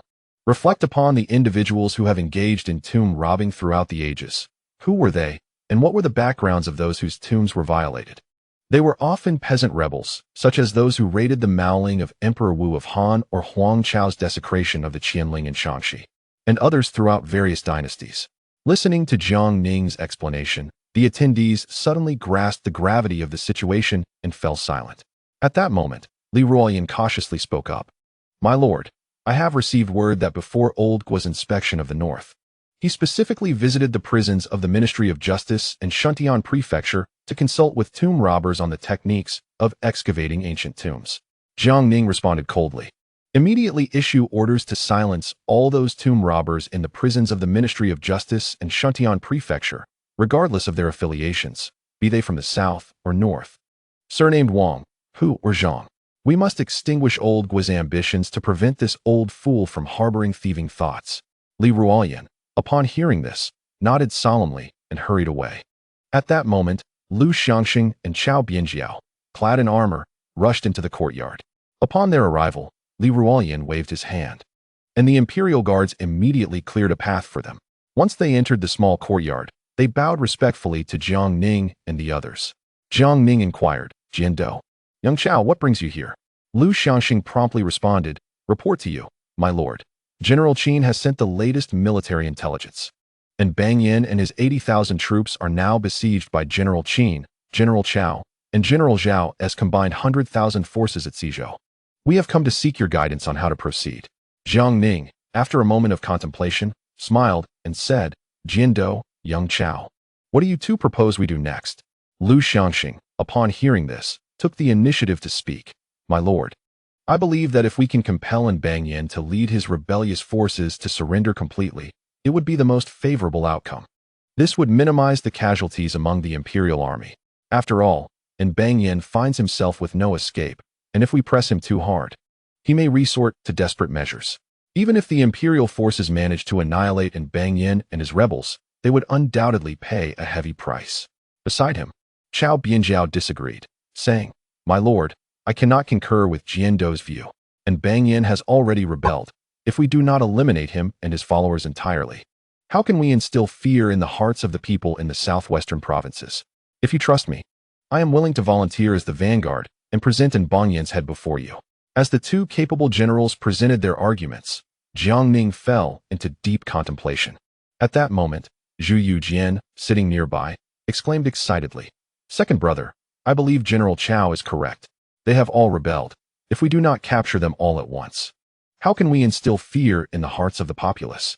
As for the casualties of the army, such is the inevitability of war throughout history. Has there ever been a battle without loss of life? I am willing to volunteer as the vanguard, leading the Imperial Ming Guard into battle. Hearing his younger brother's ill-timed remarks, Jiang Ning was left speechless. He then said, Let us not rush. Allow me to contemplate this matter thoroughly. The others present nodded in agreement, recognizing that as the imperial envoy and governor of 4 provinces, Jiang Ning's decisions were paramount. After a moment of reflection, Jiang Ning addressed Lu Qianxing and Chao Bianjiao. Jiando, General Chao, you two go and assemble the army outside the city. We shall set forth to Guizhou the day after tomorrow to confront Banyan. Upon hearing this, the two nodded in acknowledgement, bowed in respect, and turned to leave. Watching their departing figures, Zhu Youjian quickly stood up and called out, General Lu, General Chao, please wait. The two halted and turned to Zhu Youjian, inquiring, What command does your highness have? Zhu Youjian, with a beaming smile, replied, General Chao, I have fully mastered the 72 styles of the Yang family spear technique that you previously taught me. Would you be willing to impart some other techniques? Caught off guard by Zhu Youjian's words, Chao Bianjiao quickly assumed a serious demeanor and replied, Your Highness, the Yang family spear technique is profound and revered as unparalleled on the battlefield. It requires years of dedicated practice. Your Highness should focus on mastering this before pursuing additional knowledge. Otherwise, you may find yourself overwhelmed. Upon hearing this, Zhu Youjian immediately grew displeased and retorted, I am a prodigy. While the Yang family spear technique is indeed profound, that is only true for others. Do not doubt me. I shall demonstrate. With that, he strode to the side, took a spear from the hands of the Jinjui, and began to perform, showcasing his skills. His movements were bold and sweeping. The spear danced like a dragon, exuding tremendous power. In an instant, the courtyard was filled with a strong wind, scattering leaves from the trees. As he wielded the spear with such finesse, Chao Bianjiao could not help but display a look of astonishment. While Jiang Ning watched Zhu Youjian with exasperation, an old Wei's expression appeared somewhat awkward. Zhu Youjian became increasingly spirited in his movements. As the leaves falling from the trees were swept aside by the powerful gusts generated by his vigorous actions, with a sudden leap, he wielded his long spear and struck down fiercely, shattering the rocks of the artificial hill in the courtyard. Jiang Ning watched in astonishment, while Old Wei was so taken aback that he dropped the walnut in his hand, oblivious to it. Lu Qianxing and Chao Bianjiao exchanged glances, both reflecting their mutual shock. Subsequently, Zhu Youjian executed a reverse thrust, aiming for a leaf that had fallen from the tree, and hurled his spear with precision, impaling the leaf against the wall, which sent dust flying and caused a section of the courtyard wall to collapse. With a face beaming with pride, Zhu Youjian exclaimed, General Chao, what do you think of this Yang family's 72 spear techniques? Chao Bianjiao swallowed hard, his expression one of disbelief as he replied, Your Highness has mastered the 72 Yang family spear techniques to perfection. Even those who have practiced for years may not reach your level. Hearing this, Zhu Youjian felt even more elated and eagerly said, Then why don't you teach this king something else? At this, Chao Bianjiao turned to Jiang Ning, who maintained an impassive expression. Gritting his teeth, he was about to speak when Lu Qianxing, with excitement in his voice, interjected, "Your Highness, your mastery of the Yang family's 72 spear techniques is indeed remarkable. Might I interest you in learning my sword techniques? My style is adapted from my family's traditional methods and the techniques of the Qi family army, rendering it unmatched within 10 paces and extraordinarily powerful." Upon hearing Lu Xiangxing's words, Zhu Youjian's face flushed with excitement, and he declared, "I wish to learn. General Lu, please teach me." Lu Xiangxing responded, "Allow me to demonstrate first. Please watch closely." With that, he drew the long sword from his waist and began to perform. The blade gleamed with a chilling radiance, its movements bold and expansive, in stark contrast to the spear techniques Zhu Youjian had previously wielded, exhibiting a remarkable variety of forms. Lu Xiangxing even showcased a scenario of combat, which left Zhu Youjian exhilarated, applauding enthusiastically, while Jiang Ning could only helplessly join in the applause. As Lu Xiangxing grew increasingly animated in his performance, he executed a sweeping motion that gathered all the scattered leaves from the ground, followed by a decisive slash that sent the leaves flying far away. After sheathing his sword, Lu Xiangxing smiled and inquired, "Your Highness, what do you think of this sword technique?" Zhu Youjian nodded earnestly, exclaiming, "A splendid technique. Let me try?" He stepped forward to take Lu Xiangxing's sword. However, Lu Xiangxing hastily cautioned, "Your Highness, this sword is somewhat heavy, weighing 130 pounds. When Zhu Youjian grasped the sword, he was taken aback by its heft. Realizing it was heavier than the spear he had wielded, gritting his teeth, he began to swing it, filling the courtyard with a dazzling display of cold light and fierce wind. After a while, Zhu Youjian was breathless, beads of sweat forming on his forehead, and he finally acknowledged the considerable effort required to wield the sword. At that moment, Qiao Bianjiao, observing the scene, chuckled and remarked, "Your Highness, at your tender age, your strength is still developing. Wielding this 130-pound sword may prove excessively taxing. Why not continue to learn the art of spear fighting from your humble servant? As for the swordsmanship of Jindo, it can wait a few years. After all, not everyone possesses the innate strength of Jindo." However, Zhu Youjian remained unwilling to concede, wielding the hefty broadsword with determination. After a while, he realized that Lu Xiangxing's sword was excessively heavy, even with his utmost effort. He could not achieve the fluidity that Lu Xiangxing demonstrated. Subsequently, he returned the sword with a face full of regret, stating, "I lack the strength at present. Even if I struggle to wield this broadsword, I fear I would soon tire on the battlefield." Lu Xiangxing accepted the sword with a smile, replying, "Your Highness may first focus on strengthening your physique to accumulate vigor. When the time is right, I shall teach you this sword technique." Zhu Youjian nodded and then turned to General Qiao Bianjiao, saying, "General Qiao, I shall focus on learning the spear technique from you for now. The swordsmanship can wait. What spear techniques will you teach me next?" Qiao Bianjiao, pondering for a moment, responded, "My uncle's renowned skill is the Overlord spear technique, which is unparalleled in offense. I have been diligently practicing this technique over the years, but the confines of this small courtyard hinder its full execution. If your Highness is interested, we could proceed to the military camp, and I could demonstrate it for you." Zhu Youjian mused aloud about the Overlord spear technique, inquiring, "Is it not derived from the spear techniques of Xiangyu, the Overlord of Western Shu?" Qiao Bianjiao nodded gravely. With a face alight with excitement, Zhu Youjian exclaimed, "That is splendid. I must master the Overlord spear technique. In time, I shall navigate through the throngs of soldiers with ease, taking the heads of generals as effortlessly as plucking fruit from a tree." He then attempted to pull Qiao Bianjiao towards the military camp. At that moment, Jiang Ning cleared his throat and interjected, "Your Highness, General Qiao and General Lu have official matters to attend to. It would be prudent to postpone the lessons, lest we delay important affairs." Upon hearing this, Zhu Youjian reluctantly nodded. Acknowledging Jiang Ning's words, Qiao Bianjiao and Lu Xiangxing ceased their insistence, bowed, and hurriedly departed. Zhu Youjian then turned to Old Wei, asking, "Elder Wei, do you know of any methods to enhance physical strength? My strength is still somewhat lacking. I cannot fully utilize General Lu's sword techniques or General Qiao's spear techniques." Old Wei, with a smile that was more akin to a grimace, awkwardly replied, "Your Highness, typically martial practitioners strengthen their physique by lifting stone blocks." With that, he picked up the stone bench beneath him, assumed a horse stance, and demonstrated for Zhu Youjian. Observing this, Zhu Youjian also reached for the stone bench to give it a try. Old Wei was taken aback by Zhu Youjian's determination. Unable to let go, he felt embarrassed, realizing he could not compare with someone of Zhu Youjian's youth. Tears welled in Old Wei's eyes as he cast a pitiful glance at Jiang Ning. Jiang Ning, utterly speechless, turned to Zhu Youjian with a smile, saying, "Your Highness, this stone bench is not a stone lock. It is rather inconvenient for training. Perhaps we should have a few stone locks crafted for you to practice with later." After a moment of contemplation, Zhu Youjian nodded, casting aside the stone bench in his hand, which kicked up a cloud of dust. He declared, "Second brother makes a valid point. However, I believe the stone lions at the governor's office are quite impressive.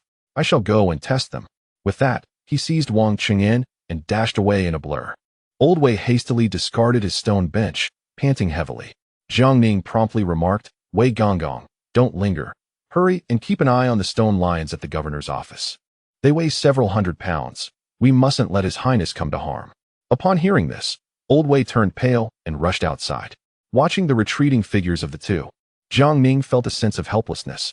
Initially, he disapproved of Zhu Youjian practicing martial arts, but to his surprise, the young lad had secretly infiltrated the military camp and started training under Cao Bianjiao and Lu Qin. Previously, at the front lines, he had persistently sought instruction from Qin Liangyu, Cao Wenjiao, and Zhao Shuai, learning some fundamental skills, which he practiced alone in the courtyard.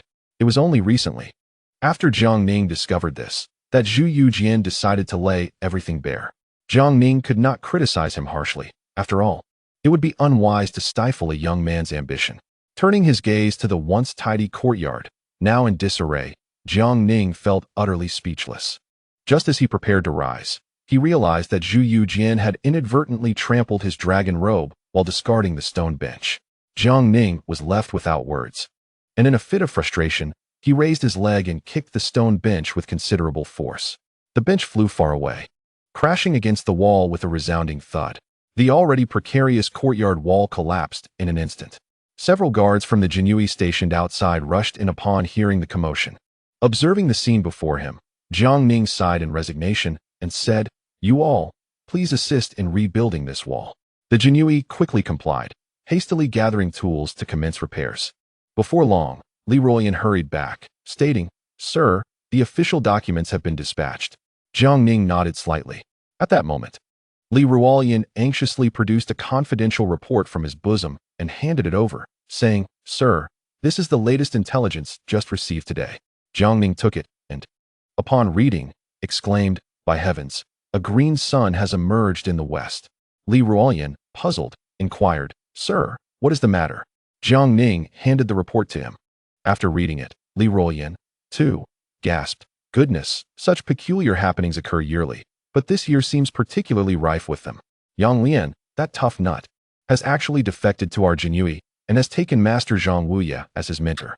Now, he has been appointed by the Emperor to assist Lords Wen and Gua in a case in Shanxi."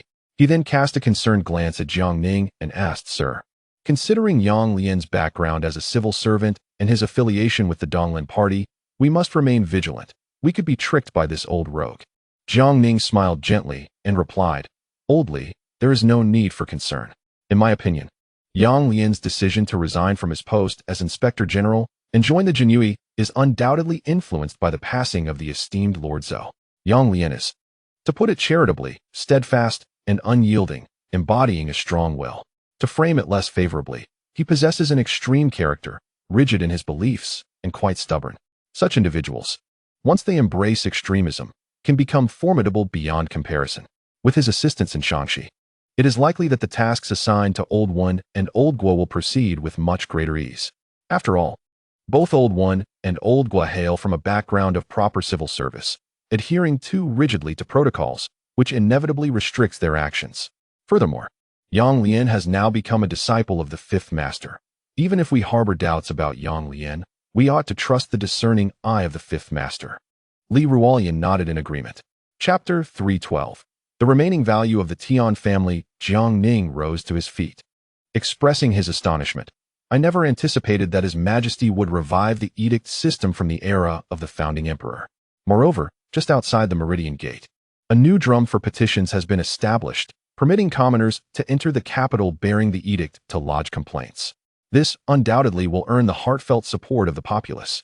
Additionally, the establishment of charitable schools and the reformation of education, along with the promotion of new learning, is, for the orthodox Confucians, akin to undermining the very foundation of their beliefs.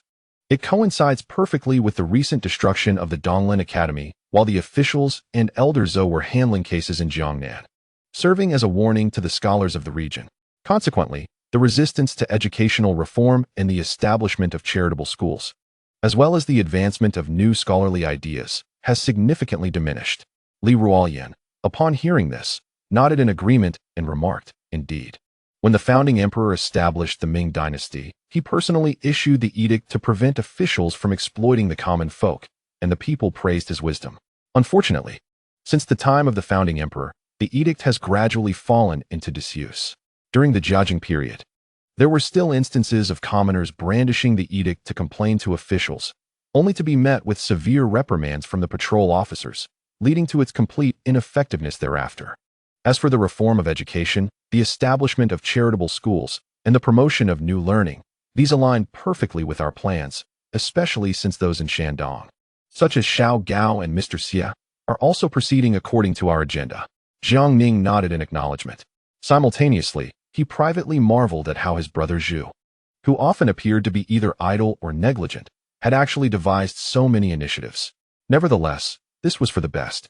The various measures being implemented by the court in the north have laid a foundation for future policies regarding land taxation, public fire expenses, and the joint responsibilities of gentry in serving and paying taxes.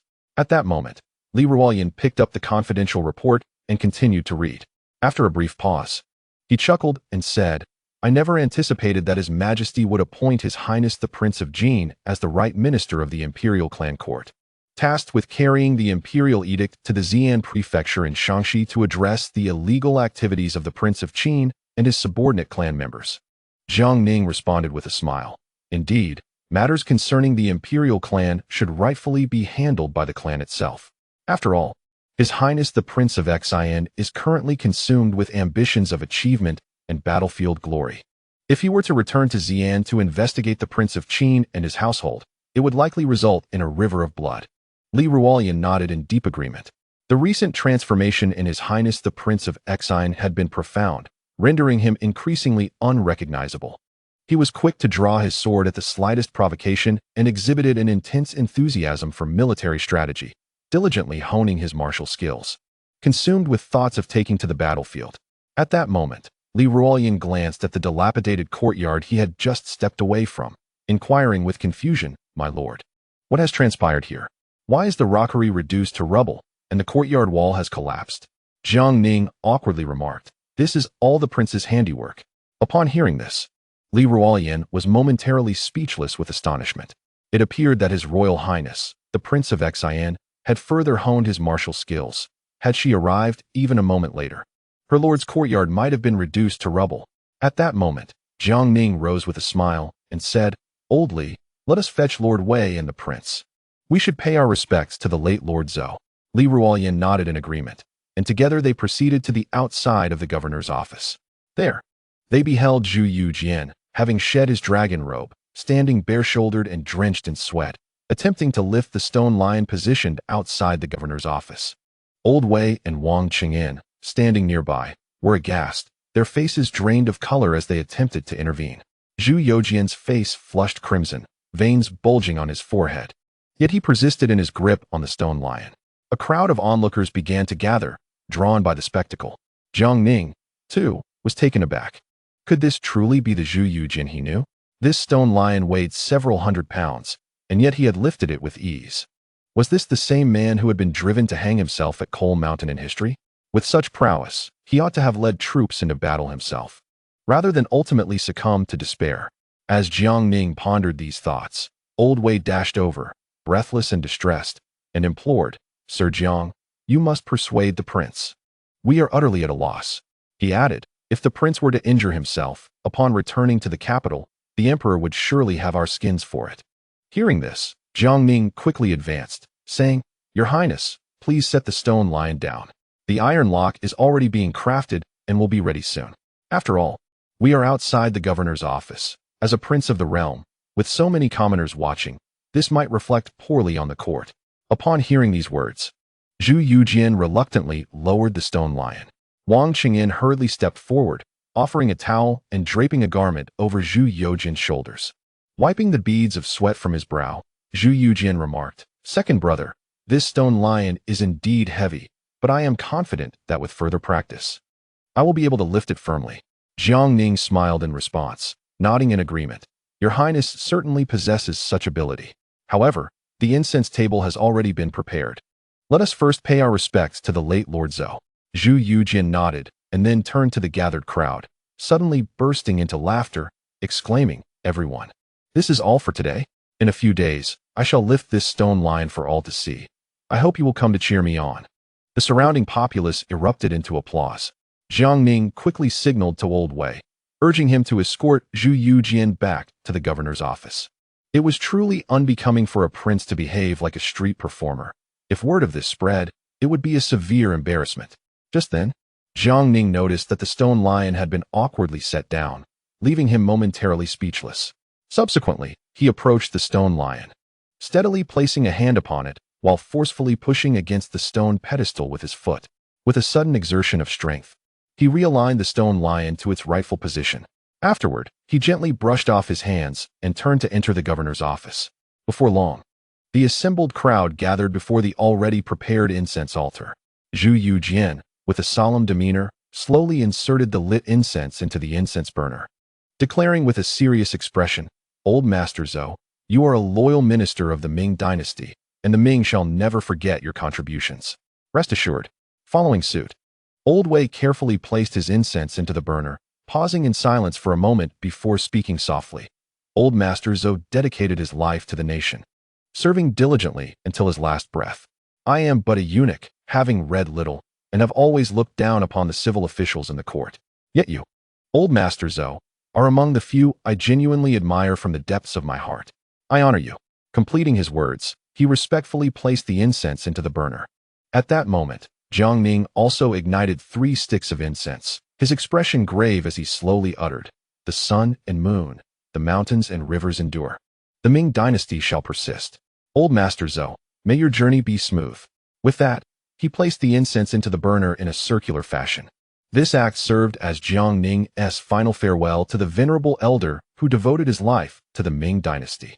After the memorial for Zhou Yuanbiao concluded, Guizhou's governor, Wang Sanshan, hastily approached Jiang Ning, stating, "Lord Jiang, the Tian family of Guizhou has been besieged by Banyan's forces. Tian Zhongwen and Tian Yudao, along with their kin and remnants of their soldiers, have arrived in Guiyang, clamoring to meet you. You have consistently declined their requests. How should we proceed?" Jiang Ning replied with a cold smile, "What is there to discuss? Lock up all those members of the Tian family." He continued, "Go and inquire with Tian Zhongwen about the military dispatch document I issued, which instructed him to mobilize the Guizhou troops to assist the imperial army in quelling in Banyan. Instead, he has taken my document to instigate war in Guizhou. Does he wish to rebel like in Banyan? If it weren't for Banyan still being at large, I would have already dispatched troops to deal with the Tian family of Guizhou." Wang Sanshan chuckled and remarked, "Lord Jiang, do you intend to eradicate the Tian family of Guizhou entirely?" Jiang Ning nodded, acknowledging, "Indeed, leaving them poses a considerable problem." Wang Sanshan laughed again, suggesting, "However, the Tian family still holds some utility. Though their military forces have been significantly diminished and now consist mainly of remnants, they could still serve the court if utilized properly." Jiang Ning, intrigued, inquired, "Tell me, Wang, what value does the Tian family of Guizhou still possess?" Wang Sanshan replied with a smile, "If I may be so bold, Lord Jiang, do you intend to completely annihilate Banyan and his 80,000 soldiers, or do you plan to persuade them to surrender?" Jiang Ning furrowed his brow and asked, "What of annihilation? What of surrender?" Wang Sanshan replied earnestly, "Should you choose to annihilate Banyan and his 80,000 rebels, it would likely require you to remain in Guizhou for several months to eliminate the other local chieftains as well. Otherwise, simply eradicating Banyan will not easily win the hearts of the Guizhou populace in the short term. After all, the long-standing discord between the indigenous people under the rule of the local chieftains and the Han populace governed by the officials has deep roots. Unless Lord Jiang intends to resort to a comprehensive military suppression, perhaps resulting in the deaths of tens of thousands of indigenous people, this matter may not come to fruition.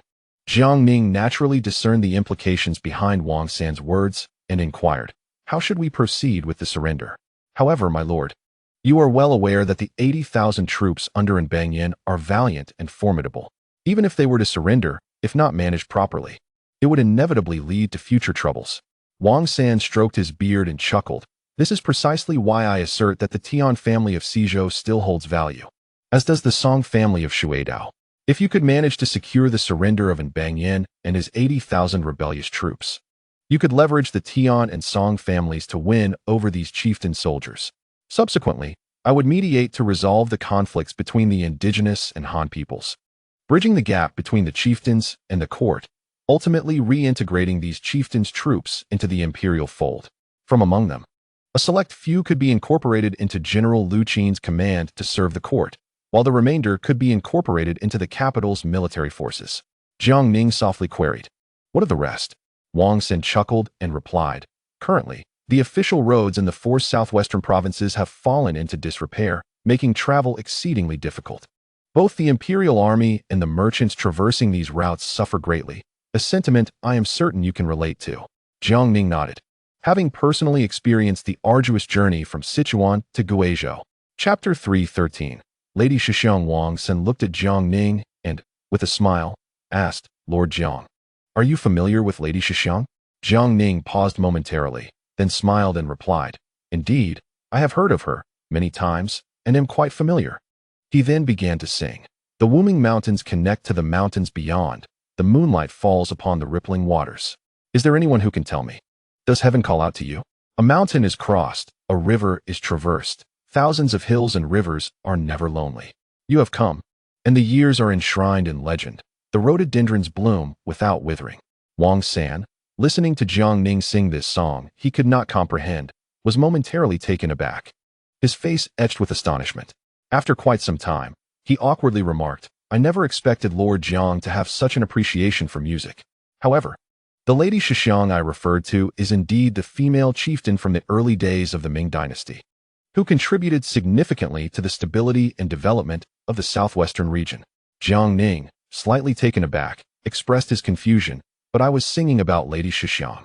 Wang San, bewildered by Jiang Ning's seemingly unrelated response, was at a loss for words. Reluctantly, he began to enlighten Jiang Ning patiently. Upon realizing that he had been singing for quite some time on a completely different wavelength from Wang San, Jiang Ning's face turned a deep shade of red in embarrassment as he laughed. "I was merely jesting with you, my lord. Please do not take offense." Wang San, still unable to grasp Jiang Ning's words, patiently elaborated. During the reign of the founding emperor, a significant military campaign was launched in the southwest, bringing Yunnan into the Ming domain. At that time, many local chieftains were resistant, prompting the emperor to suppress them. However, Lady Shishang was the first to respond to the emperor's call, submitting to the Ming and aiding in the eradication of other rebellious chieftains. Ultimately, the emperor conferred upon her the surname An, thus giving rise to the infamily of Shuishi. With a hint of confusion, Jiang Ning inquired, "What relevance does this have to the Tian, Song, and Banyan's local militia?" Wang Sanshan chuckled softly and replied, "In the days of the founding emperor, he valued Lady Shishang and the infamily of Shuishi not solely for their assistance in pacifying the southwest, but also for their leadership of the local militias in constructing vital thoroughfares across the 4 southwestern provinces. This ensured a smooth military deployment for the court and facilitated a continuous influx of merchants, which stands as Lady Shishang's most significant contribution." Jiang Ning pondered briefly and nodded in understanding. He grasped Wang Sanshan's intention, which was to advise him against completely annihilating Banyan and his 80,000 local troops. Otherwise, he would be compelled to suppress all local chieftains in Guizhou by force. Yet, given the fierce nature of the local chieftains and their people, relying solely on military might would yield little success unless total slaughter were pursued, a course of action that would demand exorbitant time, resources, and manpower, burdens neither he nor the court could afford. Jiang Ning then affirmed, "In that case, we shall proceed as you suggest, Lord Wang. I will endeavor to persuade Banyan and his 80,000 troops to surrender, selecting a portion to incorporate under General Lu Qin's command, while others will be assigned to the imperial garrison. As for the military authority of the remaining local forces, I shall confiscate it entirely." The rest will be entrusted to you, Lord Wang. Wang Sanshan quickly clasped his fists in gratitude, his expression earnest as he said, I thank you, Lord Jiang, for your understanding of my sincere intentions. Jiang Ning appraised Wang Sanshan from head to toe, jesting, Lord Wang, I have come to realize how you have managed to serve as the governor of Guizhou, surrounded by so many local chieftains, for so many years, through betraying friends, selling out brothers, and engaging in slander and discord, I presume? Wang Sanshan chuckled sheepishly, replying, I too am compelled by circumstances, and I hope for your understanding, Lord Jiang. Jiang Ning laughed heartily, stating, we both serve the court. How could I hold such matters against you? If there is anything else you require of me, do not hesitate to ask. I will assist as best I can. Wang Sanshan, brimming with joy, requested, then I humbly ask, Lord Jiang, for a disbursement of silver. Guizhou is exceedingly impoverished, and I am quite weary of such poverty. Jiang Ning nodded, then smiled inquiringly. How much silver do you require, Lord Wang? Wang Sanshan raised a single hand. Jiang Ning was taken aback, realizing that he was asking for 500,000 taels of silver. Has Lord Wang lost his senses? He mused. Though he had amassed considerable silver during his journey from Sichuan to Guizhou, he had also expended much, and the costs of post-war reconstruction, along with the procurement of military provisions, were substantial. He then shook his head resolutely, stating, Lord Wang, I can allocate a maximum of 200,000 taels of silver to you. 500,000 is out of the question, as the court's treasury is not flush with resources to be poured entirely into Guizhou. Wang Sanshan was momentarily taken aback by Jiang Ning's words. He had initially hoped for 500,000 taels, but was surprised by Jiang Ning's misunderstanding, thinking he had requested 5 million. However, upon reflection, he realized that the impending administrative reforms and the reconstruction of the official roads in Guizhou would indeed require considerable funds, and securing 200,000 taels was essential. Thus, he feigned reluctance, conceding, if that is the case, I shall not press further. 200,000 it shall be. Jiang Ning then penned a formal document, affixed the official seal, and handed it to Wang Sanshan, saying, You may collect the silver from Lord Wei shortly. Wang Sanshan accepted the document, his smile wide and uncontainable. In Guizhou, after enduring years of hardship, one never anticipated the arrival of prosperity today. It was not out of a desire to hoard wealth that he sought this fortune, but rather from an unwavering ambition that had long been stifled by financial constraints. Now, with the generous funds bestowed by Jiang Ning, he could finally unleash his potential in Guizhou. Subsequently, Wang Sanshan, with a smile, expressed, There is another matter I wish to discuss with you, Lord Jiang. Jiang Ning nodded, prompting him to continue. I would request that you personally visit the governor's prison to meet Tian Zhongwen and Tian Yudao. It would be prudent to intimidate them, perhaps by threatening to execute the entire Tian family. In due time, I shall advocate for their protection, and they will undoubtedly be grateful.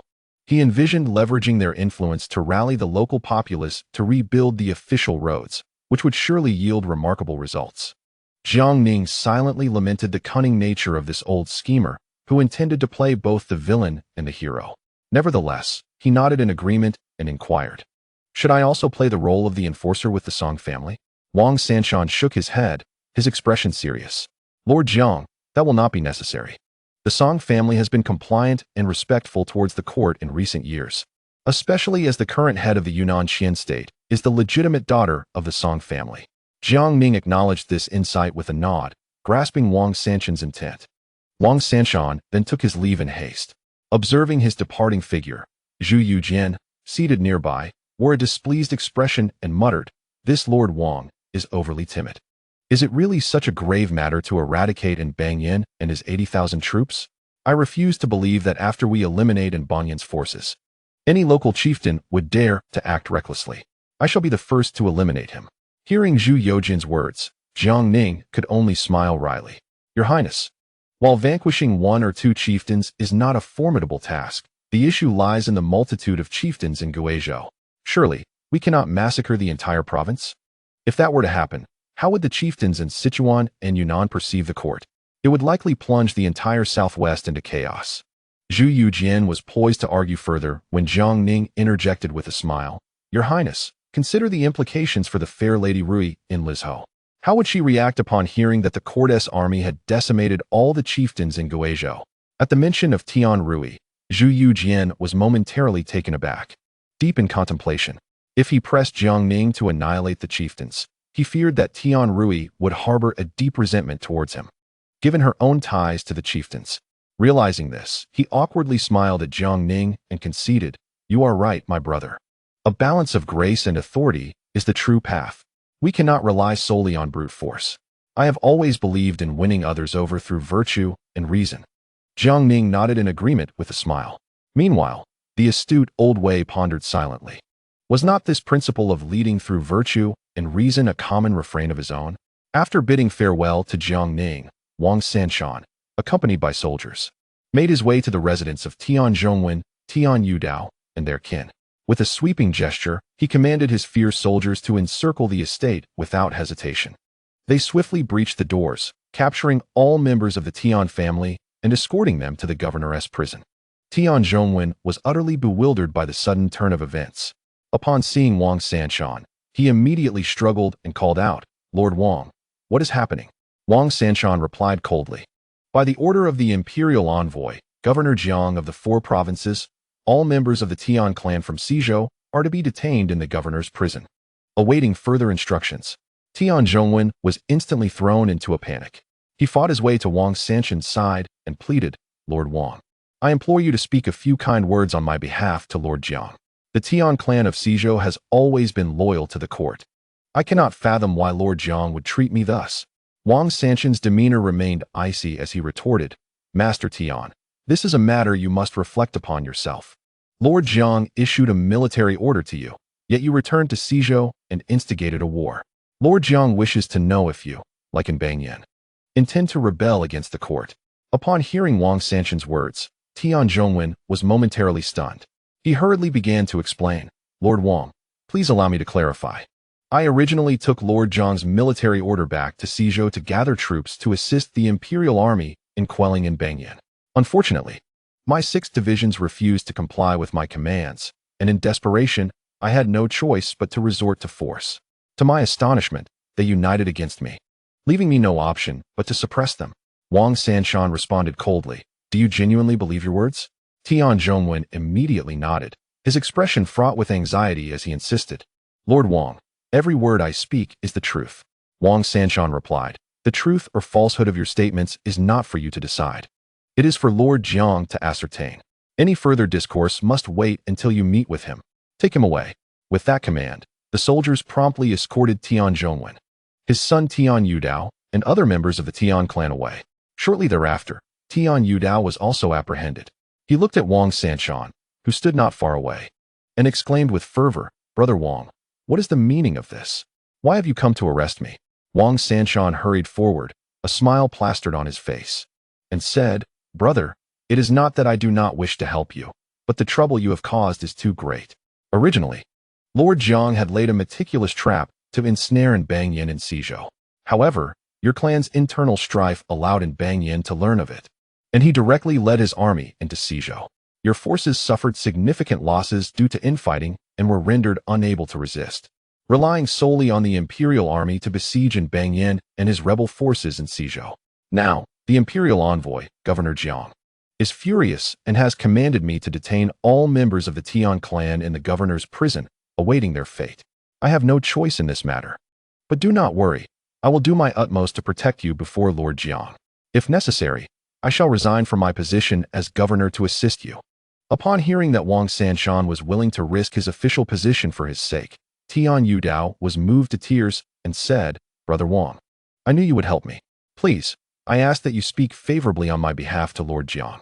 Wang Sanshan nodded and replied with a smile, "Dear Yudao, you must endure a little hardship for now. However, rest assured, I have already made arrangements. No one will trouble you in the prison." Tian Yudao nodded in response, and he was then taken away by the soldiers. As Wang Sanshan watched the Tian clan being taken away by soldiers, a faint smirk appeared at the corner of his mouth. With the entire Tian clan apprehended, the Shuidong family was understandably shaken. Song Qi promptly arrived at the governor's office bearing gifts, seeking an audience with Jiang Ning. Initially, Jiang Ning had no intention of meeting him, for the Shuidong family had lost much of its influence in Guizhou, reduced to a mere shadow of its former glory among the 4 prominent local families. However, Wang Sanshan urged Jiang Ning to grant the meeting, as even a dead camel is larger than a horse. To smoothly implement the reform of land reclamation and stabilize the local chieftains and populace, the support of the Song family would be indispensable. Reluctantly, Jiang Ning agreed to meet with the Song family. Before long, the imperial guard escorted Song Qi to a small courtyard within the governor's office to pay his respects to Jiang Ning. Upon their first encounter, Song Qi immediately knelt before him, his demeanor fraught with anxiety as he proclaimed, "I am Song Qi, the envoy of Shuidong, here to pay my respects to your excellency." Lord Jiang. Jiang Ning scrutinized Song Qi, noting his youthful appearance, perhaps in his 30s, and his scholarly demeanor, which seemed more fitting for a scholar than a chieftain. He smiled and said, "There is no need for such formalities, Master Song. Please rise." Hastily getting to his feet, Song Qi responded, "Lord Jiang, our Shuidong Song family has long received the emperor's favor, and we have remained steadfastly loyal, never colluding with the rebel in Bangyan. However, our clan has fallen into decline, and we find ourselves unable to resist in Bangyan and his formidable forces. Thus, I have brought my family to Guizhou city seeking refuge. And I hope you can understand my predicament." As he spoke, he hurriedly produced a thick list of gifts and presented it to Jiang Ning. Upon seeing this, Jiang Ning smiled and replied, "Master Song, your loyalty to the country is well acknowledged. It suffices that you are here. There is no need to bring such lavish gifts." In truth, Jiang Ning had no intention of accepting these offerings, as he held them in low regard and felt that accepting them would compromise his dignity. Moreover, the Song family held little significance for him, and he saw no necessity for excessive engagement. Yet, Wang Sanshan persistently gestured for Jiang Ning to accept the gifts, prompting Jiang Ning to instruct Lu Qin to take the list. Subsequently, Jiang Ning offered words of comfort to Song Qi before allowing him to return to his residence. Relieved by Jiang Ning's leniency, Song Qi's anxious heart finally found solace. After all, with the Song family's waning power and the recent capture of the entire Tian clan, how could he not feel fear? Chapter 314. Redeeming oneself through meritorious deeds. The following morning, as was his custom, Jiang Ning sat in the courtyard sipping tea leisurely with Old Wei. Nearby, Zhu Youjian practiced stances with a stone lock, fervently engaged in his training, a sight Jiang Ning had grown accustomed to. Just then, Governor Wang Sanshan hurried into the courtyard, seeking an audience with Jiang Ning. Observing the excitement on Wang's face, Jiang Ning surmised the old man's intentions. After giving Old Wei a few brief instructions, he, along with Lu Qin, accompanied Wang Sanshan to the governor's prison. In the prison, Tian Zhongwen sat in his cell, his face ashen, lost in thought. His son, Tian Zhong, spoke with a tremor in his voice, "Father, when will Uncle Wang come to rescue us?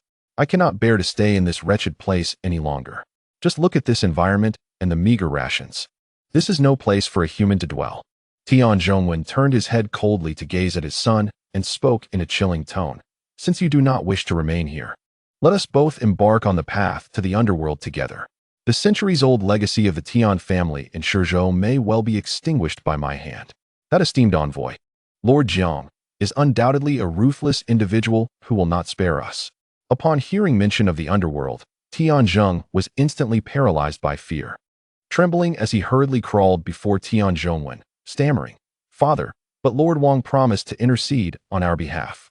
Tian Zhongwen, observing his son's lamentable display, sighed in resignation and replied, "For years, Wang Sanshan has merely engaged in a business relationship with us. He requires our assistance to maintain order in Guizhou. Now, with the imperial forces encroaching and in Bangyan trapped in Guizhou, we have already become prisoners of circumstance. Do you truly believe Wang Sanshan will come to our aid? If he refrains from further compounding our misfortune, it would be an act of mercy." At Tian Zhongwen's words, Tian Zheng's countenance turned ashen. Just then, the sound of approaching footsteps echoed ominously in the dim prison cell. Trembling uncontrollably, Tian Zheng cautiously inquired, "Father, could it be that someone is coming to end our lives?" Tian Zhongwen remained expressionless and silent. Moments later, Jiang Ning, Lu Qin, and Wang Sanshan, flanked by the Jinyui, arrived at the door of the cell. As Tian Zhongwen looked up and recognized Jiang Ning and Wang Sanshan, his demeanor grew tense. He scrambled to the front of the cell and fervently bowed, exclaiming, "Lord Jiang, I assure you, I harbor no intentions of rebellion. Please discern my sincerity." Jiang Ning coldly scrutinized Tian Zhongwen, a mocking smile gracing his lips as he retorted, Lord Tian. Whether you possess rebellious inclinations is unknown to me. However, after you returned to Shizhou with the troop deployment orders I issued, you instigated a great conflict, embroiling all 8 prefectures of Shizhou in chaos. Consequently, and Bangyan, upon receiving word, invaded Shuidong and subsequently advanced upon Shizhou. Were it not for my swift response, he would likely have besieged Guiyang by now. Pray tell, how is this matter devoid of your involvement? Upon hearing Jiang Ning's accusations, tears streamed down Tian Zhongwen's face as he choked out, Lord Jiang, the turmoil in Shizhou is indeed my fault. However, my loyalty to the court is unwavering, and I harbor no thoughts of treason. The Tian family of Shizhou has served the Ming dynasty for over 2 centuries, adhering faithfully to the edicts of the court. I beseech you, Lord Jiang, to consider our years of service and show leniency. Jiang Ning let out a cold laugh and replied, I initially intended to execute your entire family by slow slicing as a deterrent. Since you have spoken, I shall grant you a complete corpse. But the sentence shall be changed to beheading. I am preoccupied with subduing in Bangyan and Shizhou, so I must take my leave. With that, Jiang Ning turned to depart. Tian Zhongwen, in a state of urgency, realized that a change from slow slicing to beheading still led to death. Desperate to seize this final opportunity for survival, he quickly rose and whispered to Wang Sanshan, Brother Wang, save me. I will bestow upon you all the wealth accumulated by the Tian family over centuries. You must lend me your assistance. Upon hearing these words, Wang Sanshan's eyes brimmed with tears as he spoke. Brother Tian, even without your centuries-old family fortune, I shall undoubtedly come to your aid. Do remain vigilant. With tears welling in his eyes, Tian Zhongwen nodded fervently. Wang Sanshan then turned and hurried in the direction of Jiang Ning. Before long, the two returned once more. The Jin Yiwei brought forth a chair, upon which Jiang Ning seated himself, coldly gazing at Tian Zhongwen, and icily inquired, What is it? Do you intend for me to personally escort the Tian family to their demise? Tian Zhongwen and his son knelt respectfully on the ground, too fearful to utter a sound. At that moment, Wang Sanshan, his eyes filled with tears, bowed deeply to Jiang Ning and said, Master Jiang, may I be allowed to speak a word of justice? Jiang Ning regarded Wang Sanshan and nodded slightly.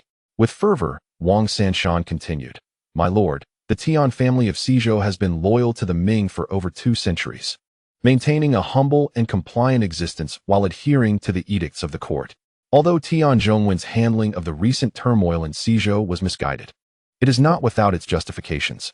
I implore you, my lord, to grant the Tian family another chance to atone and perform meritorious service. I am willing to vouch for them with my position as governor. Should the Tian family fail to render further service to the court, I shall resign my post as governor of Guizhou. The audacity of Wang Sanshan's offer left Tian Zhongwen momentarily stunned, having witnessed the fickleness of those in power. He had never anticipated such unwavering support from Wang Sanshan at this critical juncture, and it deeply moved him. Jiang Ning, upon hearing this, turned to Wang Sanshan, visibly astonished, and queried, Governor Wang, are you certain you wish to risk so much? Remember, the position of provincial governor is a powerful one, coveted by many who strive for a lifetime to attain it. Furthermore, the Tian family has lost their military forces, now left with but a handful of defeated remnants. How could they possibly redeem themselves in the eyes of the court? I suggest you refrain from defending the Tian family, lest you fall victim to their treachery in the future. I could very well order their execution right now. He feigned a command to do so. In response, Wang Sanshan quickly removed his official cap, knelt on the ground, and respectfully bowed to Jiang Ning, then earnestly stated, I beseech you, Master Jiang, to trust me this time. Though the Tian family's forces have suffered significant losses, their loyalty to the court remains unwavering.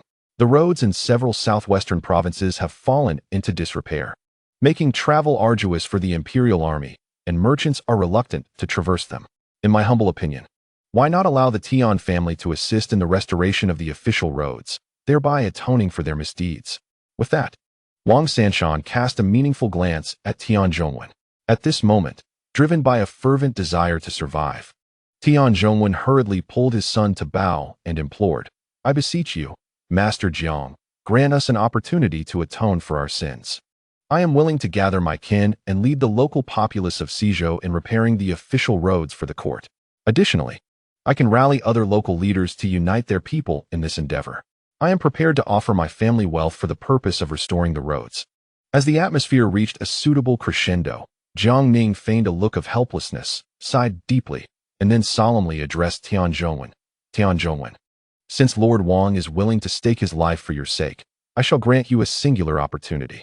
Remember, this is not for your benefit, but rather for Lord Wang's reputation. However, I must remind you that this is the last chance for the Tian family of Guizhou. Should you mishandle this matter, it will not only be your family that suffers, but even Lord Wang will be drawn into the calamity. Act wisely. With that, Jiang Ning rose and turned to leave. In that fleeting moment, a slight smirk graced Jiang Ning's lips as he hastened away, fearing that if he lingered any longer, he would succumb to laughter. Watching Jiang Ning depart, Lu Qin and the entourage of the Jiangyi breathed a collective sigh of relief. Tian Zhongwen quickly wiped the cold sweat from his brow and, with a choked voice, addressed Wang Sanshan. Brother Wang, your immense kindness will forever reside in my heart, never to be forgotten. Whenever you require my assistance in the future, a single word from you will compel me to brave fire and water without hesitation. With utmost respect, he bowed thrice to Wang Sanshan. Wang Sanshan adjusted his black cap, retrieved a key, and unlocked the prison door. With palpable excitement, he grasped Tian Zhongwen's hand, saying, Brother Tian, to save you, I risked my very life. You must strive diligently and not let me down. Tian Zhongwen nodded earnestly. Soon after, Wang Sanshan commanded the release of Tian Zhongwen and his son, then swiftly made his way to the cell where Tian Yudao was imprisoned. Upon seeing Wang Sanshan, Tian Yudao's face lit up with joy as he exclaimed, Brother Wang, you have finally come to rescue me. I have awaited your arrival with great longing. Tears streamed down his face. Wang Sanshan, moved by Tian Yudao's display of emotion, felt his own eyes welling up as he reassured him, Fear not, dear brother, I shall rescue you at once. Originally, Lord Jiang intended to execute the entire Tian family, but thanks to my intervention as a provincial governor and the military oath I pledged before him, he reluctantly agreed to spare you in exchange for the Tian family leading the restoration of the roads in the southwestern provinces. You must work earnestly. Do not let me down. Upon hearing Wang Sanshan's words, Tian Yudao exhaled in relief, fervently shaking Wang Sanshan's hand. Brother, rest assured, I will not disappoint you. The debt of gratitude for saving my life will forever be etched in my memory. Seeing Tian Yudao's fervor, Wang Sanshan shared the circumstances surrounding Tian Zhongwen and his son, then spoke with gravity. Brother Tian, I initially intended to eliminate both you and your father directly. However, circumstances compelled me to rescue you both instead. While repairing the roads, be diligent and ensure you do not fall short of Tian Zhongwen, or I will find it difficult to explain to Lord Jiang. Tian Yudao clenched his teeth and replied, Were it not for that scoundrel Tian Zhongwen, how would the Guizhou Tian family have fallen to such depths? Brother Wang, you can rest easy. I am fully aware of the situation. With that, Wang Sanshan ordered the release of Tian Yudao and the rest of the Tian clan. Just as Jiang Ning exited the prison, Lu Qin, walking beside him, remarked with a smile, My lord, I believe I have gained a clear understanding of the situation. The esteemed Lord Wang has managed to maintain his position as the governor of Guizhou for many years amidst a multitude of local chieftains and a fierce populace, relying on treacherous methods such as betraying brothers and deceiving friends. Observe how the Tian family, father and son, have been thoroughly sold out by Lord Wang. Yet they naively continue to assist him in amassing wealth. Jiang Ning, upon hearing this, chuckled and remarked that it was a matter of necessity. Otherwise, it would be challenging for Lord Wang to stabilize the situation in Guizhou. Given time, should an opportunity arise, he might indeed consider promoting him. Lu Qin nodded in agreement, realizing that Lord Wang had successfully entered Jiang Ning's sphere of attention. Upon returning to the governor's office, Jiang Ning instructed Lu Qin to inform everyone to prepare their belongings for the army's departure the following day, destined for Guizhou to address the issue of Banyan. At present, the Tian family in Guizhou had been thoroughly incapacitated, while the Song family of Shudou had also diminished, leaving them reliant on the court's protection. The only remaining significant threat was in Banyan. Once he was dealt with, the turmoil in Guizhou would likely come to a resolution. Not long after, Wang Sanshan approached Jiang Ning, beaming with delight, and exclaimed his gratitude for Jiang Ning's cooperation, noting that the Tian family was now consumed with thoughts of atonement and achievement. Jiang Ning smiled and nodded, replying that Wang Sanshan should advance the subsequent matters according to his plan. The officialdom in Guizhou had been cleaned up, and newly appointed officials from the court were en route. Thus, he should make proper arrangements for their accommodation. Jiang Ning would lead the army to Guizhou to confront Banyan, and thereafter, he would proceed to Yunnan, leaving the remaining chieftains in Guizhou to General Lu Qin for resolution. Wang Sanshan nodded in agreement. At that moment, Jiang Ning suddenly interjected, stating that all mineral resources controlled by these chieftains should be confiscated by the court. Should they wish to develop these resources, they must purchase the rights from the court, paying an annual fee and adhering to tax obligations. The specific operational details would be left to Wang Sanshan to manage. Upon hearing this, Wang Sanshan's delight was palpable, and he assured Jiang Ning that he would make the necessary arrangements. He felt elated, realizing that Guizhou's poverty stemmed from the chieftains' control over mineral resources, which they leveraged against the court, leaving him powerless. With Jiang Ning's resolution of the major chieftains, the remaining minor ones would be at his disposal. By reclaiming these resources for the court, a steady annual income would flow, facilitating smoother governance. Wang Sanshan felt rejuvenated, as if 20 years had been added to his life, believing he could serve the court for another 2 decades. If he could restore Guizhou, utilizing these chieftains and local populace to repair the official roads across several southwestern provinces, a continuous influx of merchants would surely follow, leading Guizhou towards prosperity. With tangible achievements to present, he might even ascend further in his career, a prospect that filled him with excitement. Chapter 3:15. The army approaches the city early the next morning. Before dawn, Jiang Ning, along with Zhu Youjian and Old Wei, arrived at the military camp outside the city. Under the meticulous orchestration of Lu Xiangxing and Chao Bianjiao, the Grand Army stands poised for departure, resplendent in their military regalia. General Lu Qin of Guizhou commands an impressive force of 20,000 soldiers on this expedition, while Provincial Governor Wang Sanshan leads a scant number of officials from within Guiyang to bid farewell at the city gates. Even the common folk of Guiyang, upon hearing of the imperial army's imminent mobilization, flocked to witness the send-off. The impact of the imperial troops on the populace has been nothing short of staggering. They previously cornered the rebel in Banyan, leaving him with no escape, and now they have besieged him in Guizhou. These esteemed envoys have initiated a sweeping reform in the Guizhou administration, causing a veritable river of blood to flow from corrupt officials and allowing the once fierce and robust citizenry of Guizhou to once again witness the majesty of imperial authority. Initially, the populace harbored a sense of trepidation towards the imperial forces, for it is often said that outlaws are as fearsome as a comb, soldiers as a comb, and officials as a razor. However, upon the arrival of the imperial army in Guiyang, they refrained from any acts of violence or pillage which endeared them to the people. At this moment, outside Guiyang, the army shines in their armor, banners fluttering high, and their ranks are impeccably organized. After parting ways with Wang Sanshan, Jiang Ning commands the army to advance. The troops move forth in a magnificent display, akin to a serpentine dragon, making their way towards Guizhou. It is now mid-June, and the heat is oppressive. To evade the sweltering daytime temperatures, the army adopts a strategy of marching by night. After 10 arduous days of travel, they finally arrive at the foot of Guizhou, successfully uniting with the forces led by Qin Liangyu. Jiang Ning promptly convenes a council within his tent, where he observes that Qin Liangyu, Chao Wenjiao, and Zhao Shuijiao are all in high spirits, exhibiting no signs of fatigue, indicative of their successful campaign against Banyan thus far. Jiang Ning inquires with a smile, "Commander Qin, what is the current status of Banyan within Guizhou?" Qin Liangyu replies with a smile, "Your Excellency, Banyan and his 80,000 troops are now completely encircled within Guizhou. Prior to this, General Zhao had already cut off their supply lines. I estimate that they have been without provisions for several days, and now, besieged by our forces, their morale has undoubtedly plummeted. Your Excellency may issue the order to assault the city at any moment." Both Chao Wenjiao and Zhao Shuijiao nod in agreement. Upon hearing this, Jiang Ning smiles and nods thoughtfully, then poses another question.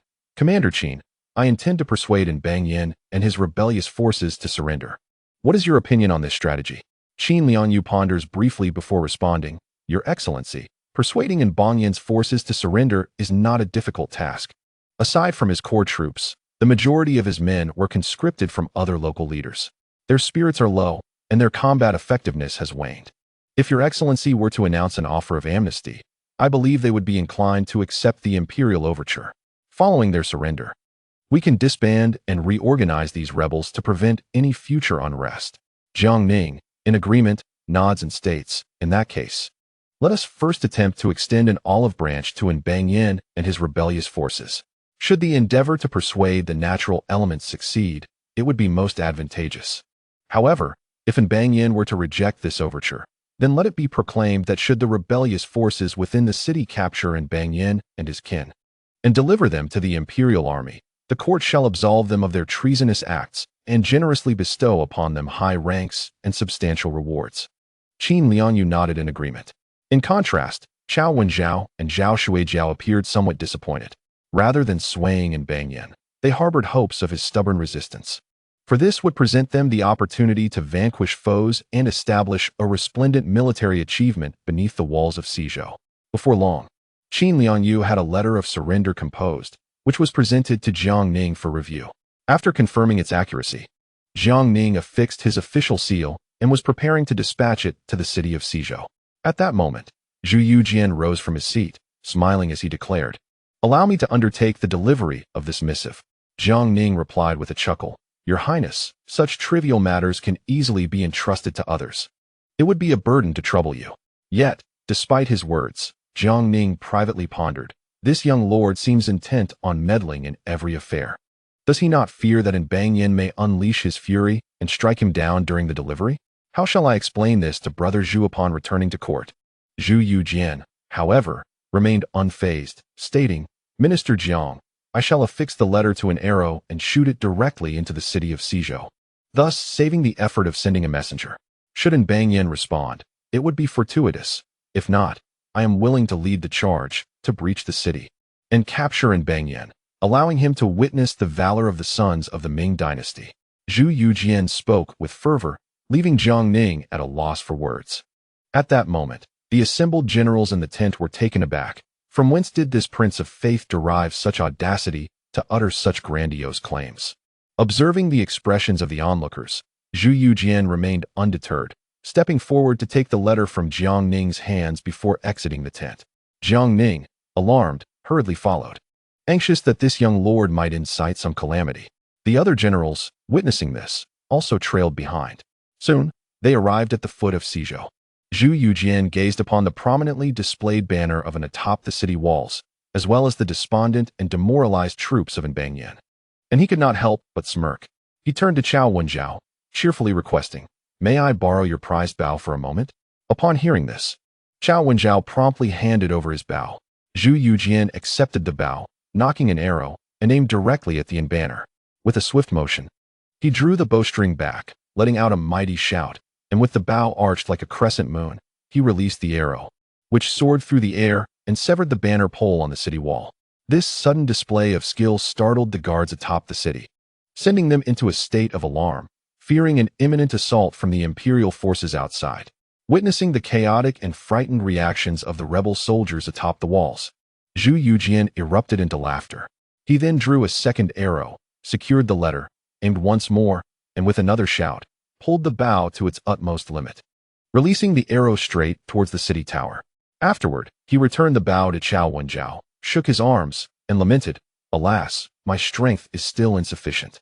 With this magnificent bow of General Qiao, I can scarcely manage to shoot 3 arrows before I am utterly exhausted." Qiao Wenzhao, upon receiving the bow, was left utterly astounded. It is worth noting that he wielded a formidable bow weighing 800 pounds. In the heat of battle, even he would refrain from drawing it, as it required immense physical exertion. The young prince of faith before him, despite his tender years, could actually draw his bow and audaciously proclaimed he could shoot 3 arrows. When Qiao Wenzhao himself was of Zhu Youjian's age, he could barely manage the same feat. It is essential to mention that the distance from their current position to the city wall was approximately 120 paces. Qiao Wenzhao could not help but feel a surge of admiration. This prince of faith was truly gifted, possessing strength that surpassed even his own in his youth. Meanwhile, the others present were left speechless, their astonishment rendering them momentarily mute. Jiang Ning was equally taken aback. He had not anticipated that his younger brother had grown increasingly formidable, akin to a human weapon of mass destruction. If he were to train for a few more years, during confrontations, he could merely stand at the forefront and declare, "My brother is invincible," then dispatch his younger sibling to the battlefield, where he would undoubtedly sweep away all opposition. Qin Liangyu and the others were similarly overwhelmed. Observing the usually gentle demeanor of the Prince of Faith, they had assumed he was merely a scholarly royal, yet his martial prowess was astonishing. If this trajectory continued, in a few years, would he not become an unstoppable force? Upon witnessing this, Jiang Ning beckoned the others to return to their camp, awaiting a response from within the city. Meanwhile, the insurgents on the city walls, watching the crowd disperse below, finally felt a weight lift from their hearts. They had been deprived of supplies for days, even reaching the point of resorting to cannibalism. Should the imperial army decide to assault the city now, their defeat would be inevitable. Subsequently, they removed arrows from the city wall, discovering messages tied to them, which they hurriedly delivered to Enbanyan. Inside Shirvo City, the residents of Tianjongwen had now become Enbanyan's temporary abode. At this moment, Enbanyan was far removed from his former spirited self. He appeared haggard and dispirited.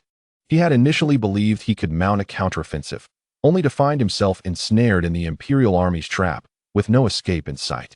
His subordinates, filled with trepidation, noted that Enbanyan had abandoned any thoughts of instilling fear through bloodshed. After all, his prior promises had disintegrated into mere words. With food scarce, any attempt to assert dominance through violence would likely incite an immediate mutiny among his 80,000 troops, who would turn against him. His commanders were equally anxious, as numerous local leaders had been covertly preparing to defect to the imperial forces, yet they hesitated due to Enbanyan's considerable loyal following. Just then, a soldier outside suddenly reported, "Your Majesty, the Ming army below has sent a letter." A flicker of light appeared in Enbanyan's previously dull eyes, and he promptly instructed for the letter to be brought forth. After unsealing the missive and reading it for a moment, he burst into hearty laughter, filled with a mix of resignation and defiance. The others present were taken aback by his sudden outburst. Enbanyan's son, Envoy, quickly inquired, "Father, what has come over you?" Enbanyan sat on the ground, murmuring to himself, "It is over, it is over, everything is over." He then turned to the generals beside him, handing over the letter with a face full of reluctance, saying, "The Ming army outside the city has sent a letter of surrender, demanding that our forces open the gates within 3 days. Otherwise, they will attack the city, leaving no trace behind. The esteemed Governor Jiang has already led his army to the outskirts of the city, leaving us without a path to the heavens or an entrance to the earth." Upon hearing these words, the atmosphere among those present grew exceedingly heavy, shattering their final hopes. The ultimatum from the Ming forces made it clear that they faced only 2 options: to fight to the death or to surrender. As for the threat of annihilation upon refusal, no one doubted its veracity. After all, the Ming army had previously surrounded and annihilated the 30,000 troops of Shichongming at the gates of Chengdu, constructing a memorial thereafter. The 100,000 troops under Shichongming had also suffered devastating losses, and this was not mere intimidation. Chapter 316. The Ming Guard's request to battle. Observing the expressions of those around him, Enbanyan couldn't help but sigh. He then waved his hand, dismissing the assembly and remaining alone in his chamber. That night, Enbanyan tossed and turned, unable to sleep, his mind racing with myriad thoughts. As dawn broke, gazing at the rising sun on the horizon, Enbanyan seemed to have resolved upon a certain determination. He swiftly summoned all the generals to convene. Before long, they gathered together, each bearing different expressions, gazing at Enbanyan, who had now refreshed himself and donned his attire. At this moment, he bore no trace of the earlier disarray, instead appearing invigorated and spirited. With a piercing gaze, Enbanyan surveyed the assembled generals and then smiled, saying, "Today, I have called you all together to enjoy a fine feast. Please, take your seats." The generals exchanged bewildered glances. How could Enbanyan still think of feasting when they were besieged by the Ming court's forces? It was utterly perplexing. Yet they dared not question him further and cautiously took their seats. Before long, the tables were laden with wine and meat. Enbanyan rose, lifted a bowl of wine, and with a smile, addressed those present. "This bowl of wine, I raise in honor of you all. Remember when you chose to follow me in arms, aspiring to overthrow the Ming court? Back then, we were filled with such vigor. In the land of Guizhou, none could withstand our might. Even the renowned General Lu Qin of the southwest dared not confront us directly." Hearing these words, The generals felt a surge of excitement. As if transported back to those glorious days of conquest in Guizhou, they raised their cups in unison, exclaiming, "To our king!" With that, they drained their cups in one go, and Bang Yin then poured himself another bowl of wine, his expression turning serious as he remarked, "Alas, fate has not favored us. I once believed that the Ming court's fortunes were waning, and that by securing the southwest, we could stand against them and provide you with boundless wealth and glory. Yet now it seems, the Ming court's luck has not run out. I was too hasty, and it has instead brought misfortune upon you all. To this day, you all continue to follow me, and I express my deepest respect to you." With that, he downed the wine in his hand. The faces of those present turned solemn, and they too raised their cups and drank heartily. Immediately after, and Bang Yin let out a hearty laugh, pouring more wine for everyone, and with fervor declared, "Just yesterday, the Ming army outside the city delivered an ultimatum, demanding my forces surrender, or else, once the city is breached, not a single soul shall remain." Upon hearing this, the crowd's expressions changed dramatically, fear creeping into their hearts. After all, they had witnessed the might of the Ming army firsthand. The Ming troops were well equipped, expertly trained, and armed with firearms. In a direct confrontation, they would stand no chance. Now, besieged within the city of Guizhou and having faced a shortage of provisions for several days, how could they possibly withstand the ferocity of the Ming forces? Observing the expressions of those present, and Bang Yin laughed heartily, "Friends, I am not one to shed tears only upon seeing a coffin. You all resolutely followed me into battle from the beginning, and I am profoundly grateful. It is I, and Bang Yin, who has failed you. Thus I will not be a burden to you. Tomorrow, I shall lead all the young men of the clan, around 3,000 strong, out of the city to fight the Ming army to the death. After I fall in battle, you may surrender. I trust that once I am dead, the Ming forces shall not trouble you." Hearing in Bang Yin's words, everyone was taken aback. They had not anticipated that Bang Yin would contemplate sacrificing himself and his kin to secure them a slim chance of survival. For a moment, no one dared to speak, fearing this might be a test from Bang Yin, where a misstep could lead to their execution. Seeing their hesitance, Bang Yin chose not to elaborate further and personally poured more wine for the guests. Thus, the banquet continued until noon. The commanders present, realizing that no executioners had stormed in as they had imagined, nor had any cups been smashed as a signal, finally relaxed their anxious hearts and began to depart. As he watched the retreating figures, Bang Yin retracted his smile and addressed the remaining members of the clan and his son. "Envoy, you are all of the lineage. Are you willing to follow me out of the city tomorrow to engage in a final battle against the Ming army?" Upon hearing this, the crowd grew serious and replied in unison, "We vow to follow our king to the death. Even in death, we shall make it known to the Ming army outside that the sons of the clan would rather stand and die than kneel and live." Observing their resolute expressions, Bang Yin nodded and then laughed heartily. "Truly, they are my valiant sons of the clan. Tomorrow, we shall confront the Ming army in a decisive battle." With that, they resumed their revelry. The following morning, outside the city, Jiang Ning and his comrades gathered early. Noticing that there was still no response from within, Jiang Ning's expression hardened as he remarked, "It seems Bang Yin intends to go down this path to the bitter end. In that case, we shall proceed according to plan." Qin Liangyu nodded in agreement. Just then, a soldier rushed in to report, "Sir Governor, esteemed generals, the city gates have opened, and Bang Yin is leading his troops out." Upon hearing this, Jiang Ning smiled slightly and said, "It seems Bang Yin is not foolish after all. He has finally chosen to surrender." The others present nodded in agreement with smiles. The soldier's expression was somewhat awkward as he replied, "My Lord Governor, Bang Yin's demeanor does not suggest surrender. Rather, it appears he is prepared to engage in a fierce battle to the death." Upon hearing this, Jiang Ning was momentarily taken aback, then inquired, "How many troops has Bang Yin led out of the city?" The soldier pondered for a moment and respectfully responded, "Approximately over 3,000, all bearing the emblem of the family." Jiang Ning, feeling perplexed, led his men out of the military camp to inspect the situation at the city gates. Before him stood over 3,000 men emerging from the city, each with resolute expressions, clad in armor, wielding weapons, displaying no semblance of surrender, but rather an unmistakable intention to fight valiantly to the end. Jiang Ning's countenance instantly grew cold. At that moment, Bang Yin rode forth, taking the lead, and bellowed, I am Enbang, king of Luodian. Today, I lead the 3,000 soldiers of the clan from Shuishi. Who dares to battle with me? Jiang Ning was taken aback once more, but soon grasped the situation. It seemed that Enbang intended to lead his kin to their doom, leaving a path of escape for the traitors within the city. However, this suited Jiang Ning's plan.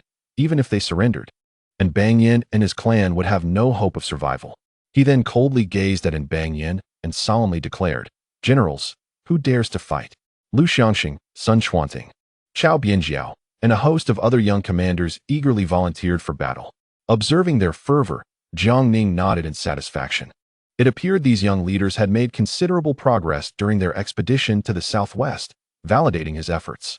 As he prepared to designate the troops, a voice suddenly rose from the crowd. I, Zhu Youjian, the Prince of Mingxin, am willing to lead 3,000 Huangming guards to confront Enbang in a decisive battle. I implore you, esteemed governor, to grant us this opportunity.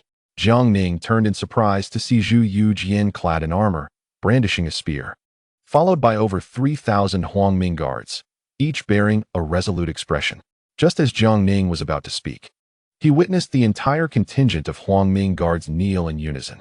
Even the two captains who often accompanied Zhu Youjian solemnly declared, "The 383 Huangming guards collectively request to fight. We beseech you, esteemed governor, to permit us." Jiang Ning's expression darkened. Though they had renounced their royal lineage, they were still descendants of the Zhu family. If he were to send them into battle, it would seem as though he were sacrificing royal blood.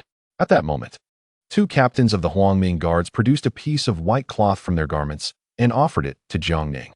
He was taken aback upon seeing the cloth densely inscribed with various names, all written in blood.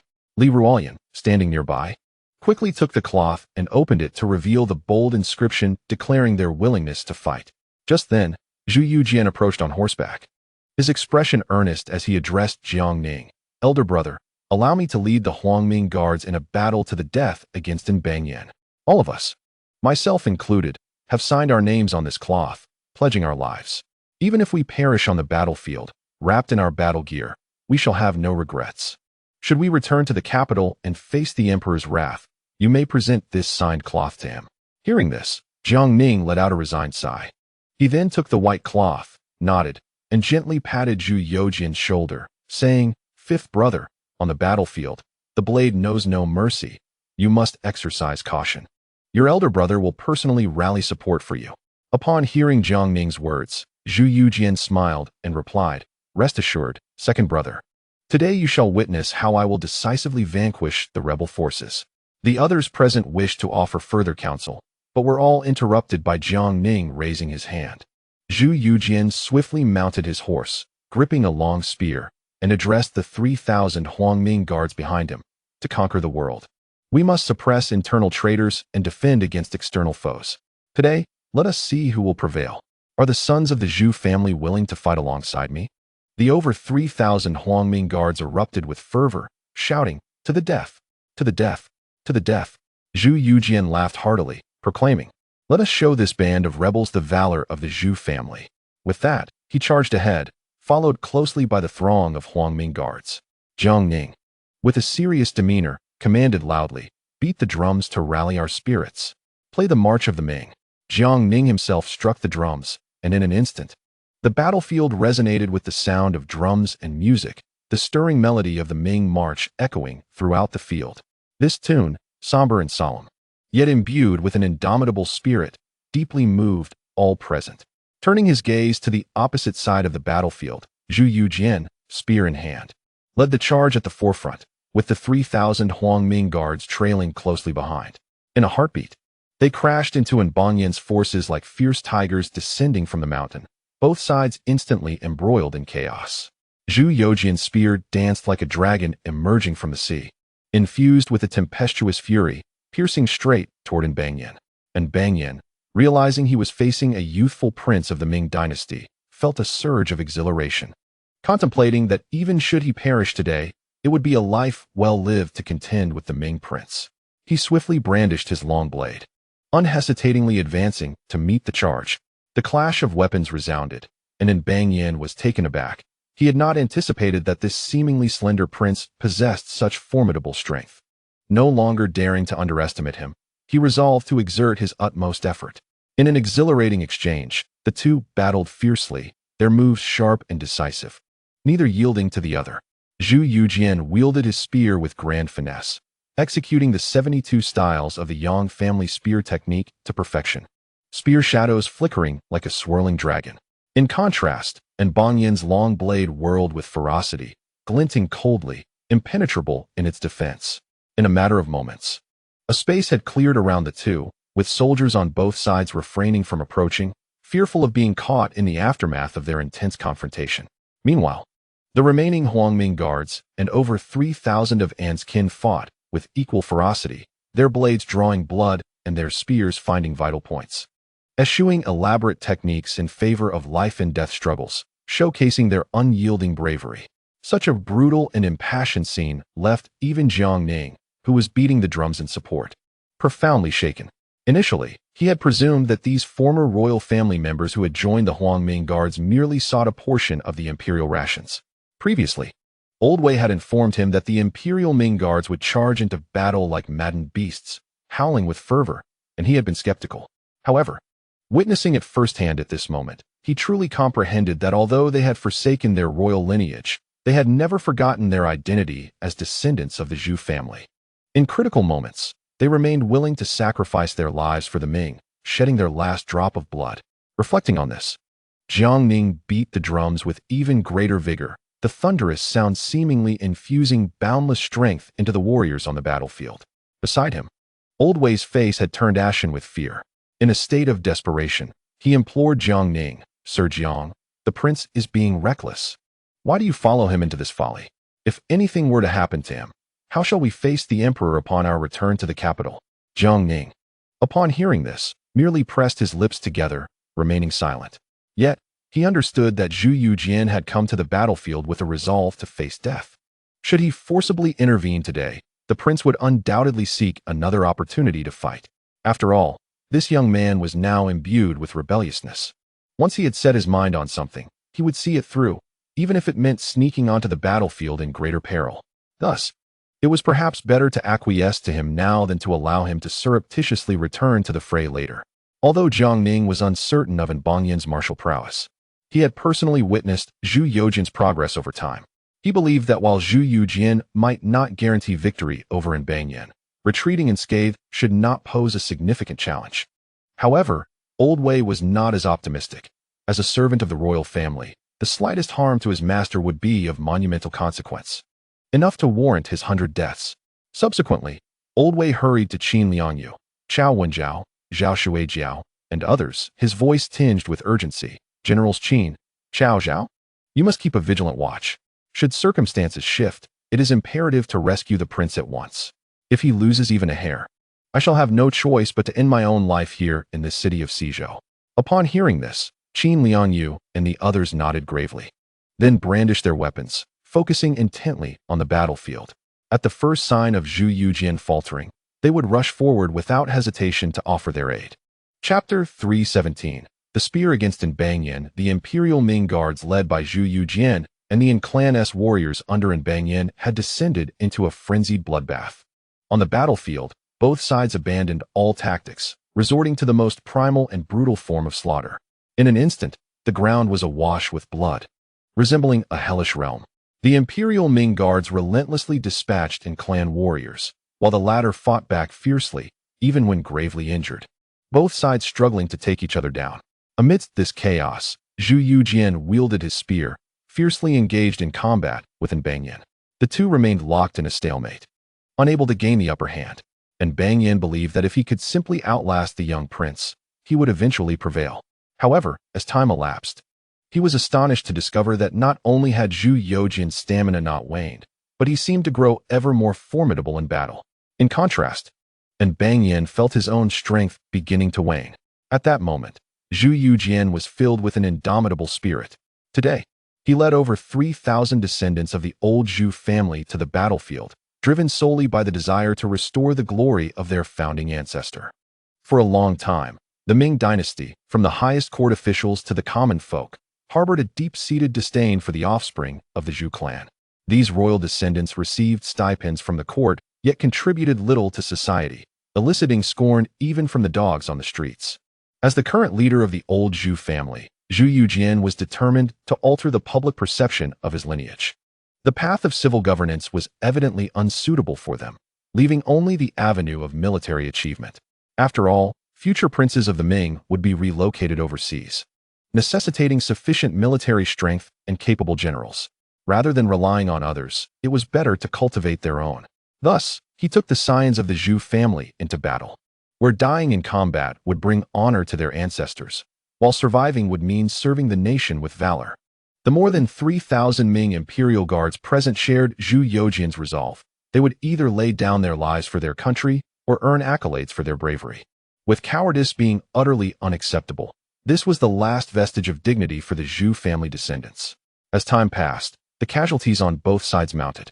Even the onlookers, Qin Liangyu, Chao Wenjiao, and Zhao Shuaijiao, were left astounded. It is well understood that in battle, if casualties exceed 10%, morale begins to waver. Surpassing 20% could lead to the disintegration of the entire army. Yet, at this moment, the losses had exceeded 30%, and not a single soldier faltered. They continued to fight with fervor, a sight not seen in many years. Zhu Youjian grew increasingly emboldened in combat, yet he could not bring down Banyan. And anxiety gnawed at his heart, watching the imperial guards fall one after another, many of whom were his uncles and brothers. How could he remain unmoved? Seeing that his mastery of the 72 styles of the Yang family's spear techniques failed to fell Banyan, Zhu Youjian gritted his teeth and resolved to take a bold risk. Previously, Chao Bianjiao had demonstrated the overlord spear technique in the camp, though he had not practiced it. It was etched in his memory. This technique emphasizes unstoppable ferocity, relentless advance, and a spirit that thrives in the face of peril. Thus, Zhu Youjian decisively changed his approach, no longer evading but charging directly at Banyan. And Banyan was taken aback, unable to fathom that this prince would act so recklessly, without flinching. Panic surged within him, causing his techniques to falter. As Zhu Youjian closed the distance, Banyan raised his great sword and unleashed a powerful strike, aiming to cleave Zhu Youjian in two. With a cold laugh, Zhu Youjian lifted his spear to intercept the incoming blade, meeting it with resolute strength. He then deftly redirected the force, swiftly pivoting the spearhead to strike Banyan's steed. The horse, in pain, reared back with a loud neigh, and Banyan hastily tightened the reins, attempting to regain control. Seizing the moment, Zhu Youjian struck decisively, piercing the horse through. Blood gushed forth, splattering Zhu Youjian, yet he felt a surge of joy as the steed collapsed, and Banyan was unceremoniously thrown to the ground. As he was about to rise, Zhu Youjian's spear shot forth like lightning, piercing Banyan through the back, leaving him cold and lifeless.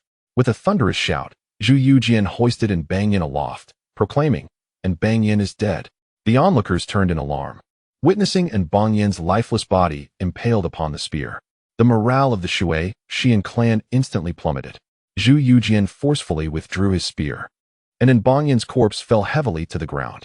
Banyan's nephew, envoy, enraged at the sight, brandished a large knife and charged at Zhu Youjian in a frenzy. Zhu Youjian, with a cold smile, executed the black dragon turn, sending envoy sprawling to the ground with a single thrust. He then reined in his horse, which leapt high, and with a powerful kick, crushed envoy, who died instantly. The remaining members of the Xian clan were paralyzed with fear at the sight of both Banyan and envoy falling victim to Zhu Youjian's prowess. Meanwhile, the Ming guards, witnessing their prince's valor, felt their confidence surge, fighting with renewed ferocity. The once evenly matched battle swiftly tilted in favor of the Ming guards, who grew bolder, while the Xian clan was forced to retreat in disarray. Zhu Youjian, retracting his spear, charged into the fray, shouting, "Those who stand against me shall perish." His spear danced like a dragon emerging from the sea, and wherever he struck, no one could withstand his might. He maneuvered through the crowd with agility, swiftly dismantling the formation of the remaining clan members. With a sweep of his spear, several of them fell to the ground. The more he fought, the more exhilarated he became, ultimately dismounting to engage in hand-to-hand combat, single-handedly suppressing dozens of clan warriors. The commanders of the imperial army watched in awe. Qin Liangyu marveled at the young prince, realizing why Tian Rui held him in such high regard. He was a true master of both literature and martial prowess. Though he appeared refined in demeanor, on the battlefield, he was a formidable force. Cao Wenjiao gazed at the precious bow hanging from his saddle, feeling it was wasted on him, as he rarely engaged in battle himself being a commander. He resolved that after this battle, he would bestow the bow upon Zhu Youjian. Lu Xiangxing, incredulous, turned to Cao Bianjiao and asked, "If I'm not mistaken, you've only demonstrated the overlord spear technique to His Highness once, right?" Cao Bianjiao nodded in shock and replied, "Jiando, you possess innate strength. At His Highness's age, could you match his valor?" After a moment of contemplation, Lu Xiangxing responded, "At his age, I could achieve such skills. But whether I could exhibit the same bravery on the battlefield is uncertain. Consider how young he is, with a few more years of growth. His martial prowess will surely surpass both of us." Cao Bianjiao nodded in agreement. Meanwhile, in Jiang Ning, the sound of drums resonated as they witnessed Zhu Youjian's extraordinary valor, leaving them equally astonished. They had not anticipated that their younger brother would prove so formidable, fearlessly facing encircled foes and inflicting devastating defeats upon the enemy. He could not help but ponder inwardly, if given a few more years to mature, would Zhu Youjian not become a figure akin to the great founding generals of the Ming dynasty, such as the formidable Chang Yechin? Was the history he had read merely a fabrication? Was this esteemed individual not destined to hang himself on Coal Mountain, but rather to perish valiantly amidst the chaos of battle? Just as he indulged in such musings in Nanjing, the conflict between both sides was nearing its conclusion. Under Zhu Youjian's command, the Huangming guards surged forth like a descending tiger, causing the disciples of the Xian clan to flee in disarray. Now reduced to barely 100, the outcome had been determined. Moments later, as the last enemy was dispatched by Zhu Youjian's hand, the battle came to an end.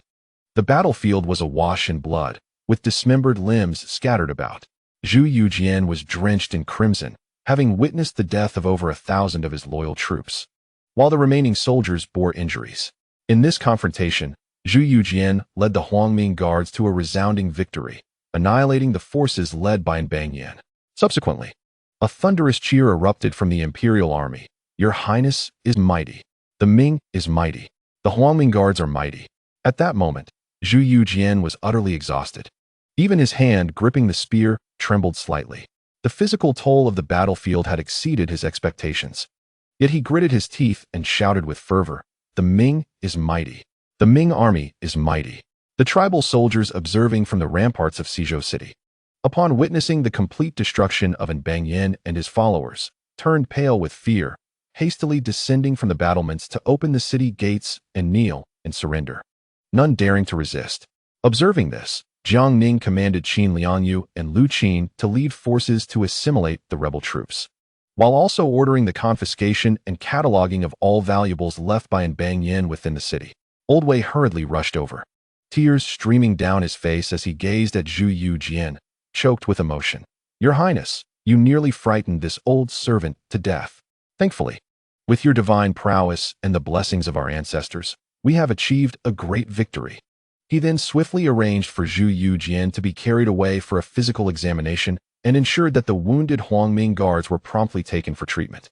The remains of the fallen Huangming guards were meticulously gathered, their names recorded, to later be cremated and returned to the capital for proper burial alongside their comrades.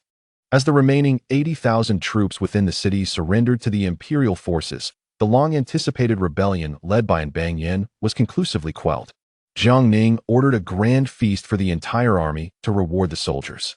Once the subsequent arrangements were made, he hurried to visit Zhu Youjian.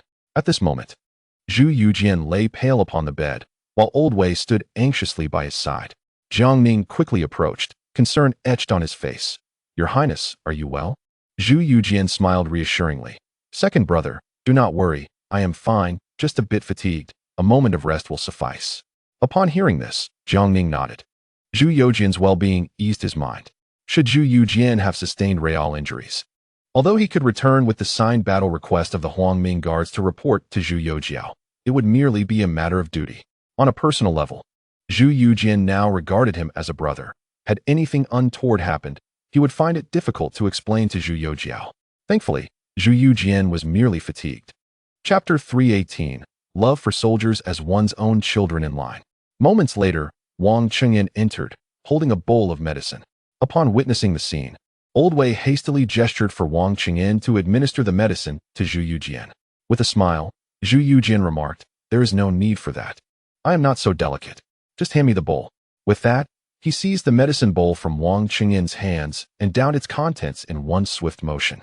Moments later, a hint of color returned to his pale face, and he cheerfully said, "Second brother, I must say, you ought to practice your martial skills more diligently.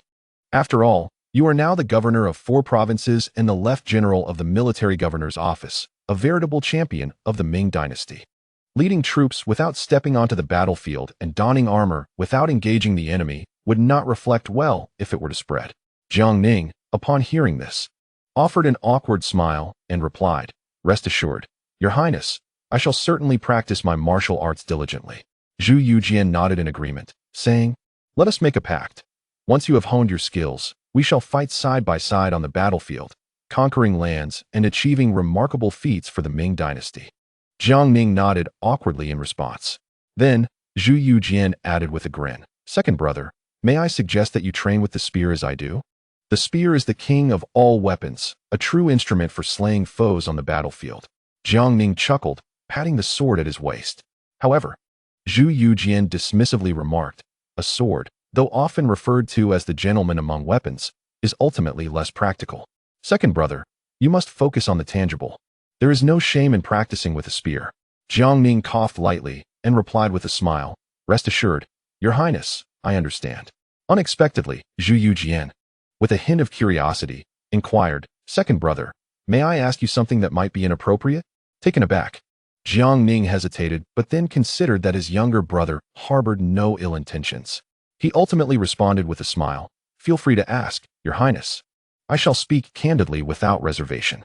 Zhu Youjian chuckled and said, "I have heard that shortly after you assumed your post in the Jianyu, you took Tian Urging and Su Xianshun out for a night of revelry, only to be ambushed in an alley and beaten up.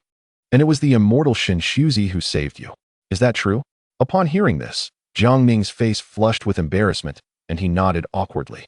At that moment, Old Wei, standing nearby, instantly changed countenance. Zhu Youjian, noticing this, burst into laughter.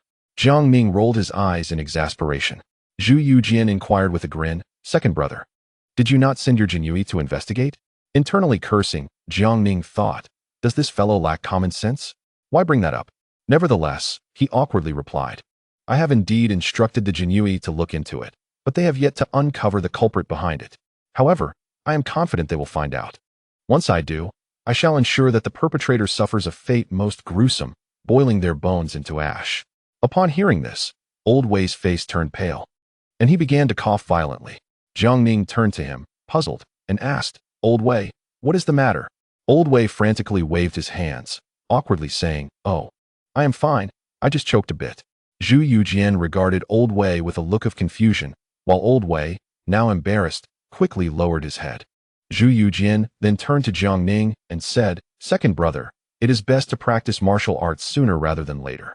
Let us train together, that way, should you ever be ambushed again, you will possess the means to defend yourself, correct?" Jiang Ning nodded, smiling as he remarked, "Your Highness speaks wisely. To pursue literary studies without martial training is akin to planting sweet potatoes.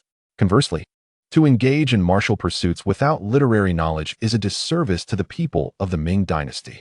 Zhu Youjian chuckled in agreement, acknowledging his brother's wisdom.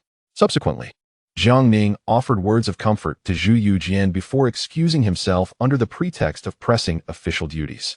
As he observed Jiang Ning's retreating figure, Zhu Youjian turned to the elderly Wei, curiosity glimmering in his eyes, and inquired, "Wei Gonggong, do enlighten me. Was it you who orchestrated the ambush against my brother and the others in the alleyway?" To his surprise, Wei's countenance shifted dramatically, and he hastily replied, "Your Highness, such words must not be uttered lightly. Master Jiang has always been a cherished companion and brother to me. How could I possibly engage in such actions?" Noticing the beads of sweat forming on Wei's forehead, Zhu Youjian, perplexed, responded, "Then it is indeed strange. Why did those assailants only choose to assault my brother and his companions without delivering a fatal blow? If their intent was assassination, they could have simply ended their lives. To merely beat them, one must question whether the orchestrator was simply indulging in folly." Wei's face turned a shade of embarrassment, wishing to vanish into the earth. Observing Wei's discomfort, Zhu Youjian waved his hand and chuckled. I am merely engaging in idle conversation. Do not take it to heart, Wei Gonggong. If there is nothing further, you may return to your duties. Relieved, Wei hurriedly took his leave. After visiting Zhu Youjian, Jiang Ning led Li Ruoyan to check on the injured troops of the Ming Guard. He offered them kind reassurances, promising to accurately report their merits to the court and to vigorously promote their deeds in the Tianqi times. The soldiers, upon hearing this, were filled with excitement and expressed their gratitude to Jiang Ning. Subsequently, Jiang Ning and Li Ruoyan entered the city of Guizhou, commencing their inspection. Once a thriving metropolis, Guizhou now lay in ruins, ravaged by the internal strife of the Tian family and the subsequent siege by Banyan. Fortunately, the conflict had subsided, and the focus would now shift to post-war reconstruction. At that moment, the citizens of the city, witnessing the court's forces reclaiming Guizhou, hurriedly shared the joyous news with one another, their happiness palpable. Jiang Ning, noticing the placards of reassurance posted around the city, nodded in satisfaction. However, just then, Meng Ruhu rushed in, his expression grave.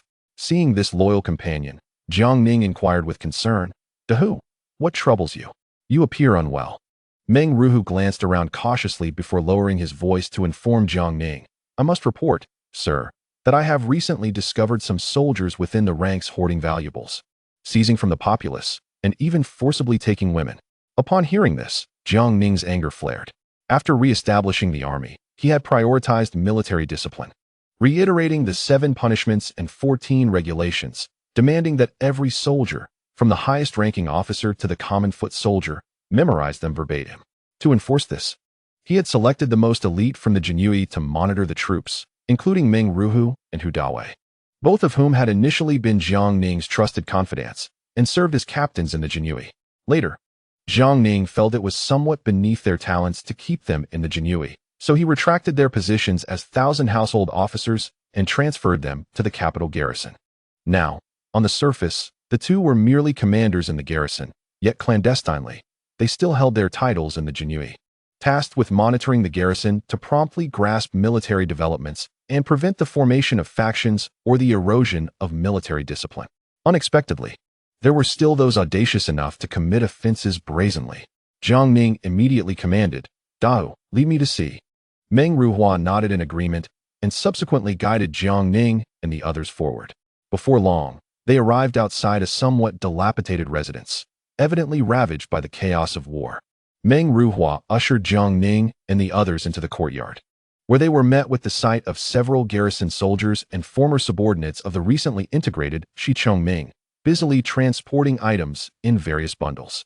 Upon noticing Jiang Ning and his company, the individuals froze in sheer terror. Jiang Ning regarded them with a cold glare and with a wave of his hand. Li Ruoyan ordered several Jinyue to advance, pinning the offenders to the ground and confiscating a substantial amount of gold, silver, and jewels from their possession. Jiang Ning, with a voice as chilling as ice, demanded, "What are you doing here?" The soldiers present, frightened, hurriedly knelt and kowtowed, not daring to offer any defense. Jiang Ning coldly commanded, "Arrest them all. They shall face just punishment shortly."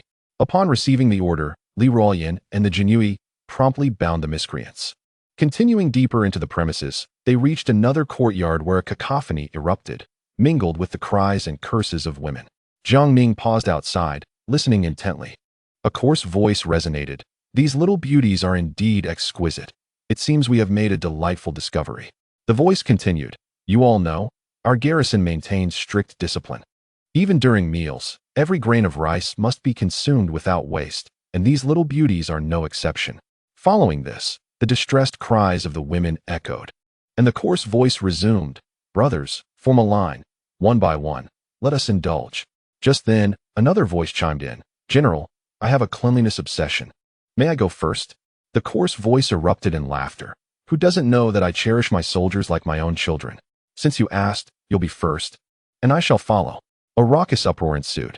Fury surged through Jiang Ning as he strode directly into the courtyard, with Li Ruoyan and Meng Ruhua closely trailing behind. Upon entering, they beheld 3 or 4 young maidens bound to pillars, surrounded by dozens of garrison officers and soldiers, all facing away from Jiang Ning and his companions. A grinning captain clad in armor stood nearby, leering at the women. A diminutive, unsavory-looking soldier chuckled lewdly. "Little beauty, let me take good care of you." At this moment, Jiang Ning, nearly beside himself with rage, bellowed, "May I interject?" The captain, hearing this, burst into laughter and replied without turning, "Brother, there's no need to rush. Since you spoke, you shall be second, and I will be third." The lewd soldier added, "Don't worry, brother, I will finish quickly. It will soon be your turn." With that, he stepped forward. Jiang Ning coldly spoke, "Have you all forgotten the 7 executions and 14 laws of the Ming military? To forcibly seize the wealth and women of the people, what should be the punishment?" At this moment, the crowd turned to look, and upon seeing Jiang Ning and his companions, they were instantly paralyzed with fear, dropping to their knees in submission. The leader among them was recognized by Jiang Ning. He was once a student of martial arts with commendable achievements, later assigned to the capital's garrison as a junior officer. Due to his repeated merits, he had been promoted to a 1,000-man commander. A former pupil of Jiang Ning now devolved into such madness. Jiang Ning issued a cold command, "Arrest them all." Lu Qin waved his hand, and a group of imperial guards advanced, forcing everyone to the ground and binding them. Subsequently, a considerable amount of gold and silver was confiscated from the crowd. Jiang Ning ordered the release of several women tied to a pillar. The women hurriedly ran to Jiang Ning's side, weeping as they recounted their plight. They were originally citizens of the city, separated from their families due to the chaos of war, and to their dismay, upon the army's recovery of Guizhou city, these soldiers had abducted them. Jiang Ning patiently comforted the women and instructed Lu Qin to arrange for the imperial guards to assist them in searching for their families. He then turned to Meng Ruhu and commanded, "Dahu, immediately deploy the spies within the capital's garrison. I want to know how many have committed the heinous acts of abducting women and seizing wealth since the army's departure." Meng Ruhu nodded solemnly before hastily departing. Chapter 319. Luoyang shoveled Jiang Ning and Lu Qin escorted the law-breaking soldiers back to the main camp outside the city. Upon arrival, Jiang Ning promptly ordered the drums to sound and summoned the generals. Soon, all the commanders gathered outside the tent, gazing at the dozens of soldiers bound outside. Although puzzled, they filed into the tent. Seeing Jiang Ning's stern countenance, they dared not utter a word and stood silently to the sides. Once all the generals had assembled, Jiang Ning's icy gaze swept across them as he spoke in a grave tone. "I have always adhered to the rules in my duties, both within the court and in military affairs. At the onset of reorganizing the capital's garrison, I established the 7 executions and 14 laws of the Ming military, requiring everyone from the highest officer to the lowest soldier to memorize them, with the intent of constant vigilance. However, it appears that my regulations have become mere words. Today, while inspecting Guizhou city, I discovered soldiers brazenly plundering the people's wealth and forcefully abducting women. This is indicative of a faction that has begun to grow arrogant, completely disregarding military discipline and law, engaging in reckless misconduct. Today, I have summoned you all to convey that such behavior cannot be tolerated. Military discipline must never be violated. You are all present here, and soon you shall understand the gravity of this matter." Upon hearing this, the crowd's expressions turned solemn. The 7 executions and 14 laws, personally instituted by Jiang Ning, were rules that mandated execution for any transgressor. His serious demeanor today clearly indicated that someone had grievously violated military law, and it was certainly not an isolated incident. The attendees exchanged worried glances, silently praying that their own soldiers were not implicated, for the repercussions would be devastating. Before long, the fierce and formidable Meng Ruhu swiftly entered the grand tent. After paying his respects to Jiang Ning, he presented a list and solemnly stated, "I humbly report, my lord, that all individuals on this list have violated military law, with detailed accounts of when and where they breached specific regulations." Jiang Ning nodded as he accepted the document, causing the attending generals to be taken aback. They were acutely aware that both Meng Ruhu and Hu Dawei were among the earliest to follow Jiang Ning, having once held the title of Qianhu in the Jinyue. Although they had now shifted allegiance to the Jingying and their positions in the Jinyue had been revoked, it was evident today that Hu Dawei still maintained close ties with the Jinyue. Clearly, there must be undercover agents within the Jingying, otherwise, how could such a list of lawbreakers have reached Jiang Ning so promptly? With a grim countenance, Jiang Ning coldly perused the list, deepening the solemn mood among the generals present. After a moment, he concluded his review and stated icily, there is no need for concern. I have always been fair and just in my dealings. The laws of the military are clear-cut. Each infraction will be dealt with accordingly, without implicating the innocent. With that, he handed the list to Li Ruoyan and commanded, "Old Li, immediately apprehend all individuals on this list." Li Ruoyan took the document and hurried away. Jiang Ning then addressed the gathered generals with gravity, saying, "Today's events serve as a wake-up call for me and a warning to you all. In addition to training the soldiers, we must reinforce the understanding of military discipline and laws. Rather than being punished by military law, I would prefer that they perish bravely on the battlefield, thus demonstrating loyalty to the nation, bringing honor to their families, and earning the court's commendation, with the opportunity to enjoy incense offerings at the Hall of Heroes of the Ming Dynasty." Upon hearing this, the assembly nodded in solemn agreement. Half an hour later, Li Ruoyan returned hastily, his expression grave as he reported, "I respectfully inform you, my lord, that I have apprehended all 435 individuals who violated military law." As per the list, Jiang Ning scoffed, "435? I did not anticipate such a number. Which battalions and guards do they belong to?" Li Ruoyan responded earnestly, "I report to you, my lord, that there were originally 145 personnel from the Jingying, with the remainder being soldiers from the local chieftain, Shi Chongming." Upon hearing this, Jiang Ning could not suppress his derisive laughter. At that moment, Lu Sanshan, one of Jiang Ning's earliest supporters, was so frightened that he fell to his knees, hurriedly bowing his head and saying, "I have not been strict in my military governance. I beseech you, my lord, to deliver your judgment." Trembling with fear, Lu Sanshan was well aware of his troops' breaches of military discipline. Initially, he had not taken it too seriously, thinking that such behaviors were commonplace in the turmoil of battles and campaigns. Now, having aligned with the imperial army, he believed that as long as he remained discreet, it would not matter, but he had underestimated Jiang Ning's intolerance for such misconduct, and now he found himself in dire straits. Jiang Ning fixed a cold gaze upon Lu Sanshan and declared, "For your lax governance, I sentence you to 50 strokes of the military staff. Do you accept?" Lu Sanshan hurriedly bowed his head in gratitude, saying, "I am fully compliant." With a wave of his hand, Jiang Ning ordered 2 soldiers to take Lu Sanshan away to execute the punishment. Subsequently, Jiang Ning identified several other generals whose subordinates had also violated military discipline, and each of them fell to their knees to plead for mercy. Jiang Ning spared no one, meting out the same punishment of 50 strokes of the staff, which was carried out on the spot. Thereafter, Jiang Ning led the gathered generals outside the camp to summon the entire army. He held a self-made loudspeaker and proclaimed loudly, "We are the imperial soldiers, not bandits or rabble. As recipients of the imperial salary, it is our duty to protect the nation and its people, not to bring harm to them. Today, some within the ranks have violated military law. I, in accordance with the 7 executions and 14 regulations, shall administer justice to those who have transgressed, in order to uphold military discipline. I hope you shall take this as a warning." With a wave of his hand, the soldiers brought forth the captured offenders, numbering 400 to 500, including several thousand households. The apprehended individuals prostrated themselves, begging for mercy. Jiang Ning observed coldly and then approached a few of them, saying, "I recall when you were mere ordinary soldiers, yet you have now achieved military merits and risen to the ranks of 100 and 1,000 households. The court has rewarded you for your accomplishments, which you rightly deserve. However, your transgressions against military law have led to your execution today, and you have brought this upon yourselves. It is not the fault of the officer." With that, Jiang Ning ordered the immediate execution of all those who had violated military discipline. The executioners wielding their great swords stepped forward and commenced the grim task. In an instant, heads rolled, one batch finished only for another to take its place.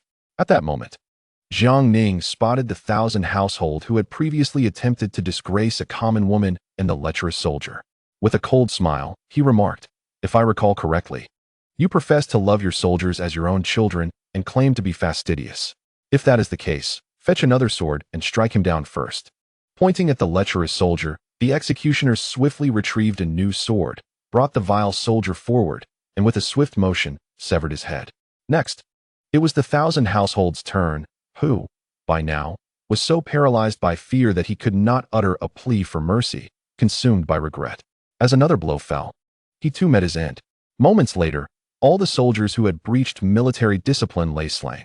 Jiang Ning, holding the loudspeaker, coldly declared, "Behold, these men were once your brothers in arms, your comrades in battle. They did not perish on the battlefield, but rather met a disgraceful end at the hands of their own. I feel nothing but shame for them. Had they died fighting for their country, they would have been honored heroes. Instead, their deaths at the hands of their own render them disgraceful traitors to military conduct. This is the first time, and I hope it shall be the last. I hereby declare, from this day forth, any who dare to violate military law shall face execution without mercy." The soldiers present were filled with trepidation. Those who had previously held the belief that the law would not punish the many were now completely dissuaded. Even the commanders of the various camps were subjected to punishment with the military staff, leaving the ordinary soldiers no room for hope. In the days that followed, Qin Liangyu and Lu Qin began to manage the 80,000 troops left by Banyan. After dismissing 20,000 elderly and weak, the remaining 60,000 soldiers were divided, with 30,000 assigned to Lu Qin and 30,000 to the capital garrison. All senior and mid-level commanders among the rebels were ordered executed by Jiang Ning to prevent future troubles. Subsequently, Jiang Ning commanded the army to pack their belongings and prepare to march towards Yunnan. Before setting off, he imparted further instructions to Lu Qin and then led the grand army of 200,000 towards Yunnan with great fanfare. As for Qin Bangping, he led 30,000 white flag troops back to Sichuan to assist General Du Wenhui in guarding the province, just as Jiang Ning was leading his vast army towards Yunnan. Far away in Shaanxi, Guiyang and Wen Tian each received a letter from Jiang Ning. Upon reading the letter, Wen Tian's expression darkened considerably. In it, Jiang Ning made it unequivocally clear that he would not permit Guiyang to engage in grave robbing any longer and demanded that Wen Tian exercise strict supervision over him. Wen Tian found himself in a predicament. After all, he was somewhat complicit in Guiyang's illicit activities. How could he persuade Guiyang given the current situation? Upon receiving the letter, Guiyang hurriedly sought out Wen Tian, his face etched with distress as he lamented, "Lord One, pray, weigh in on this matter. Is there any justice in the world?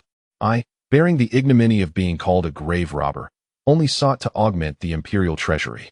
Yet, Jiang, that esteemed gentleman, has the audacity to forbid me from my endeavors and has ordered the Jianyu to silence all those seasoned in the art of grave robbing, imprisoned in the Ministry of Justice and Shuntian Prefecture. Does he not understand the cost of living?" Wen Tian, at a loss for words, was momentarily silent. It was then that Yang Lian, seated nearby, let out a derisive laugh and interjected, "Old Lord Gua, you have emerged from the fray. Have some spirit and do not lose face. If Jiang Ning forbids you from digging, will you comply? You are on the imperial payroll, serving the Ming dynasty, not Zhang's household. If digging is necessary, then dig you shall." Guiyang, his face twisted with concern, replied, "Yang Lian, do not speak so flippantly. Zhang has stated in his letter that should I dare to continue my grave robbing, he would send people north to deal with me. While I am uncertain of what dealing with entails, I am certain it does not bode well." Yang Lian chuckled heartily and said, "Old Lord Gua, since you fear Jiang Ning, why not pass your grave robbing skills to me? I shall dig in your stead. You may fear him, but I, Yang Lian, harbor no such trepidation. If Jiang Ning possesses any valor, let him come and end me." Wen Tian and Guiyang were both taken aback by Yang Lian's audacity. Since Yang Lian had transferred to the Jianyu, his demeanor had grown increasingly brazen. It is worth noting that Jiang Ning was ostensibly his superior, yet he treated him with utter disdain. Subsequently, Guiyang scratched his head awkwardly and remarked, "Since Jiang has spoken, I must concede some face." Yang Lian frowned and retorted coldly, "What is it? Old Gua, are you conceding?" Guiyang raised his voice in protest. "Who is conceding? What I mean is we cannot be so brazen in our endeavors. We must dig discreetly, at least to preserve Zhang's dignity, mustn't we?" Yang Lian scoffed and replied, "Very well, then. You may decide how to proceed. If you choose not to dig, inform me, and I shall do it." Guiyang found himself utterly at a loss against Yang Lian's obstinacy. Yang Lian, perusing ancient texts with a compass in hand, turned to Guiyang and asked, "Old Lord Gua, help me ascertain if there are any auspicious days in the coming days." Guiyang, taken aback, inquired, "Yang Lian, why do you seek auspicious days?" Yang Lian let out a cold laugh and remarked, "The emperor has commanded that Lu Su, a remnant of the Donglin faction, be flayed and stuffed before the people of Xi'an. This is the first major case I will handle since assuming my position as the head of the Jianqi, and it is imperative that we select an auspicious day. Furthermore, Lu Su's entire clan and other accomplices shall be dealt with as well. Guiyang, feeling helpless, raised his hands in resignation and calculated with his fingers, stating, "Coincidentally, tomorrow is indeed an auspicious day, and the hour of noon is suitable for execution." Yang Lian nodded with a smile, saying, "That is excellent." Observing the fervent conversation between the two, when Tian felt exasperated and decided to take his leave, preferring not to witness the proceedings. Meanwhile, he internally muttered, "Lord Jiang, do not blame me for not assisting. I have offered my counsel and spoken my piece. But Guilao is stubborn and will not listen, leaving me powerless." The following day, beneath the bell tower of Xi'an, nearly 1,000 individuals were brought forth. At the forefront stood the provincial governor Lu Su. Without further ado, Yang Lian personally executed Lu Su in front of the gathered populace. Subsequently, he ordered the execution of Lu Su's clan and other associates, resulting in a river of blood. This display instilled fear in all the citizens and remaining officials of Xi'an. Thereafter, Yang Lian took Tian to inspect other provinces, while Guiyang remained in Shaanxi, accompanied by the Dongchang guards led by Sun Yunhe.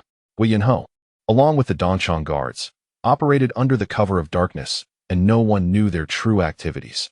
One midday, Guiyang sat in the courtyard, observing the shovel beside him with a furrowed brow, muttering, "Damn it, this tool is exceedingly unwieldy. Digging with it is quite troublesome." As he spoke, he paced back and forth in the garden.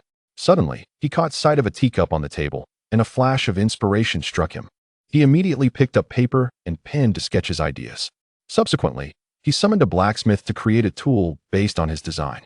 That very night, Guiyang successfully crafted what he named the Luoyang shovel, commemorating his resolve to plunder tombs and enrich the national treasury beneath the majestic Mang Mountain in Luoyang. Chapter 320. The minting of new currency and the establishment of a bank in the imperial study of the capital, Zhu Youjian convened the cabinet, gathering the esteemed officials from the 8 ministries for a momentous occasion. Following Jiang Ning's prior suggestion, the minting of silver coins and copper cash had already been put on the agenda. After extensive preparations, the prototypes of the new currency had been completed.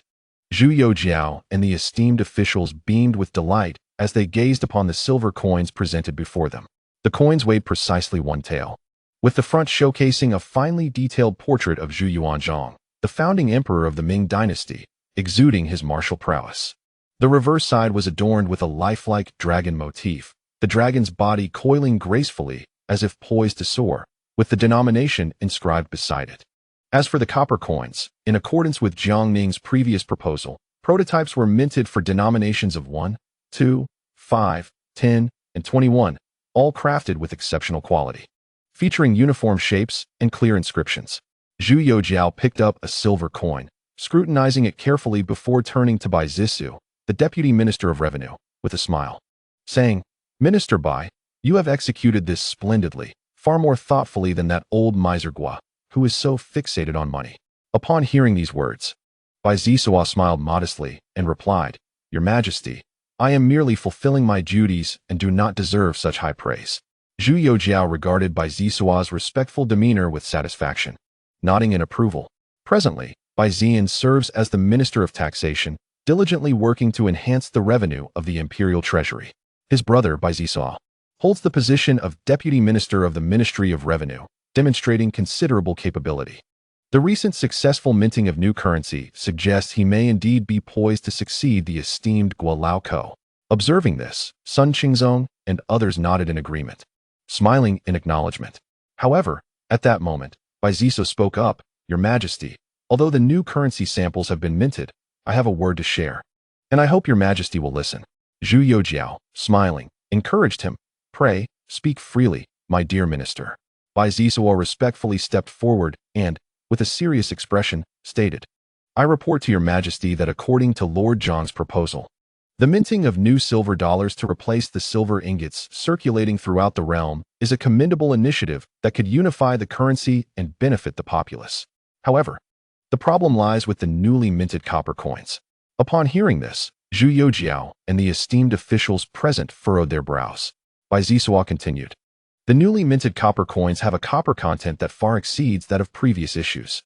While this may initially seem advantageous, history has shown that unscrupulous merchants will exchange silver ingots for copper coins, then melt them down to produce copper wares for resale, thus reaping profits that can multiply several times over. As a result, many regions will find their citizens devoid of usable copper coins. Since the reforms of Zhang Youjian, the court has only accepted silver for tax payments, not copper. Consequently, the people, lacking sufficient copper coins, must resort to bartering, trading their goods for silver to fulfill their tax obligations. In such circumstances, these merchants will seize the opportunity to depress market prices, acquiring goods from the populace at minimal costs. For instance, under the current exchange rate, 2,001 of copper coins can be exchanged for 1 tael of silver. Thus, local officials collect 2,001 in copper from the people, exchange it for 1 tael of silver, and then use the remaining 1,001 to procure another tael of silver from the merchants for tax payment, pocketing the remaining 1,001 for themselves. This vicious cycle ultimately burdens the common folk. Zhu Youjian and the gathered dignitaries, upon hearing this, felt their expressions tighten, as they had completely overlooked this issue. After a moment, Zhu Youjian, with a serious countenance, asked Bai Zisao, "My dear minister, is there a remedy for this situation?" Bai Zisao, after a brief silence, replied, "In response to your majesty, the court presently possesses limited copper mines. Unless we can significantly increase copper mining, refine the copper, and reduce the price of copper wares, we cannot eliminate the exploitation by these merchants and corrupt officials.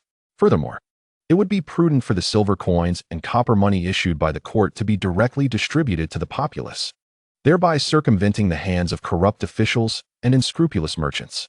Upon hearing this, Zhu Youjiao's brows furrowed even tighter. At this juncture, Sun Qingzong rose and spoke, "Your Majesty, the root cause of what Lord Bai just articulated lies in the fact that the copper coin should not exceed the value it represents. However, the excessive copper content has led to its value far surpassing its intrinsic worth. Currently, Lord Jiang is pacifying Guizhou, and once that is accomplished, he will proceed to Yunnan. The regions of Yunnan and Guizhou are rich in copper mines, unfortunately held for years by local chieftains. If the court could nationalize these copper mines, the annual yield of copper would significantly increase.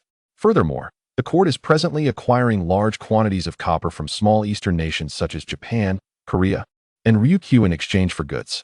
Consequently, with an ample supply of copper, the court would be able to mint a considerable number of copper coins and suppress the prices of copper artifacts. Upon hearing this, Bai Zisou nodded in agreement, then pondered briefly before responding. What the Prime Minister proposes is indeed reasonable, yet it merely addresses the symptoms rather than the root cause. At that moment, Yuan Kelly stood up with a smile, saying, "Your Majesty, esteemed officials, have we forgotten the Ming Merchants Association? We can distribute silver and copper coins by providing salaries to court officials. Additionally, the Ming Merchants Association and the Qin Merchants Association have ongoing business dealings with the court, allowing us to exchange the newly minted copper and silver coins with them, which they can then circulate through their enterprises. Presently, the Ming Merchants Association and the Qin Merchants Association have spread across several northern provinces, and even the southwestern region has begun to expand its operations. When the common people pay their taxes, the court could permit these associations to exchange silver coins for the populace in proportion. This would effectively eliminate the possibility of corrupt officials and unscrupulous merchants profiting from the situation." Upon hearing this, Zhu Youjian contemplated thoughtfully, then turned to Bai Zisou and inquired, "Minister Bai, do you believe the proposals of Ministers Sun and Yuan are feasible?" After a moment of reflection, Bai Zisou nodded and replied, "Indeed, the methods suggested by Elders Sun and Yuan are viable, but they necessitate enhanced oversight. Strict supervision must be applied to the populace, local governments, and even the Ming and Qin Merchants Associations." Zhu Youjian, upon hearing this, nodded and declared, "In that case, let us proceed according to the recommendations of Ministers Sun and Yuan. I shall issue an edict for the factory guard to oversee the situation, ensuring the normal circulation of currency and preventing corrupt officials and merchants from exploiting the people." Bai Zisou, in agreement, acknowledged this. After all, the business of the Ming Merchants Association has flourished throughout the northern territories of the Ming, while the Qin merchants have risen rapidly in power. With these two associations leading the charge, many risks would indeed be mitigated. Subsequently, Zhu Youjian smiled and inquired, Minister Bai, what is the status of the preparations for the bank? Bai Zissou, with a serious demeanor, responded, Your Majesty, following Lord Zhang's earlier suggestion, I have made considerable progress, and we are nearly ready to commence operations with just an auspicious date needed. However, according to Lord Zhang's proposal, the common people would deposit their silver in the bank, which would necessitate the bank paying interest. This would result in the court incurring an unwarranted loss of silver. And the more the populace deposits, the greater the loss to the court. It is important to note that, traditionally, private banks have always required the common people to deposit their silver while charging an annual custodial fee. However, it is quite perplexing that the imperial bank is now offering silver to the populace. Upon hearing this, Zhu Youjian smiled and recounted to Jiang Ning how he had been lending money to merchants and commoners, collecting interest in return, and elaborated on the matter in detail. Bai Zissou, a master of finance, grasped the concept immediately. Subsequently, he expressed his excitement, stating, Your Majesty, this approach is indeed clever. It not only encourages commercial growth, but also benefits the common people. However, I believe that when lending to merchants, their assets must undergo a rigorous assessment. As for loans to the common folk, the court should adjust them according to the actual circumstances of the populace. Thus, even in years of famine, the court can alleviate taxes for the people and provide disaster relief while also offering low-interest or even interest-free loans. With this life-saving silver, the commoners can preserve their land and prevent land consolidation. Such methods are truly invaluable. Zhu Youjian, overjoyed by these insights, nodded appreciatively and, with humility, remarked, These are also ideas I have pondered deeply in recent days. The attendees, hearing this, quickly began to flatter him. Although Zhu Youjian feigned modesty, he felt quite gratified internally. He then instructed Bai Zissou, My dear minister, please ensure the proper handling of the issuance of silver and copper coins. And we must also expedite the establishment of the bank. Shortly, you and the officials from the 6 ministries should convene to draft a proposal for me to review. Once confirmed, we shall implement it. Bai Zissou promptly expressed his gratitude for the imperial edict. Just as everyone was basking in joy, the eunuch Li Ryu from the imperial secretariat rushed in, announcing loudly, This servant, Li Ryu, has urgent news to report. Fang Zhenghua, upon hearing this, quickly stepped out. And seeing Li Ryu's agitated demeanor, he expressed his displeasure, saying, Li Gonggong, you must adhere to protocol.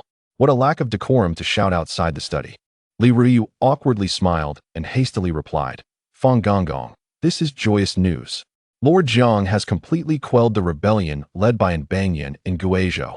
Upon hearing this, Fang Zhenghua was filled with delight and quickly ushered Li Ryu into the study.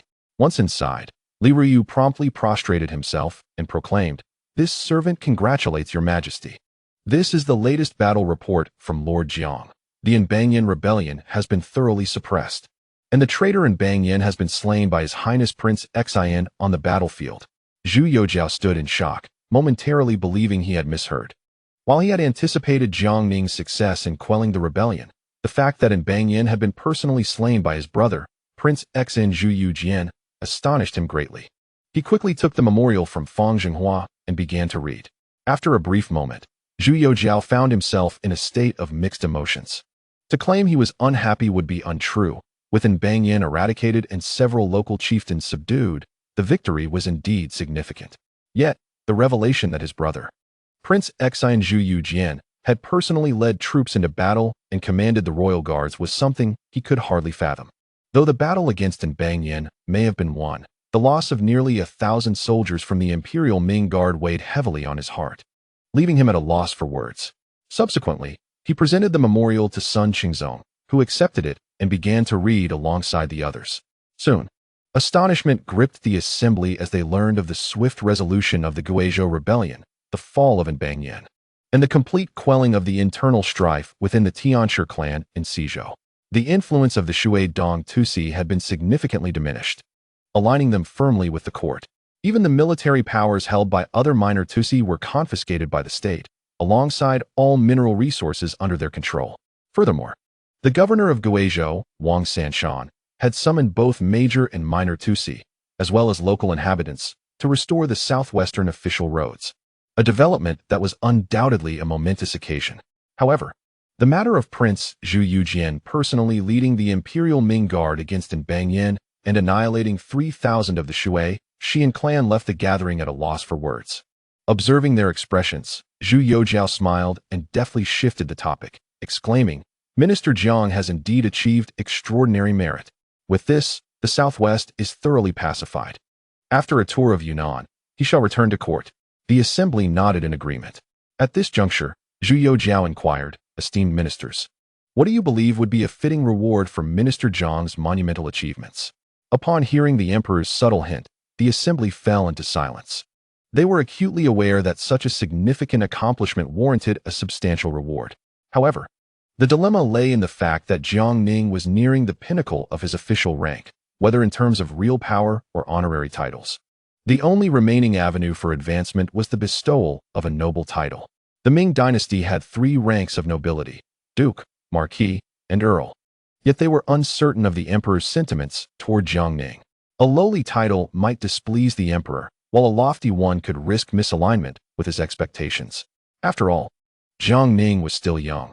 If he were elevated to the highest rank now, what prospects for future accolades would remain?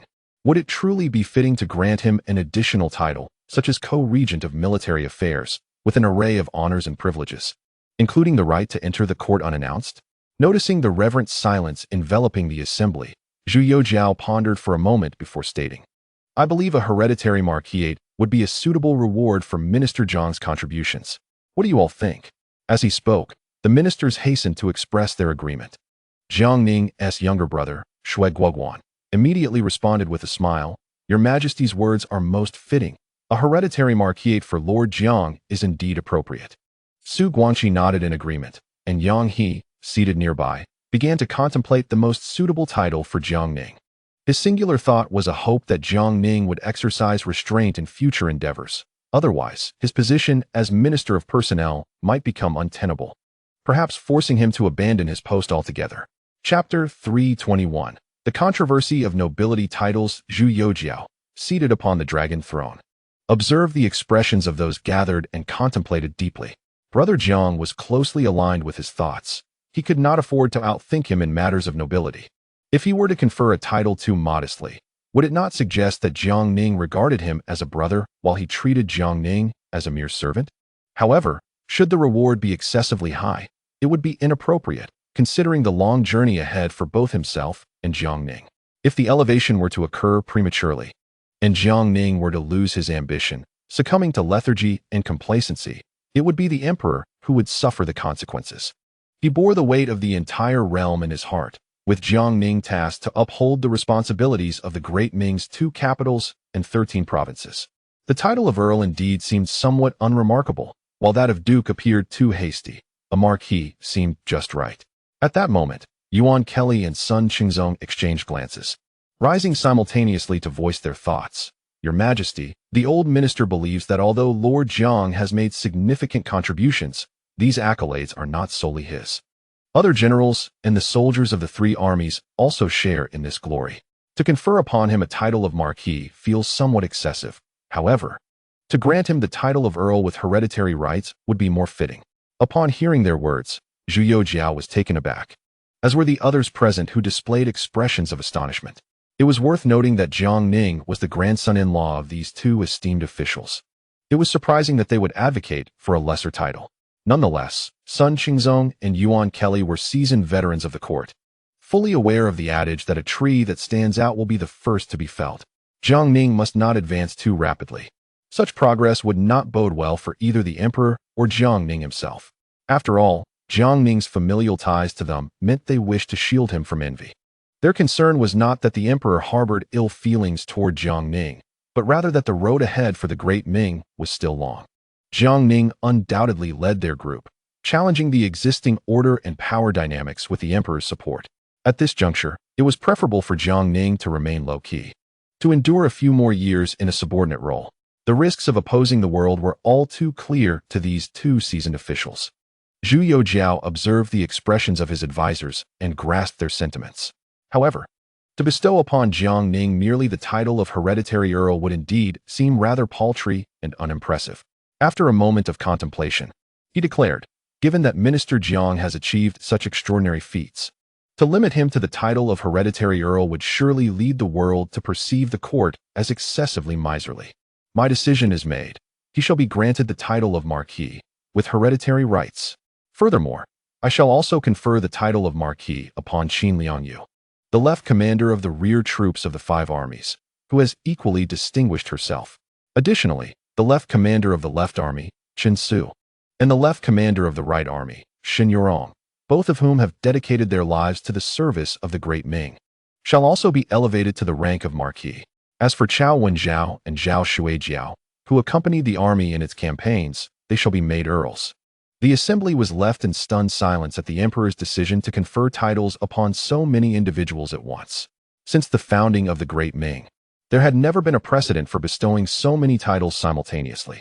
However, upon reflection, it was evident that following the executions of prominent nobles such as Duke Zhu Chunqing and Marquis Shuilian, and the subsequent purges of Zhao Nanqing and Yi Xianggao's rebellion, the ranks of the nobility had thinned considerably.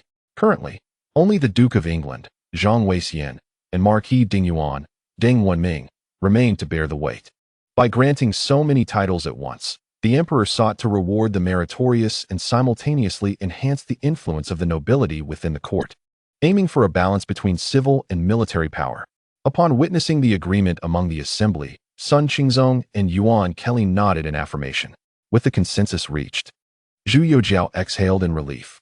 Currently, in the capital, the noble families were largely diminished. Only the Duke of England, Zhang Weixian, remained to uphold the situation. While the Duke of Cheng, Zhu Chuncheng, had met with a tragic end, and another duke was lost to obscurity. As for the marquises, only the Marquis of Dingyuan, Deng Wenming, could shoulder significant responsibilities, while the rest languished in retirement, passing their days idly. It was indeed time to elevate a new cadre of nobility to achieve a balance between civil and military power. He then inquired, "What title do you all believe should be conferred upon Minister Jiang?" At that moment, Yang He hastily rose and proclaimed, "Your Majesty, I propose that we bestow upon Grand Minister Jiang the title of Marquis of Benevolence and Righteousness, drawing from the virtues of humanity and justice." The assembly fell silent. Taken aback, it was well understood that Jiang Ning had earned his accolades through military exploits. Bestowing upon him a title of benevolence seemed incongruous. Yang He, however, was indifferent to such considerations, hoping instead that Jiang Ning would embody more compassion and less bloodshed, thus alleviating his own burdens as Minister of Personnel. Then, Su Guanqi, with a smile, stood and remarked, "Esteemed Minister Yang, your suggestion misses the mark. I believe we should designate Grand Minister Jiang as the Marquis of Jiangning." Perfectly aligning with his name, a delightful coincidence. Yang He rolled his eyes in disbelief and retorted, "Old Minister Su, what folly is this? Grand Minister Jiang's surname is Jiang, his given name Ning, and his courtesy name Jiming. While naming titles after geographical locations has historical precedent, such a title would merely echo his own name, inviting ridicule." At this juncture, the Minister of Revenue, Bai Zian, rose with a smile and stated, "I believe that, given Grand Minister Jiang's reforms that have significantly increased the Treasury's revenue, along with his illustrious achievements in the Southwest and the reclamation of mineral resources from the local lords, he should be conferred the title of Marquis of Abundant Gains, reflecting the prosperity he has ushered in." Zhu Youjian was rendered speechless. Ultimately, amidst the cacophony of opinions from the esteemed lords, Zhu Youjian internally lamented the absurdity of their suggestions, questioning whether any rational person remained. At that moment, Sun Qingzong and Yuan Kelly exchanged glances, and Sun Qingzong rose, stating, "Your Majesty, I believe Grand Minister Jiang is unwaveringly loyal and virtuous, deserving the title of Marquis of Loyalty and Righteousness." Hearing this, Zhu Youjian felt a wave of relief wash over him, finally encountering a reasonable title. He repeated the virtues of loyalty and righteousness, nodding in agreement, which reflected the bond of loyalty between himself and Jiang Ning. He then inquired, "What title should be conferred upon Qin Liangyu?" Yuan Kelly stood and replied, "Though Governor Qin hails from a local lord's lineage, her unwavering loyalty to the Ming dynasty is evident. She has valiantly resisted the incursions of Shi Chongming and has quelled the rebellion of Banyan, earning her the title of Marquis of Loyalty and Fidelity." Zhu Youjian nodded in agreement, stating, "In that case, Qin Su shall be titled Marquis of Loyalty and Trust, and Xin Yurong shall be titled Marquis of Loyalty and Devotion." Following this, Zhu Youjian rose and declared, Qiao Wenjiao and Zhao Shuaijiao are both exceptional generals of our Ming dynasty, steadfast in their devotion to the nation. I believe they should be conferred the title of Earl of Tranquility and Valor for Qiao Wenjiao and Earl of Loyal Valor for Zhao Shuaijiao. What do you all think? Upon hearing these words, the assembly nodded in agreement. Observing this, Zhu Youjian smiled contentedly and remarked, In that case, let us provisionally settle the matter of the nobility. Once Minister Jiang and his troops return to court, we shall conduct the conferral ceremony together. Subsequently, as the ceremony concluded, the attendees began to rise and take their leave. At that moment, Li Ruiyu, displaying his perceptiveness, discreetly withdrew, leaving only Zhu Youjian and Fang Zhenghua within the grand hall. Zhu Youjian turned to Fang Zhenghua and inquired, Fang, how have our spies from the Western Depot been positioned within the Qin Merchants Association? Fang Zhenghua, upon hearing the question, nodded with a smile and responded, Your Majesty need not worry. Ever since Qin Yud has taken the lead in supplying provisions to the troops at the 9 borders, I have successfully embedded our spies from the Western Depot within the Qin Merchants Association. Moreover, Minister Jiang has also deployed several hidden guards from the Jinyue among them. Presently, both the Qin Merchants Association and the Ming Merchants Association are well guarded by our Jinyue and Western Depot spies, ensuring utmost security. Zhu Youjian nodded in approval, stating, In that case, I am at ease. After all, there are numerous matters ahead that require their assistance. We cannot allow ourselves to be betrayed by the likes of the Shaanxi merchants. Fang Zhenghua agreed, and then cautiously posed a question, Your Majesty, regarding Prince Xian leading the Huang Ming guards into battle, what course of action should be taken? Should we convey a decree to Minister Jiang, instructing Prince Xian to refrain from further combat? The battlefield is perilous, and should harm befall His Highness. It would be a dire situation. Upon hearing this, Zhu Youjian furrowed his brow. His brother had become increasingly enigmatic. As an elder brother, he was naturally concerned for his siblings' safety. Yet, as the emperor of the Ming, he was reluctant to stifle his brother's ambition, especially considering the remarkable potential displayed by the Zhu family. With a sigh, he instructed Fang Zhenghua, relay a message to Wei Zhongxian and brother Jiang, urging them to keep a vigilant watch to ensure Prince Xian remains unharmed on the battlefield. Fang Zhenghua acknowledged the command with a nod. Zhu Youjian then inquired, What is the current situation in Shaanxi? Fang Zhenghua promptly replied, Your Majesty, upon reaching Xi'an, Yang Lian employed decisive measures to apprehend Governor Lu Su and his entire clan. Just days ago, in the presence of the townsfolk, he personally executed Lu Su by flaying him alive. Furthermore, Lu Su's clan and associates were all eradicated, with casualties exceeding 1,000. Upon receiving this news, Zhu Youjian was taken aback, realizing that Yang Lian's ferocity surpassed even that of Wei Zhongxian. Initially, when Yang Lian had joined the Jinyue, Zhu Youjian had harbored some reservations, considering Yang's background as a civil servant. However, it was now evident that he had underestimated both Yang Lian and the capabilities of the literati. When these individuals unleashed their fury, the consequences were indeed extraordinary. He then declared, As long as he does not involve the innocent, let him proceed. At this juncture, Fang Zhenghua appeared somewhat awkward. Noticing his demeanor, Zhu Youjian cheerfully encouraged, What troubles you? Speak, and I shall listen. Fang Zhenghua hesitantly replied, Not long ago, Minister Jiang dispatched individuals to communicate with Lord Wen and Elder Guo, strictly prohibiting Elder Guo from excavating graves any further. The Jinyue have also silenced all those from the southern and northern factions detained in the criminal department's dungeons. However, it appears that Lord Guo has not heeded the advice.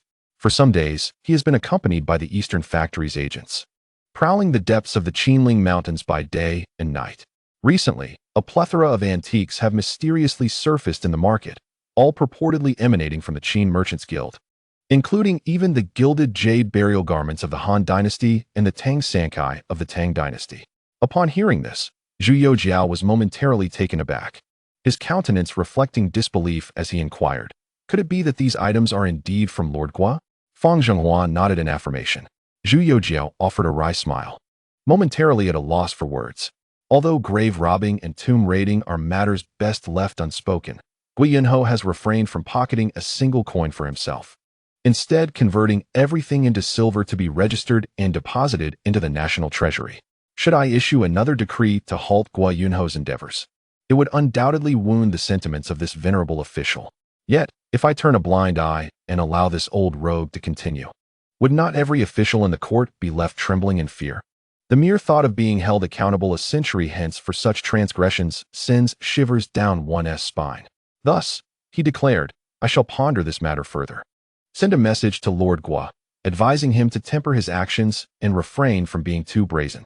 It is known that there are already hundreds of memorials calling for his impeachment. Fang Zhenghua nodded in compliance. Subsequently, he cautiously broached the subject. Your Majesty, the Prince of Jin has detained the Prince of Qin and the royal kinsmen under his jurisdiction who have violated the laws of the Ming dynasty. Currently held in custody at the House of Ancestors. The Prince of Jin has submitted a memorial seeking your guidance on how to proceed with these royal kinsmen.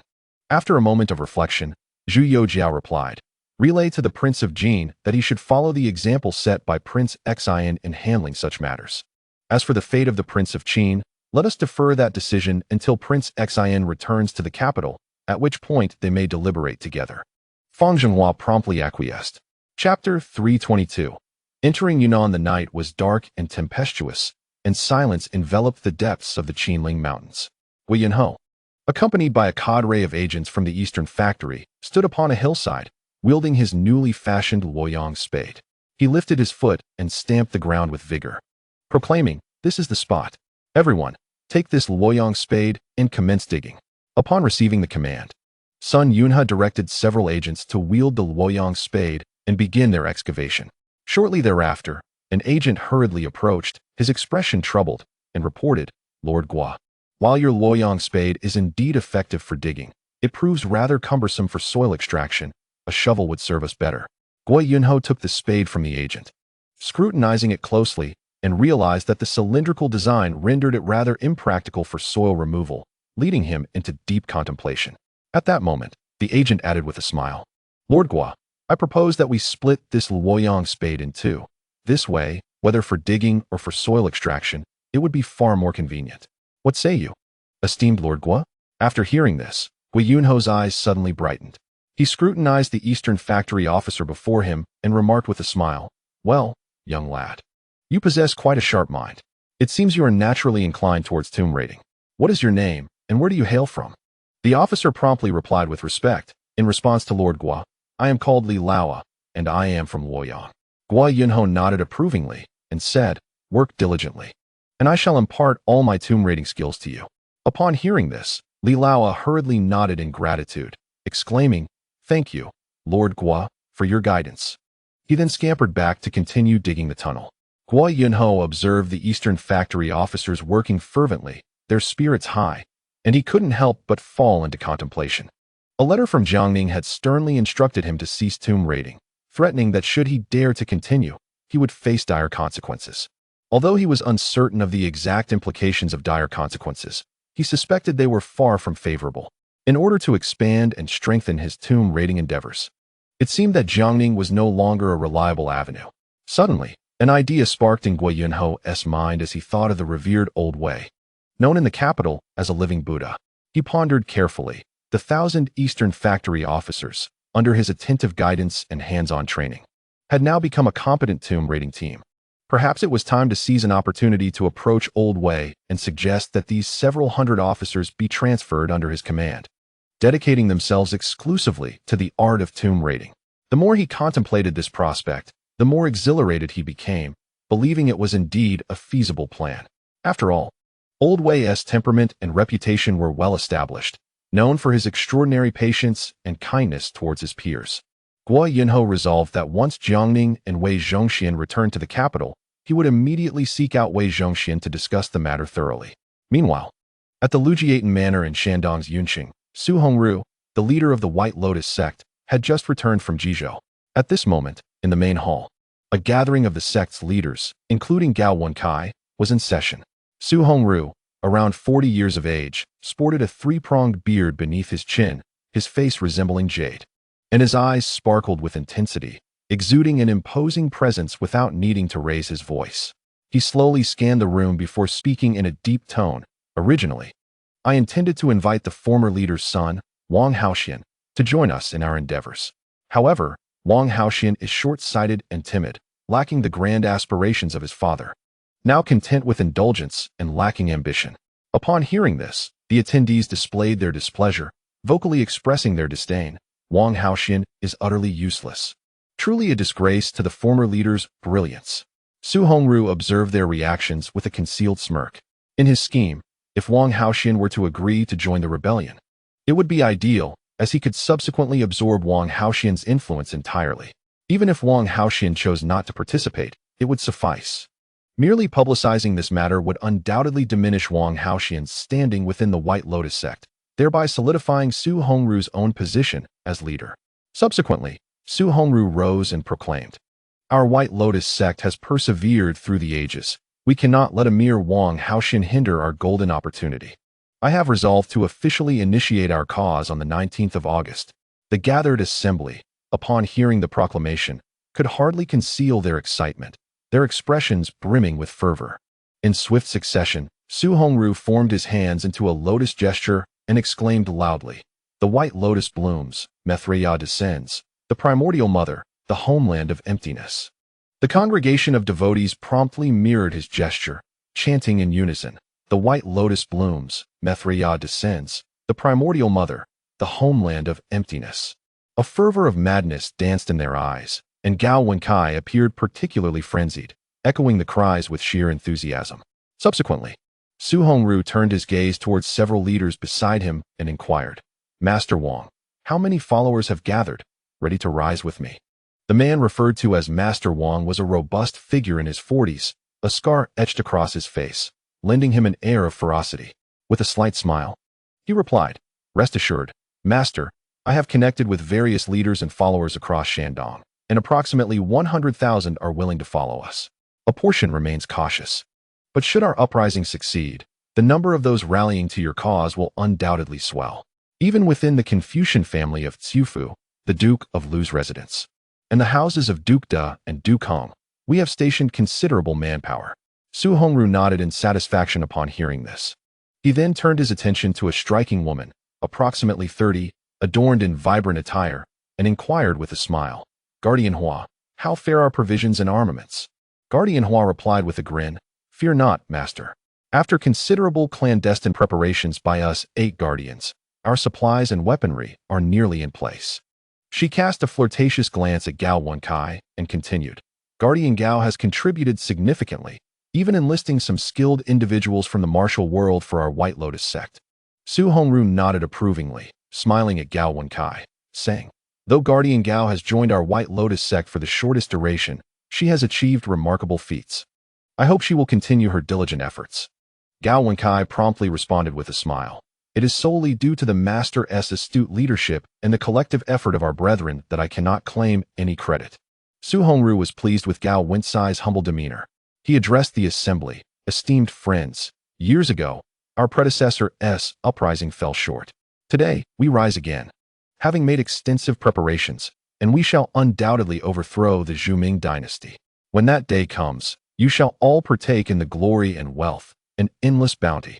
The assembly, stirred by this seemingly distant yet alluring vision, grew increasingly animated. Forthwith, Gao Wenkai took the lead, chanting, "Long live the master! Long live the master!" The crowd echoed her fervent cries. Su Hongru nodded in satisfaction and, after imparting further exhortations to the assembly, they began to disperse. As Gao Wenkai exited the courtyard, Guardian Hua hurriedly pursued her, grasping her arm and cheerfully remarking, "Guardian Gao, why the haste? You did not even wait for me. I was just singing your praises before the master. None of you men are worth a dime, all utterly ungrateful." Gao Wenkai quickly clasped Guardian Hua's hands, laughing as she replied, "Dear sister, you do me a disservice. My thoughts have always been with you." As the urgency to fulfill the tasks entrusted by the master surged within him, he could not bear to let down his sister's goodwill in vouching for him before the master. Upon hearing this, the flower protector chuckled heartily, her laughter causing her delicate form to tremble. She then extended a slender hand, gently prodding Gao Wenkai on the forehead, and remarked, "You have quite the tongue. My dear boy, come to my chamber tonight. I have matters to discuss with you." With that, she turned and departed. Gao Wenkai, observing her retreat, smiled and made his way out of the estate. Su Xianshun, accompanied by a dozen or so cloaked guards, had been waiting patiently. Upon their meeting, Su took a whiff of the air and disdainfully remarked, "Little Gao, You truly are insufferable. Here we are, tasked with the same duty. Yet you indulge in fine delicacies and have the company of women, while I toil under the sun like a laborer. Why is it that no woman would deign to look my way? Listening to Su's complaints, Gao Wenkai chuckled. Dear brother Su, just look at yourself. As dark as a charcoal briquette. Which maiden would find you appealing? Do not blame the ladies. Perhaps a little self-reflection is in order. Su, taken aback by this retort, exclaimed in protest. How dare you? Damn it. I've been lugging sacks around in Shandong for months, exposed to the elements. How could I not be tanned? Back in the capital, I was known as the fairest gentleman. Gao Wenkai burst into laughter. Come now, brother Su, do not let it vex you. Once our mission concludes and we return to the capital, I shall host you at the fragrant pavilion for a delightful evening. Su, now appeased, nodded in agreement. Well, at least you possess a modicum of conscience. Why don't we venture out tonight to seek some local entertainment? Gao Wenkai shook his head. Brother Su, you go ahead. I have an appointment with the flower protector tonight. I cannot accompany you. Su's expression darkened at this news, and he retorted, if I did not know you so well, I would suspect you had completely aligned yourself with the White Lotus sect, plotting against the court, consuming their food, drinking their wine, and even consorting with their protector. No one could infiltrate to such an extent as you have. I wonder if Su Hongru would be enraged to hear of this. The two exchanged glances and erupted into laughter. Meanwhile, Jiang Ning and his party, after enduring over a month of arduous travel, finally entered the borders of Yunnan. The sweltering heat was unbearable, and the treacherous paths elicited groans of discontent from the group. Old Wei could no longer contain his grievances. Lord Jiang, Sichuan and Guizhou have been pacified. Why must we endure this trek to Yunnan? Is this not merely courting hardship? He said, wiping the beads of sweat from his brow with a handkerchief. Jiang Ning merely smiled at his words. Patience, Lord Wei. In due time, you shall understand. Meanwhile, Zhu Youjian had already shed his armor and dragon robe, riding bare-chested upon his steed. After weeks of relentless training, he emanated an aura of remarkable strength. His muscular form distinctly defined and sharply chiseled.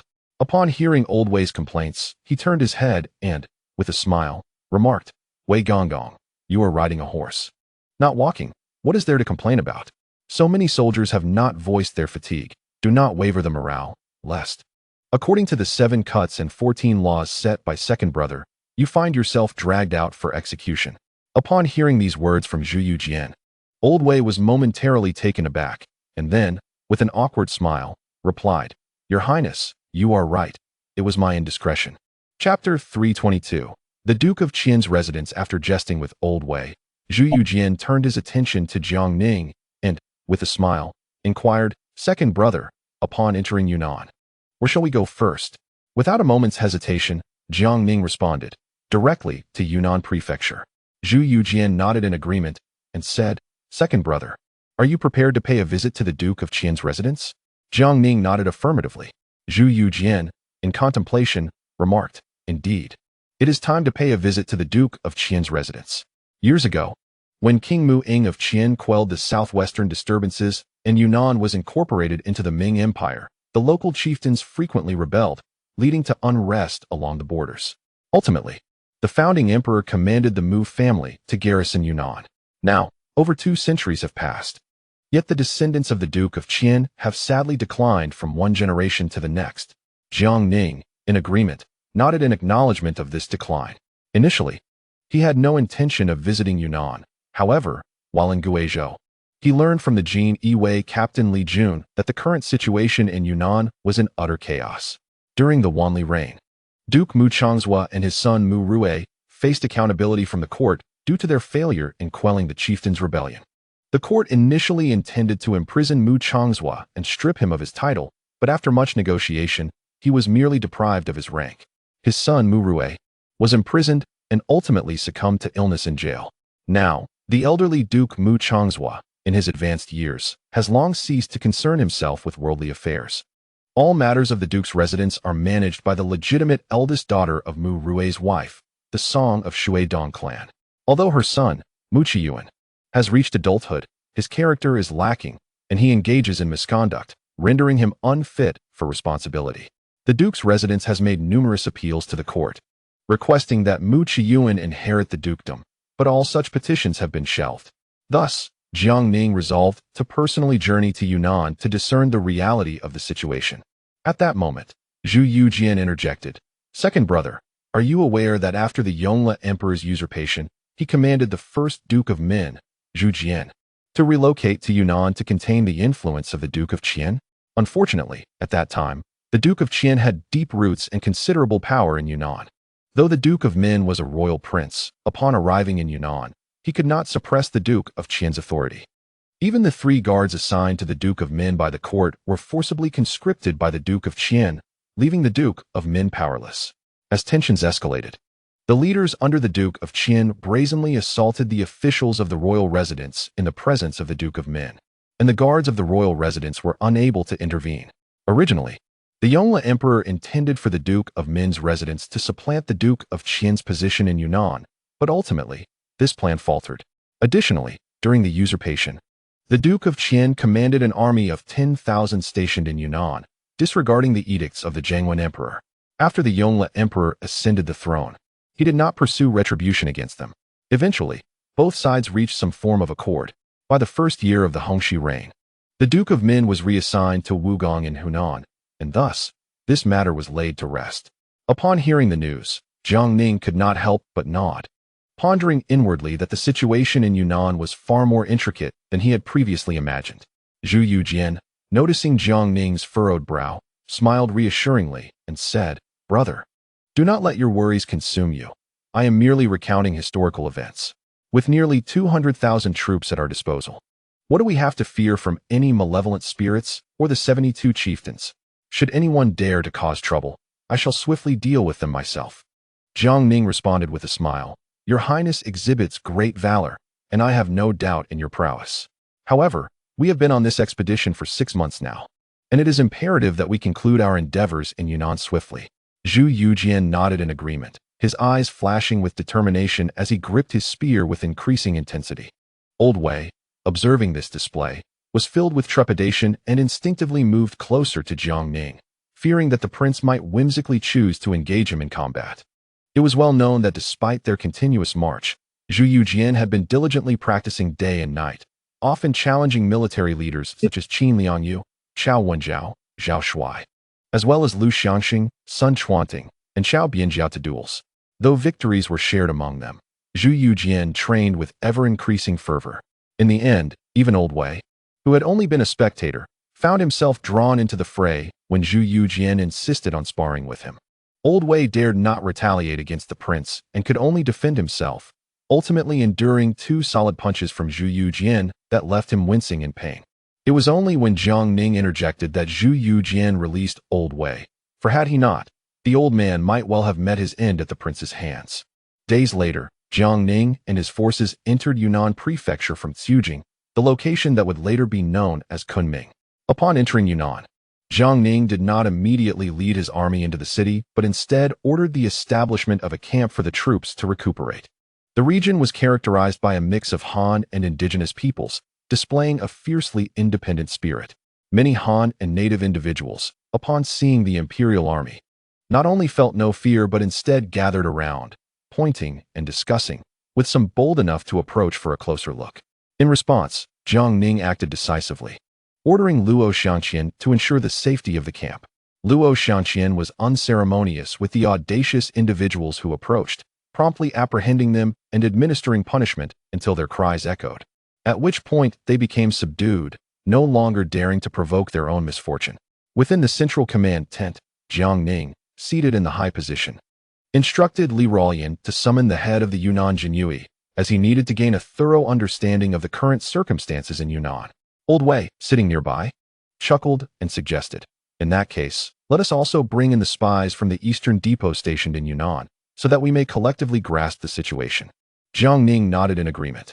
Subsequently, Li Ruoyan and Wei Chaoqing mounted their horses and departed. Jiang Ning turned to Qin Liangyu, smiling as he inquired, "Commander Qin, how familiar are you with the current state of affairs in Yunnan?" Qin Liangyu, after a moment of silence, replied, in response to Lord Jiang, "I have spent many years in Sichuan and am not well acquainted with Yunnan. However, during my time in Sichuan, I did hear some rumors. In the past, the venerable Duke Mu Changzhua and his son Mu Rui suffered defeat, while quelling a rebellion led by local chieftains. Subsequently, the court ordered the elder duke to be stripped of his title, and his son Mu Rui was imprisoned for his crimes, ultimately succumbing to illness within the prison walls. Upon reaching adulthood, Mu Rui's son Mu Qiyuan engaged in reckless and unlawful behavior, even contesting the authority of his grandfather, the elder duke, coercing him to petition the court for his own succession to the title of Duke of Tian. This matter was eventually reported to the court by the supervising censor, and after deliberation, Emperor Shenzong and his ministers decided to temporarily suppress the issue. Thus, the title of Duke of Tian has remained vacant to this day. However, Mu Qiyuan continues to hold the position of deputy governor, commanding the military authority of Yunnan, clashing incessantly with his grandfather, the elder duke. Regrettably, the elder duke, now advanced in years, has left the management of the Duke of Qian's estate to his wife, Lady Song, and the wife of Mu Rui, also of the Song family from Shuidong. Without their stewardship, the vast wealth and glory of the Duke of Qian might have long been squandered by Mu Qiyuan. Upon hearing this, Jiang Ning furrowed his brows slightly. Curiosity piqued as he inquired, Deputy Governor Qin, are you suggesting that there are two elder ladies of the Song family within the Duke of Qian's household? Qin Liangyu nodded in affirmation. Jiang Ning continued, I am aware that Mu Rui's wife is the eldest daughter of the Song family from Shuidong. But what of the elder Duke Mu Chang's wife, Lady Song? In response to Jiang Ning's inquiry, Qin Liangyu elucidated, to answer you, Lord Jiang, the elder Duke Mu Chang's wife, Lady Song, is a descendant of Marquis Song Sheng of Xining, hailing from a prestigious lineage, known for her grace and virtue, as well as her considerable acumen. However, like her husband, she is now aged and has become less involved in the affairs of the Duke of Qian's estate, leading many to recognize only Mu Rui's wife, while forgetting the elder lady of the Duke. Upon hearing this, Jiang Ning nodded, realizing that the situation within the Duke of Qian's household was far more intricate than he had initially perceived. The depths of the matter were indeed profound. At that moment, Zhu Youjian, seated nearby, interjected, I, too, have heard whispers of these matters. Upon reaching adulthood, Mu Qiyuan assumed the title of deputy governor, wielding the military authority of Yunnan, and has garnered the support of numerous local chieftains. He has oppressed the good, plundered the people's wealth, and annexed lands, even brazenly opposing local officials of the court, committing numerous atrocities. Hence, the court has consistently suppressed his claim to the Duke of Qian's title. Qin Liangyu nodded in agreement, adding, Your Highness speaks truly. Yunnan is home to 72 chieftains, who, by tradition, are required to send their direct descendants to serve in the Duke of Qian's household as hostages. Through this means, Mu Qiyuan has managed to win over a multitude of chieftains, allowing him to act with impunity within Yunnan, to the point where even successive governors of Yunnan have been unable to restrain him. Furthermore, with the rise of the Eastern Burmese dynasty, frequent incursions along the border during the Wanli era have exacerbated the chaos in Yunnan, leading to a dramatic decline in the court's control over the region. At present, the Duke of Qian's estate is the only bastion the court can rely upon in Yunnan.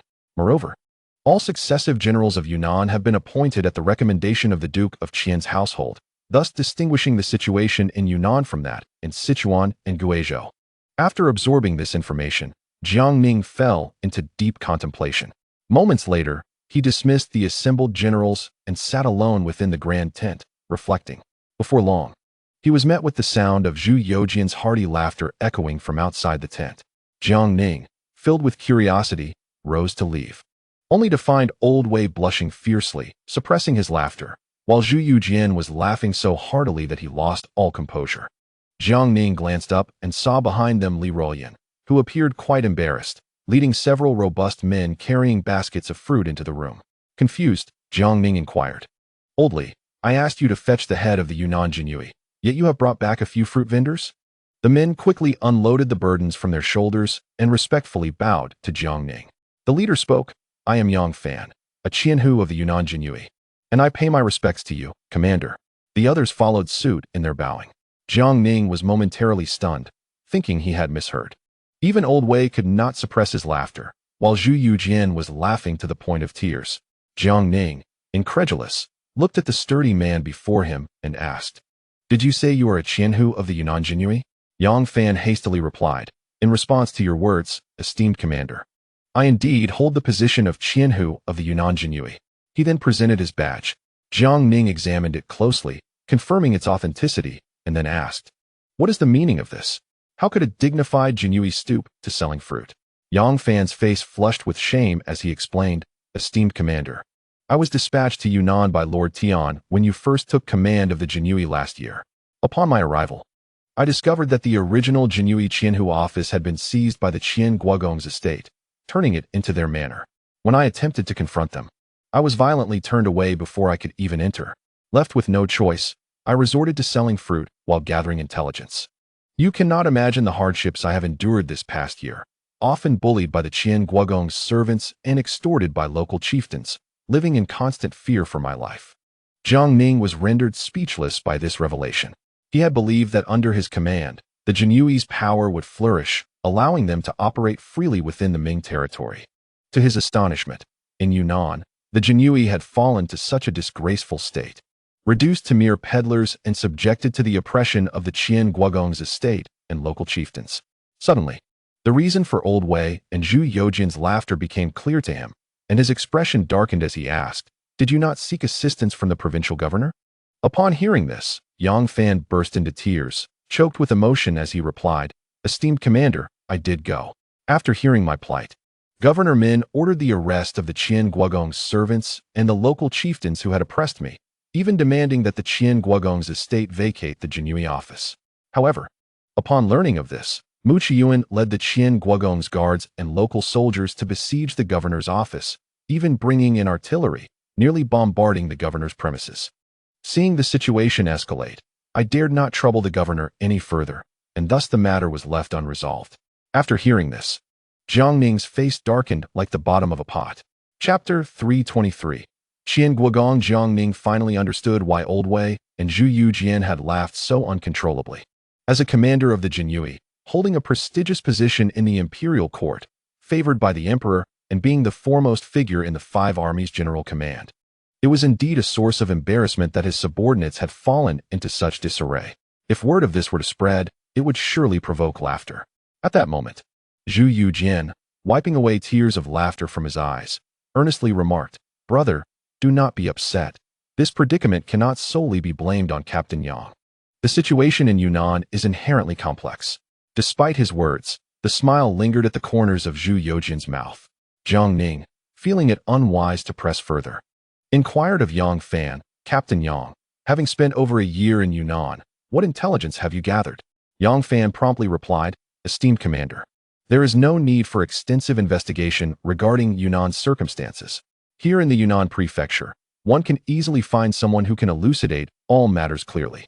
Duke Qian's Mu Qiyuan is akin to a local tyrant, colluding with local chieftains to oppress the populace, plunder their wealth, abduct women, seize farmland, and openly defy the imperial authorities.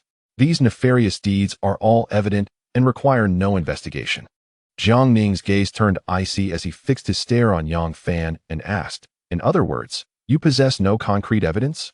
Yang Fan's face flushed with shame as he replied, "I beg your forgiveness, esteemed commander. During my time in Yunnan, I have primarily been preoccupied with survival alongside my brothers. Moreover, Mu Qiyuan is exceedingly ruthless, with his spies scattered throughout Yunnan prefecture, leaving me with little opportunity to take significant action." Hearing this, Jiang Ning let out a resigned sigh, realizing that the Jinyui he had dispatched to Yunnan had failed to establish a foothold. At that moment, the elder Wei interjected with a smile, "There is no need for concern, my lord. We have also stationed Eastern Depot spies in Yunnan. Once they arrive, we shall ascertain the truth." Although his words were courteous, the underlying boastfulness was unmistakable. Jiang Ning refrained from further comment and directed Yang Fan, "Summon your men. Cease selling fruits and remain by my side for the time being." Yang Fan quickly nodded in gratitude. "Thank you, my lord." Then, with a hint of embarrassment, he added, "Lord Wei, the information held by the brothers from the Eastern Depot should be quite similar to what I possess, and their circumstances are not much different either." Upon hearing this, Wei's expression shifted, disbelief crossing his face as he questioned, "Captain Yang, are you implying that our Eastern Depot spies stationed in Yunnan have also resorted to selling fruits?" Yang Fan awkwardly shook his head. Wei furrowed his brow and pressed, "If they are not selling fruits, then what are they doing?" At this moment, Zhu Youjian chuckled and teased, "Lord Wei, Could it be that your spies in Yunnan have been captured by Mu Qiyuan and forced into servitude at the Duke Qin's residence? Wei's face registered shock. Yang Fan quickly interjected, Not at all, not at all. Upon hearing Yang Fan's reassurance, Wei exhaled in relief. Initially, he had felt a sense of secret satisfaction at Jiang Ning's subordinates descending to selling fruits. However, if his own Eastern Depot spies were faring even worse, it would surely be a source of great embarrassment. Just then, a Jinyui hurriedly entered and reported, My lord, Captain Wei from the Eastern Depot requests an audience. Jiang Ning nodded in acknowledgement. Moments later, Wei Chaoqing entered with a dozen individuals in tow. Jiang Ning, upon seeing them, stood frozen in astonishment. Old Wei's mouth fell agape in disbelief, and Zhu Youjian wore a face of utter shock. The cause of their bewilderment lay in the fact that all those accompanying Wei Chaoqing resembled beggars. Noticing their expressions, Wei Chaoqing hastily bowed to Jiang Ning and the others. His face awash with shame as he said, Father, I have brought our men. Old Wei, upon witnessing this, erupted in fury, delivering a sharp slap to Wei Chaoqing's face, exclaiming, Have you lost your senses? We sent you to find the Eastern Depot spies stationed in Yunnan, not to gather beggars. At that moment, Zhu Youjian, standing nearby, chuckled and remarked, Wei Qianhu, the Grand Eunuch is correct. How could you possibly bring back Yunnan's beggars? The ragtag group of beggars promptly bowed respectfully to Old Wei, one of them declaring, I am Sun Yunlong, 100-man of the Eastern Depot, paying my respects to the Grand Eunuch. Old Wei scrutinized him closely before inquiring, How did you end up in this wretched state? We dispatched you to gather intelligence on Yunnan's situation, not to beg. Sun Yunlong, filled with shame, wished for a hole to burrow into, and explained, Grand Eunuch, you are unaware of the chaos in Yunnan. The Qian Guogong's estate is more ruthless than bandits. And upon our arrival, we were brutally beaten by their servants and subsequently extorted of all our possessions by local chieftains. Ultimately, we had no choice but to resort to begging on the streets, and thankfully, the brothers of the Jinyui often provided assistance. Otherwise, my comrades and I would likely have perished from starvation. Old Wei responded, What use is it to speak of such trivial matters? What intelligence have you gathered? Sun Yunlong, his expression laden with embarrassment, replied, Grand Eunuch, the situation aligns with what the Jinyui brothers have reported. Upon hearing this, Old Wei fell silent for a moment before bursting into laughter, clapping his hands as he exclaimed, How amusing! The esteemed spies of the Eastern Depot reduced to begging in the streets. If this were to spread, my reputation would be utterly tarnished. And those lawless chieftains, along with that unrestrained Mu Qiyuan, shall face my wrath. I shall flay them alive to set an example. Sun Yunlong cautiously corrected him, Grand Eunuch. It is to kill as a warning, not to kill as respect. Old Wei's countenance darkened immediately, and he coldly asked, How many? Sun Yunlong, with trepidation, replied, 3. Old Wei scoffed. Allow me to thank you in advance. With that, he kicked Sun Yunlong to the ground, berating him, Disgraceful fool, get out of my sight. Wei Chaoqing promptly led Sun Yunlong and the other beggars away. As they retreated, Old Wei suddenly burst into laughter once more, clapping his hands and exclaiming, How amusing! After all these years serving in the palace, this is the first time I have encountered such a spectacle. Yet, despite his laughter, the murderous intent in his words sent chills down the spine. It was evident that the man, known for his benevolence, was genuinely enraged this time. Moments later, Old Wei wiped the mirth from his face and coldly remarked, Master Jiang, it appears that Yunnan truly is a land where the mountains are high and the emperor is far, utterly lawless. You ask, how should this matter be dealt with? Before Jiang Ning could utter a word, Zhu Youjian smiled and said, Second brother, Wei Gonggong, in my estimation, this is hardly a complicated affair. We shall simply lead our troops to seize control of Yunnan Prefecture, capturing Mu Qiyuan and those unruly local chieftains without hesitation. Should anyone dare to resist, I shall personally annihilate them. A mere Mu Qiyuan, who is yet to inherit the title of duke, dares to stir up trouble? No matter how capable he may be, can he surpass the 3 dukes of the capital? Observing Jiang Ning still furrowing his brow in silence, Zhu Youjian quickly continued, Second brother, what are you hesitating for? Even the Duke of England, Zhang Weixian, treats you with utmost respect. The Duke Cheng, Zhu Chunqing, has been left speechless in your presence. Noticing Jiang Ning's awkward expression, Zhu Youjian quickly retracted his statement, smiling awkwardly. That scoundrel Zhu Chunqing, who colluded with the enemy and betrayed the nation, deserves his fate, and more. Upon hearing this, Jiang Ning nodded with a smile, before expressing his confusion. Your Highness, you mentioned there are 3 dukes in the capital, yet I seem to recall only 2? Zhu Youjian replied, Indeed, the Duke of England, Zhang Weixian, and the Duke Cheng, Zhu Chunqing. At this point, he fell silent for a moment. As if realizing a discrepancy, there indeed seemed to be only these 2 dukes. Jiang Ning then turned to Old Wei and inquired, Wei Gonggong, how many dukes are there in the capital? Old Wei responded, There are indeed only 2 dukes, the Duke of England, Zhang Weixian, and the Duke Cheng, Zhu Chunqing, who was dealt with by Lord Jiang in accordance with the law. The remaining titles belong to marquises and earls, but after several purges, there are not many left. Jiang Ning nodded. So it stands that now in the capital, only the Duke of England remains. Both Zhu Youjian and Old Wei nodded in agreement. At this moment, Li Ruoyan, standing aside, felt a deep sense of helplessness. What was happening? Clearly, there was still the Duke Dinghua. How could they all have forgotten him? Currently, Duke Dinghua, Su Shi, was stationed at Shanhaiguan in Liaodong. Were they genuinely oblivious, or was it an intentional oversight? Li Ruoyan could not help but feel sorrow for Su Shi. This duke possessed far too little presence, holding almost no weight in the minds of those around him. Even the treacherous Duke Cheng, Zhu Chunqing, was remembered, while the Duke Dinghua, guarding Shanhaiguan, had been completely cast aside. Just then, Zhu Youjian asked, Second brother, shall we lead our troops directly into Yunnan Prefecture now? Jiang Ning replied with a smile. The imperial army has already entered Yunnan for several days. Mu Qiyuan and the governor of Yunnan can hardly be unaware of our presence. However, their failure to pay their respects is telling. As the saying goes, if the mountain does not come to me, I shall go to the mountain. Let us rest today, and tomorrow morning we shall march into the city to confront the local tyrant Mu Qiyuan and the governor of Yunnan. Zhu Youjian nodded in agreement. Meanwhile, within the Duke of Qian's residence, most of the 72 local chieftains of Yunnan had gathered.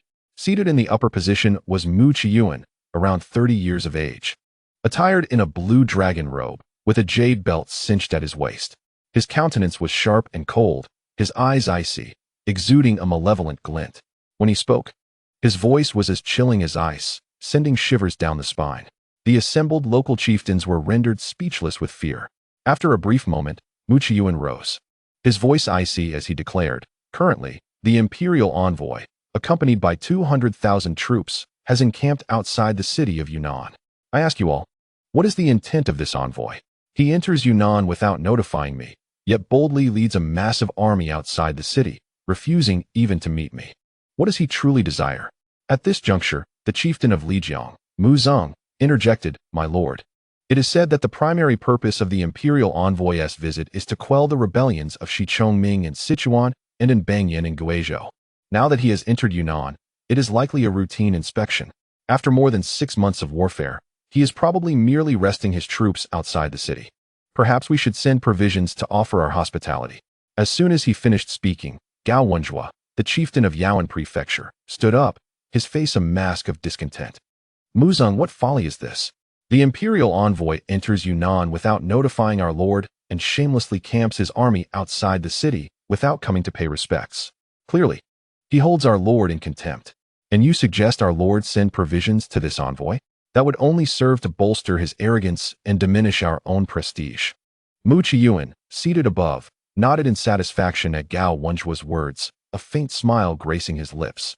He then fixed a cold gaze upon Mu Zeng and inquired, Mu Zeng, do you stand with my noble house of Qin or with the imperial envoy? Startled by the question, Mu Zeng promptly rose and bowed respectfully, stating, The Mu family of Lijiang has always been loyal to the noble house of Qin, and I, as a humble servant, am no different. Yet within, he silently cursed them. These people are utterly oblivious to their own ignorance. And you, Mu Qiyuan, have grown so accustomed to being a local tyrant in Yunnan that you have lost all sense of awareness. You should inquire about the great turmoil caused by Shichongming in Sichuan and in Bangyan in Guizhou, which was quelled by the imperial envoy in just half a year. Now the envoy has entered Yunnan with 200,000 troops, and yet you speak so defiantly. If you provoke him, Yunnan may once again be engulfed in chaos. A wave of sorrow washed over Mu Zeng. Since the founding of the Ming dynasty, his family had pledged allegiance to it, embracing Han culture. Now, His entire clan had been assimilated, and he yearned for peace and stability in Yunnan. However, Mu Qiyuan's actions left him speechless. Coldly, Mu Qiyuan glanced at Mu Zong and asked, "How many troops have each of you brought this time?" The chieftains present responded in unison. One chieftain announced, "My lord, I have brought 1,000 troops." Gao Wenjua boisterously declared, "My lord, I have brought 2,000 troops." Hearing their responses, Mu Qiyuan nodded in satisfaction, a smile appearing on his face. "In that case, tomorrow I shall host a banquet in the manor to entertain you all.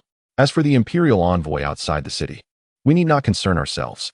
After all, in Yunnan, it is still my noble house of Tian that holds sway." At his words, the assembly erupted into laughter, save for Mu Zong and a few other chieftains who wore expressions of concern. Chapter 324. Entering the city early the next morning, Jiang Ning commanded Qin Liangyu to take charge of the central army and lead all the troops. He, along with Lao Wei and Zhu Youjian, led an entourage of 2,000 imperial guards, 2,000 Eastern Depot soldiers, 5,000 cavalry from the Divine Mechanism camp, and another 5,000 from the 3,000 camp, adorned in full imperial regalia, as they grandly marched towards Yunnan Prefecture. At noon, Jiang Ning and his forces arrived at the outskirts of Yunnan City. They were met by an official clad in a red robe, accompanied by several other officials and over 100 soldiers, who awaited them at the city gates. Upon their first encounter, the official in the bright red robe hurriedly bowed and introduced himself, saying, "I am Siet Sunren, the governor of Yunnan's left bureau, paying my respects to the esteemed governor, Prince Xian, and Lord Wei of the Eastern Depot." Jiang Ning scrutinized Siet Sunren, noting the patches on his robe and his overall disheveled appearance, which radiated an air of trepidation. Jiang Ning coldly inquired, "Siet Sunren, I am here on imperial orders to inspect Yunnan. Why has Governor Min Xiahong not come to greet me?"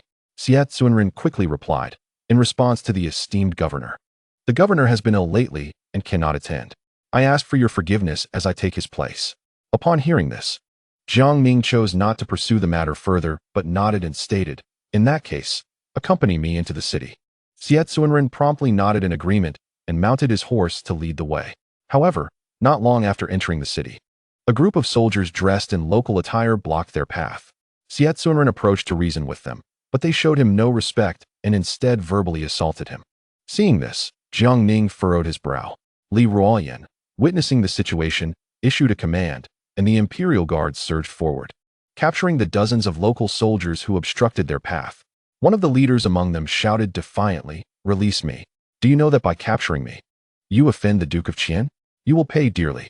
Li Ruoyan, enraged, retorted, "How dare you disrespect the imperial guards?" With that, he dealt 2 resounding slaps to the leader, leaving him bloodied. At that moment, Jiang Ning and his companions rode forward, observing the shamefaced Siet Sunren. Jiang Ning asked, "Governor Xie, what is the meaning of this?" Siet Sunren stammered, unable to respond. The local leader, struggling, exclaimed, "Are you the imperial envoy?" Jiang Ning, maintaining a stoic expression, nodded, affirming, "Indeed, I am." The leader, brimming with arrogance, declared, "The imperial envoy may enter the city, but the army must remain outside. This is the decree of the Duke of Qian." Jiang Ning, upon hearing this, understood the source of the conflict between Siet Sunren and the local soldiers. He looked at the local leader and, with a smile, inquired, "What is your name, and where do you hail from?" The leader, emboldened by his arrogance, proclaimed, "I am Gao Mingwei, a subordinate of Lord Gao Wenjua, the local chieftain of Yaoan Prefecture." Jiang Ning nodded thoughtfully and replied with a smile, "The presence of the imperial envoy is akin to the emperor himself visiting. How dare you obstruct my passage? According to the law, such an offense warrants a death sentence." Hearing Jiang Ning's words, Li Ruoyan waved his hand, and the imperial guards swiftly drew their sabers, pinning the crowd to the ground before executing them without hesitation. Witnessing this, Siet Sunren opened his mouth to intervene, but before he could utter a word, the group of several dozen was beheaded by the guards. The onlookers, terrified, scattered in all directions, leaving Siet Sunren dumbfounded. With a cold snort, Jiang Ning prompted Siet Sunren to regain his composure, who then stammered, "I shall lead the way." Thus, the grand procession entered the city, making their way straight to the governor's office. Upon hearing that the imperial envoy was leading troops into the city, the Han and indigenous people rushed to observe, resulting in a congested thoroughfare. Though unafraid, They boldly pointed and gestured at Jiang Ning and his entourage. Xie Zunren shouted at the top of his lungs, "The esteemed envoy is entering the city. Everyone, please make way." Yet, no one heeded his plea, causing him to sweat profusely in distress. At this moment, Zhu Youjian, seated atop his horse, grew impatient and spoke directly. "Wei Chaoqing, take your men and swiftly disperse these onlookers. Do not let them obstruct our path." In response, Wei Chaoqing immediately led the Eastern Depot guards to clear the streets. Many citizens, witnessing the scene, retreated, yet some indigenous individuals resisted, even shoving and cursing at the guards. Without hesitation, Wei Chaoqing struck with his whip. The guards followed suit, brandishing their whips to drive away the remaining crowd blocking the road. Soon enough, a path was cleared. Before long, they arrived at the dilapidated governor's office, which bore the marks of neglect. Zhu Youjian remarked with a smile, "Xie Darren, how is it that your governor's office appears in such disrepair? Even the city god temple in the capital is more impressive." Xie Zunren, feeling embarrassed, reddened, and quickly responded, "Your Highness, there are numerous indigenous chieftains in Yunnan who largely govern autonomously. The court collects little in taxes, hence we lack funds for repairs. I beg your understanding." Zhu Youjian let out a cold laugh and chose not to elaborate further. Subsequently, Jiang Ning and the others dismounted, and Li Ruoyan along with Wei Chaoqing immediately surrounded the governor's office with the imperial guards and Eastern Depot guards, entering the premises. Inside the governor's grand hall, an elderly man clad in a red official robe was supported by Xie Zunren as he approached and bowed, stating, "I am Min Hongxue, the governor of Yunnan, and I greet the esteemed envoy, Prince Xian, and Lord Wei." Jiang Ning replied indifferently, "Governor Min, there is no need for such formality. Please take a seat." Min Hongxue complied and sat down. As Jiang Ning was about to speak, Zhu Youjian interjected, "Governor Min, allow me to ask you, why does Yunnan now suffer from such rampant chaos? The indigenous soldiers roam lawlessly, daring to obstruct the imperial envoy's procession. Is this how your governor's office manages the region?" Min Hongxue hastily responded, "In Yunnan, the Han and indigenous peoples coexist, and for a long time. The customs have been rather open. The common folk often act with a lack of decorum. I implore your highness to forgive them." Zhu Youjian, with a cold smirk, retorted, "There is a clear distinction between open customs and moral decay." The prince inquired, "Since my arrival in Yunnan, I have heard of the lawless and reckless behavior of Mu Qiyuan from the Qin state duke's residence. Are you aware of these matters? Why have you not reported them to the court?" Min Hongshua's countenance darkened significantly. Zhu Youjian continued, "Have you intervened at all?" Min Hongxue nodded. With a resounding slap on the table, Zhu Youjian, his face flushed with anger, retorted, "I must sincerely thank you, Minister Min. Despite your intervention, the situation remains dire. If you had done nothing, wouldn't Yunnan be completely in chaos?" Min Hongxue hastily rose, his expression grave, and replied, "Your Highness, although Mu Qiyuan has committed numerous illegal acts, we must still rely on him in Yunnan. I often counsel him." As Min Hongxue spoke, his face suddenly turned pale, and he began to cough violently. Witnessing this, Xie Zunren quickly stepped forward to support Min Hongxue, his face etched with urgency as he addressed the prince. "Your Highness, please forgive us. It is not that the governor has failed to report to the court. Rather, the 72 local chieftains in Yunnan predominantly heed Mu Qiyuan's commands and disregard the court's authority. Furthermore, with the mingling of Han and Yi peoples in Yunnan and the fierce disposition of the populace, the governor has acted with the greater good in mind, continually advising Mu Qiyuan, hoping to stabilize the situation. If we were to inform the court, and they pursued the matter, should Mu Qiyuan commit any egregious acts, Yunnan would inevitably descend into chaos." Hearing this, Jiang Ning coldly questioned, "Xie Zunren, why do you assert that Mu Qiyuan might act impulsively? Explain yourself clearly." Xie Zunren promptly responded. In reply to the governor, since the 45th year of Wanli, Duke Mu Chanzhua has been pressured by Mu Qiyuan, repeatedly petitioning the court for Mu Qiyuan to inherit the title of duke. However, this matter was later reported by the inspecting censors to the court, which has since suppressed the issue of Mu Qiyuan's succession. He is greatly dissatisfied with this and has begun to act recklessly in Yunnan. Moreover, the military leaders in Yunnan, largely from the duke's residence, all regard Mu Qiyuan as their leader. Previously, when Mu Qiyuan allowed his household servants to plunder the people's wealth and seize their lands, the governor intervened and arrested these lawless servants. In retaliation, Mu Qiyuan clashed with the governor, even threatening to set fire to the governor's office. The governor has shown considerable forbearance, hoping that Mu Qiyuan might find his way back to reason and refrain from going too far. In a few years, when the court permits Mu Qiyuan to inherit the title of duke, he will surely be grateful to the court and will not dare to act so lawlessly again. At this juncture, Min Hongxue also nodded in agreement, stating, though Mu Qiyuan has engaged in unlawful behavior, if the court were to extend a gentle hand towards him, he would undoubtedly come to his senses and rectify his wrongs. Before he could finish, Zhu Youjian stepped forward, seized Min Hongxue by the collar, and lifted him off the ground, his face aflame with rage as he exclaimed, "Cease your nonsensical justifications before me. The current state of affairs in Yunnan, with Mu Qiyuan's rampant lawlessness, is a direct consequence of your indulgence. Had you reported this matter sooner, the court would not have allowed the situation to deteriorate to this extent. How dare you speak so audaciously in my presence?" Min Hongxue, being of considerable age, had never encountered such a scene. Observing the furious Zhu Youjian, he spoke, "Your Highness, as a minister of the court, how can you behave so impolitely? It is a grave affront to decorum. As a scion of noble lineage, your every utterance and action reflects the dignity of the court, and thus you must uphold propriety, not act in such a crude and disrespectful manner." Upon hearing these words, Zhu Youjian's anger flared, and he appeared ready to hurl Min Hongxue to the ground. Jiang Ning hurriedly interjected, "Your Highness, cease this at once." Jiang Ning was acutely aware of his younger brother's recent ferocity. Should Zhu Youjian carry out such an act, Min Hongxue's frail frame would surely shatter, and Zhu Youjian would find himself in a tangle of trouble. Hearing Jiang Ning's intervention, Zhu Youjian reluctantly released his grip, allowing Min Hongxue to regain his footing. Min Hongxue coughed repeatedly, his face flushed, yet he addressed Jiang Ning, "Lord Jiang, as we enter Yunnan, it is imperative that we avoid any conflict with Mu Qiyuan. Currently, most of the 72 Tusi chiefs of Yunnan have gathered at the residence of Duke Qian. Shortly, I shall personally invite Mu Qiyuan and those chiefs to meet with the governor. At that time, the governor may represent the court to graciously reassure these chieftains, and they will surely express their gratitude to the court. As for Mu Qiyuan, I will counsel him, and the governor may reprimand him as necessary." Jiang Ning listened to Min Hongxue's almost foolish remarks and sighed in exasperation. It seemed that Min Hongxue was a quintessential scholarly official, adept in academia, yet utterly unfit for governance. Placing him in Yunnan was akin to inviting chaos upon chaos.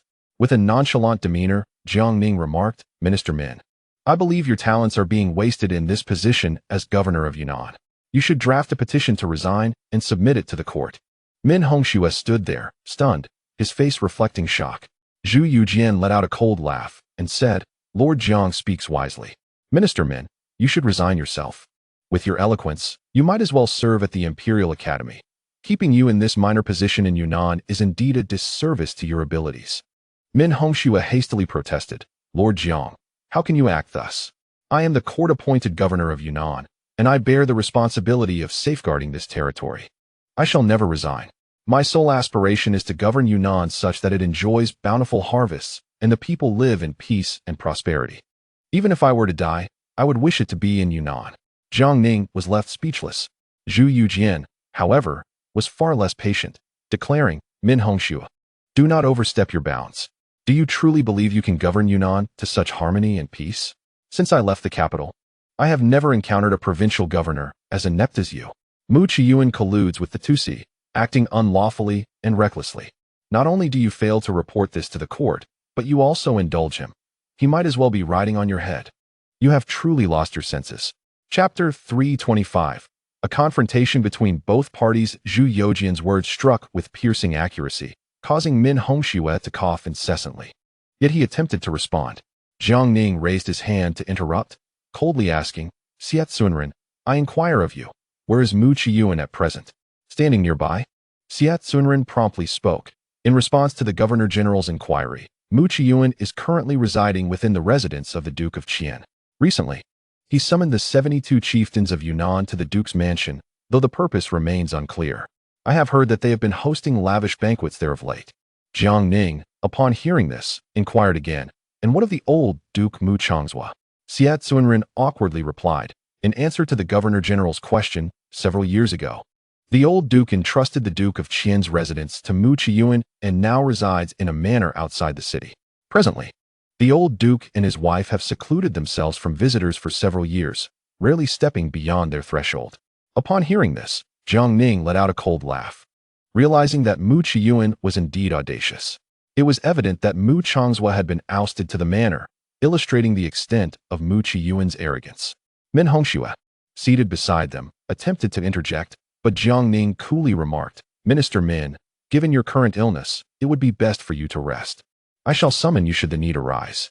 Observing this, Xie Zunren quickly bowed and took it upon himself to assist Min Hongxue out. Fearing that the obstinate governor might provoke His Highness the Prince of Xian and face dire consequences, he had witnessed firsthand the prince's volatility. At that moment, only Jiang Ning, Zhu Youjian, and the old Wei remained in the hall. Zhu Youjian broke the silence, asking, "Second brother, what shall we do next?" Jiang Ning smiled slightly and replied, "We shall act decisively." He immediately ordered the troops to besiege the Duke of Qian's residence, apprehending Mu Qiyuan and the chieftains, proceeding with legal actions against them. Anyone who dares to instigate trouble shall be met with forceful suppression. Zhu Youjian nodded in satisfaction, recognizing this as the commendable spirit of his elder brother. Jiang Ning stood, exhaling deeply. "I had anticipated the dire state of Yunnan, but did not foresee it being worse than I imagined." Zhu Youjian concurred. "The chaos in Yunnan is undeniably the fault of Mu Qiyuan, yet Min Hongshue's ineptitude in appeasing matters cannot be overlooked." Jiang Ning nodded in agreement and continued, "By now, Mu Qiyuan must be aware of our arrival in the city.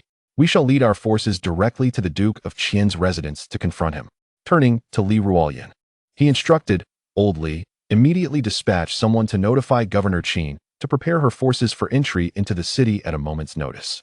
Li Ruoyan acknowledged the command and hurriedly departed.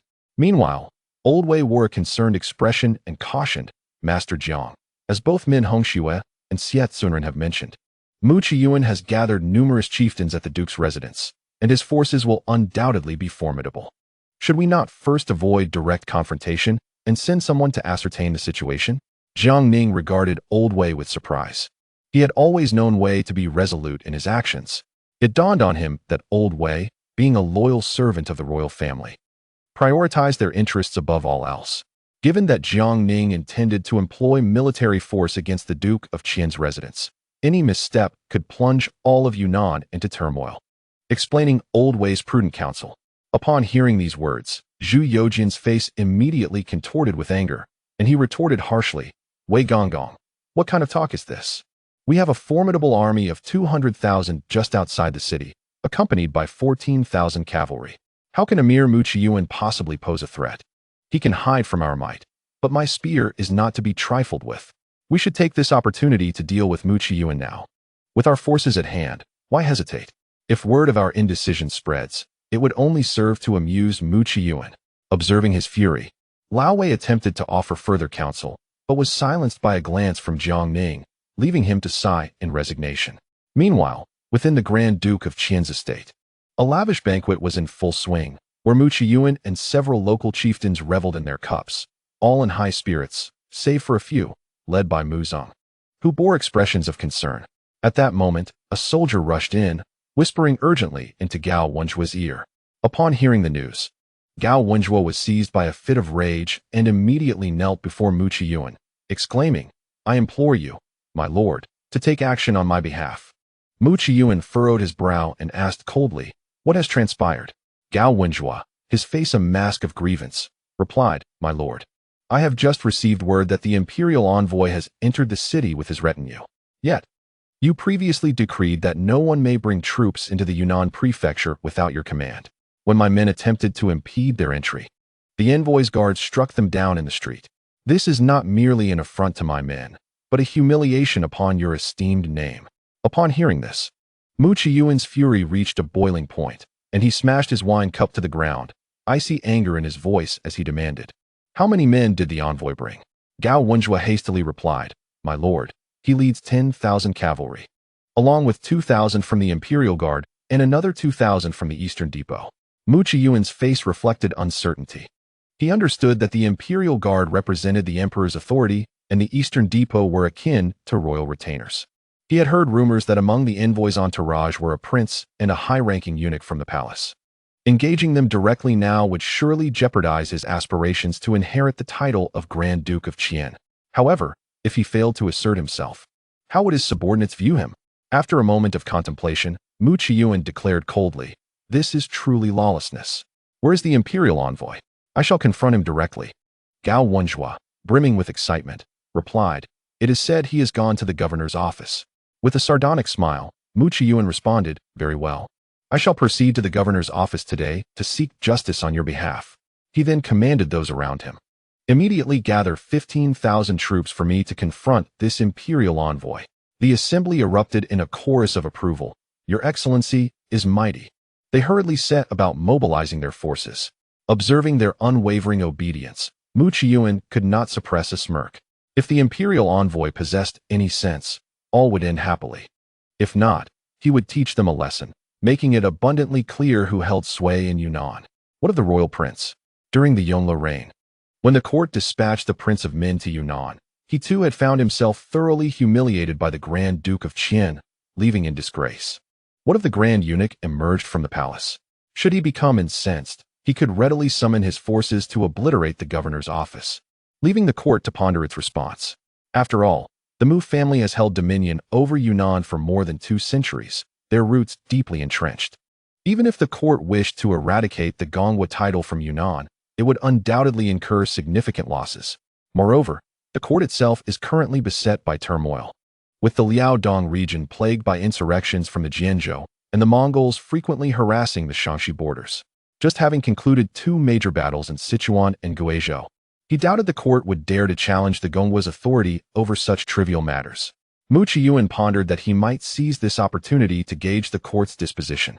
If the court sought to avoid escalating the situation, it would issue an edict permitting him to inherit the title of Gongwa, resulting in a mutually beneficial outcome. Conversely, should the court genuinely aim to target him, he could simply declare himself sovereign of Yunnan. The court's prestige in Yunnan has plummeted, and the local government has become virtually a mere facade, with the 72 tribal chieftains wholly obedient to the Gongwa's commands. Subsequently, Mu Qiyuan turned to his trusted aide and instructed him to immediately gather the remaining troops, ready to await his command. The aide complied, departing in haste. Mu Qiyuan then adjusted his dragon robe, secured his jade belt, and strode towards the door. Shortly thereafter, he beheld 15,000 troops assembled outside, accompanied by the chieftains from various regions, which greatly bolstered his confidence. He swiftly mounted his steed, and with a commanding shout, led his formidable army towards the governor's office. Meanwhile, upon hearing of Mu Qiyuan's military mobilization, the citizens of Yunnan hurriedly shuttered their doors, retreating into their homes, fearful of unwarranted calamity. Concurrently, within the governor's office, Jiang Ning, Zhu Youjian, and Old Wei had gathered their own 14,000 troops, beginning their advance towards the Gongwa's residence. Zhu Youjian, brimming with excitement, remarked to Jiang Ning, "Fear not, brother. Should Mu Qiyuan possess any sense, all will be well. If he dares to show the slightest disrespect, I shall swiftly deal with him, allowing him to witness my prowess." Jiang Ning merely smiled in response, choosing not to elaborate. His younger brother had recently become excessively combative, dedicating day and night to relentless training, exhausting the practice grounds. Apart from the 3 generals, Qin Liangyu, Chao Wenzhao, and Zhao Shuai, the remaining commanders found themselves frequently summoned for practice by him. Moreover, Jiang Ning noted that his younger brother's martial prowess had surged, now capable of engaging formidable generals like Lu Xiangxing and Chao Bianjiao in nearly 100 rounds, exhibiting remarkable valor. Given his youth, a few more years of growth could indeed see him rise as the foremost warrior of the Ming dynasty. As Jiang Ning's thoughts wandered, he was suddenly approached by Li Ruoyan, riding swiftly, his expression tinged with urgency. "My lord, trouble looms," he proclaimed. "Mu Qiyuan has assembled 15,000 troops at the Gongwa, advancing towards us. He has also dispatched orders to the garrison within the city, instructing them to prepare for immediate assembly."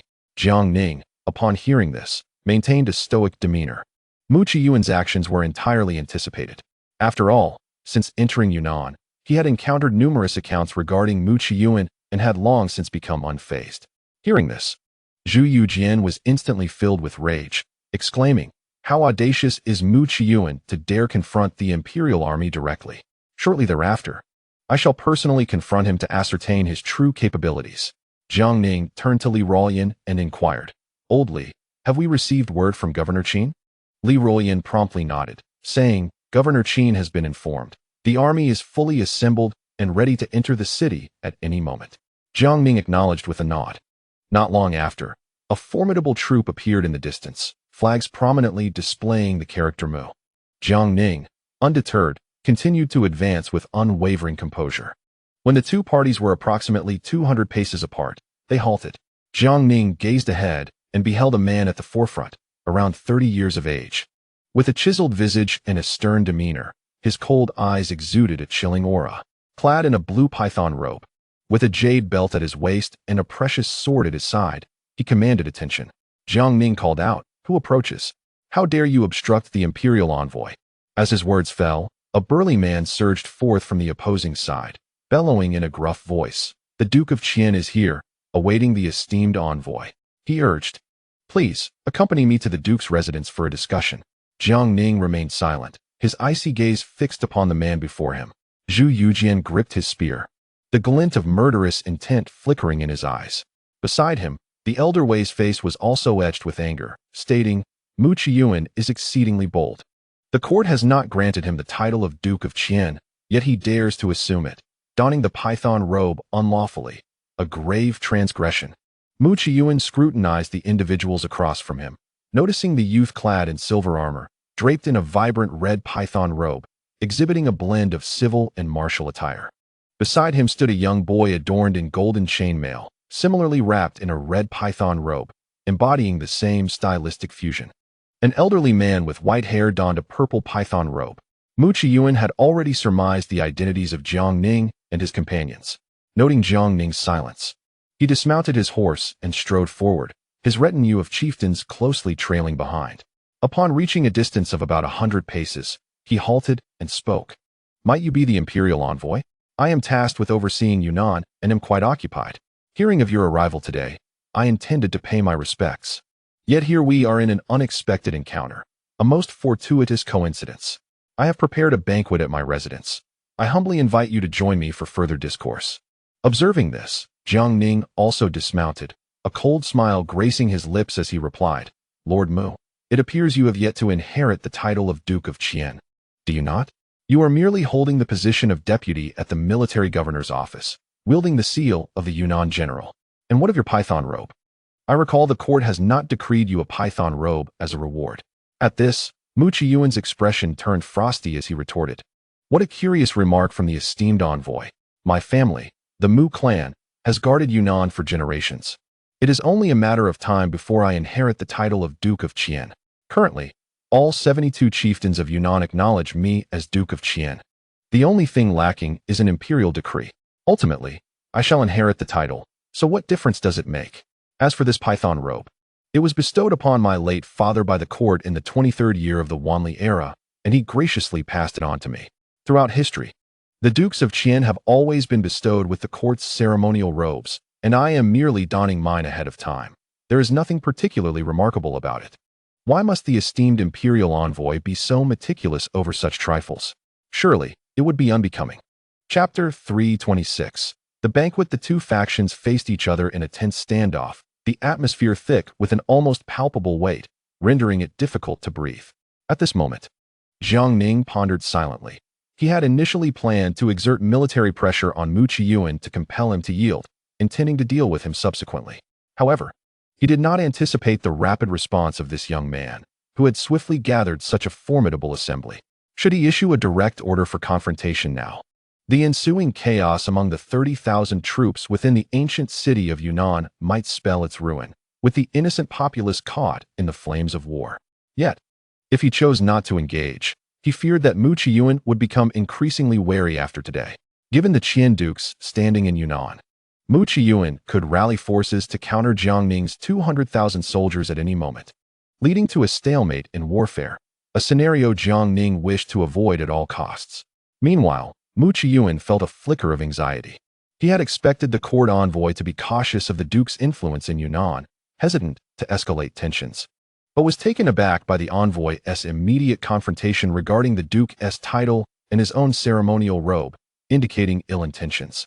What had begun as a mere test of words had revealed the envoy's unwavering firmness. Nevertheless, Mu Qiyuan had yet to fully commit to severing ties with the court. After all, should matters escalate, it remained uncertain whether he could maintain stability in Yunnan, and he was loath to gamble recklessly. As the standoff continued, the sudden sound of urgent hoofbeats broke the tension. Not far off, Min Hongxue and Xie Zunren arrived on horseback, flanked by over 100 officials and soldiers. Positioning themselves between the two factions, Min Hongxue and Xie Zunren dismounted quickly, bowing respectfully to Jiang Ning and the others before Min Hongxue turned to Mu Qiyuan. His expression grave. Mu Qiyuan, what is your intention? The imperial envoy has arrived. Why do you bring such a multitude? At this, Mu Qiyuan cast a cold glance at Min Hongxue, dismissing the old scholar. With a look of disdain, he replied, I had heard the court envoy was entering the city and intended to pay my respects. I did not expect to meet you here. As for the individuals accompanying me, they are the offspring of the 72 chieftains of Yunnan, eager to hear the envoy's teachings, so they accompanied me. Surely, you recognize most of them, Minister Min? Min Hongxue's face flushed crimson upon hearing this, and he replied, In that case, let us proceed to the governor's office for a discussion. He then turned to Jiang Ning and the others, inquiring, May I ask for the imperial envoy's thoughts on His Highness, the Prince of Xian, and Lord Wei? Jiang Ning and his companions regarded the old scholar, who seemed adept only at muddling through, with cold stares, remaining silent. Just then, Mu Qiyuan interjected with a smile. Minister Min, why not come to my residence for a discussion? I have already arranged a banquet to honor the imperial envoy. Upon hearing this, Min Hongxue began to cough violently, and Xie Zunren swiftly moved to support him. Min Hongxue glanced at Jiang Ning and the others, gritted his teeth, and turned to Mu Qiyuan, stating, It is not impossible to visit your residence, but you must first dismiss all these people.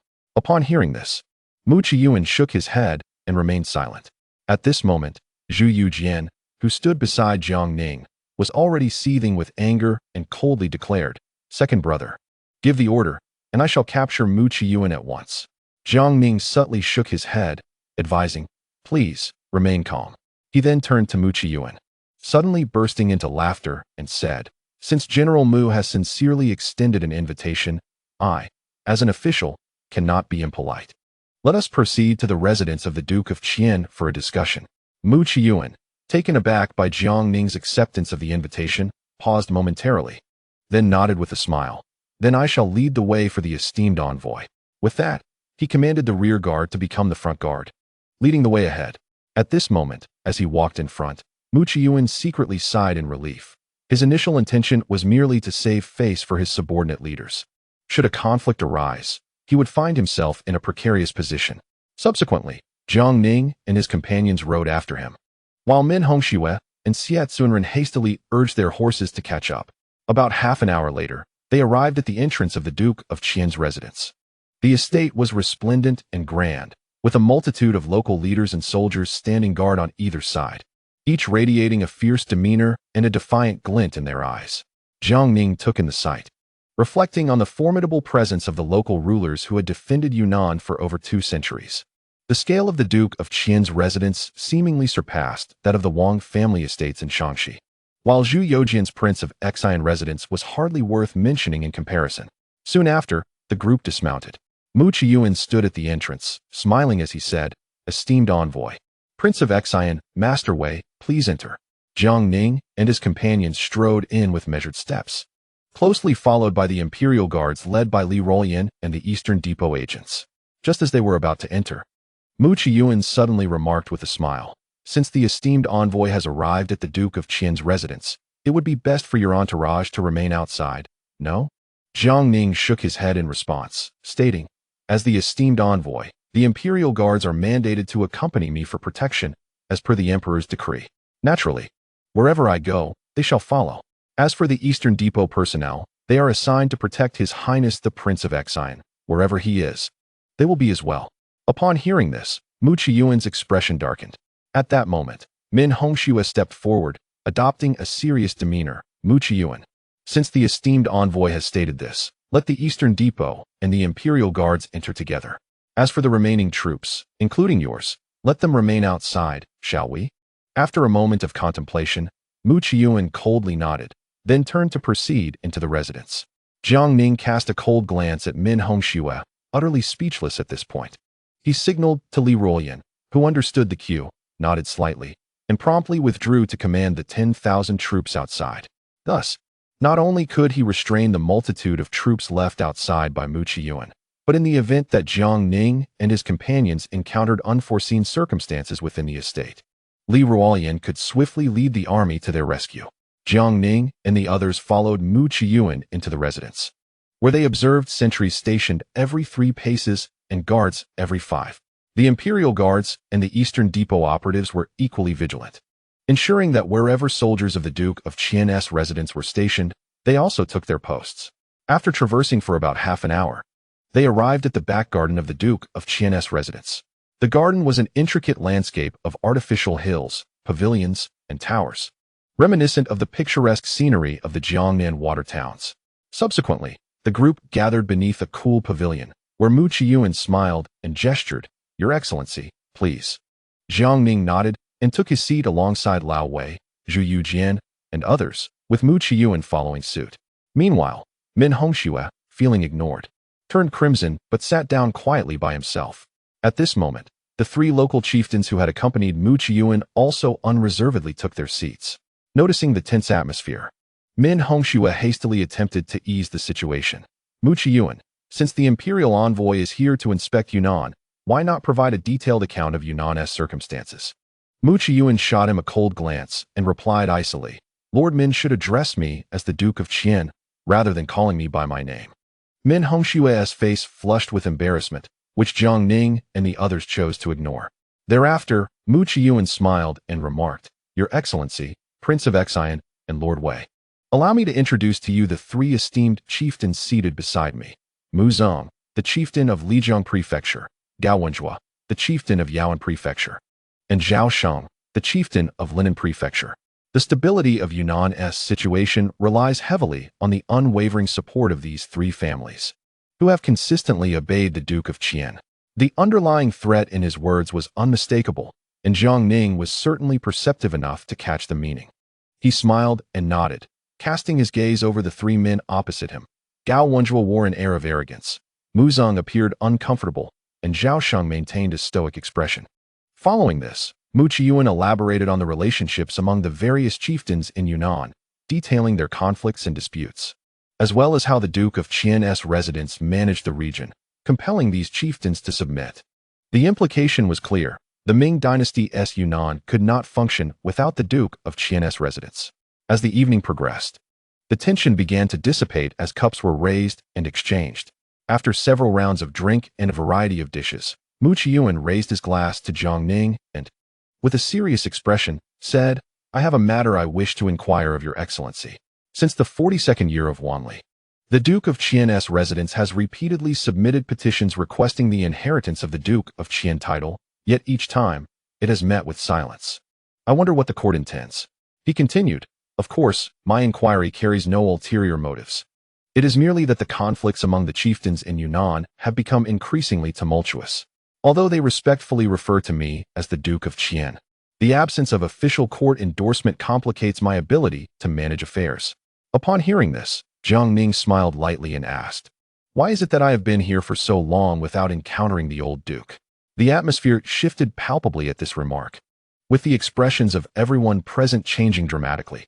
Mu Qiyuan then smiled and explained, "My grandfather has always cherished tranquility. A couple of years ago, he took my grandmother and mother to our estate outside the city to enjoy a peaceful life. There are seldom any significant matters, and they do not return often, which is why this vast Qian Guigong mansion is managed solely by me." Jiang Ning, upon hearing this, nodded in sudden comprehension.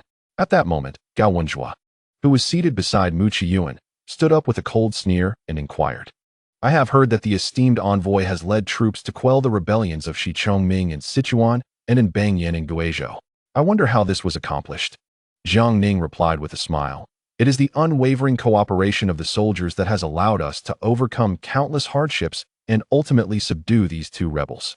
Gao Wenjue pressed on, "I have also heard that the court is now abolishing the Tusi system in Sichuan and Guizhou in favor of direct governance. Is this true?" Jiang Ning nodded. The 2C system has a long history but is fraught with issues, as exemplified by Ming and in Bangyan.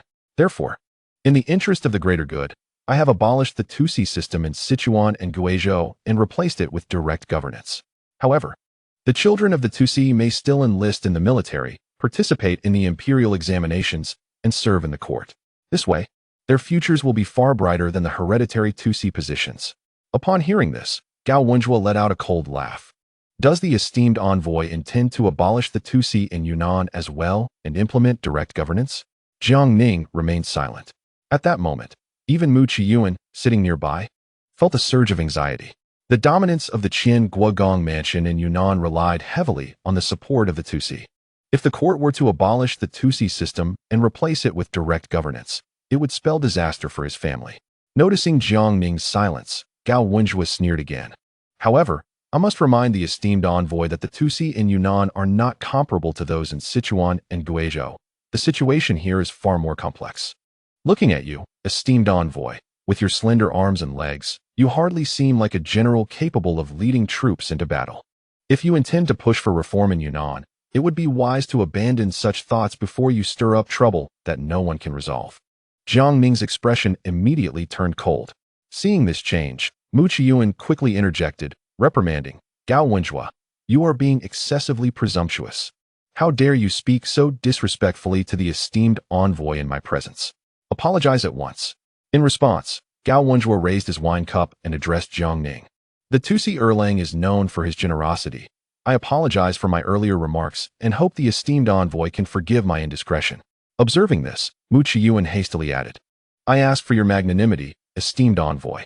Wenjue is renowned as the bravest warrior in Yunnan and is deeply loyal to the Qin Guogang mansion. His words were indeed offensive, but I hope you will not take them to heart. At that moment, Jiang Ning maintained his impassive demeanor, but Zhu Youjian, sitting nearby, could no longer contain himself. With a resounding crash, he slammed his wine cup onto the table, fixing a cold gaze on Gao Wenjue, and sneered, just now. Mu Qiyuan mentioned your reputation as the bravest warrior in Yunnan, but I fail to see any evidence of it.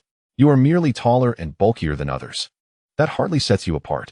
Gao Wenjue, upon hearing these words, was immediately filled with fury, glaring at Zhu Youjian as he declared, the title of the bravest warrior in Yunnan is not conferred by the court, but is recognized by the 72 chieftains of Yunnan. Others have spoken such arrogant words as your highness before, yet they were ultimately left crippled by my hand, now languishing at home. Do you wish to test your mettle? Zhu Youjian responded with a hearty laugh, saying, since my departure from the capital, I have journeyed from Sichuan to Guizhou, facing nothing but rabble unworthy of being my adversaries. As you proclaim yourself the foremost warrior of Yunnan, I shall gladly accept the opportunity to learn from you today. Gao Wenjue, sensing the youthful prince's disdain, immediately turned to Mu Qiyuan and clasped his hands in respect, saying, I humbly request the Lord to give the order. I shall engage in a spar with his highness.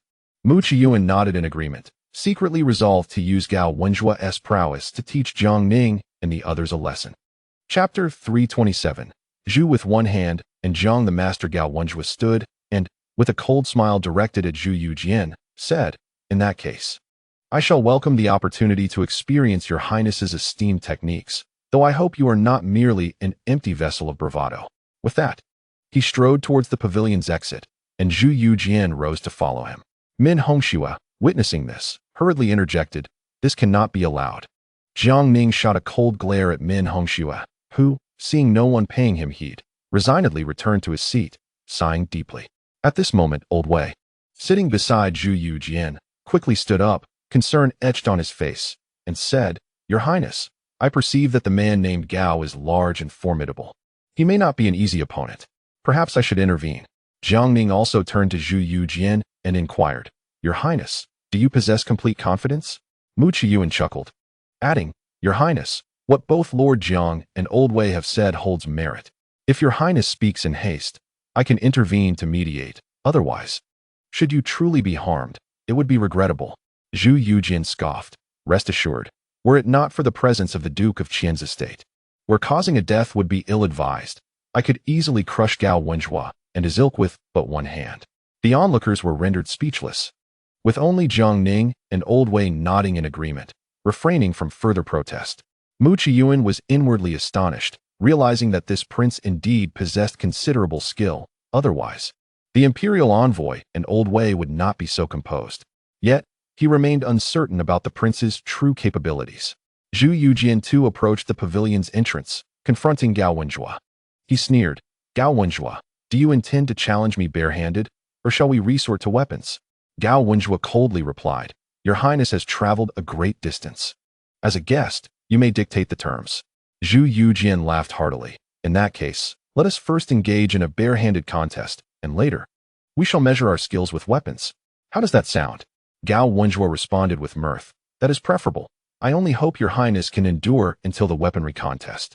With that, the two assumed their stances. Jiang Ning and Old Wei also rose and stepped outside the pavilion, standing by to observe. Jiang Ning quietly placed his hand on the hilt of his sword, coldly watching the two. Suddenly, Gao Wenjue let out a fierce roar, fists clenched, charging straight at Zhu Youjian. Zhu Youjian, composed and unhurried, assumed a stance reminiscent of the two instruments post, with a sudden forceful push against the ground. The tiles beneath him resounded with a thunderous crack as he charged towards Gao Wenjue. In an instant, the two collided. Gao Wenjue raised his fist to strike, but Zhu Youjian deftly sidestepped, evading the blow with ease. He then retaliated with a swift punch that landed squarely beneath Gao Wenjue's armpit, delivering two solid blows. Gao Wenjue quickly retreated a few steps, his expression now grave. An expert can discern the skill of their opponent with a mere exchange, and through their brief encounter. Gao realized that this young prince was not merely a facade, but possessed genuine martial prowess. With his arrogance shed, he charged once more at Zhu Youjian. Unperturbed, Zhu Youjian advanced to meet him head-on. As Gao Wenjue lifted his fist to strike, Zhu Youjian, swifter still, executed a powerful elbow strike to Gao's chest before his punch could land, sending Gao staggering back in disarray. A grimace of pain etched upon his face. Rubbing his chest, his eyes glinted with ferocity, and he snarled, "Your Highness possesses remarkable skill, but now I shall unleash my true abilities." With a mighty roar, he tore off his outer garment, revealing his well-defined physique, transforming his hands into claws as he lunged at Zhu Youjian, each step echoing like thunder. Zhu Youjian, witnessing this, adapted his technique. He stomped the ground and readied his hands, one poised as a fist and the other as a palm, to confront the oncoming assault. As Gao Wenjue's palm descended, Zhu Youjian raised his left hand, solidly blocking the fierce strike akin to a mountain's edge. He then stomped again, advancing a step, and kicked towards Gao's calf. Caught off balance, Gao Wenjue faltered, but Zhu Youjian seized the moment, crashing his shoulder into Gao Wenjue with a deafening impact. The towering figure of Gao Wenjue toppled to the ground, struggling momentarily before rising with difficulty, his face a mask of astonishment. Jiang Ning, observing the scene, couldn't help but marvel at his younger brother's escalating prowess. Turning to Old Wei, he inquired with a smile, "Your Highness is employing your signature techniques, I see." Old Wei's expression darkened as he shook his head, replying, "Lord Jiang, we have not dared to teach His Highness." Jiang Ning, amused, retorted, "So it is indeed self-taught?" Old Wei nodded solemnly. "His Highness is truly a prodigy. That last move, the double sheep lock, combined with the Iron Mountain lean, has disrupted Gao's rhythm and breath. He is no longer a match for His Highness." Gao Wenjue, rising with difficulty, his eyes aflame with fury, charged at Zhu Youjian once more, transforming his palms into claws. Zhu Youjian braced himself for the impending clash. As they were on the verge of collision, Zhu Youjian suddenly halted. Gao Wenjue, elated, noted Zhu's smaller stature. He lunged forward, extending a claw to grasp Zhu Youjian's arm. In response, Zhu Youjian abruptly jerked his arm, and with a tearing sound, one of his sleeves was ripped away, revealing a white inner garment. Without hesitation, Zhu Youjian struck down with a palm, striking Gao Wenjue's forehead and forcing him to retreat several steps. Old Wei gasped, "Your Highness has employed the fierce tiger scaling the mountain technique. The destructive power is formidable. If mastered, it could shatter an opponent's skull with a single blow." Jiang Ning nodded in agreement, while Mu Qiyuan's expression darkened considerably. The one who prided himself as the foremost warrior of Yunnan found himself in a most pitiful state, bested by a mere young prince. He spoke, "Wenjue, reveal your true abilities for His Highness to witness. Do not tarnish the honor of a chieftain's son." Gao Wenjue nodded in acquiescence. At that moment, Zhu Youjian felt a tremor in his left hand. Had he not reacted swiftly, his arm might have been broken by Gao Wenjua's might. The opponent was robust and possessed greater strength, making prolonged engagement unfavorable for him. Thus, a swift resolution was imperative. Zhu Youjian swiftly altered his strategy. Observing this, Gao Wenjua charged with a ferocious roar, his arms whirling like a windmill, creating a cacophony in the air. And in an instant, he was upon Zhu Youjian. Zhu Youjian hastily raised his hands to defend himself, only to be knocked back several steps, quickly regaining his balance. Gao Wenjua advanced again, and with gritted teeth, Zhu Youjian suddenly clawed upward, seizing Gao Wenjua's wrists with fierce determination.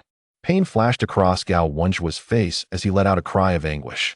Without hesitation, Zhu Youjian relinquished his grip on Gao Wenjua's left hand and seized the right, executing a swift turn that resulted in a sickening crack as Gao Wenjua's right arm was brutally broken. Following this, Zhu Youjian extended his right hand, targeting Gao Wenjua's shoulder with precision. Gao Wenjua screamed, and Zhu Youjian, with a sudden upward motion, struck at his opponent's face, delivering a devastating elbow to his jaw. Gao Wenjua collapsed onto the ground, groaning in defeat, unable to rise. Zhu Youjian shook his left hand, releasing a long breath of relief. The peril had been grave, and a moment's delay would have resulted in him receiving the full force of Gao Wenjua's blows, leading to grievous injury. He then approached Jiang Ning and Old Wei with a smile. Old Wei rushed forward to examine Zhu Youjian, muttering, "Your Highness, you nearly frightened your old servant to death just now." Mu Qiyuan's expression darkened as he glared at the fallen Gao Wenjua, berating him as an incompetent fool who had brought shame upon his name. At that moment, Jiang Ning turned to Mu Qiyuan, smiling as he remarked, "General Mu, the duel between His Highness and Gao Wenjua was indeed spectacular. It is unfortunate that Gao Wenjua fell short and could not endure until the true test of arms. Perhaps we might engage in a contest ourselves?" The crowd gasped at his words, while Zhu Youjian and Old Wei stared in disbelief at Jiang Ning. They were all too aware of Jiang Ning's lack of prowess. Old Wei quickly interjected, "Master Jiang, allow us to take your place, should you incur injury. How shall we report to the emperor upon our return?" Jiang Ning smiled reassuringly, "No worries." Zhu Youjian hastily added, "Brother, perhaps I should take your place?" Yet Jiang Ning remained silent, continuing to smile at Mu Qiyuan. The latter, incensed, sneered, "Since Master Jiang is so inclined, I shall indulge you in a bout." With that, Mu Qiyuan removed his dragon robe and jade belt, instructing for a long saber to be fetched. This blade, elongated and gleaming with a cold light, differed from the standard military sabers of the Ming dynasty. Its edge curved like a crescent moon rather than the usual slanted shape. He grasped a long knife, smiling as he addressed Jiang Ning. "Lord Jiang, this blade was presented to me by the local chieftain of Yunnan last year, forged over several years to achieve this perfection, capable of slicing through hair and severing iron as though it were mud. Pray tell, what weapon does Lord Jiang wield?" Jiang Ning chuckled, patting the sword at his waist. He then tucked the front of his python robe into his belt and slowly drew his long sword, approaching Mu Qiyuan. The two men assumed their stances, while Lao Wei and Zhu Youjian looked on in astonishment. Zhu Youjian turned to Lao Wei and inquired, "Lord Wei, has my second brother practiced martial arts?" Lao Wei shook his head, replying, "Our family has never heard of Lord Jiang engaging in martial training. I recall that when Lord Jiang was injured by the son of the Marquis of Wuqing and recovering at home, he sought the teachings of the immortal Shinshuzi. However, the old sage remarked that Lord Jiang was not suited for martial arts, and there was no further discussion on the matter. Yet, observing Lord Jiang's stance now, he clearly possesses considerable skill." Zhu Youjian, filled with confusion, kept his gaze fixed on Jiang Ning and Mu Qiyuan. Jiang Ning stood with one hand behind his back, holding the sword in the other, its tip pointed directly at Mu Qiyuan, a hint of disdain gracing his lips. In response, Mu Qiyuan smirked coldly, "Lord Jiang, be cautious, for I have mastered the art of killing." With that, he swung his long knife with the ferocity of a tempest sweeping through autumn leaves, aiming for Jiang Ning. Unperturbed, Jiang Ning gently flicked his wrist, creating a flourish of swordplay, and instantly engaged with Mu Qiyuan. Each of Mu Qiyuan's strikes was fierce and aimed directly at vital points. Yet Jiang Ning remained unflustered. His sword movements appeared languid, yet he consistently intercepted Mu Qiyuan's assaults at crucial moments. Lao Wei and Zhu Youjian stood in stunned silence. astonished by Jiang Ning's concealed prowess. Beside them, Wei Chaoqing's complexion paled, instinctively wiping the cold sweat from his forehead, glancing at Lao Wei with a look of trepidation. At that moment, the two men clashed their weapons, sparks flying as the sound of metal striking metal echoed through the air. Despite Mu Qiyuan's aggressive techniques, he could not breach Jiang Ning's defense. Jiang Ning remained on the defensive, which gradually unraveled Mu Qiyuan's composure. His face flushed, eyes wild with frenzy. He began to strike with increasing ferocity, neglecting his defense in favor of an all-out assault. Jiang Ning, however, maintained his calm demeanor, responding with poise. Lao Wei voiced his confusion. Though Lord Zhang's swordplay appears slow, its intricacies allow for a delayed yet effective counterattack, akin to the essence of the Tai Chi he practices. Zhu Youjian, puzzled, remarked, "Yet, all I see is my second brother being passively attacked. Even though he hasn't been struck by Mu Qiyuan, this defensive strategy cannot be sustained." Lao Wei replied with earnestness, "Your Highness, whether in boxing or swordplay, the quicker techniques are easier to master, relying primarily on skill. However, slower techniques are often far more perilous. Do you understand, Your Highness? A talented individual with fast punches or rapid swordplay can become a master with just a few years of practice. Conversely, for ordinary people, without the right approach, even a decade of practice on slow punches or swordplay may not yield proficiency. Yet, once mastered, even those who have trained for 10 years in quick techniques would find themselves no match." Upon hearing this, Zhu Youjian experienced a moment of clarity. Just then, a firework suddenly erupted outside the Qingwu Duke's residence, exploding with a resounding boom, leaving those present bewildered. Upon witnessing the unfolding events, Jiang Ning's lips curled into a subtle smile, only to swiftly transform into a fierce onslaught. His movements accelerated, each step pressing relentlessly against Mu Qiyuan, who found himself retreating repeatedly. In a sudden flourish of his sword, Jiang Ning struck directly at Mu Qiyuan's wrist. With a pained cry, Mu Qiyuan lost grip of his long knife, which clattered to the ground. Clutching his wrist, he glared at Jiang Ning with fury, exclaiming, "Lord Jiang, how dare you harm me?" In an instant, Jiang Ning lunged forward, raising his sword and deflecting the long knife towards Old Wei. The latter, unfazed, deftly caught the weapon. At that moment, Jiang Ning's sword was poised menacingly at Mu Qiyuan's throat. The latter's face blanched with horror as he hurriedly asked, "Lord Jiang, what is the meaning of this? Did we not agree to engage in a friendly spar?" Jiang Ning replied icily, "Who said we were to spar? Mu Qiyuan, do you still fail to comprehend the gravity of the situation?